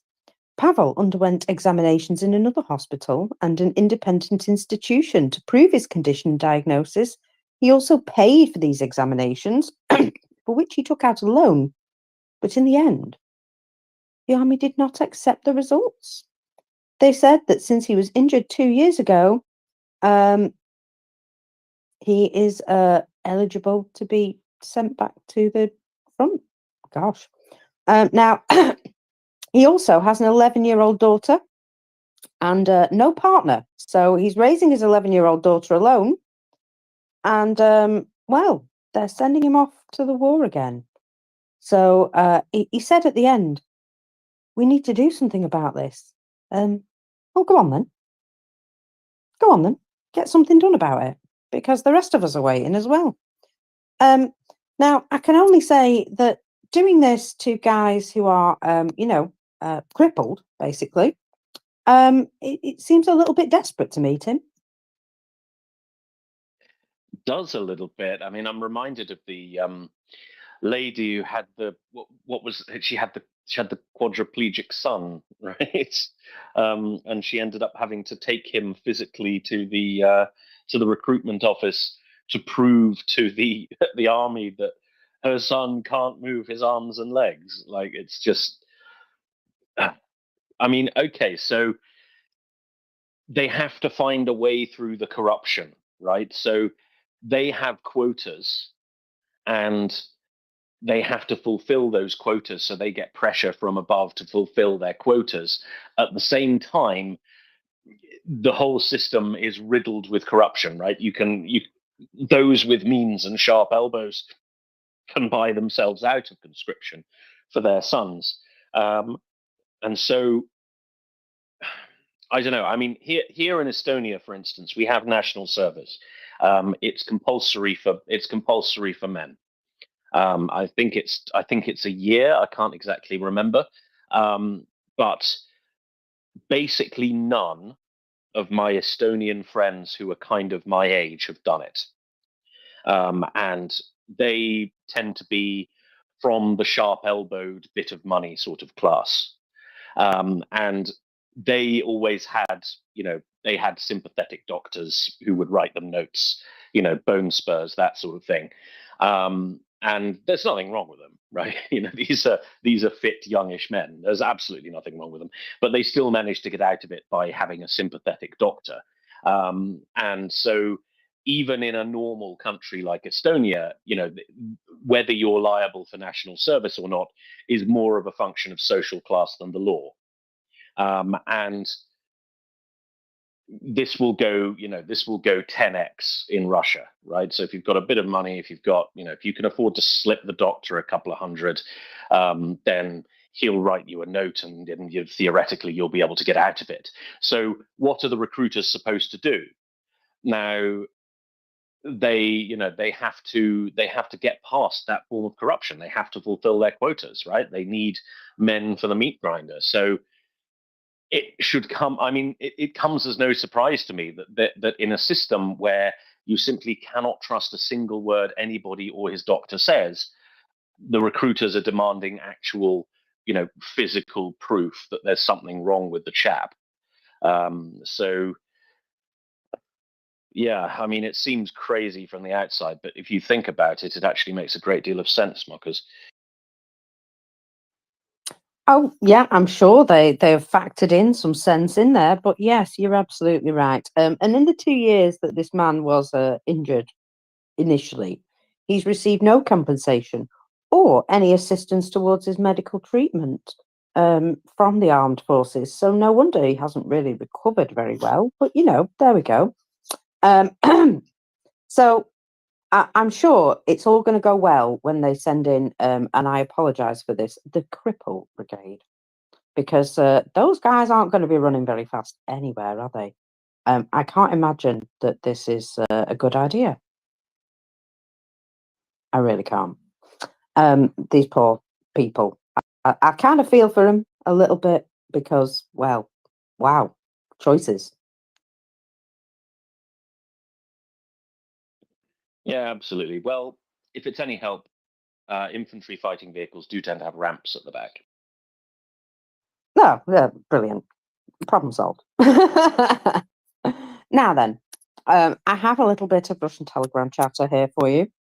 And some things are, well, kind of funny. So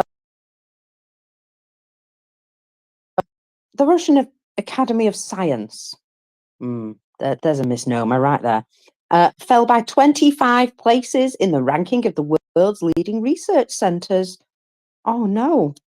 So they dropped from 71 to 94th at the end of 2023 in the ranking of 500 leading research centres in the world, compiled by Nature magazine. The citadel of Russian science was overtaken by 35 Chinese universities and scientific institutions. Sorry, those Chinese universities that just write their own scientific theories and give them, kudos, credence. That's the one. Anyway, Russia is losing ground in global science as the state cuts funding and scientists have left en masse. In fact, they have either run abroad, died from natural causes, of course, because, people do, or some of them have been arrested and are in prison for daring to tell the truth. And some of them might even have been conscripted and died on the front line. Yeah, that's a way to use up your resources. Never mind. So over the past 2 decades, the number of researchers within Russia has decreased by 25%. And at the beginning of 2022, for some reason, it had dropped to the minimum in the entire modern history of the country. Apparently 322,000. It's probably less now. Now, remember the Crocus City Hall that they screamed and cried about? And, it was a major event and it was all like, really important, wasn't it? Yeah. Well, apparently they're not going to restore the building because there's no money. The authorities of the Moscow region announced they will not restore the Crocus City Hall concert hall. A park with a memorial instead will appear on the site. So basically, they've run out of money, so they're just going to make a nice grassed area for people to wee in, probably. So that'll be nice. Lovely. Now then, Putin apparently demanded the resumption of production of missiles for a nuclear war with Europe. That they're already struggling to resume production of ground-based medium and shorter-range missiles anyway, but apparently they need to do some more. So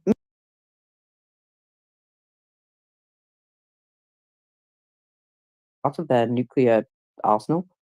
and aimed at European NATO members, apparently, were destroyed in the late 1980s as part of a treaty signed with Gorbachev and Ronald Reagan in the last Soviet years.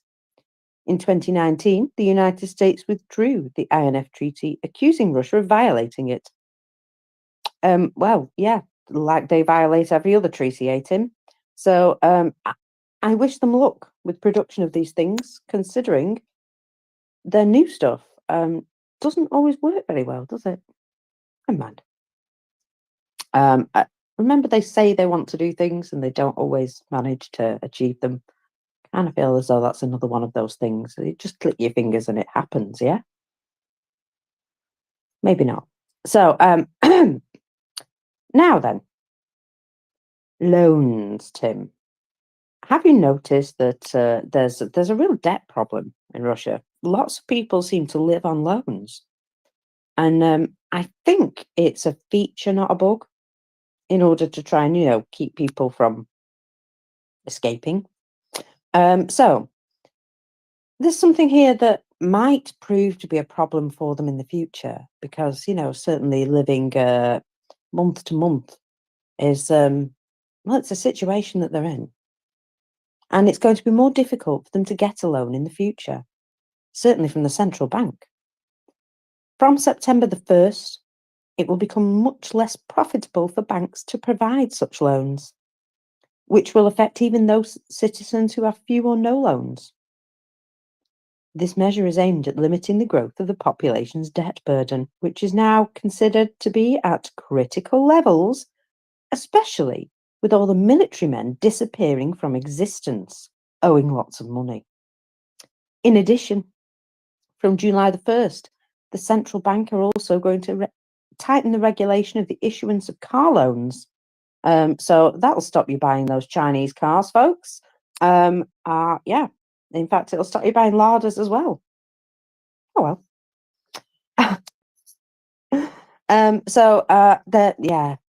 It's monetary problems. I'm kind of enjoying the slow downfall. I kind of want to wait, I'm just watching for the crack where everything just suddenly drops. One thing will go and it will have a cascade effect on all sorts of other things. And I'm here for it. So, to live a normal life, a Russian would need an average of 70,000 rubles per month for each member of the family.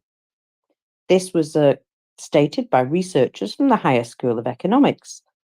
Now, the state established the regime's subsistence minimum for the working population at just 14,991 rubles per month. So, they need 70,000. They're getting just under 15,000. Bit of a difference, isn't it? Remember, price of everything's gone up. I can't imagine that's going to do well. It forces people into crime, doesn't it? Basically, forces people into crime. And gosh, there's a lot more guns and explosives in Russia than there used to be these days. And a lot less police. Just pointing that out.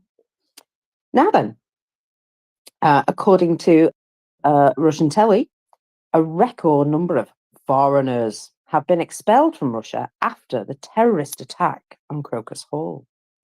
In the first half of 2024, at least 11,376 migrants were expelled from Russia, a quarter more than in the same period last year. According to calculations, in the first 2 months after the terrorist attack at Crocus City Hall, the probability of being expelled from Russia for a migration violation increased by 81%. No surprises there, hey? They really are a teensy bit racist, Tim. They really are. Gosh. But I would imagine that a lot of them were working there, a little bit illegally, because that's just the way things are done in Russia, yeah? Yeah. Well, I mean, I don't imagine that anybody gets into any particular trouble for harboring and working illegal laborers. Although this might kind of, as kind of just what you said there, might kind of fills in a little bit of the jigsaw puzzle for me, is that why do these kind of alt-right types always seem to support Russia when Russia has all of the worst outcomes across every single metric that right-wing people care about, right? So you think about, if you think about, okay, so okay, they seem to think Putin is some kind of guardian of Western civilization, and if you're a conservatively minded person, whatever you care about, Russia is bad at. And so, if you care about, the preservation of Christian culture, for instance, well, Russia has some of the lowest levels of religious belief and religiosity in the world. It's also what 20%. And they persecute all other religions, including Christians. Yeah, absolutely. So non-Orthodox Christian sects are persecuted, and Orthodox churches outside of the Moscow Patriarchate are also persecuted. And also, if your defense of European civilization is kind of immigration based, then Russia's 15% Muslim, and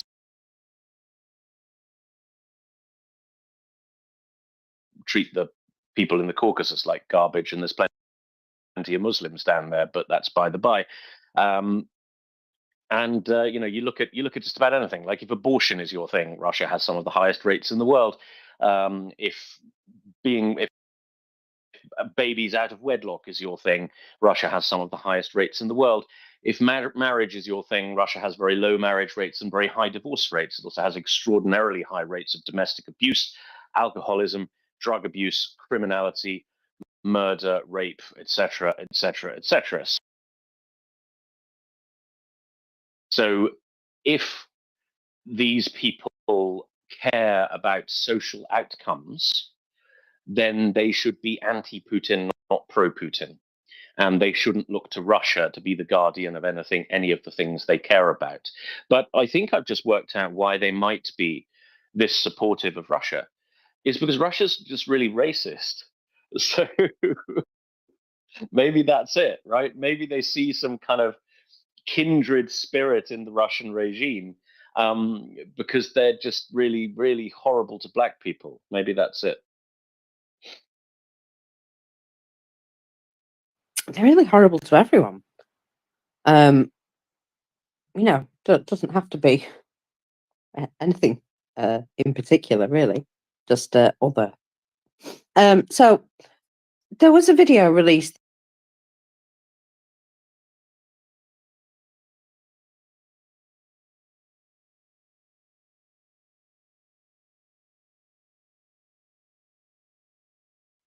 .250 Hammer air bombs. There was a recording of an aircraft approaching at an extremely low altitude, performing a slide maneuver, dropping bombs, and then carrying out what they say is an anti-missile maneuver, as in it was nifty.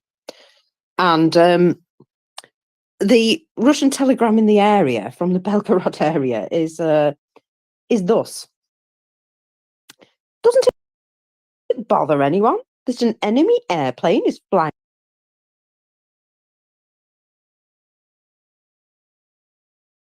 air defense? Lots of exclamation marks and question marks.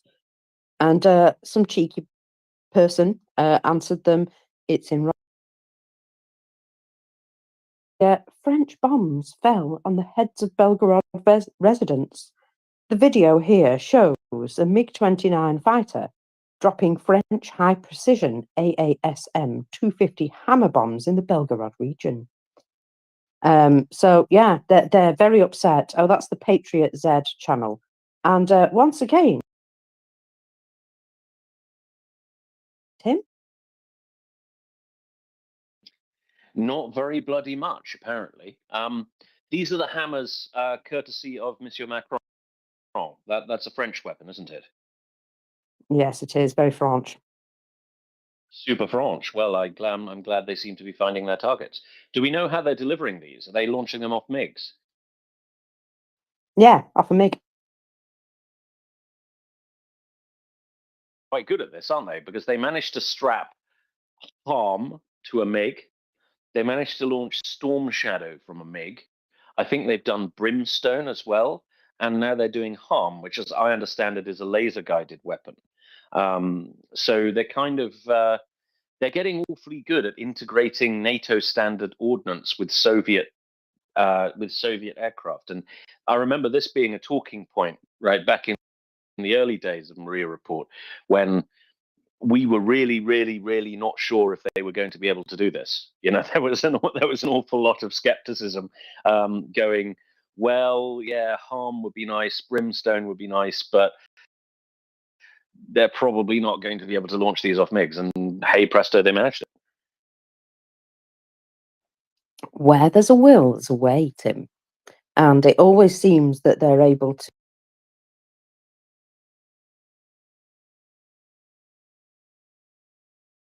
be rigged. Perhaps they're using, a mobile phone to launch it or whatever. However they do it, they've worked it out. And Hop C is here to probably add something to this. Yeah, just a little color. How y'all doing today? Hopefully well. Good. Actually, you pitch up, you get the inertia going for the bombs, and as soon as you release them, then you do this hard, you further pitch up, roll over, head back down for the deck in the opposite direction. Pretty simple stuff, frankly. I mean, there's some risk, but that's not what was significant when I saw that video. What I saw as significant is these are laser gated bombs, so obviously whatever they're launching on has to be illuminated by a laser, and that means that there's laser designators probably with the troops, and that also means that there's some sort of a effective comm link that's timely, that allows whatever needs to be blown up by that laser guided bomb to be illuminated and ready to go when the MiG's ready to go with the ordnance and everything else. And what you can see here is I'm building a picture on how that takes that kind of forward air controlling takes a lot of training, a lot of coordination, and a lot of professionalism, which is not something I think you would have found with any kind of regularity in the Ukrainian forces even 18 months ago. So that's kind of what my takeaway was from that. And of course, the ability of the Ukrainians to put just about anything on MiGs and Su-27s has been astounding, and get some use out of them. So just thought I'd throw that in there. Thank you very much, Hop. Although I guess we shouldn't be too hasty about the NATO weapons on Soviet airframes thing, because haven't the Poles and the Romanians been doing that for ages?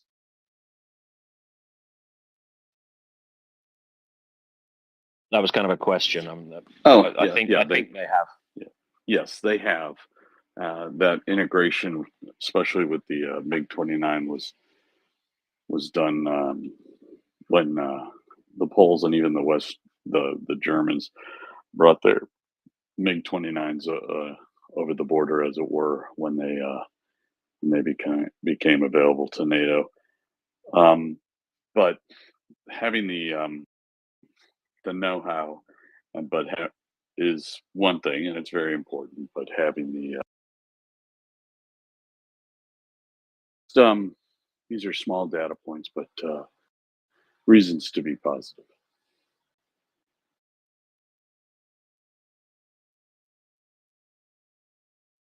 Absolutely. And would you say that this is going to create advantages? I mean, maybe you could give a little color on this. when it comes to operating specific missile and munitions, like how much, how much, well, for a start, how much institutional knowledge do you need as an air force to operate a particular missile? And how much skill do you need as a pilot to operate a particular missile? Like, does the type of missile you're using actually make a difference to the way you pilot and the way you're trained? Well,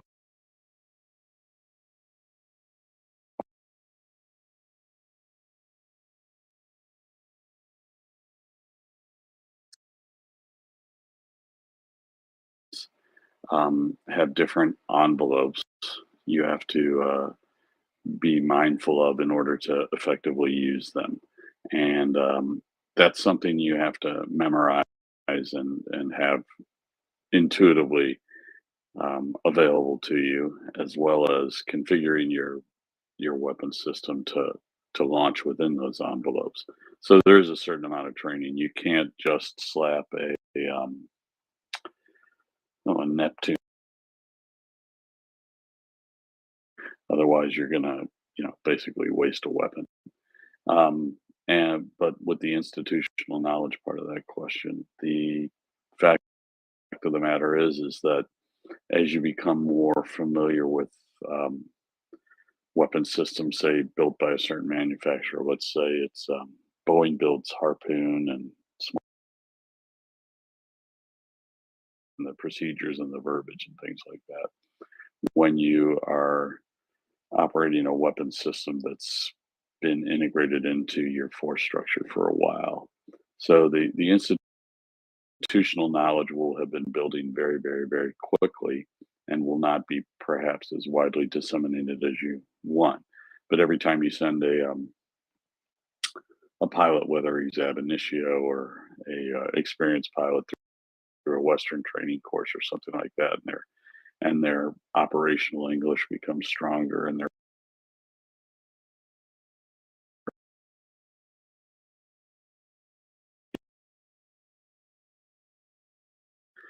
via just talking in the ready room or osmosis or whatever to those around them. So it's a multi-layered process that begins obviously with the space between the two ears, and then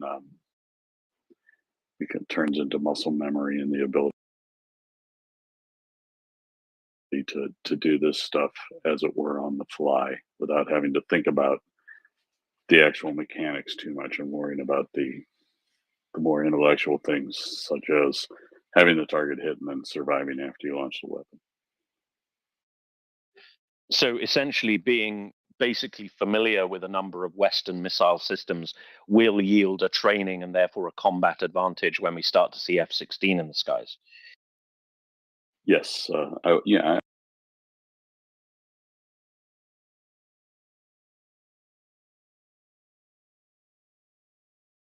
Can see what he thinks. Well, there was a suggestion that somebody who knows aircraft very well spotted one actually flying in the sky in Ukraine. I'm going to say that this is a rumor at this point, but there was suggested that they may have transferred some aircraft to Ukraine recently, only because there was some sort of diversionary effort. One of these sort of look over here, what we're doing over here, and the Russians were going mad about some aircraft flying over the Black Sea with a type.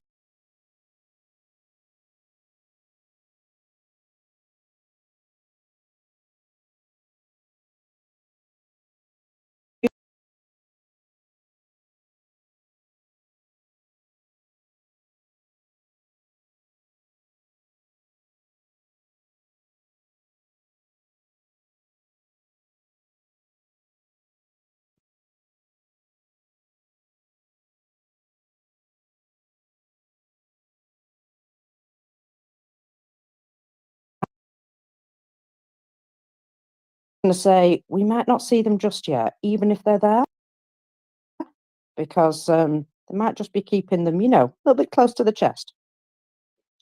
Well, I think and then I'm going to have to drop down after this. I think I kind of agree with part of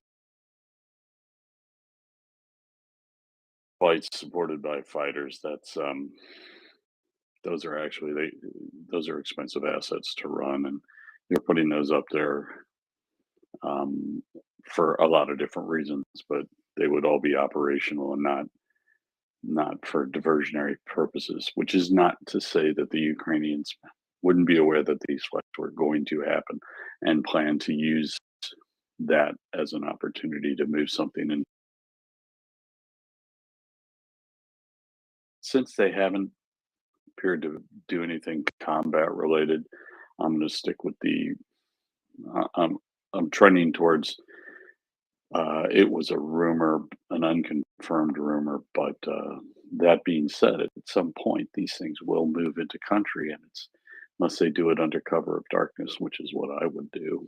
Um, they'll be pretty easy to spot or hear or see activity, and there's so much going on over the Black Sea.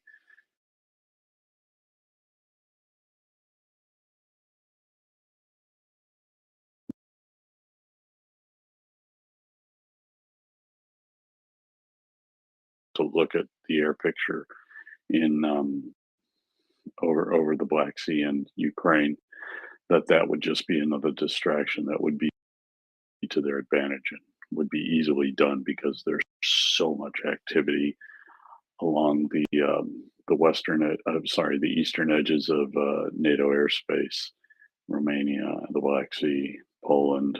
There'd be lots of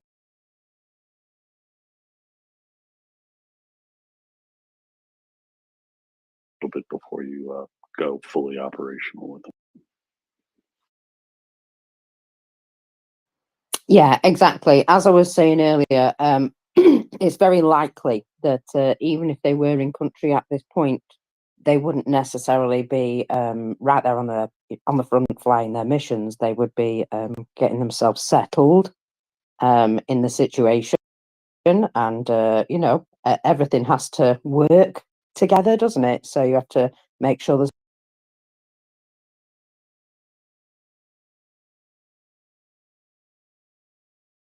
would be sort of just kept in the background a little bit until they were ready.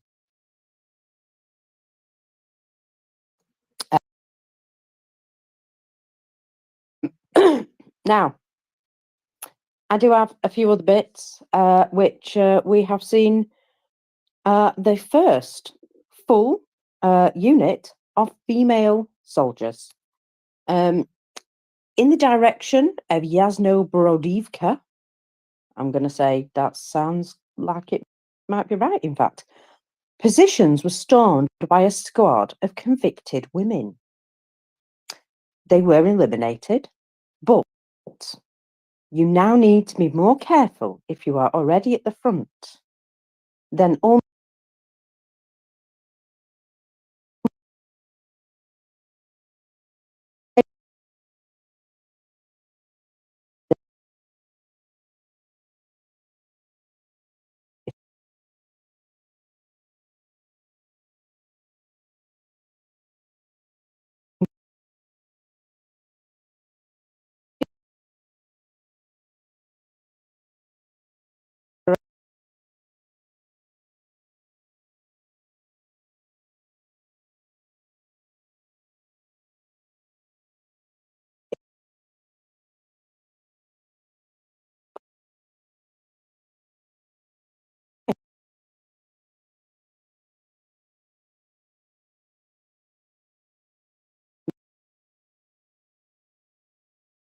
warm bodies for the grinder. Not really ideal. Lovely. And again, desperate much. Sending in female convicts now. So yeah, good.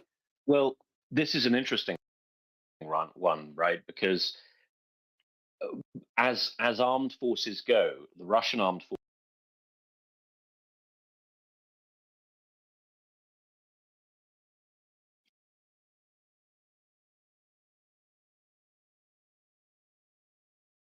women in Western armed forces. Russian armed forces, I don't have figures, but it is high, right? It's higher than you would see in a Western one, and they seem to be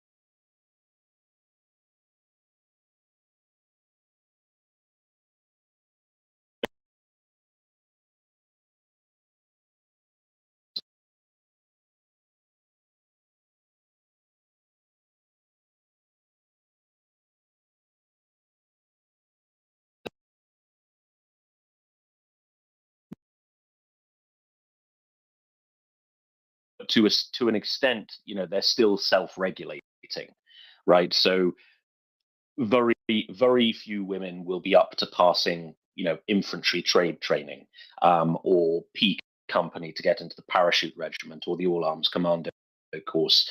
I don't think a woman's ever passed P company or special forces selection, but I might be wrong on that. But they do proper jobs, right? They're not there for tokenistic reasons most of the time. The Russian armed forces,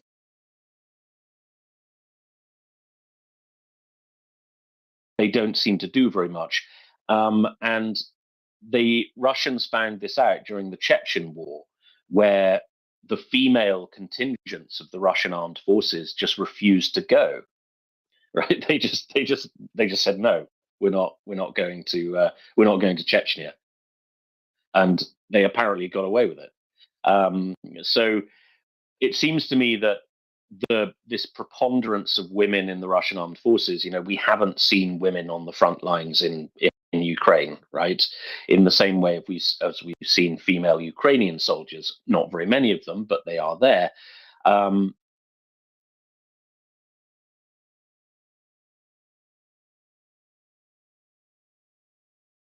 It does seem like desperation, right? Because a key rhetorical position, at least of the Russian, the Russian mouthpiece,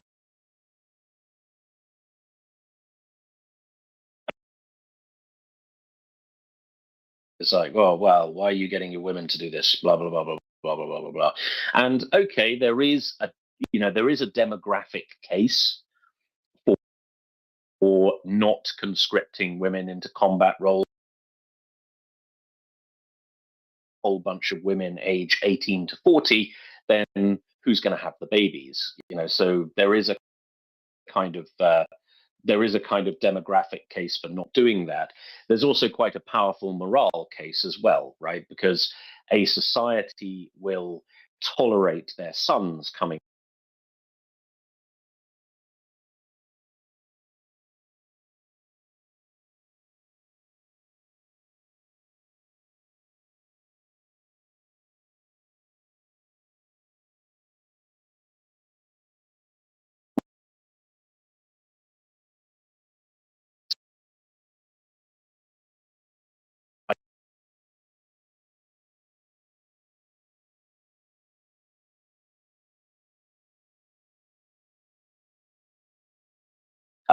So there are reasons why you wouldn't do that, but the Russian propaganda efforts on this, as always, are just mostly nonsense. There's not that many women in the Ukrainian armed forces, and not very many of them die. So it does seem kind of a little bit chutzpah and a little bit desperate that the Russians are now starting to mobilize women in this way, right? Yeah, there are actually quite a lot of women in the Ukrainian armed forces doing proper jobs, but there's not necessarily a big focus on them because it's just a regular thing. If you think about, Witch, for example, there's a focus on her in particular, but like you say, she's probably the one woman in that whole unit, and there's a lot of female medics that stick with the units and stuff like that. They tend to be, in medic roles, or even sniper roles and things like that. But they have branched out. We have ladies in their 40s who decided to go and qualify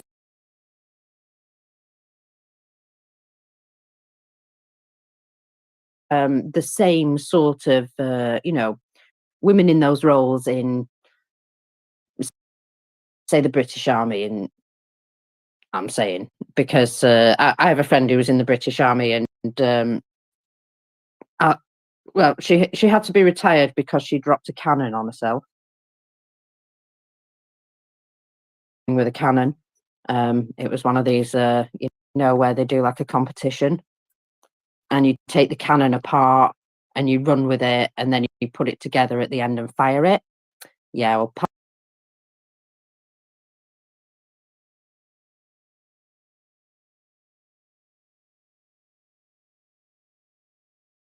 just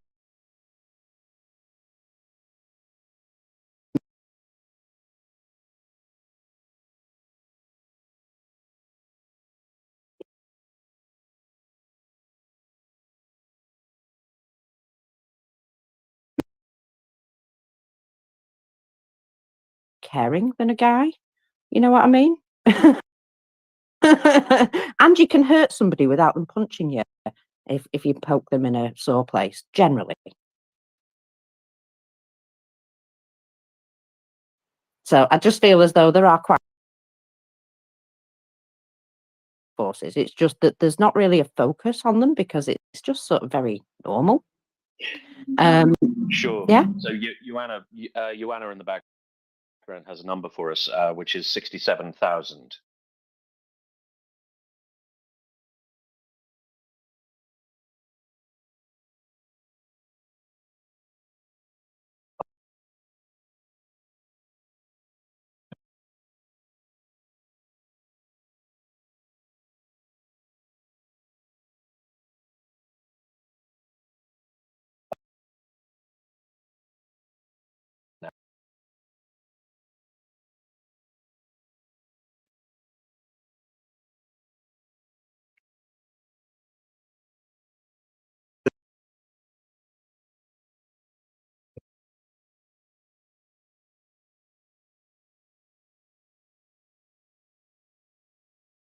For the image, and they are for the amusement of the higher ranks, generals and the kinds. But just on how this looks like.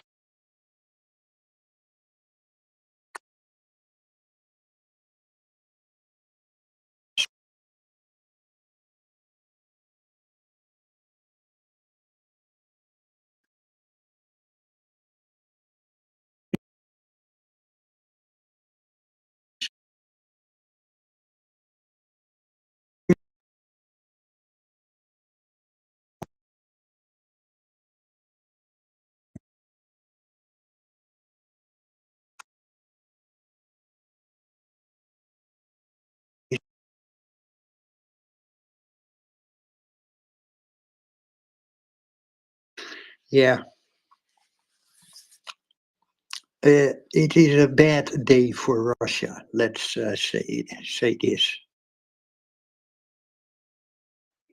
Well, every day it gets a little bit worse, and I personally enjoy watching that. One of the things, is this great Russian endless army does appear to have become very multinational, multicultural, and good for them embracing other nationalities. I thought they were really racist, but maybe not after all. Oh, they're killing them all. Yeah, okay.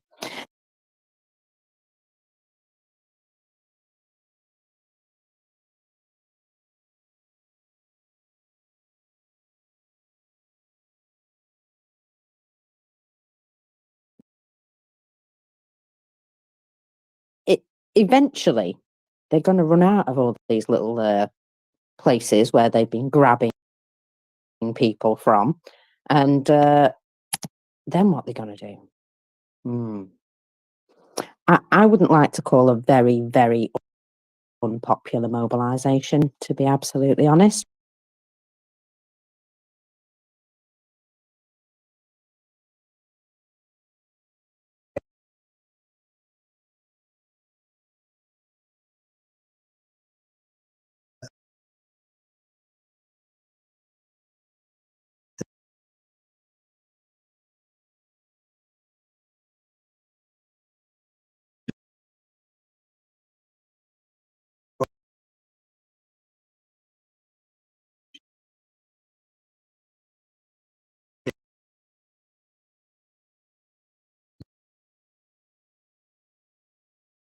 from Putin, they are going to be very, very loud, and that is a thing he tries to prevent with these.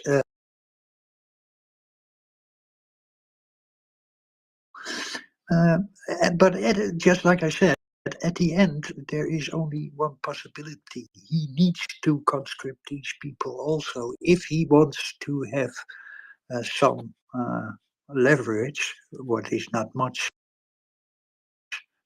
because the Ukraine is getting stronger and is getting better in all the things. So,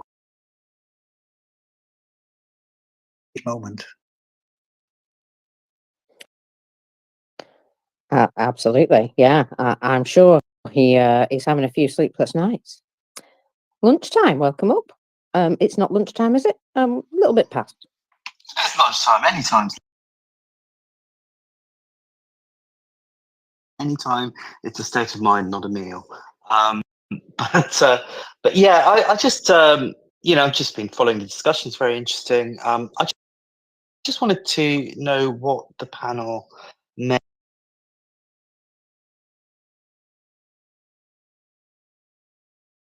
Switzerland. Apparently, his plane's banned, so he couldn't fly there. So he took the trouble to start off some sort of video call. At which point, I think everyone walked out. Well, I'll be honest, I haven't been watching what Lavrov doing, but I'm now going to find out because that just sounds amazing. So he tried to do a video call instead because he wasn't allowed to go. Is that right? I think that was the only alternative left to him. I've got the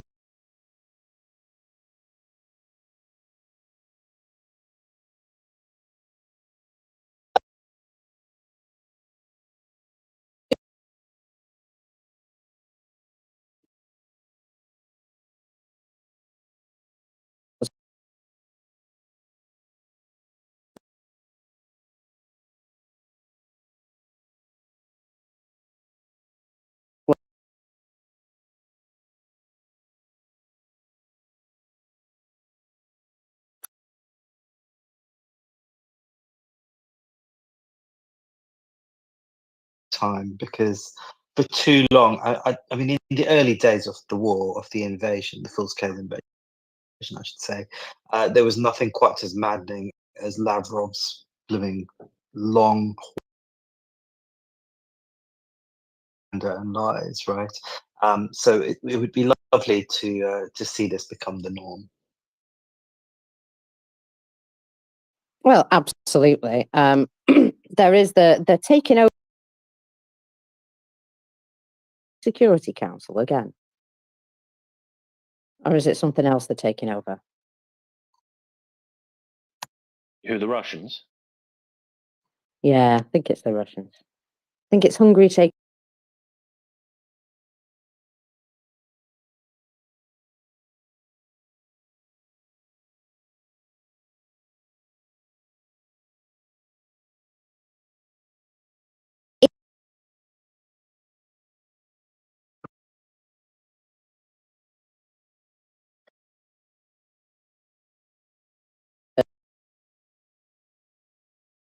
Leave the room, go congregate down the hall, have a coffee.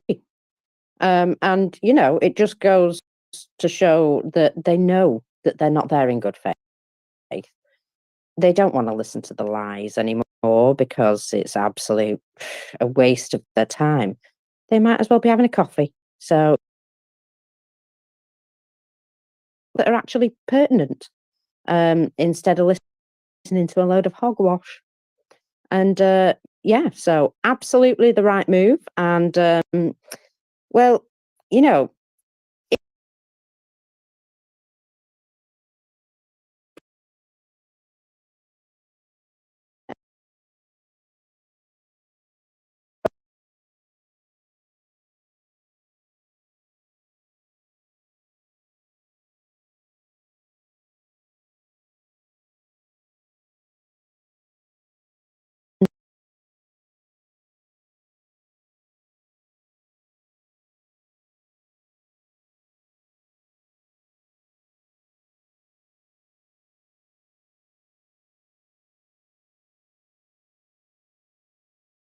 led by donkeys, sort of got this banner to come down while he was speaking, which was just a photo of Putin with the subtitle "I Heart Nigel."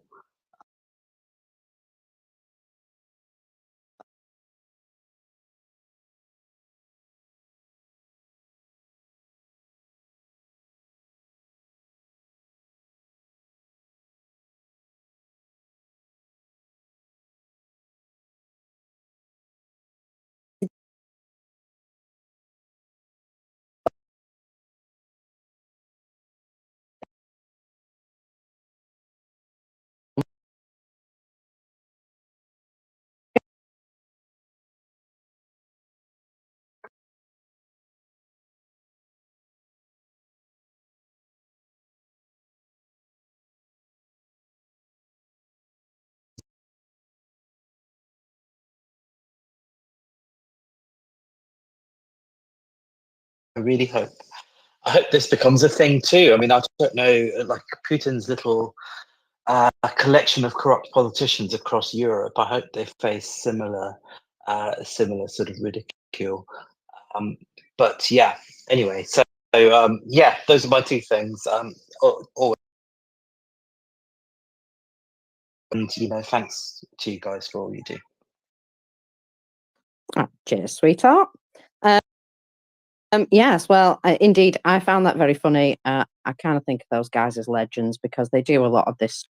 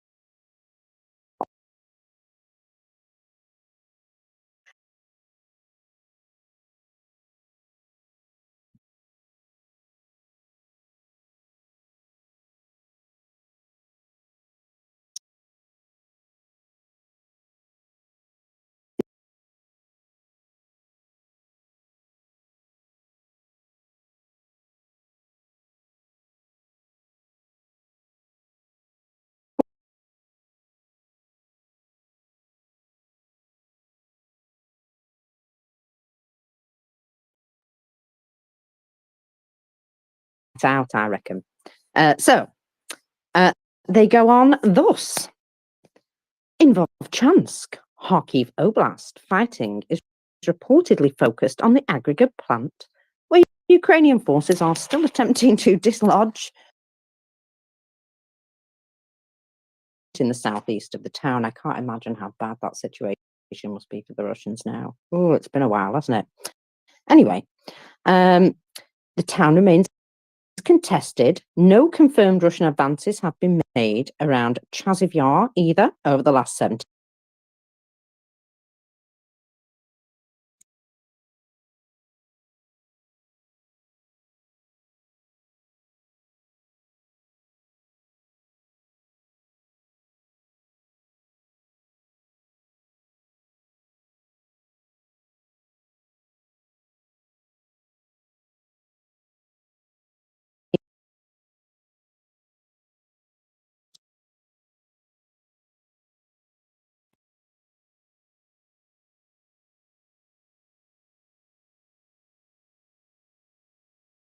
Highest operational tempo. Russian forces have made some minor advances across a relatively broad front towards the villages of New York. I can say that one.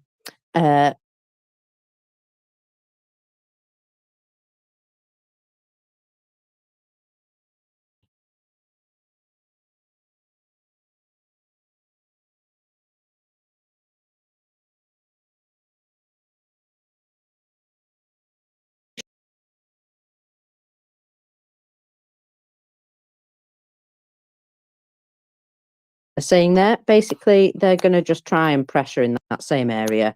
And, well, in the meantime, in the Kharkiv area, they're getting a bit battered. So yeah, they've themselves at how the Kharkiv offensive has turned out, and there's been an awful lot of whining as to why did we do this to ourselves. And so there is something which I've spotted, and I think this is awesome, Tim, and I think we should all do this. I believe some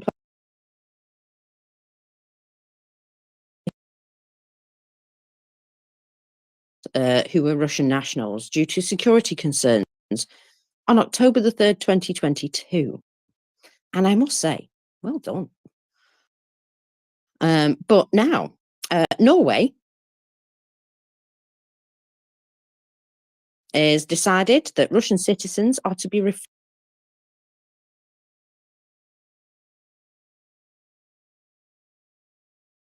so basically, they're pretty much banning most Russians entering the country unless it's for good reason. And I like it. I like it a lot. So if they're just popping there to get some, like, stuff that they want to take back to Russia and sell, or, stuff that they want to take back to Russia and own, that's not going to happen anymore, because those little tourist trips, stopped. You see, I don't know why this is still a thing. Like, I cannot see any reason why Russian citizens at all are still allowed visas to any civilized country. Honestly, I do not understand why that is still the case. The well-heeled bit of Russian society, right? Because that's the way they feel like they're still part of something. Is they go to Biarritz and up rubbish they like doing. Why are they eligible for tourist visas anywhere at all? I do not understand. They should just say nope, no more visas for us. It seems so basic to me, and I don't know why it isn't even a topic of debate, let alone a reality already. It should have been a reality on day 2 of the war. Like, sorry, you've made your hovel, you can damn well stay in it.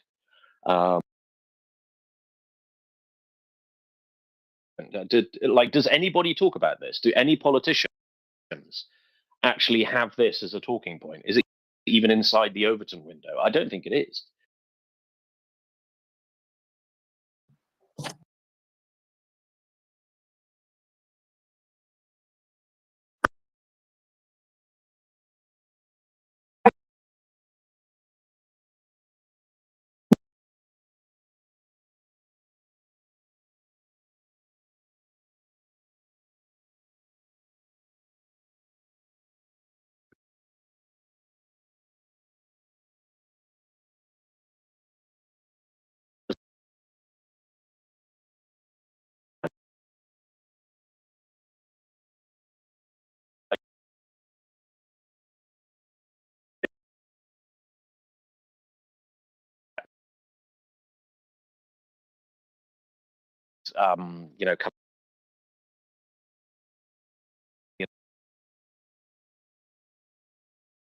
Sorry. So the Home Secretary can do this, and I don't know. I don't think anybody would be seeking a judicial review, to be perfectly honest. So his hat. Very likely, but you see, we can do that to Islamic radicals and what have you, because there's political will to do that. But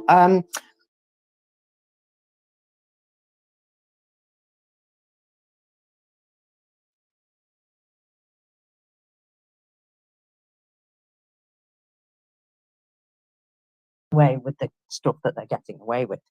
And yes, you're absolutely right.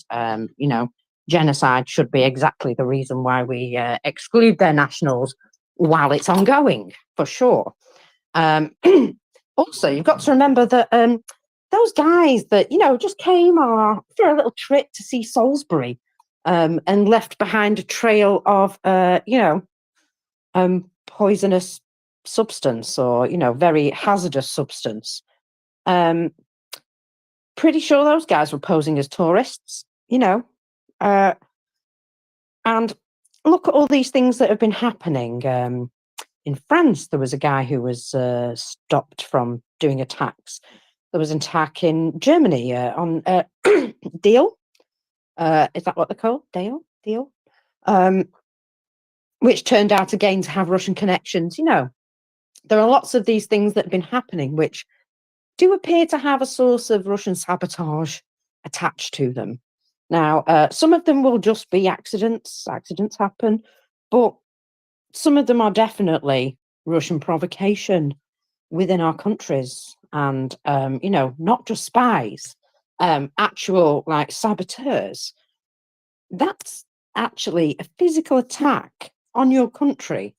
That's not what I would call what's it? You know, asymmetric warfare as such. I see that as more like, you know, propaganda and things like that. No, that's actually a kinetic action taken against your country. And, you know, we should look at this and we should realise where that's coming from. That's Russian agents that we're allowing into our country still. Maybe we could stop that. I mean, to me, it's not just the oligarchs, right? It's, and you know, if the problem is we are just too kind of Hanseatic to say no to a really, really rich bloke, fine, right? The use of discretionary power is just that, right? Discretionary. So the Abramoviches of this world, exceptions can be made for them if they absolutely have to.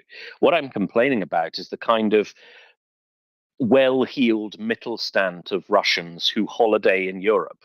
You know, they've got a bit of money. It's, you know, it's kind of daddy owns a tire factory, that sort of thing, who still holiday here. Resorts in Europe are full of them. And they are apparently allowed to come here. And this is, you know, this is what I'm objecting to. It's not the handful of very, very rich people as such, although I find them revolting as well. It's it's the fact that ordinary Russian people are still able to participate in our civilization and get visas despite what their government is doing in Ukraine.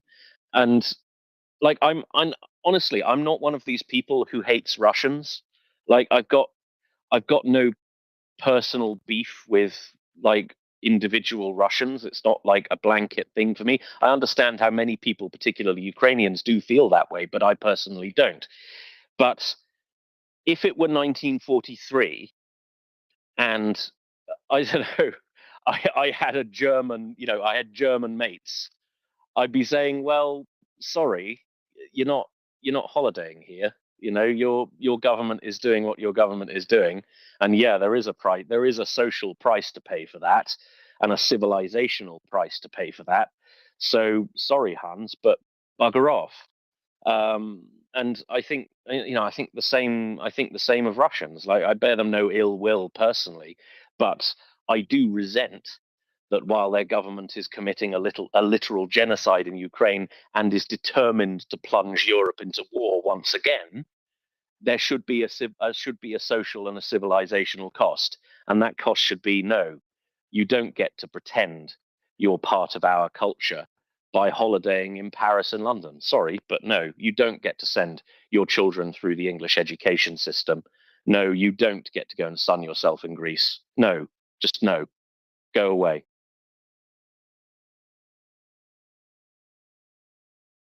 Yeah, absolutely. When I see them on beaches in flipping, you know, all sorts of places, I'm like, that's really quite annoying.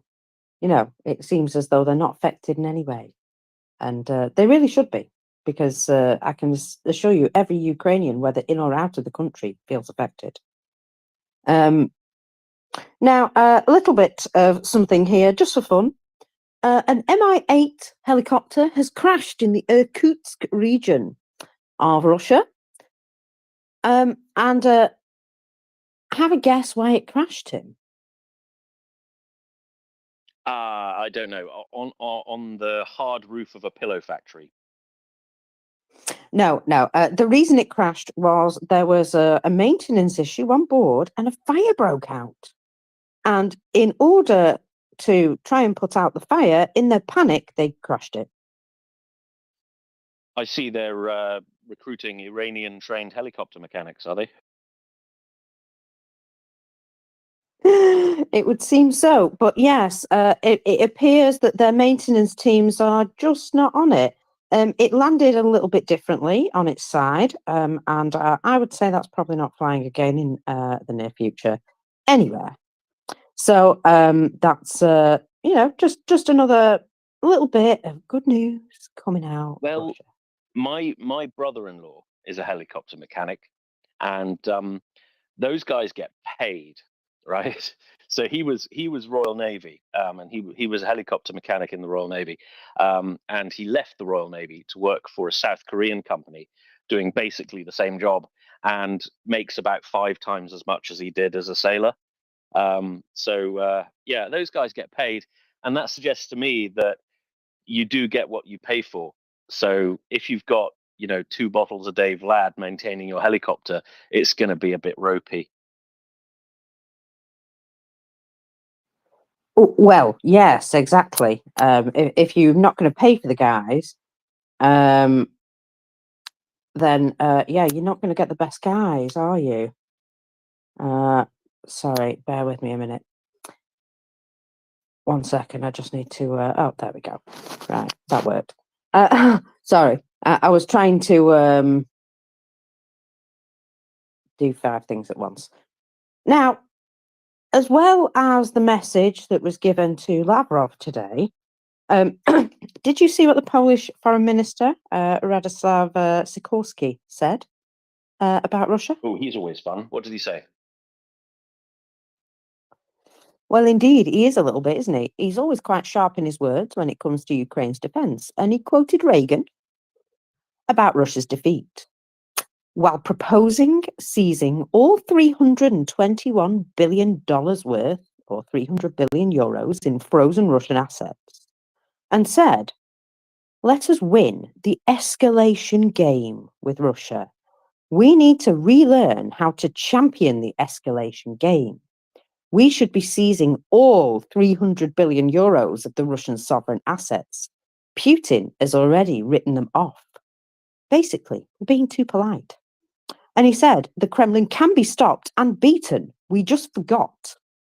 Ronald Reagan used to say his strategy with the Soviet Union was simple, if not simplistic. We win, they lose.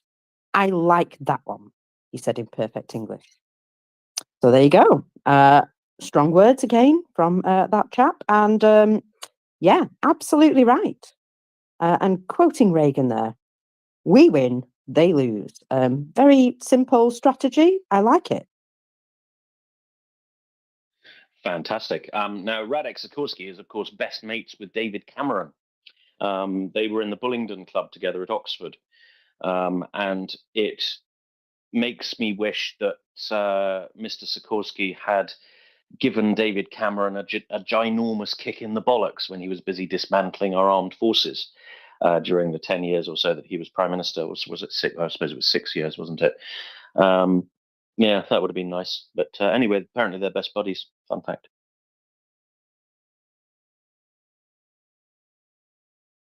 Well, maybe you could, we could ask some polls to ask him if he can go and do that for you. Anyway, Well, just because it'd be really satisfying. He's not going to be in. He's not going to be Home Secretary for much longer, is he? I'd say he's got 5 days left. In fact. Oh yeah, that's true. Yeah.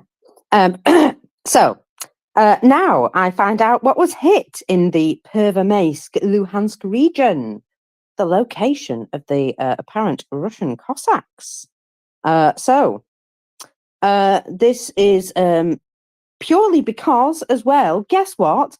They posted a picture of themselves on some sort of social media, and the building behind them was very easily identifiable. Absolute dicks. But still funny. And I would like to confirm that residents of the frontline areas in Belgorod are receiving their fire extinguishers. If anybody wants to just have a look at the lovely little old babushka there, holding her fire extinguisher, looks like she's about to fall over. I'm sure she's going to be great in the in the event of a terrible fire. I'm sure she's going to come dashing in. Oh dear, the babushkas with their fire extinguishers. Okay, on that bombshell, I must drop because I've a super hard stop today. I'll leave you in the capable hands of both Mockers and Tracy, the SBU fella. It's been a pleasure co-hosting with you this afternoon, Mockers. A rare treat for me. I will see you all tomorrow afternoon. I commend the final day of our fundraiser to you, raising money for multi-tools and PPE. For the state emergency services of Ukraine's demining heroes, who are going to be awfully busy for an awfully long time. So the more we can do to help, then the better for Ukrainian life and Ukrainian life. So Slava Ukraini, everybody. I will speak to you tomorrow. Hello, I'm Sarah Tim, and catch you later. And I think I'll be talking to Tracy in just a moment. Lovely. So, what have we been seeing recently at the front? Just because I have noticed this on a few videos.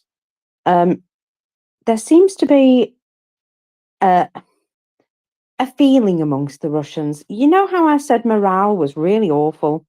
Well, morale is so bad that there are videos of Russians just literally standing there or sitting there and letting a drone hit them. Rather than do the run around thing or chuck a stick at it, they've just decided there's no point. If they're spotted, they may as well just stand still. Wow, that says something, doesn't it, for their morale? It sure does. I can't imagine that many people would have got over their own, survival instinct. But apparently, these guys have. Their own survival instinct is not even kicking in. They're just letting it kill them. And I find that indicative of their morale, shall we say, which ain't great. Well, no surprise, it ain't great because the Russian Federation loses at least 6 military personnel killed per Ukrainian. Now, you've got to remember that there is generally a 3-to-1 rule. So for every 6 military personnel killed, there will be another 12 that were probably injured, or approximately. Something like that, yeah. So, Zelensky's been having a chat about the general situation, and he says, look, we won't have to fight until the end, but in 2025, the Russian Federation will completely fall apart economically. Ukraine will be satisfied with a model in which negotiations with the Russian Federation can be conducted through intermediaries. In other words, put me in a room with Putin and I might punch him, which is fair enough. And the Russians still want to try and occupy Kharkiv, but their offensive has completely failed.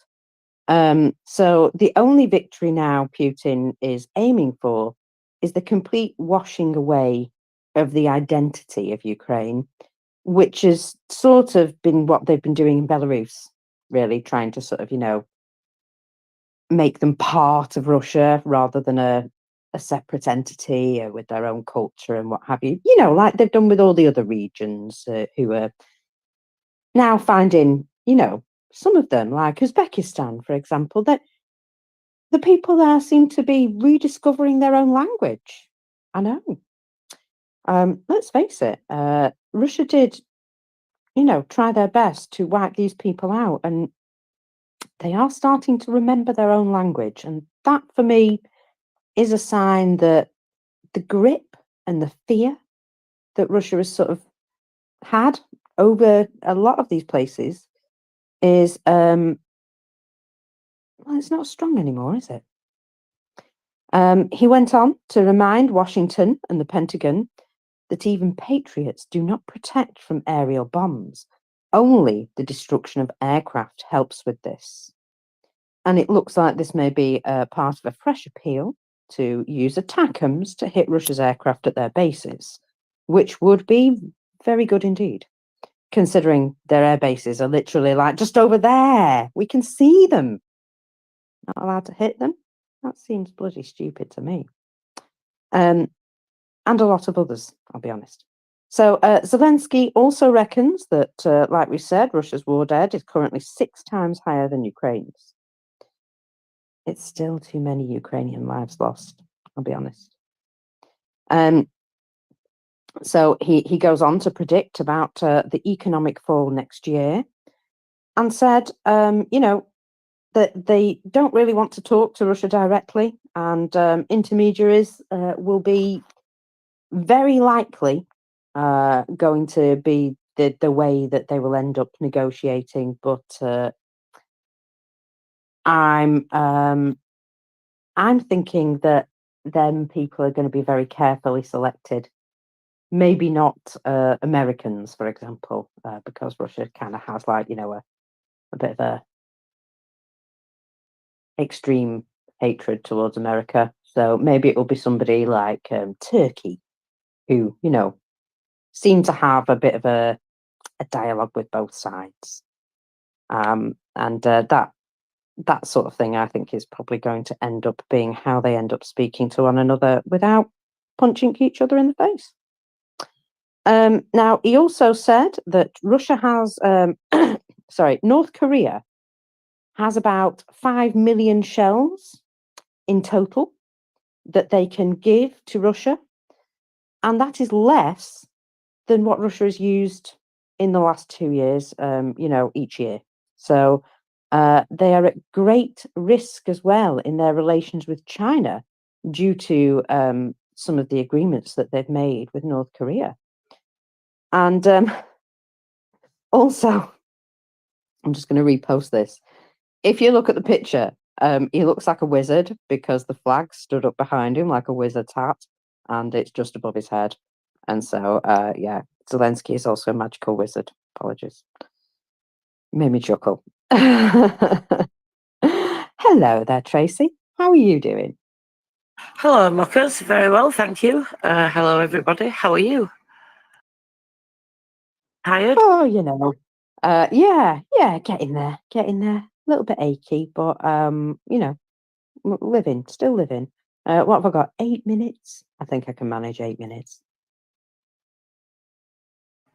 You do incredible, Muckers, all the time, every single day, and thank you for that. And it's a rare treat, you and I being here together for, 8 minutes. We're normally passing. Yeah, that's true. Ships that pass in the night. So, something else that Zelensky mentioned today is that Russia this week alone have dropped 800 bombs on Ukraine. But, you don't see that in the news, do you? And I think that's a crying shame that these things are just apparently not newsworthy anymore. What the chuff? Honestly, it really disgusts me that these things are not really being shouted about in the press an awful lot more. There was me thinking that these things were, newsworthy. Apparently not.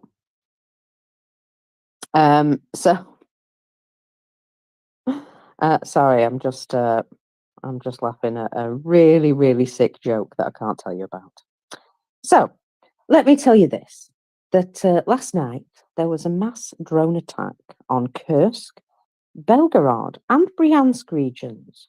But there was also a huge fire in Nizhny Novgorod, which, according to them, is unrelated. Okay, if you say so. Massive fire, but it's at apparent waste storage depot. Now, this place doesn't just store your average garbage. No, paints, varnishes, products, all hazardous wastes, apparently. Lovely place to put it, close to the town of Nizhny Novgorod. A quite a residential place if you look at some of the pictures and the smoke and all the lights around. Yeah, smoke. You don't want to be breathing that in, by the way, because it's going to be super duper toxic. And I'm sure it was just, a fallen cigarette or something like that. But that appears to have been a big problem for them. And I don't know if that was an actual target or what, but you never know. There was a lot of drones. They said they'd shot down all of them, of course, like they do. And then there was this massive fire, which is apparently completely unrelated. So I'm sure it is. Now, I haven't had an awful lot of other information, though, about what's happened with regards to the other drones. And I feel as though Russia's really trying to tighten down on information getting out these days. And I do wonder if that's, that's a indication of where we're going, that they really are clamping down now. But we'll see. I'm sure, that the local chatter will eventually come up with something for us.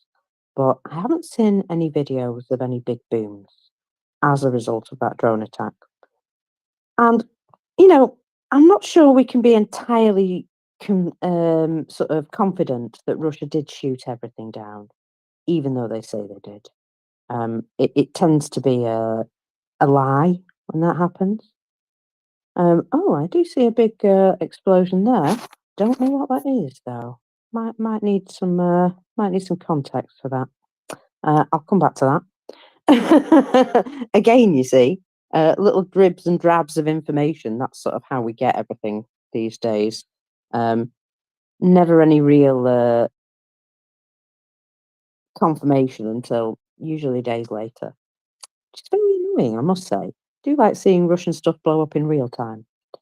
Now, just going back to something else Zelensky said, may as well, I'm here. He says Ukraine and the West have very different understandings of victory. It would seem so, wouldn't it? You see, for Ukraine, the victory for them will be the moment that they are satisfied that the war is over and justice has been served. And all we're after is to prevent Ukraine from being occupied. And we're slightly afraid of Russia's collapse. And this is obviously what the message is that he's getting. That we're sort of trying our best to help them from being occupied, but we're not really giving them the opportunity to beat Russia, beat the pants off them, just because there's still this fear of Russia collapsing. Now, I'll tell you now, Russia is going to collapse anyway. They're on their way. The downward spiral is just inevitable. If you follow Prune in any way, you will understand what I mean. I mean, literally, every part of their infrastructure is knackered, their housing is old and defunct. The place is falling apart from the very few places where they actually invest some money. And they won't be investing any more money in the upkeep of those places. So watch for even, Moscow to start having infrastructure problems. In fact, I believe they have in some areas already. They already have the team that has to go around, clearing out blockages from the sewer system on a daily basis. Otherwise, they will have regular poo fountains. So, their infrastructure is already very strained in Moscow. And it will get worse. It will just get worse. It ain't getting any better now. They're killing themselves off with a lack of manpower, a lack of general goodwill as well. I mean, in order to keep a place nice, people have got to sort of like where they live and want to keep it nice. And there doesn't seem to be an awful lot of that feeling of pride in Russia. Only pride over what they can destroy, which is a bit sad, really, isn't it? Anyway, bit more on what Biden, what Zelensky said about Biden. He believes that Biden, Congress, and the administration need to use the power that they hold. They can be more powerful, more courageous, because they are 10 times more powerful than Putin and more. This is without even Europe. And with Europe, they are incredibly powerful. We can work together and destroy Russia, basically. Yeah, I do believe it. Look, all America had to do was flex a little bit of their, muscles, and suddenly Russia's economy is in absolute chaos, and the stock market's sort of like pretending that all the currencies don't exist and things like that. It doesn't take much for them to use the power that they hold, and so yeah, they didn't even have to fire a shot to do that one. We just need to understand that when Russia falls apart, the best thing for us to do is be isolated from it and let them figure it out. And on that note, I'm going to say, hello, Jam. You've come to replace me. Oh, indeed, Mockers. Good evening, whatever it is. Good morning, good afternoon, or something. Nice to be here. Really interesting shift, Mockers, as always. You're on top of all the news, and you've covered everything that I've managed to pull together over the last couple of hours. So it's going to be fun, Tracy. Well, it's okay because, you've probably got a new slew of listeners. People come in and out all the time, so you can always go over things. But, well, I will send you a couple of things in the background as well because there's an awful lot of strange stuff going on in Russia. And Mother Nature really has had a say recently. But I'll pop out now. I'll send you some interesting bits and bobs that I didn't get to talk about. And then I'm going to have a nap. I know, 2:00 in the afternoon. I'm like, Grandma. Right. I will see you all shortly. Exactly the best time for a nap. Thanks, Mockers, and have a good one. Ta-ra, Mockers. Thank you very much for all your hard work and dedication. We love you and it's much appreciated. So, John and I will be doing the switcheroos. I kind of already did that, as you saw. So go ahead and give us a retweet if you would not mind. Tell everybody we will be having some new conversations. You can come up to the panel and have those conversations too. You can raise a topic. You can bring your questions. Maybe we can answer them. If we can't, we will certainly go and see if we can find the answers. If you don't want to come up to the panel and speak, you can always DM John and I in the background, and we will be happy to read out your questions, your comments, and that will be anonymously, of course, unless you give us permission to do otherwise. So let's have a look. Where are we now? Public service announcement about the fundraising campaign, which is the first in the nest. So go ahead and click on that, make a donation if you can. If you would like your spare change or spare $5, $10, $500, if you're lucky enough to have this much to spare, if you want your money to save lives, well then click on that link there and let's get the tools for the state emergency services of Ukraine that they need. Multi-tools, hearing and communication equipment for sappers. So go ahead and click on that link there and let's get this fundraiser closed because it's due to close very soon, John. I think maybe even today, I'm not sure. So I really hope we reach the goal. I believe today, today's the last day for this current fundraiser. So anybody who can contribute, that would be very, very, very, very gratefully received, wouldn't it, Tracy? This is really important stuff.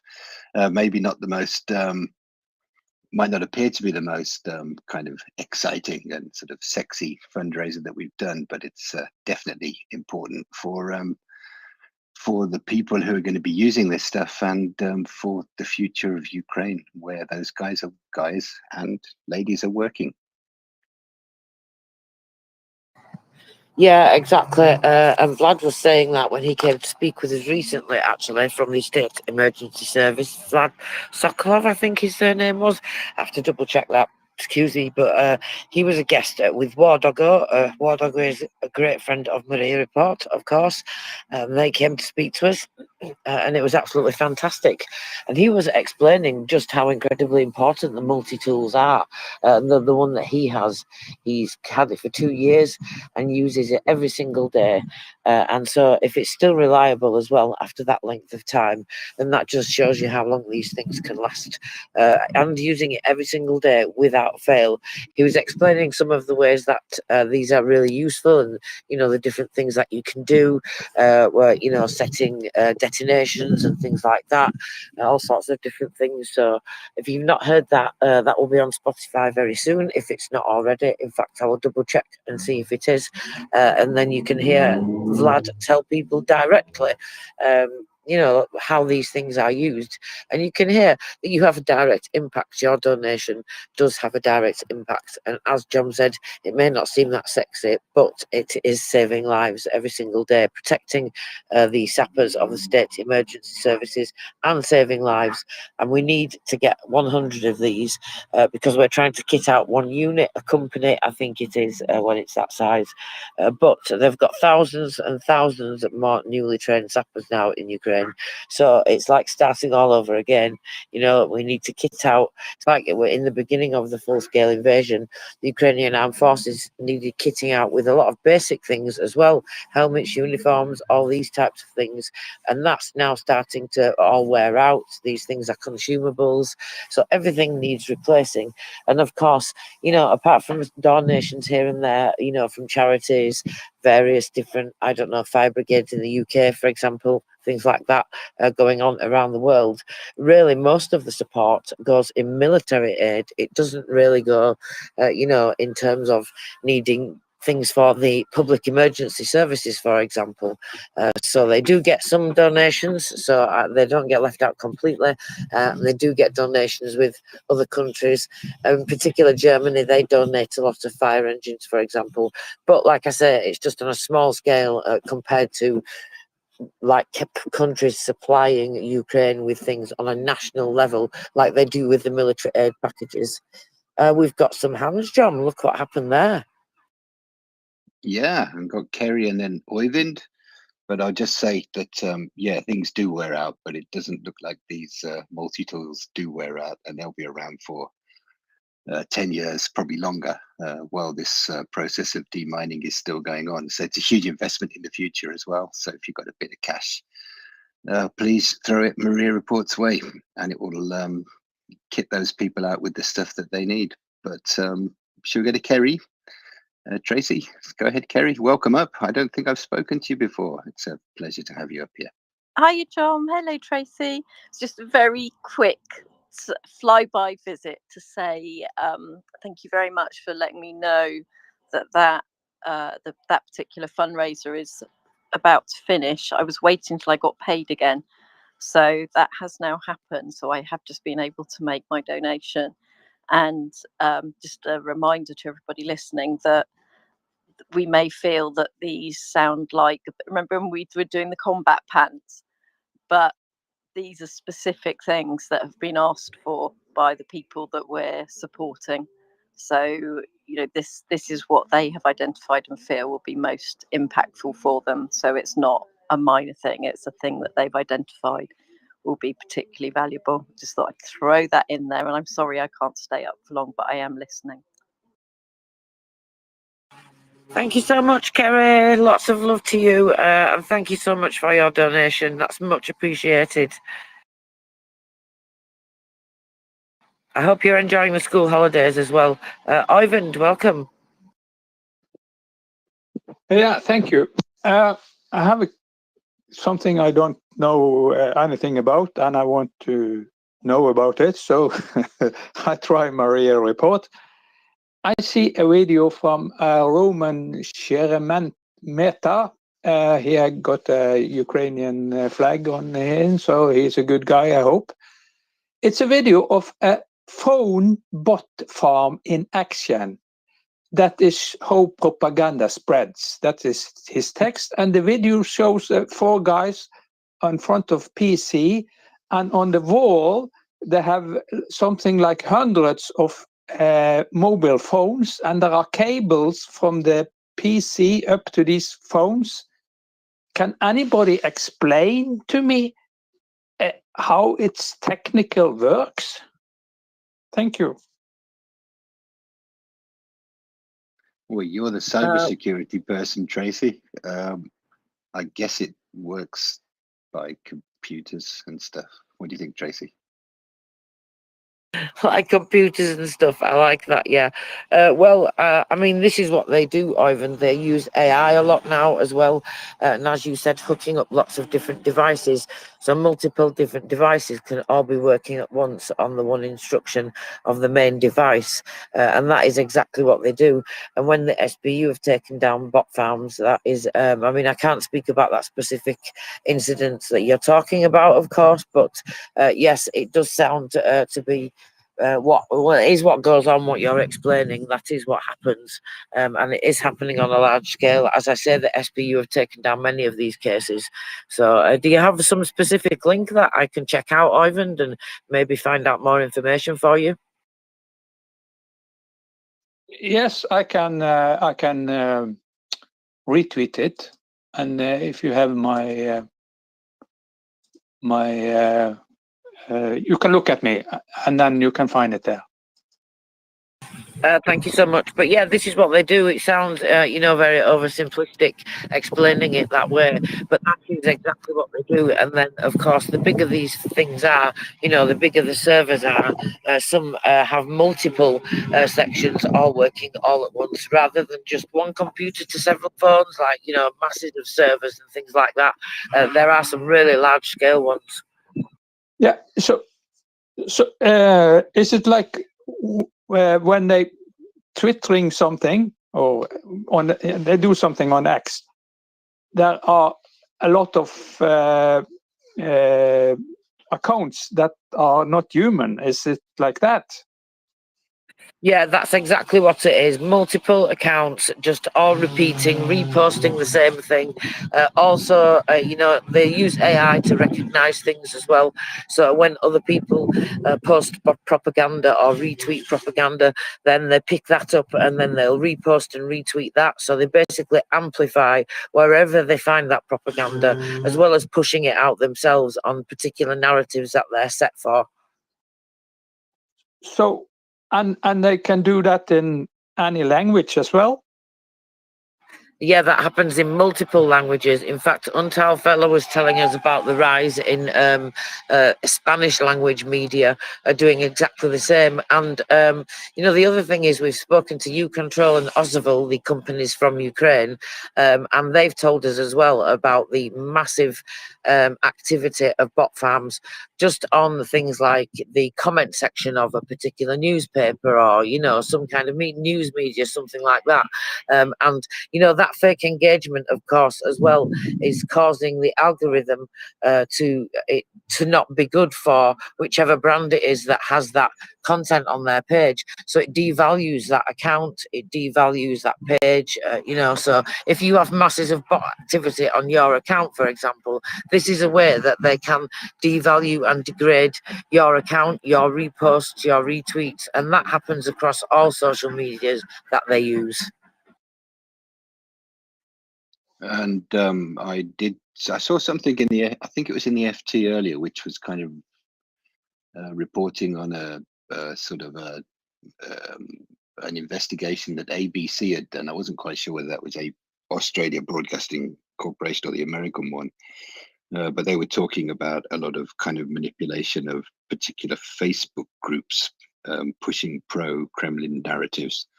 And I can't find it now. I'm sure I'd bookmarked it, but it's not in my bookmarks. But I mean, I'm not quite sure the mechanics of how it's done and how those phones connected up to those computers actually work, and what kind of the software is that they're using and where it's been developed. But yeah, definitely they identify the posts where they're going to get the most purchase. I'm sure they're blue check accounts as well, so that they always appear at the top, the first comments under anything that's coming through, and people, you have to like scroll through those to get to real people.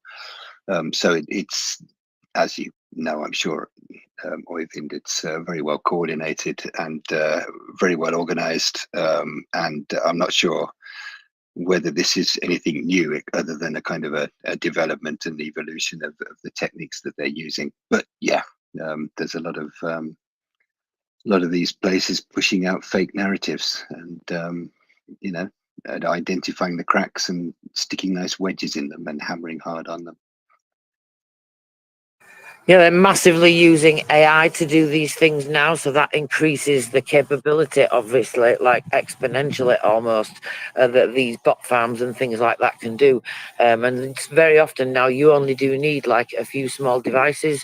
You know, that's getting smaller and smaller because of the capabilities of AI, you know, and there's various different softwares that they're using, various different criminal groups that Russia's employing, Russia themselves, and groups that work for them for their special services. This is going on, and you know, it makes me wonder when people talk about on here, John, that their accounts are devalued, or they don't seem to get seen anymore. It's as if they've got shadow bans, all those things. I always wonder, you know, how much of that is this app and the algorithm and all the problems that we have with it, and how much of it is exactly that, because that's what Ozerville was talking about, well, quite some time ago now, a warning that that is going to be the way to go, because when you have that massive fake activity and fake engagement on your account, it devalues your account and it deboosts your account. And so I always wonder about that, you know, especially as the problem seems to be getting worse and worse as we go on. Definitely does appear to be getting worse. Oyvind, anything you want to come back on that?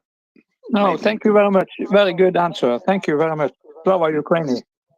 And Herom Slava. Thank you so much for that excellent question. And yeah, we do our best. Tracy. Absolutely, we do try, but we do not always have the answers. So I wonder if you've seen, looking at something earlier on. So this is a Times article. So I'm paywall to an extent, so I can't see all of it. So they were talking about what? That's not. Just a minute. Sorry, I've lost what I'm doing now. I'm tired today. Can you tell, John? Well, but this is interesting as well. I'm just gonna say, I was going to mention that you were on the SBU thing again, weren't you, earlier on today? While I was trying to recover from last night, sleeping through most of the morning. But yeah, and you're back here again. So huge respect to you, Tracy. You go ahead. Thank you, but I'm no different to anyone else, especially mockers as well. So we just do what we can, and that's all I do. But thank you, John. Yeah, so I was looking at this earlier on. So it's a Times article. NATO suspects that Russia has mined critical EU underwater infrastructure in the North Sea. Over the past 10 years, more than 160 non-military Russian vessels have carried out 945 suspicious actions in the North Sea.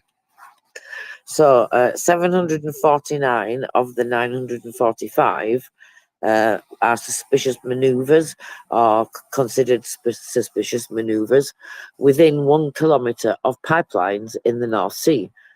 Another 72 suspicious activities occurred near electricity cables, and the remaining 124 in areas where telecommunications are laid.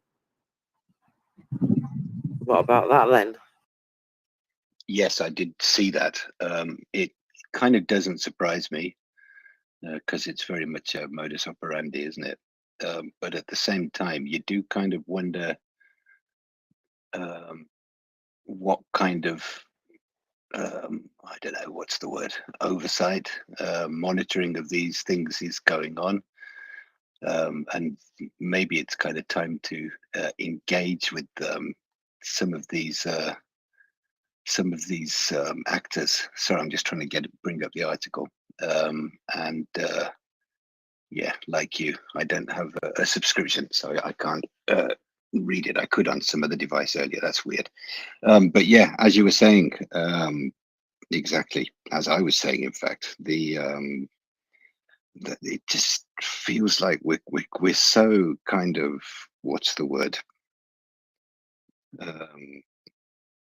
We're so our nails are so kind of pared back. We're not kind of protecting these things, and it should be fairly obvious that that's where they're going to go next, and that they have been allowed to kind of mine these things is, to me, absolutely extraordinary. And did it mention in the article if there's kind of demining operations going on, or is there was there any kind of response to Russia carrying out these kind of operations, shall we call them, Tracy, or does it just not state anything about that?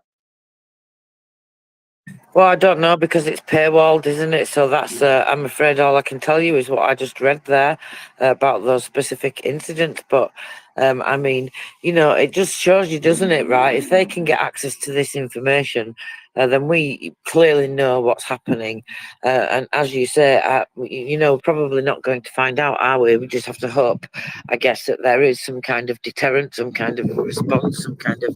But I don't think so, John. I just think this is the way things are going to keep on going, and with all these different provocations in all the different theatres, you know, cyber security, or, you know, military, everywhere, political, you know, all the propaganda, everything. I think everything is just going to keep on, all the different provocations everywhere, until, well, they either do something that, you know, causes Article 5, or for some reason something that causes NATO to have to get more involved.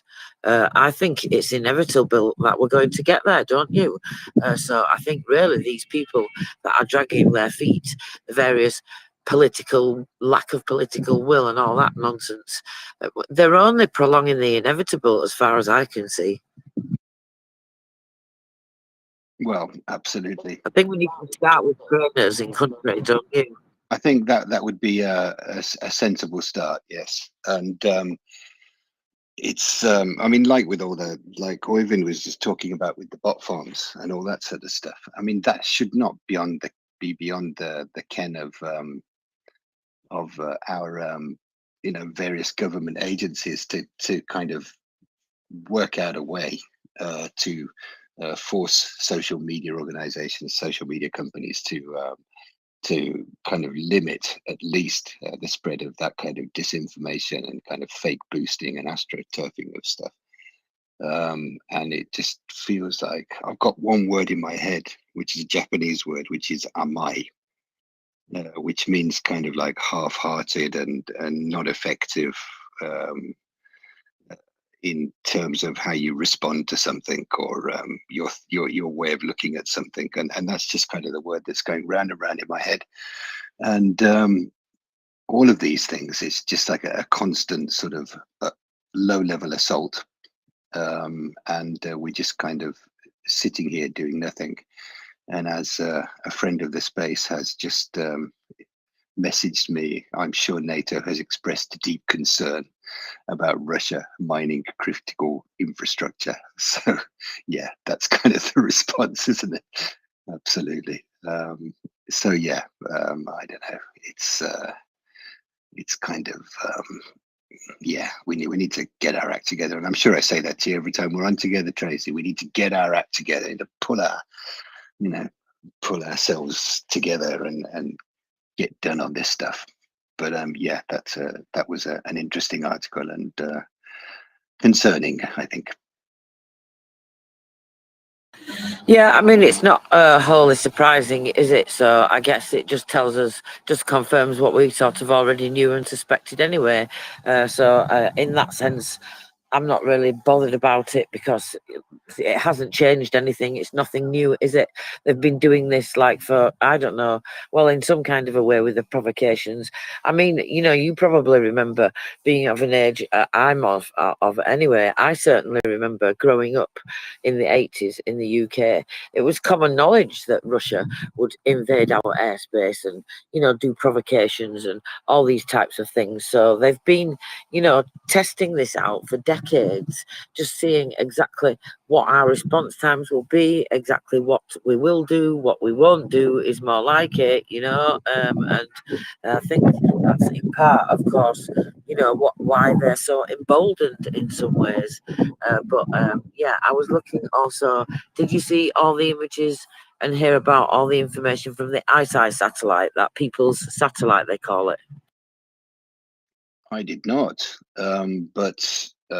Yeah, just to kind of pick up one of the points you made there about how things used to be back in the 1980s, you know, when people still drove around in horse-driven carts and all that sort of stuff. Yeah, we kind of knew who the enemy was, and apart from some kind of crackpot sort of super ultra left-wing people who were kind of working with the Soviets and maybe you know, a few people who were kind of spies inside our various organizations. We knew who they were and we knew what they were about, and we were under no illusions about it. And sort of since the walls come down, it's just gone, that word I was just using, we're just kind of ineffective, and we're kind of taking our eye off the ball completely. And this needs to be talked about so much more. And I loved that poster drop at the Farage rally yesterday, but maybe we'll leave that one alone, Tracy. But tell us about the that thing you were just mentioning there. What thing was that? Which one? I don't know. I was Oh, the ISI around in the satellite. 80s when, you know, the people were riding in buggies and stuff. So I've kind of, it's gone completely. But yeah, the satellite, that's the one. Tell us about the satellite. Go on, please, if you would. So the satellite was, well, I guess you would say, sort of crowdfunded, because it was purchased with donations and with the help of the Serhii Petula Foundation as well. And so basically, it's called the People's Satellite. Now, I remember hearing about it last year and thinking how fantastic it was, because, well, the first thing that occurs to me is the independence that Ukraine has then in terms of, you know, satellite data imaging and these things that come with that, because it means that they don't have to rely on the Five Eyes, they don't have to rely on, you know, all the NATO partners, friends, allies, whatever, and it gives them that independence, and it also gives them that operational security, you know, keeping that data quiet, doesn't it? Because it's not come secondhand from the Five Eyes, like I said, for example. So I think it's brilliant. Anyway, the GUR were reporting, they've reported on it, and they've been using it, and they've been talking about some of the things that they've spotted with it. So like basically going back to the beginning of the full-scale invasion. Well, the last 2 years is what it says, so it must have been, so it was launched like, I don't know, halfway through, a few months after the beginning of the full-scale invasion, something like that. But it's incredible what they've spotted, and this is just what they tell us, of course. You've got to remember that there will be much, much more than what they're telling us, obviously. But they've released all the images as well, which is fascinating to look at. I'm just scrolling back to find it because it was last week or sometime, I think, or did it go too far? Sorry. Anyway, yeah, so all these things that they've spotted, there's like hundreds and hundreds of various different locations in Russia, in temporarily occupied territories, that need basically taking out, or in some form of way disabling at least, in order for Ukraine to be able to win, I guess. But I was thinking when I was looking at it, right, oh my goodness, that's basically how many missiles they need, times by, I don't know, however many you have to times it by, because who knows, but at least, anyway, one missile for every single location. But of course, as we know, when these incidents happen, it's very often 2 or 3 or something like that. Although I don't know if you need 2 or 3 when you use ATACMS, but sometimes they use 2 or 3 Storm Shadows, for example, don't they? But anyway, so here we go. Look, some of the things that they've discovered. So a new level of quality and efficiency of obtaining intelligence data became possible thanks to the initiative of the Sergei Petula Charitable Foundation, blogger Ihor Lachenkov, and the donations of Ukrainians to the People's Satellite Funds, from which that was directed to the Ministry of Defence. It is very important that reconnaissance from the Earth's orbit allows receiving data both on the temporarily occupied territories of Ukraine and in other places on the planet where military forces and means of the terrorist Russia are located. During the period of use, the People's Satellite, the ISI satellite they call it, constellation, our specialists took 4,173 pictures, images, I guess you would call them, of enemy objects. Among them, some of them are 370 airfields. When I read that, I was like, holy bleep, I did not expect them to have that many. Did you, John? No, that's an extraordinary figure. I guess that must include kind of like temporary things they've knocked together. I don't know. There can't be that many in occupied territories. Unless they've made some, or they're kind of shifting things around and putting helicopters here in sort of small groups or something. But that's an extraordinary number, Tracy. Absolutely extraordinary. Yeah, I was really shocked because we talk about like the main ones, I guess, the top main important ones. Like Belbeck, obviously, that one in Kursk, various places like that. So there's been, and a few of those have been hit. So yeah, I was absolutely shocked to hear that because, of course, it's not something that we talk about normally, is it? And I don't know what number I expected it to be because I didn't really think about it. But I think if I'd have thought about it, I may have said something like 100, even thinking that I'm having a wild guess, but not 372. And yes, it does include temporarily occupied territories of Ukraine as well. So it will include all sizes of airfields, I guess, even if there's just, I don't know, half a dozen aircraft there and one small runway, I suppose. Okay, so some of the other things then, if we think that's a big number, they also spotted. Anyway, I was thinking this is how many ATACMS they need, right? Does the US have that many ATACMS? 238 positions of air defense and radio technical intelligence. So that's like S-300s and things like that as well, and this supposed new S-500 and various other different things. That's quite a lot, but I guess I would have expected that to be higher because like these things are used everywhere, aren't they? And all across the battlefield to protect locations, if you have them, of course. And then within various different when you think about this 370 airfields, and you would think you would have air defense at each one, so 238 positions of air defense is not that many really, is it? Especially including Well, oh, you're kind of breaking up a bit, Tracy. But yeah, I guess there's a lot been destroyed. Maybe they don't have so many. Maybe there were more when they were first collating the data, but there certainly seems to be a lot of them getting blitzed. So what do I sound like now? That sounds better. Sometimes you sound like you're in kind of a cardboard box or a brown paper bag, and sometimes you kind of break up a little bit, but I think you're okay now. Thank you. I'm having loads of problems with internet, mobile and Wi-Fi. It's so weird. There's loads of weird problems. I know we've had like geomagnetic storms and all that kind of thing, but there's definitely something else going on. I thought it was just me, but then more and more people keep saying the same. But anyway, let me know if it becomes a problem. So thanks, John. It might be the interference from the 5G chip in your brain that you got with the vaccine. I don't know, Tracy, maybe that's the problem. Oh, yeah, and I had a few vaccines as well. Does that mean I got more chips? Maybe, yeah. I don't know if you need the internet anymore. Do I get a Jewish space laser? Only if you're good.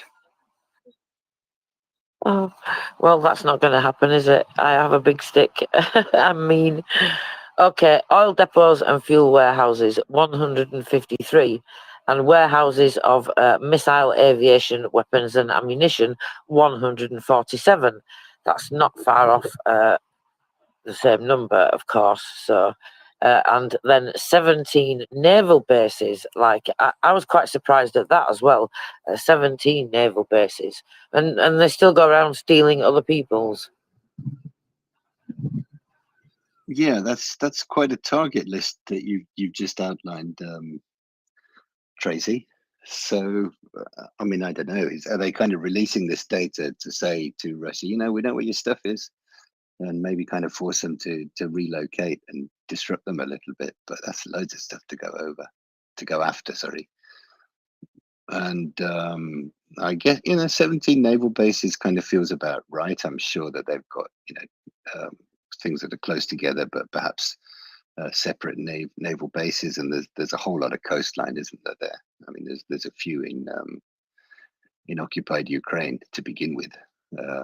So yeah, that kind of makes sense. But all of those targets that they've identified, that's extraordinary. That's quite a list, isn't it?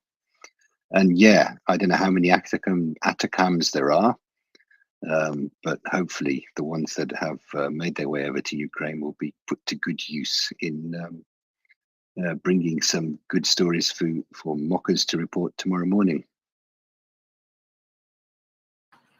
Yeah, every morning would be good, because with that amount of targets, then it needs to happen, well, pretty often. So what else can we talk about? So the other thing that I saw that I thought was amazing is, so police, was it police now? Let me just find it. So they basically delivered a heart. Before I go there though, let's talk about the week's losses, because we are over 8,000 eliminated invaders again. 8,340 to be precise, and guess how many units of weapons and military equipment? Even I was shocked at this. 1,243. That's like absolute madness, isn't it? Absolutely crazy. Have they got anything left, Tracy? Well, I'm sure they have got stuff left, but it kind of feels like it's rapidly being taken out. And I wonder how much stuff they've got left in store in those rust heaps that they have dotted around Russia. Every day I think this, and we still seem to be carrying on. That's the problem, isn't it? So 71 units of special equipment this week. That's a staggering amount. That is pretty good. In fact, that's pretty amazing. You know, some of those will be various types of electronic warfare, complex, combined, multi-thingy, whatever they are called, you know, and then 10 air defense systems mentioned in a separate one. So those will be, I guess, more limited, just specific air defense systems, maybe like the S-300, 400. So 71 units of special equipment. That's incredible. Of course, they won't all be like electronic warfare, radar complexes, etc. You know, some can be like bridge building equipment, and basically things that they're going to get their logistics crippled because they do not have.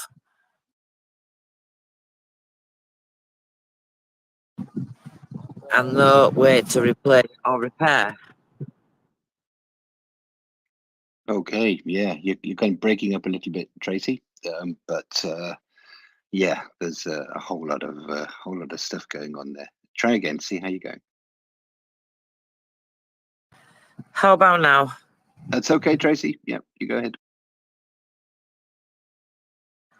I will try and sit still. It's a little breezy today, and I'm sitting half in and half out of the window. So let's see. Is that because it's hot, Tracy, or is just that something that you do? Well, both, all of the above. So I have a door that it's like a multi-window, so it opens like a door and a big window, and so it's like, and I have a flat roof outside, so it's kind of like having a balcony, and it overlooks the garden in the back as well. And so when the sun comes round here, and I have to sit indoors and co-host, I can sit here and be inside and outside both at the same time, John. Sounds absolutely delicious, and you got the seagulls going as well. So watch your sandwich carefully. But I think we've got Chris there, who's got his hand up. And Chris actually just shared something with me about the bot farms, and I've retweeted that. So further to Oyvind's question earlier about how those things work, that might be useful. Maybe that's what you're going to talk about, Chris. Well, yeah, I didn't know whether you'd answered it or not, but I was curious myself. Right, I'd seen the post, if you like, with the picture of the bot farm, right? So I actually found a video of that. So I don't know whether he'd seen the video or just the picture, right, of it. But anyway, so I found a video of that and I sent it to you, and then I looked at like basically the setup, and I thought, okay, I think I could just about work this out, right? Is that, I mean, so basically then I added some information.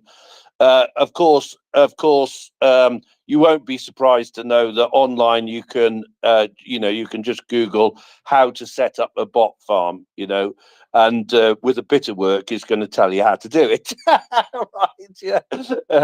But I think the real probably magic of it, right, is the fact that most phones have the what's called the USB Type C port on them now, which is the port on the bottom that you plug your power into, right? Because that port actually allows you to transfer files between two devices, right? So that your laptop or your PC and that should recognize a mobile phone as another device. Yeah, so it can basically transfer files between the two devices. To set it up like they've got it there in bot farms, you can see that they're dropping cables down right from the USB Type C port on the mobile phone, and then they're probably going into like a LAN switch, a local area network switch, right? And then they're going into the phone. I'm guessing, right? I haven't, obviously I haven't actually done it myself, but I'm guessing that's how they basically concentrate them all, if you like, right, into like an Ethernet switch or something like that. But that port, so as I say, it allows you to transfer files between the two devices. Obviously, we all know, you can charge your phone from your laptop as well. I think we all know that, but certainly, obviously, you would use that port to charge your phone. And you can also, on your phone, use that as a modem to access the internet from your laptop, right? Whereas in the past, you'd have had to have a thing they call a dongle, So I've not done that, for ages. So I don't know if you still need something. So probably you need some software. But anyway, so basically, all you need, loads of mobile phones, loads of cables, right, with Type C, USB Type C connectors on, right, a switch, and as you can see in that picture, a few computers, right, and then obviously an application running on the laptop that basically serves out posts, like to all of those phones. So that's about it. I mean the port will run easily up to 10 gigabits per second, and can actually be made to run up to 40 gigabits per second. So hence you can see how everything is happening like lightning fast on that video. That's about it, really. I can't think of anything else to say.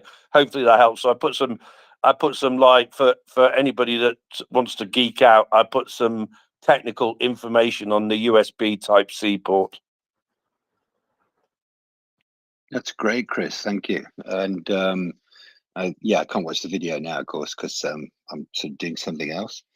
But I'll certainly be having a look at that afterwards. But does that kind of explain how there's all these kind of identical posts going around, I suppose, that seem to come out almost kind of instantaneously, the same kind of responses to to different things from multiple accounts. I guess you could just kind of program that on the laptop and just blast it out to the phones, and then they'll go out together. Is that kind of how it works, or am I Yeah, oversimplifying that things?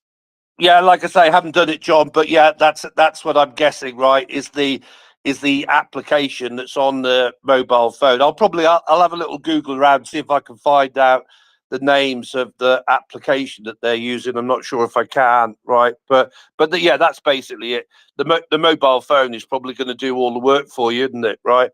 It's basically going to like help you set up the posts and that, and then once they've got like a post, all they do is slight variations on that post. So I say all they do, right? The thing is that we've just got like such massive computer power these days, and that that we can do all sorts of incredible things. Yeah. So if I find the name of the application that does that, then I'll add that onto that series of posts. And yeah, when you like trade in your mobile for a new one, that's I mean, they go to various places, I think, but that might be one of them. Your phone might be being used in a bot farm somewhere, because that would certainly keep costs down, wouldn't it? And looking at the pictures, it always seems like there's loads. It's not kind of like they bought a job lot of whatever Android or something. It's kind of a whole range of new and old stuff, and these kind of recycled phones seem to have found their ways into these bot farms, won't they? So keep using them as long as you can is what I say. Chris, go ahead.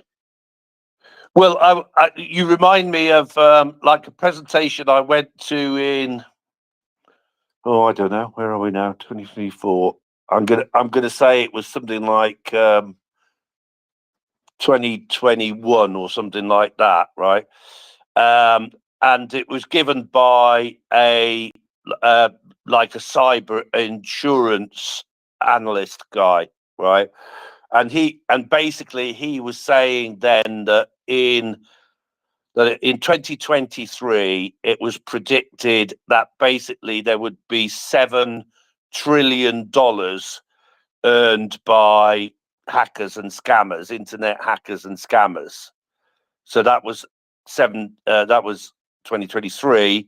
We're in 2024, so it'll be more than that. Yeah, because I know that was like basically hit. So the point I'm making is there is so much money in this that, as you can see, right, they can probably set themselves up with the latest stuff. Right now, okay, in this case, they're not really hacking, they're just like doing multiple posts and that, right? But there's so much money involved in that they literally, they've got the smartest people and they've got the latest kit. They don't even have to, scrounge around for it.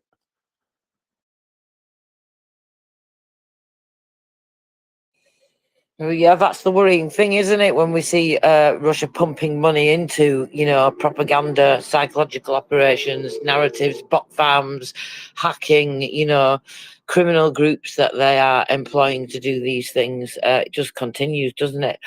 Chris, did you and I speak about the FBI and the NCA working together regarding these London hospital hackings, in particular the blood bank and the leaking of data, etc. from there? A bit, Tracy, but I don't think we had time to do that. But so if you want to tell me more about that. And the other thing, did you see the thing that I sent you about Marin Marcus? No, I didn't. Not yet. Sorry. Yeah, Chris. no, don't worry. I mean, it's just something for next Friday, right? But he did a very interesting post that if you want to, I will read out. I mean, it's like a fairly long LinkedIn post and that, but it's quite interesting. So, who is it that he works for now? Right. So basically, he is the AI data scientist, right, for Capgemini. If you've ever heard of Capgemini. and he is based in Netherlands. You have to call it these days, don't you? You're not allowed to call it Holland or something, are you? Is that right? That's right, Chris. Yeah, so yeah, I think I think I'm right to say he's either Netherlands or Denmark, but I think it's Netherlands. And so yes, so and so I'm suggesting, right, that we might bring him up. So I thought I might give you a taste of one of his posts, Tracy, if you've got spare capacity sometime. Yeah, absolutely. That sounds great, Chris. Okay, I'll come back. Let me get myself sort of organised, and I'll come back in a bit. Hey, Chris. Okay. Thank you very much. Chris, before you go, have you seen this this article in the Kyiv Independent today, where it talks about Ukrainian activists from the BO team cyber community have been kind of hacking Russian businesses that are supporting the war effort in Russia? Have you seen this at all? I don't know if I've seen that article. Is it a recent article? But obviously, Tracy and I have spoken about this. Yeah, she's just put her hand up. So yeah. Okay, thanks. I've got their channel, John. Okay, well, I think it's an article today. You could probably go into much more detail than this article goes into. But if you have that information to hand, I think that would be quite interesting, because it looks like they've been working with the intelligence directorate, so it feels like it's kind of coordinated at least. But if you've got other information on that, and if that's to hand, then go ahead, Tracy. Yeah, it's definitely coordinated, and it's been going on for quite some time. But I don't know. Do you want to go ahead and read that article, John, and then maybe I can add some more detail after that? I think it will be interesting for people to hear. Okay, sounds good. So Ukrainian activists from the BO team cyber community, in collaboration with experts from Ukraine's main intelligence directorate of the Ministry of Defense, have carried out a round of attacks on Russian companies backing the war against Ukraine. According to the Ministry of Defense, over the past week, hackers destroyed more than 100 terabytes of data from Orbitsoft, a software developer working with the Russian army. They also erased data on 8 servers of Orient Systems, a navigation equipment supplier for Russian military manufacturers, specifically those producing unmanned aerial vehicles. Additionally, the hackers targeted 19 servers of internet providers in Nizhny Novgorod, erasing all data and sending all subscriber messages about inevitable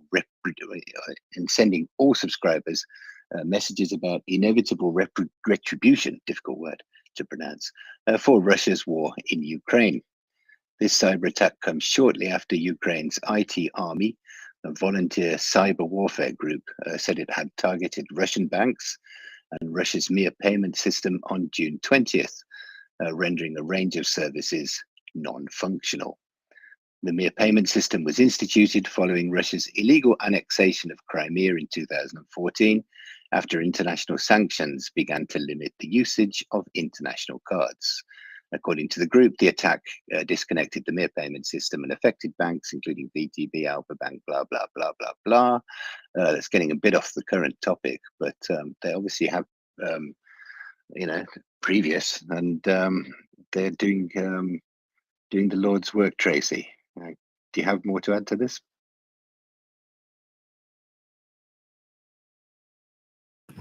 Yeah, we'll start with the last one. The IT army have been doing that. That's been going on since the 19th, and they've been hitting various different Russian banks' payment systems, like you say, the Mir card payment systems that they've brought in as well, in some instances, to replace things that have already been, it's the largest DDoS attack ever, apparently. That's what it's been called. And it was interesting because they're very cheeky, which I kind of like, cheeky in a good way, of course, because they posted the day before that this was going to happen. Various different banks were going to get hit, but they didn't give a great amount of detail, as you can imagine, and it was kind of ambiguous. So then the first notification, like I say, came on the 19th, and that was just a few of those. So Alpha Bank, VTB, Gazprom, they were the ones that got hit first. And then the following day, and they release all this data as well. It's absolutely fantastic. So when we promised to put the entire banking system of the enemy out of action, those were not empty words, they said, because today even more banks are disconnected along with their import substituted MIA card payment systems. So in this list, we have VTB, Cyberbank, Tinkoff, Alpha, Beeline, MTS, Rostelcom, Gazprom, Megaphone, SBP, NSPK, EIRC, and many smaller services are also not functioning as well. So I thought that was jolly fantastic. And then thinking that that would be it, I was of course surprised the following day when it continued. So our operation yesterday also seriously affected ticket sales on the enemy railway. This is good as it affects the military logistics.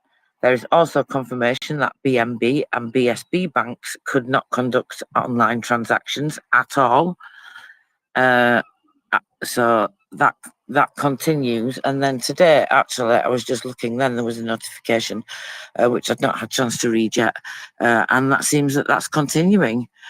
So the internet provider that works on the border territories of the Rostov People's Republic and the Krasnodar Free People's Territory, I like how they call them that. So that's been affected.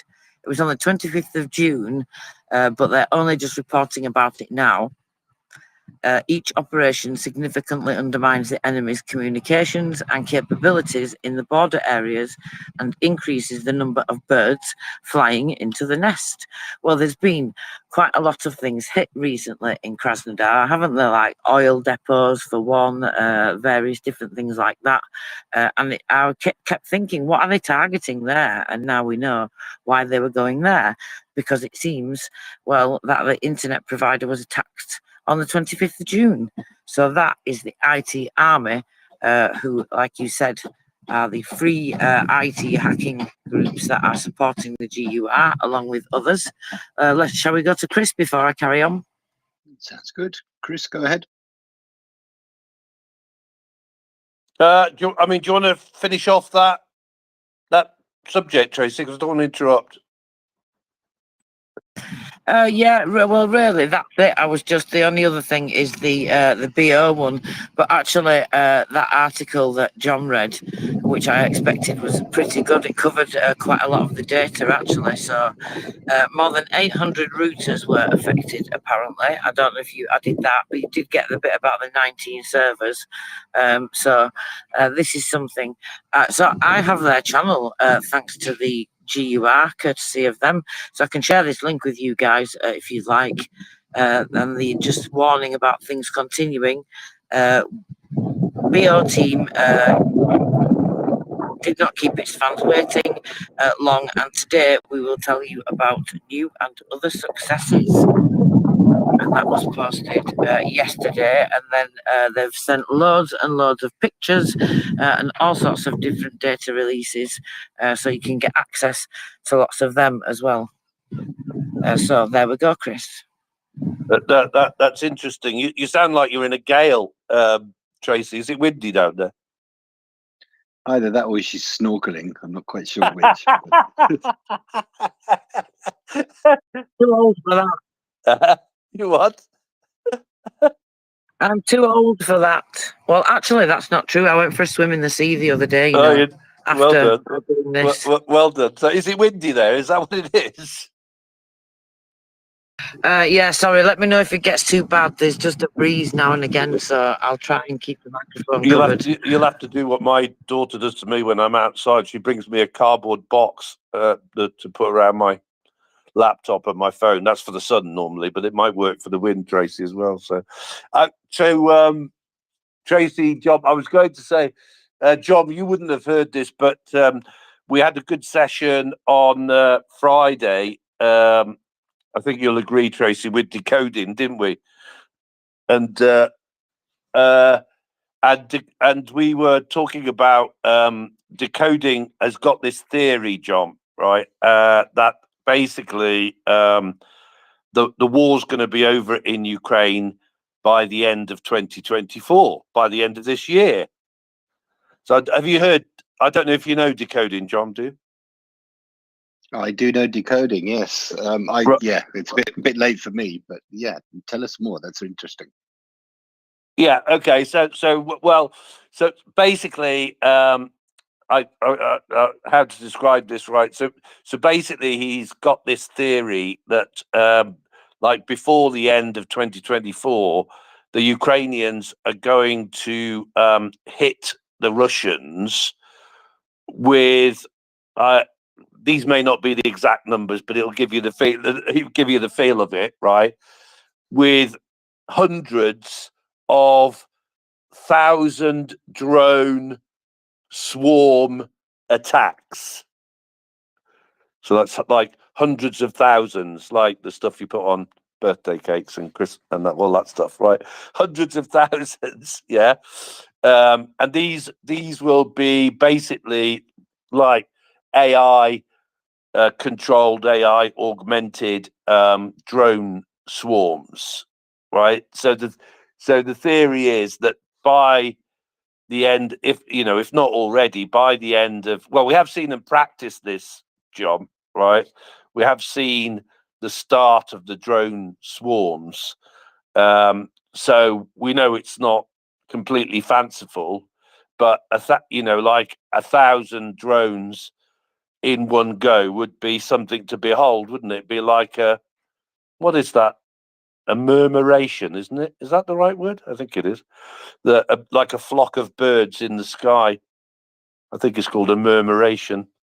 Drug that out of my head somewhere. And anyway, yeah. But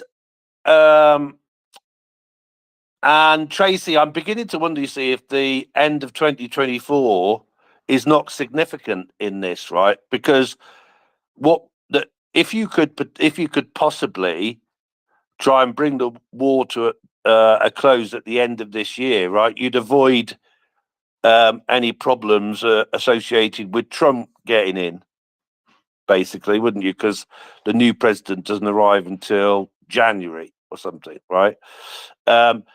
So I'm also wondering, Tracy, this is just my theory, Tracy, just my theory. I'm also wondering whether or not they're going to up the cyber attack game this year, Tracy, right? So that we will see increasing numbers of cyber attacks on Russia with ever more devastating effect, probably involving AI as well. What do you think? I mean, yeah, I would absolutely agree. I definitely think it's going to increase for sure. I'm really convinced that, these things that they've been doing, as we've spoken about on a few occasions, Chris, it's just them testing the water the same way they do with these other provocations in various different arenas, airspace, etc., in the sea, all these different things. And John and I were talking earlier on about an article in the Times talking about the amount of times Russia has been really hanging around and doing suspicious activities and maneuvers across various different North Sea cables and pipelines and things like that. And especially when we talk about that water company and, these London attacks, London hospital attacks in the UK, this is like the third one now on the health service that we know about. And there was two in there's hospitals in Scotland and all that data was released on the dark web. And then there's now these two London hospitals where operations were cancelled and blood donor bank data has been released, etc. So I absolutely do think it's going to increase, especially seen as those other bad actors are also seeming to become more active now, like China, Iran, etc. Go ahead, Chris. Yeah, you see, I think, Tracy, I don't know everything about this, right? But the challenges with the NHS are, budget for a start, right? They've got to basically, create a budget to, upgrade their equipment and that, right? Because they've still got like some old, you know, like Microsoft stuff and that kicking around, right? Which makes it difficult, like for say us, if we want to go and do like Cyber Essentials or Cyber Essentials plus certification, you know, if they have got like old Windows versions that are now out of date, they can't be updated, right? You know, you can't update out of date software, right? Yeah, so that is a big problem, right? And also, of course, I think it's compounded by the fact that, you know, even if they've got the budget to do it, they've got to go through a tendering process. So that would take them time, you know, basically to prepare the tender, you know, and then choose a tenderer, right? And unless they come up with some sort of, you know, emergency streamlined selection systems, right? So that like the hackers know that like nothing is going to probably nothing is going to happen there very quickly, so they'll keep attacking it. They know they've got loads of old stuff. They know they haven't probably spent that much money, you know, on like training and cyber defenses and stuff like that, and they know they can't fix it very quickly. That's just my off the top of my head view. Oh, I know, I agree. I think you're absolutely right. And it seems that they were warned already about something like this actually specifically happening. So, you know, there's that. And it comes back to what we talk about all the time. And it seems dead repetitive when we do it to some people, maybe. But this just shows why it's so important, you know, to keep that good cybersecurity health just on a small level. Like we say all the time, this is how people are getting into these bigger systems. I mean, even with the incidents in Germany, they talked about phishing examples, didn't they, of the German diplomats with various different emails and you know, to incite them to clicking on things. Phishing scams are massively increasing. Yeah, absolutely, Tracy. You know, so for the last well, the year after we left the GCHQ NCSC Cyber Accelerator, for 2 years running, you know, the Cyber Accelerator, they were basically saying, well, we need basically people to come up with ideas to combat phishing attacks, right? So actually there was two. There was phishing and there was a thing called malvertising, right? Basically putting malware in adverts, right? In digital adverts. Yeah. So those were the two things that GCHQ and NCSC was saying, look, these are what we see as the biggest threats, right?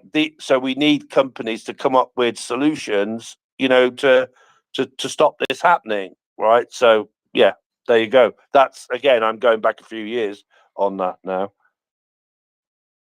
What's that? Yeah, that's interesting. That magnetising, what did you call it? Malvertising or something, Chris? Because, you know, especially now when we see very often when you post a link, you don't see the link anymore, do you? You just get a picture like a hyperlink, you know, so it makes you think about that, doesn't it? You can't see what's in there. Correct. Because you can't actually see the link. Correct. Yeah. So they said that, you know, I mean, that if anything is like more dangerous than phishing, because like you, as you say, Tracy, with phishing, you're probably going to see some link or something, and therefore if you don't click on the link and that, you know, you ought to be safe. But with malvertising, it may not necessarily be the case. You know, but basically as soon as you see the advert, you're in trouble. The digital advert, or you click on the digital advert, you know. So yeah, exactly. So the way I get around that hyperlink thing is you add a picture, don't you? If you add an image. So for example, when you make a post, if you put the hyperlink if you put the web link in the post and it turns into a hyperlink, usually in the top right hand corner, there's a cross in the screen, like, you know, with any image, and you can cross that off and put your own image in there. And then that means that you do get the actual full web link. Cool. Well, I've learned something, Tracy. Well, I'm shocked at that, Chris. Yeah, you've got to remember, I'm a sales and marketing guy, Tracy. I don't get into the detail. You are way more than that, Chris. Do not do yourself a disservice. Okay, so if you guys are ready, I think I can flick to Marin's article when you're ready, and I sent you. I also tweeted out like a bit of Marin's LinkedIn profile for you both to have a look at, so you know who he is. I was right, actually. He is from the Netherlands, and I was right about who he worked for as well.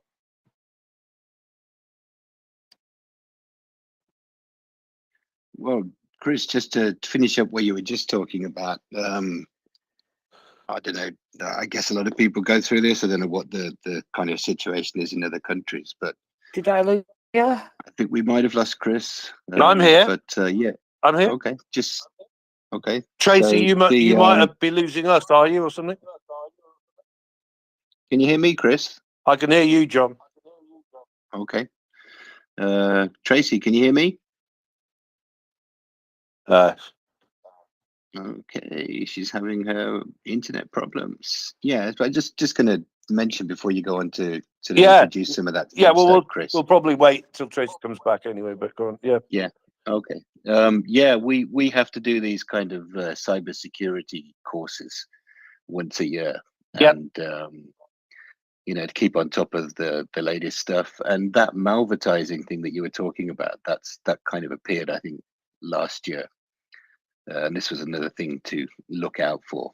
And I just sort of thought, oh yeah, okay, right, fair enough. But yeah, you know, it's kind of like, it kind of feels like a bit of a waste of time, and it's like, oh, I've got to go and do this again. And you go through the kind of the online video, and you kind of answer the questions afterwards. And I know a lot of people who don't even bother with the video and just guess the questions until they get them all right at the place where I work. Yeah, there's a real temptation to be doing that kind of thing, but it's extremely important to be on top of the stuff, isn't it, Chris? You can't mess around with this stuff, and you can't run Windows XP. Yeah.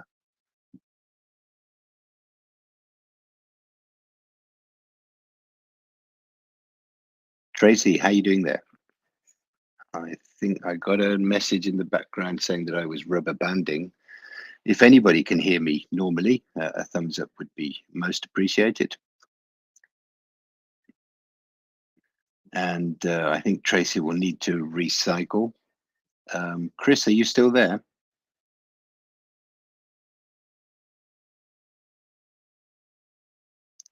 Okay, so it looks like Tracy got yeeted out of the space. Thank you very much for the thumbs up there, Betty. That's excellent. So yeah, you can hear me. Tracy is on her way back up, but Chris, I don't know if you can still hear me. Your mic's kind of, oh, Chris has disappeared as well. So I'm just kind of driving everybody off. Thank you very much. People in the background as well said that they can hear me. So that's all splendid. Tracy, come back up when you're ready. Chris, please arrive as and when you can to share that information with us. I don't know if you can still hear me, Chris, but another thing that I thought was quite interesting about what Tracy was saying and what you followed up with on those kind of drone swarm things, and that sort of those kind of mass coordinated attacks rather than just lobbing loads of stuff at the enemy, if you like, but actually having some kind of plan and some kind of coordination between those drone swarms, and that would perhaps be AI driven as well. That strikes me as really interesting when you take it together with what Tracy was saying about the cyber attacks on the border, attacking the kind of internet infrastructure and other things that might be needed to kind of coordinate defenses.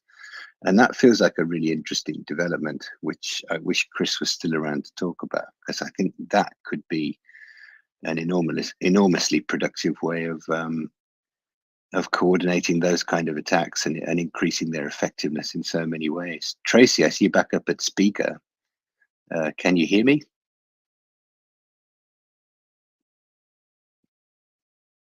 I see you as co-host as well now.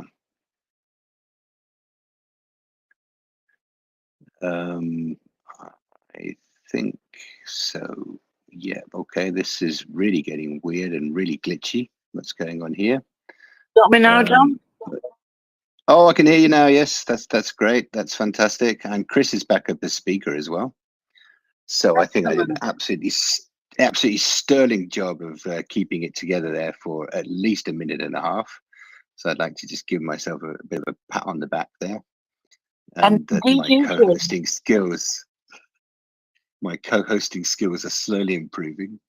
But Chris, I don't know if you heard any of what I was just saying before we move on to this guy that you're going to tell us about.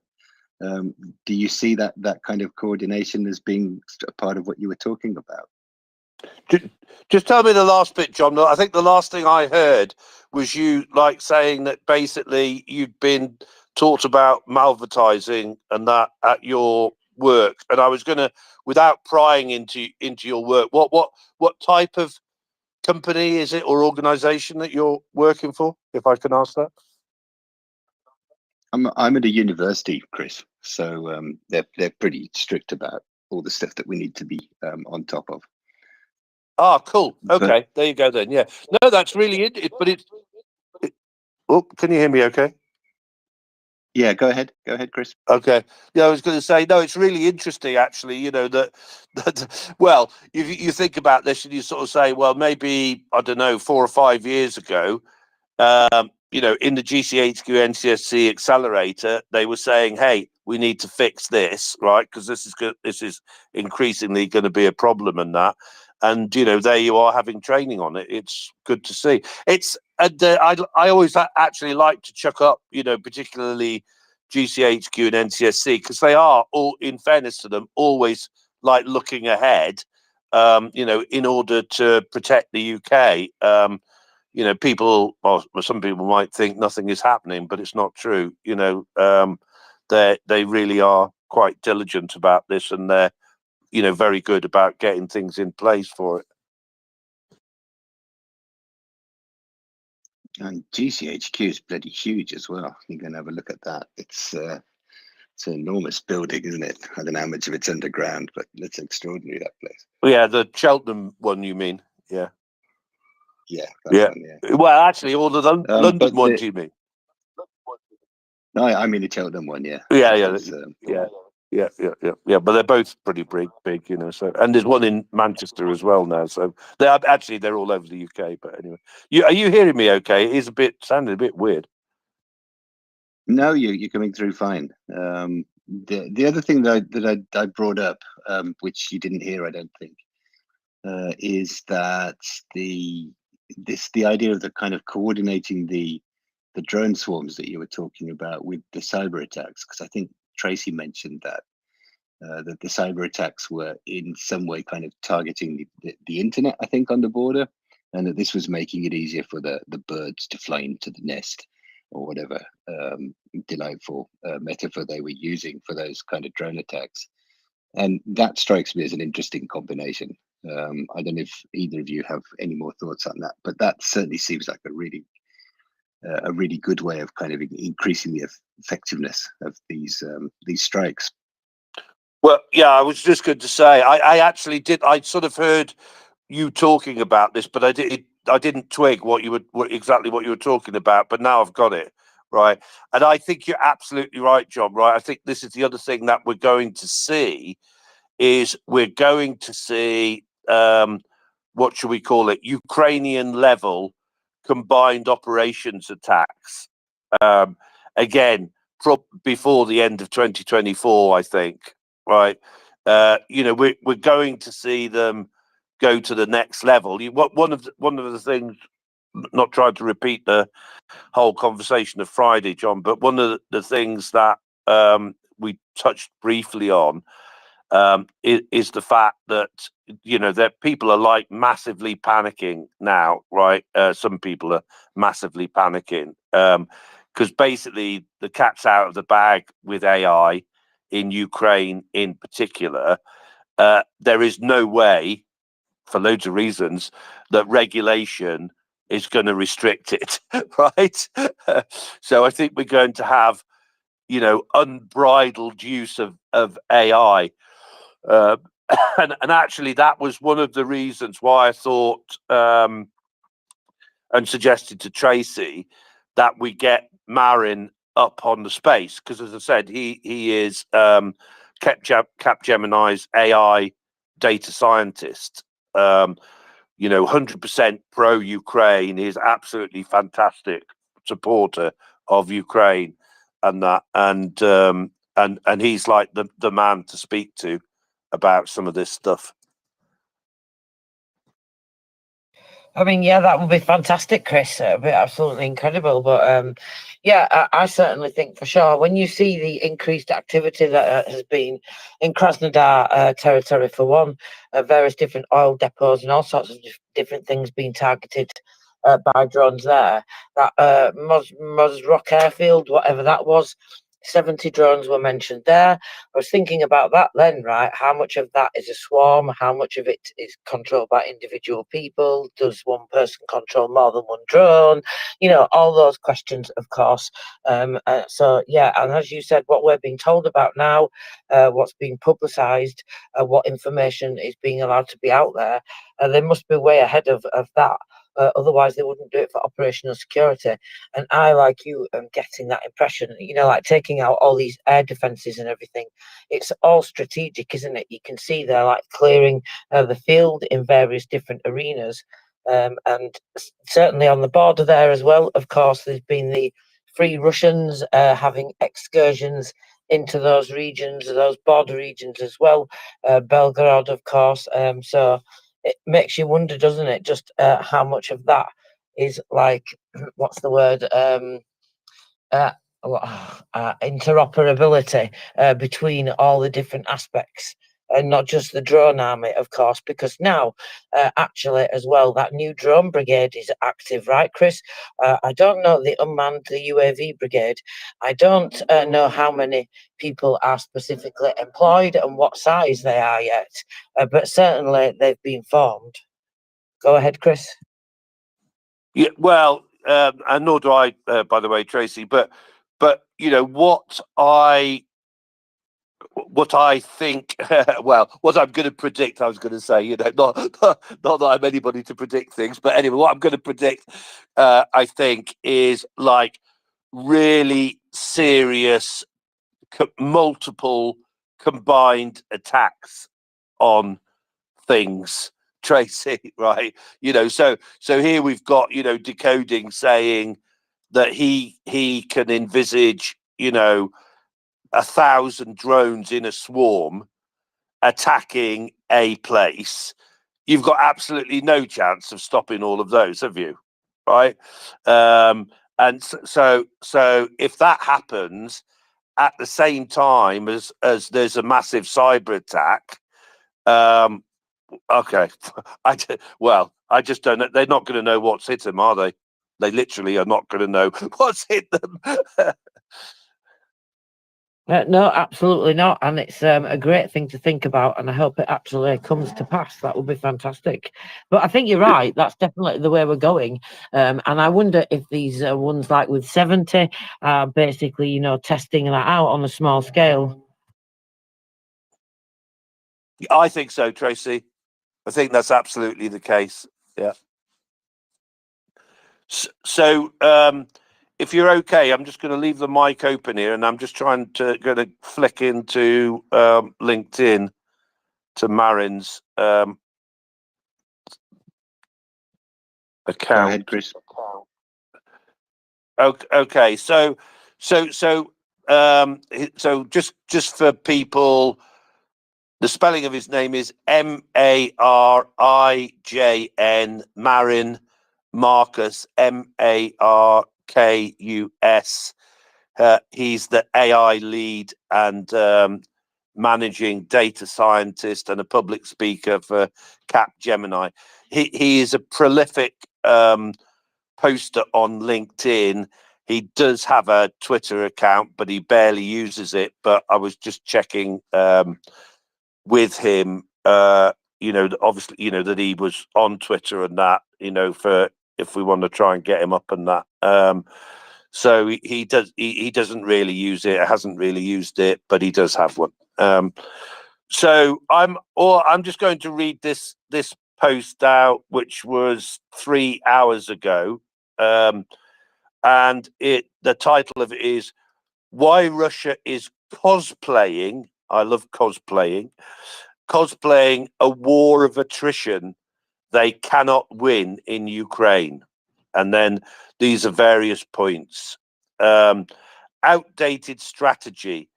Russia operates with a World War II mindset, attempting a war of attrition, but without US lend-lease.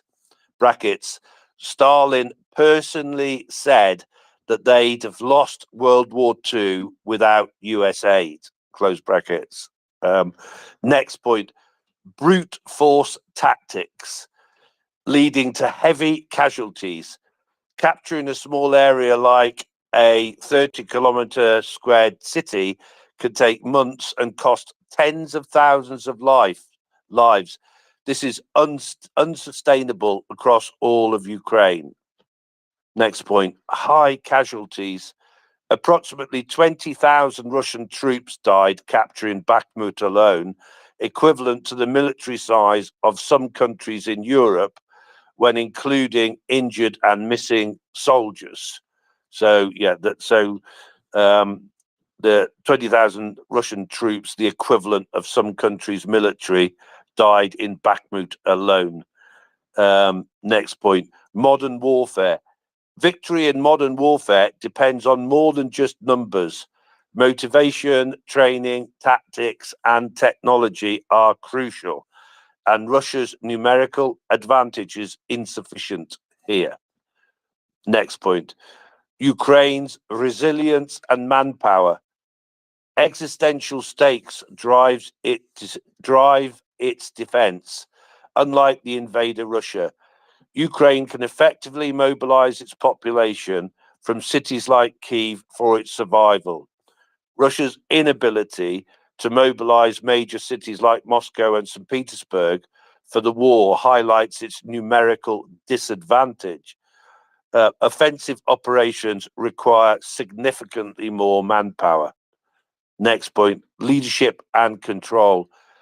Putin lacks the authoritarian control of USSR leaders and fears more mobilization will trigger unrest. Remember, most of the Russian population welcomed Prigozhin's rebellion. Russia had to increase pay to attract recruits, use prisoners, minorities, and force immigrants to fight. Next point, equipment losses. Russia is losing equipment faster than it can produce. Its reliance on Soviet reserves, expected to deplete within 12 to 24 months, will exacerbate its challenges. Next point, failed objectives. Despite heavy casualties, over 500,000, Russia has failed to capture any of Ukraine's 23 regional capitals and special status cities since the full-scale invasion began. This in itself is a strategic defeat. Next point, unsustainable attrition. Russia initiated a war of attrition it cannot win, failing to achieve its strategic objectives while Ukraine shows resilient defense.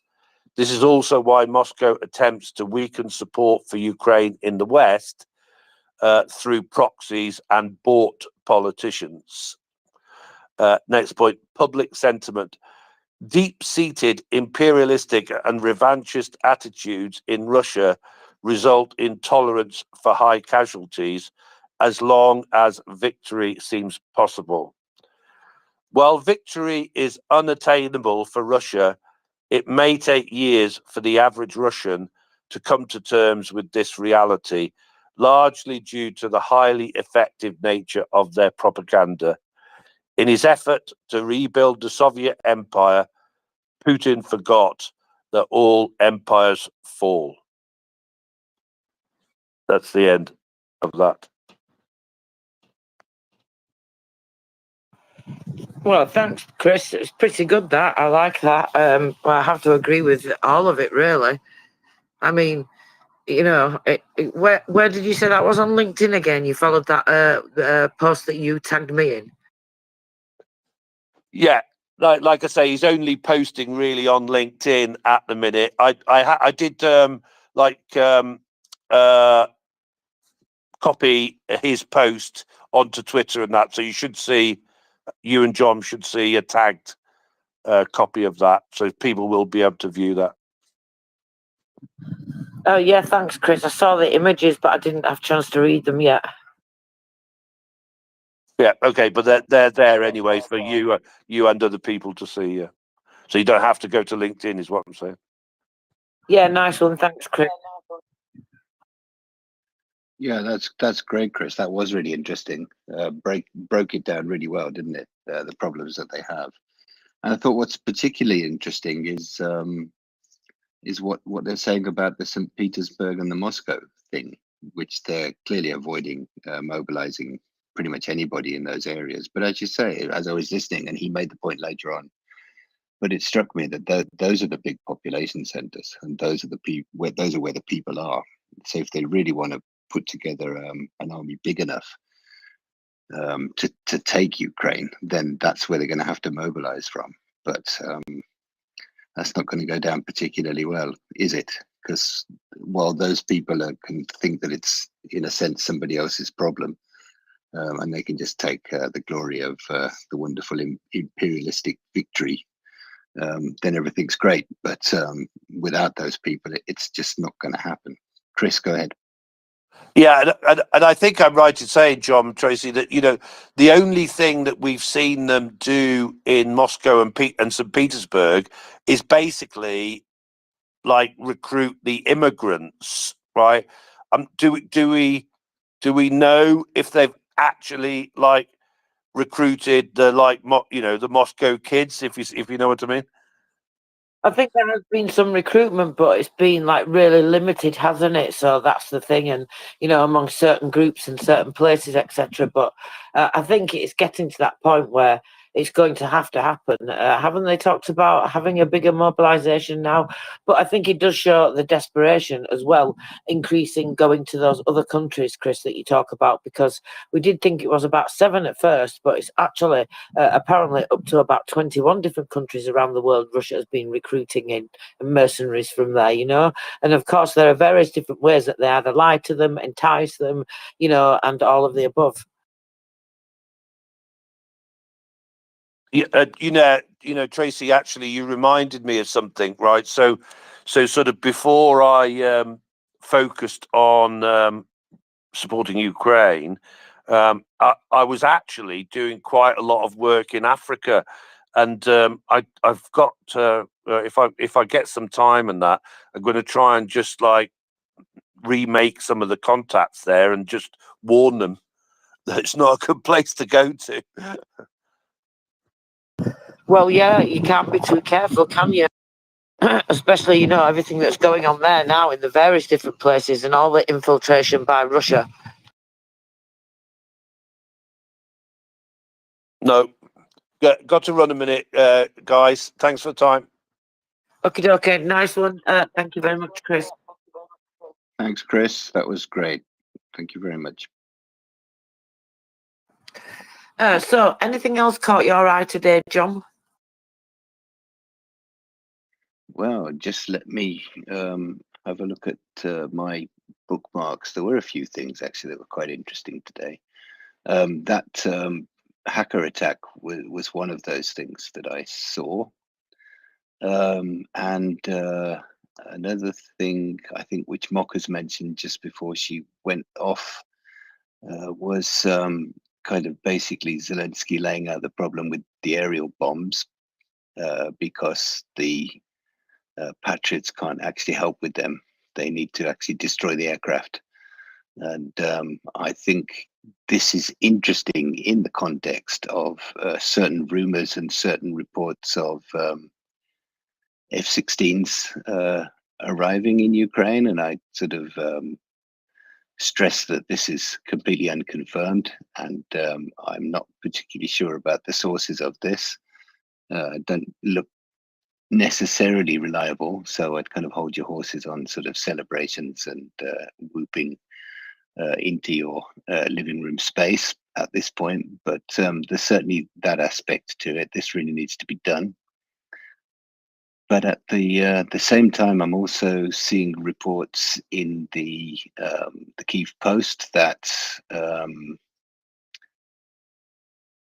the ground crew for the F-16 have completed their training in Denmark. So you know the pieces are all kind of falling into place, but they feel like they've been falling into place for the past, I don't know what, year and a half or something. So I mean, I'm not quite sure. Of course, these are all rumors, but clearly, did I see a report that there's been like 300 glide bombs dropped in the last week, or something completely ridiculous like that? And we've all seen the absolute destruction that those very large bombs cause. There was that awful attack on Kharkiv this week, although that might have been a missile, I'm not sure. But that apartment block, which was just absolutely ghastly and appalling. And it sort of seems like, you know, taking out the aircraft is what needs to be done. And Tracy, God knows how much we've talked about this at the time that we spent co-hosting together. But yeah, F-16s, I don't think we know very much more about that. And I don't think we should necessarily talk a great deal more about it. But in case anybody is kind of seen those kind of reports, as far as I can see, there is no official confirmation of any of that. Tracy, any thoughts?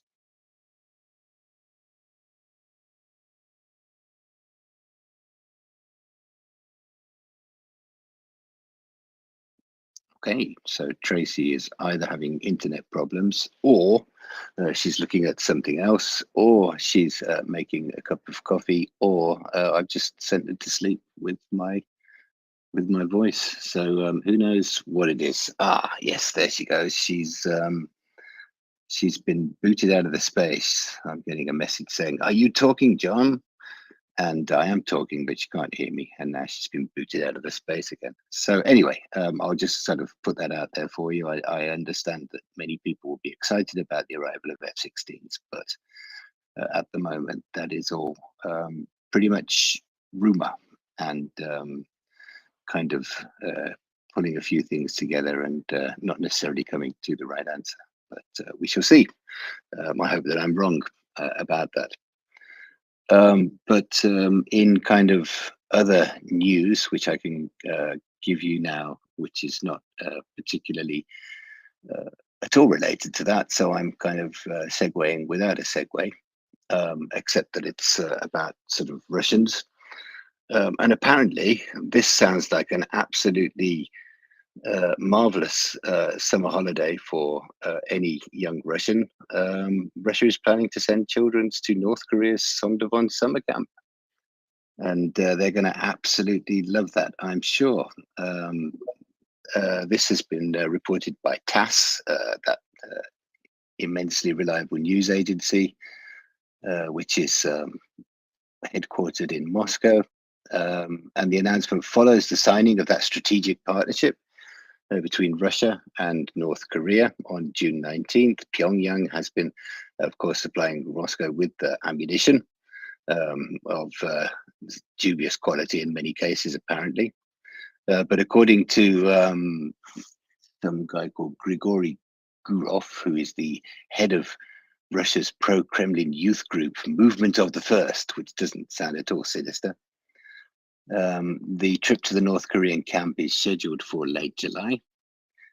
Russia will send groups of children who will be accompanied by counselors, he said.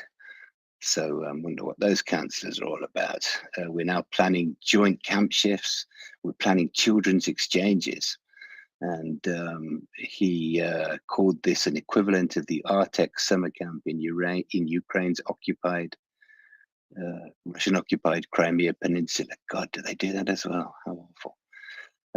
So this is pretty kind of grim, I think, for those kids who are going to North Korea. But then I don't know, maybe North Korea might be a step up from certain regions in Russia. So who knows? But I thought that was an interesting story and kind of tells you where we're at and what's kind of going on with that.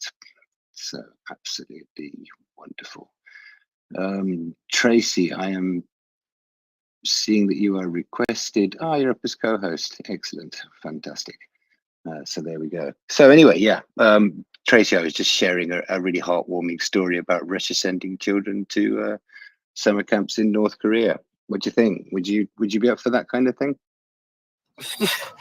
Oh, goodness me. I don't know. Sometimes words escape me, and that's not very often that happens. I mean, I thought Well, it there was you bad go. enough sending them. Sorry, I thought it was bad enough sending them to Russia for these things, John. Never mind North Korea. Well, there you go. Yeah, North Korea. That's just going to be an absolute blast, isn't it? I don't know. Maybe it's kind of holding up a nice mirror for them, and they can kind of see what complete authoritarianism looks like, and maybe they'll start to join the dots. Who knows? But I'm sure it will be intensely curated as they go. But anyway, I just thought I'd share that story while we were waiting for you to come back up. So yeah, as I say, I was talking about the F-16 rumors. As I said, they're kind of rumors, and while they remain rumors, then I don't think we need to comment on them more than that. What do you think, Tracy? Hello? Yeah, okay. I think you're hot micing there. If you want to say something, could I ask you to raise your hand, and we'll come to you when the time is right. Thank you very much, Ted. Tracy, over to you. Thank you, John. Yeah, that's okay. We can go to Ted. Thank you for putting your hand up, Ted. Welcome to the panel. Thank you for welcoming me here on Space. I just wanted to make peace on Ukraine and Russia. To end this war, why not invite you, President of Ukraine and the President of Russia, to make peace? Why not USA invite those? I will tell you one good reason why, and it's the only reason why.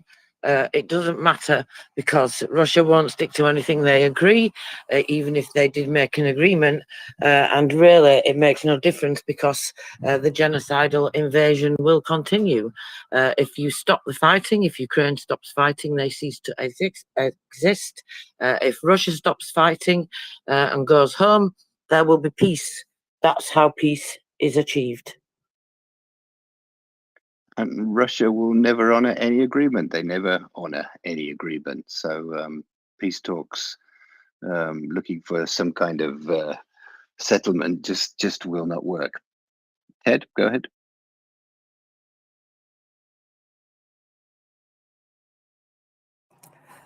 I mean, it's kind of like asking the person that's murdering you to sit down and make peace with you.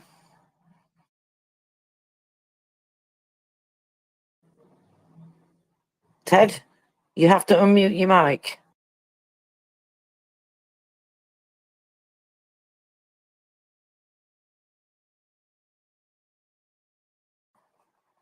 Okay. A Sunday afternoon delight there, John. Yeah. Well, reasonable question, I suppose, if you're not in possession of all of the facts. But yeah, that kind of thing is not so much a non-starter as just an impossible sort of pipe dream, I think, there. Tracy? Yes, it's absolutely not going to happen, is it? Go ahead, Dan. Yeah, I just wanted to timeline 222, and he had Elon Musk all over his site. Not sketchy, kind of sketchy. All right. So I'm just telling you, I looked right at the minute that started. All right. But you guys are better at it than me. You just wanted to get your big stick out, Tracy. You know me too well, Dan. Sunday afternoon, a delight and a big stick, John. Yeah, you can put it back in your belt loop now. I think we're okay. Okay, where were we before we were so rudely interrupted? Anyway, as it goes, what was I just looking at? I was looking. So I saw this reported before. So now that I'm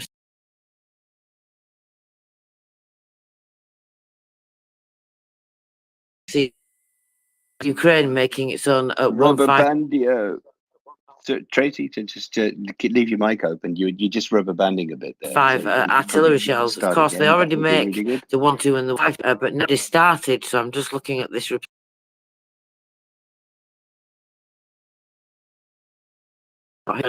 Bottom from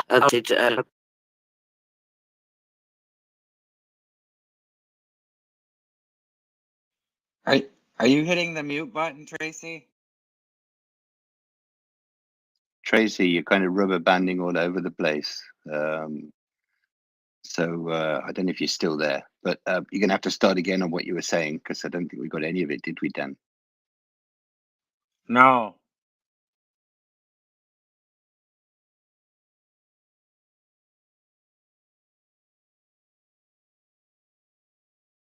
You're having a real torrid time of it, Tracy, today. I don't know if you can still hear me. If you can hear me, then give me a thumbs up or a wave or something.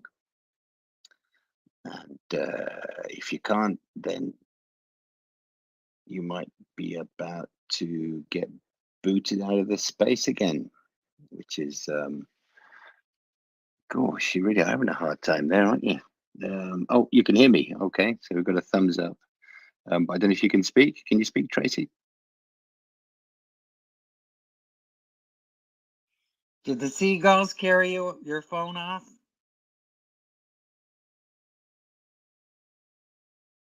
That is an interesting theory, Dan. It's a possibility. Yeah, the 5G chip isn't working, that's for sure.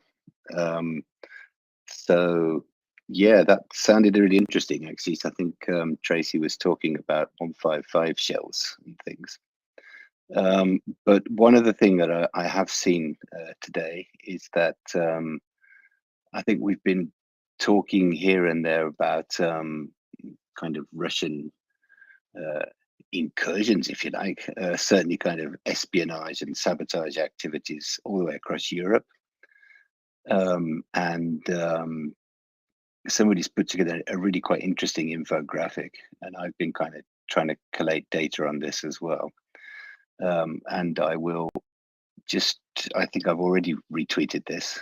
So if anybody wants to look at this, I think this is kind of interesting. And this kind of goes together with the story we were talking about earlier, related to the Russians potentially mining infrastructure across Europe, and NATO kind of flagging that up, and that article in the Times. But if anybody is looking at that tweet, which I shared, you'll see that there have been hybrid operations in Finland, the Baltic states, generally in Latvia, in Lithuania, on the border between Poland and Belarus, in Moldova, of course, no surprises there, Czech Republic, Germany, the United Kingdom, France, and even in Spain. So there's like a whole load of stuff going on. Of course, we see these things in headlines in the newspaper and in articles in the newspapers that we look at, and we see, things come across our timeline. But sometimes these kind of things get a bit lost, I think. So yeah, I mean, there's obviously the GPS signal jamming stuff going on. There were kind of, there was an arson attack at the Museum of Occupation in Latvia. There have been the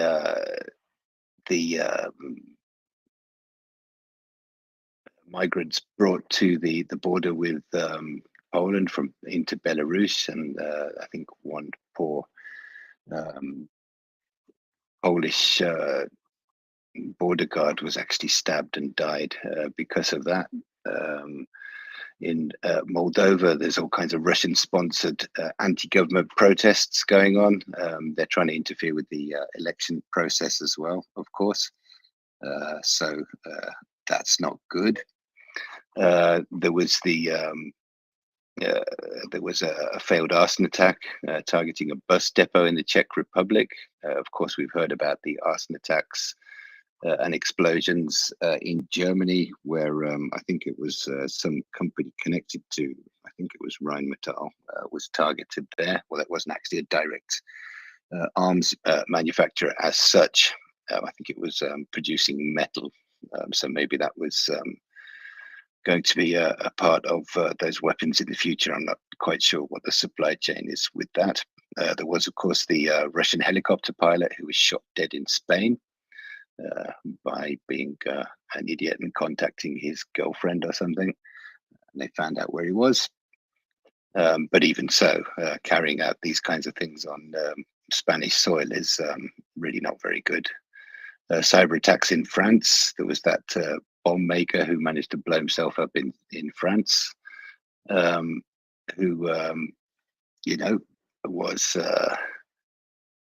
planning some kind of operation there. We've had the arson attack on that warehouse containing Ukrainian aid in the United Kingdom, along with other kind of, I think, sort of activities which have kind of been reported, but they've not actually been sort of brought back to Russia directly at the moment. But there's a whole lot of stuff going on, and it's kind of good to see it in one infographic. And again, it kind of brings us back to what Tracy and I were talking about right at the very beginning of our session today, when we're kind of thinking, like, what's going on, and time to get serious about this stuff. Tracy, I see you as speaker. I don't know whether you can hear me. Can you speak? Okay, you're sounding a little bit better there. Yeah, I can hear you. Yeah, you're a bit kind of, under the bedish, but I think it's okay. Well, I switched to Wi-Fi to see if that's any better. Oh, certainly so far. It feels better. Yeah, that's good. Okay, so this is what I mean. You see, normally Vodafone is so reliable. I use that instead of the Wi-Fi because it's, well, the most reliable network ever. Anywhere you go. So I don't know what's going on with it just lately. But it seems to be since this we had this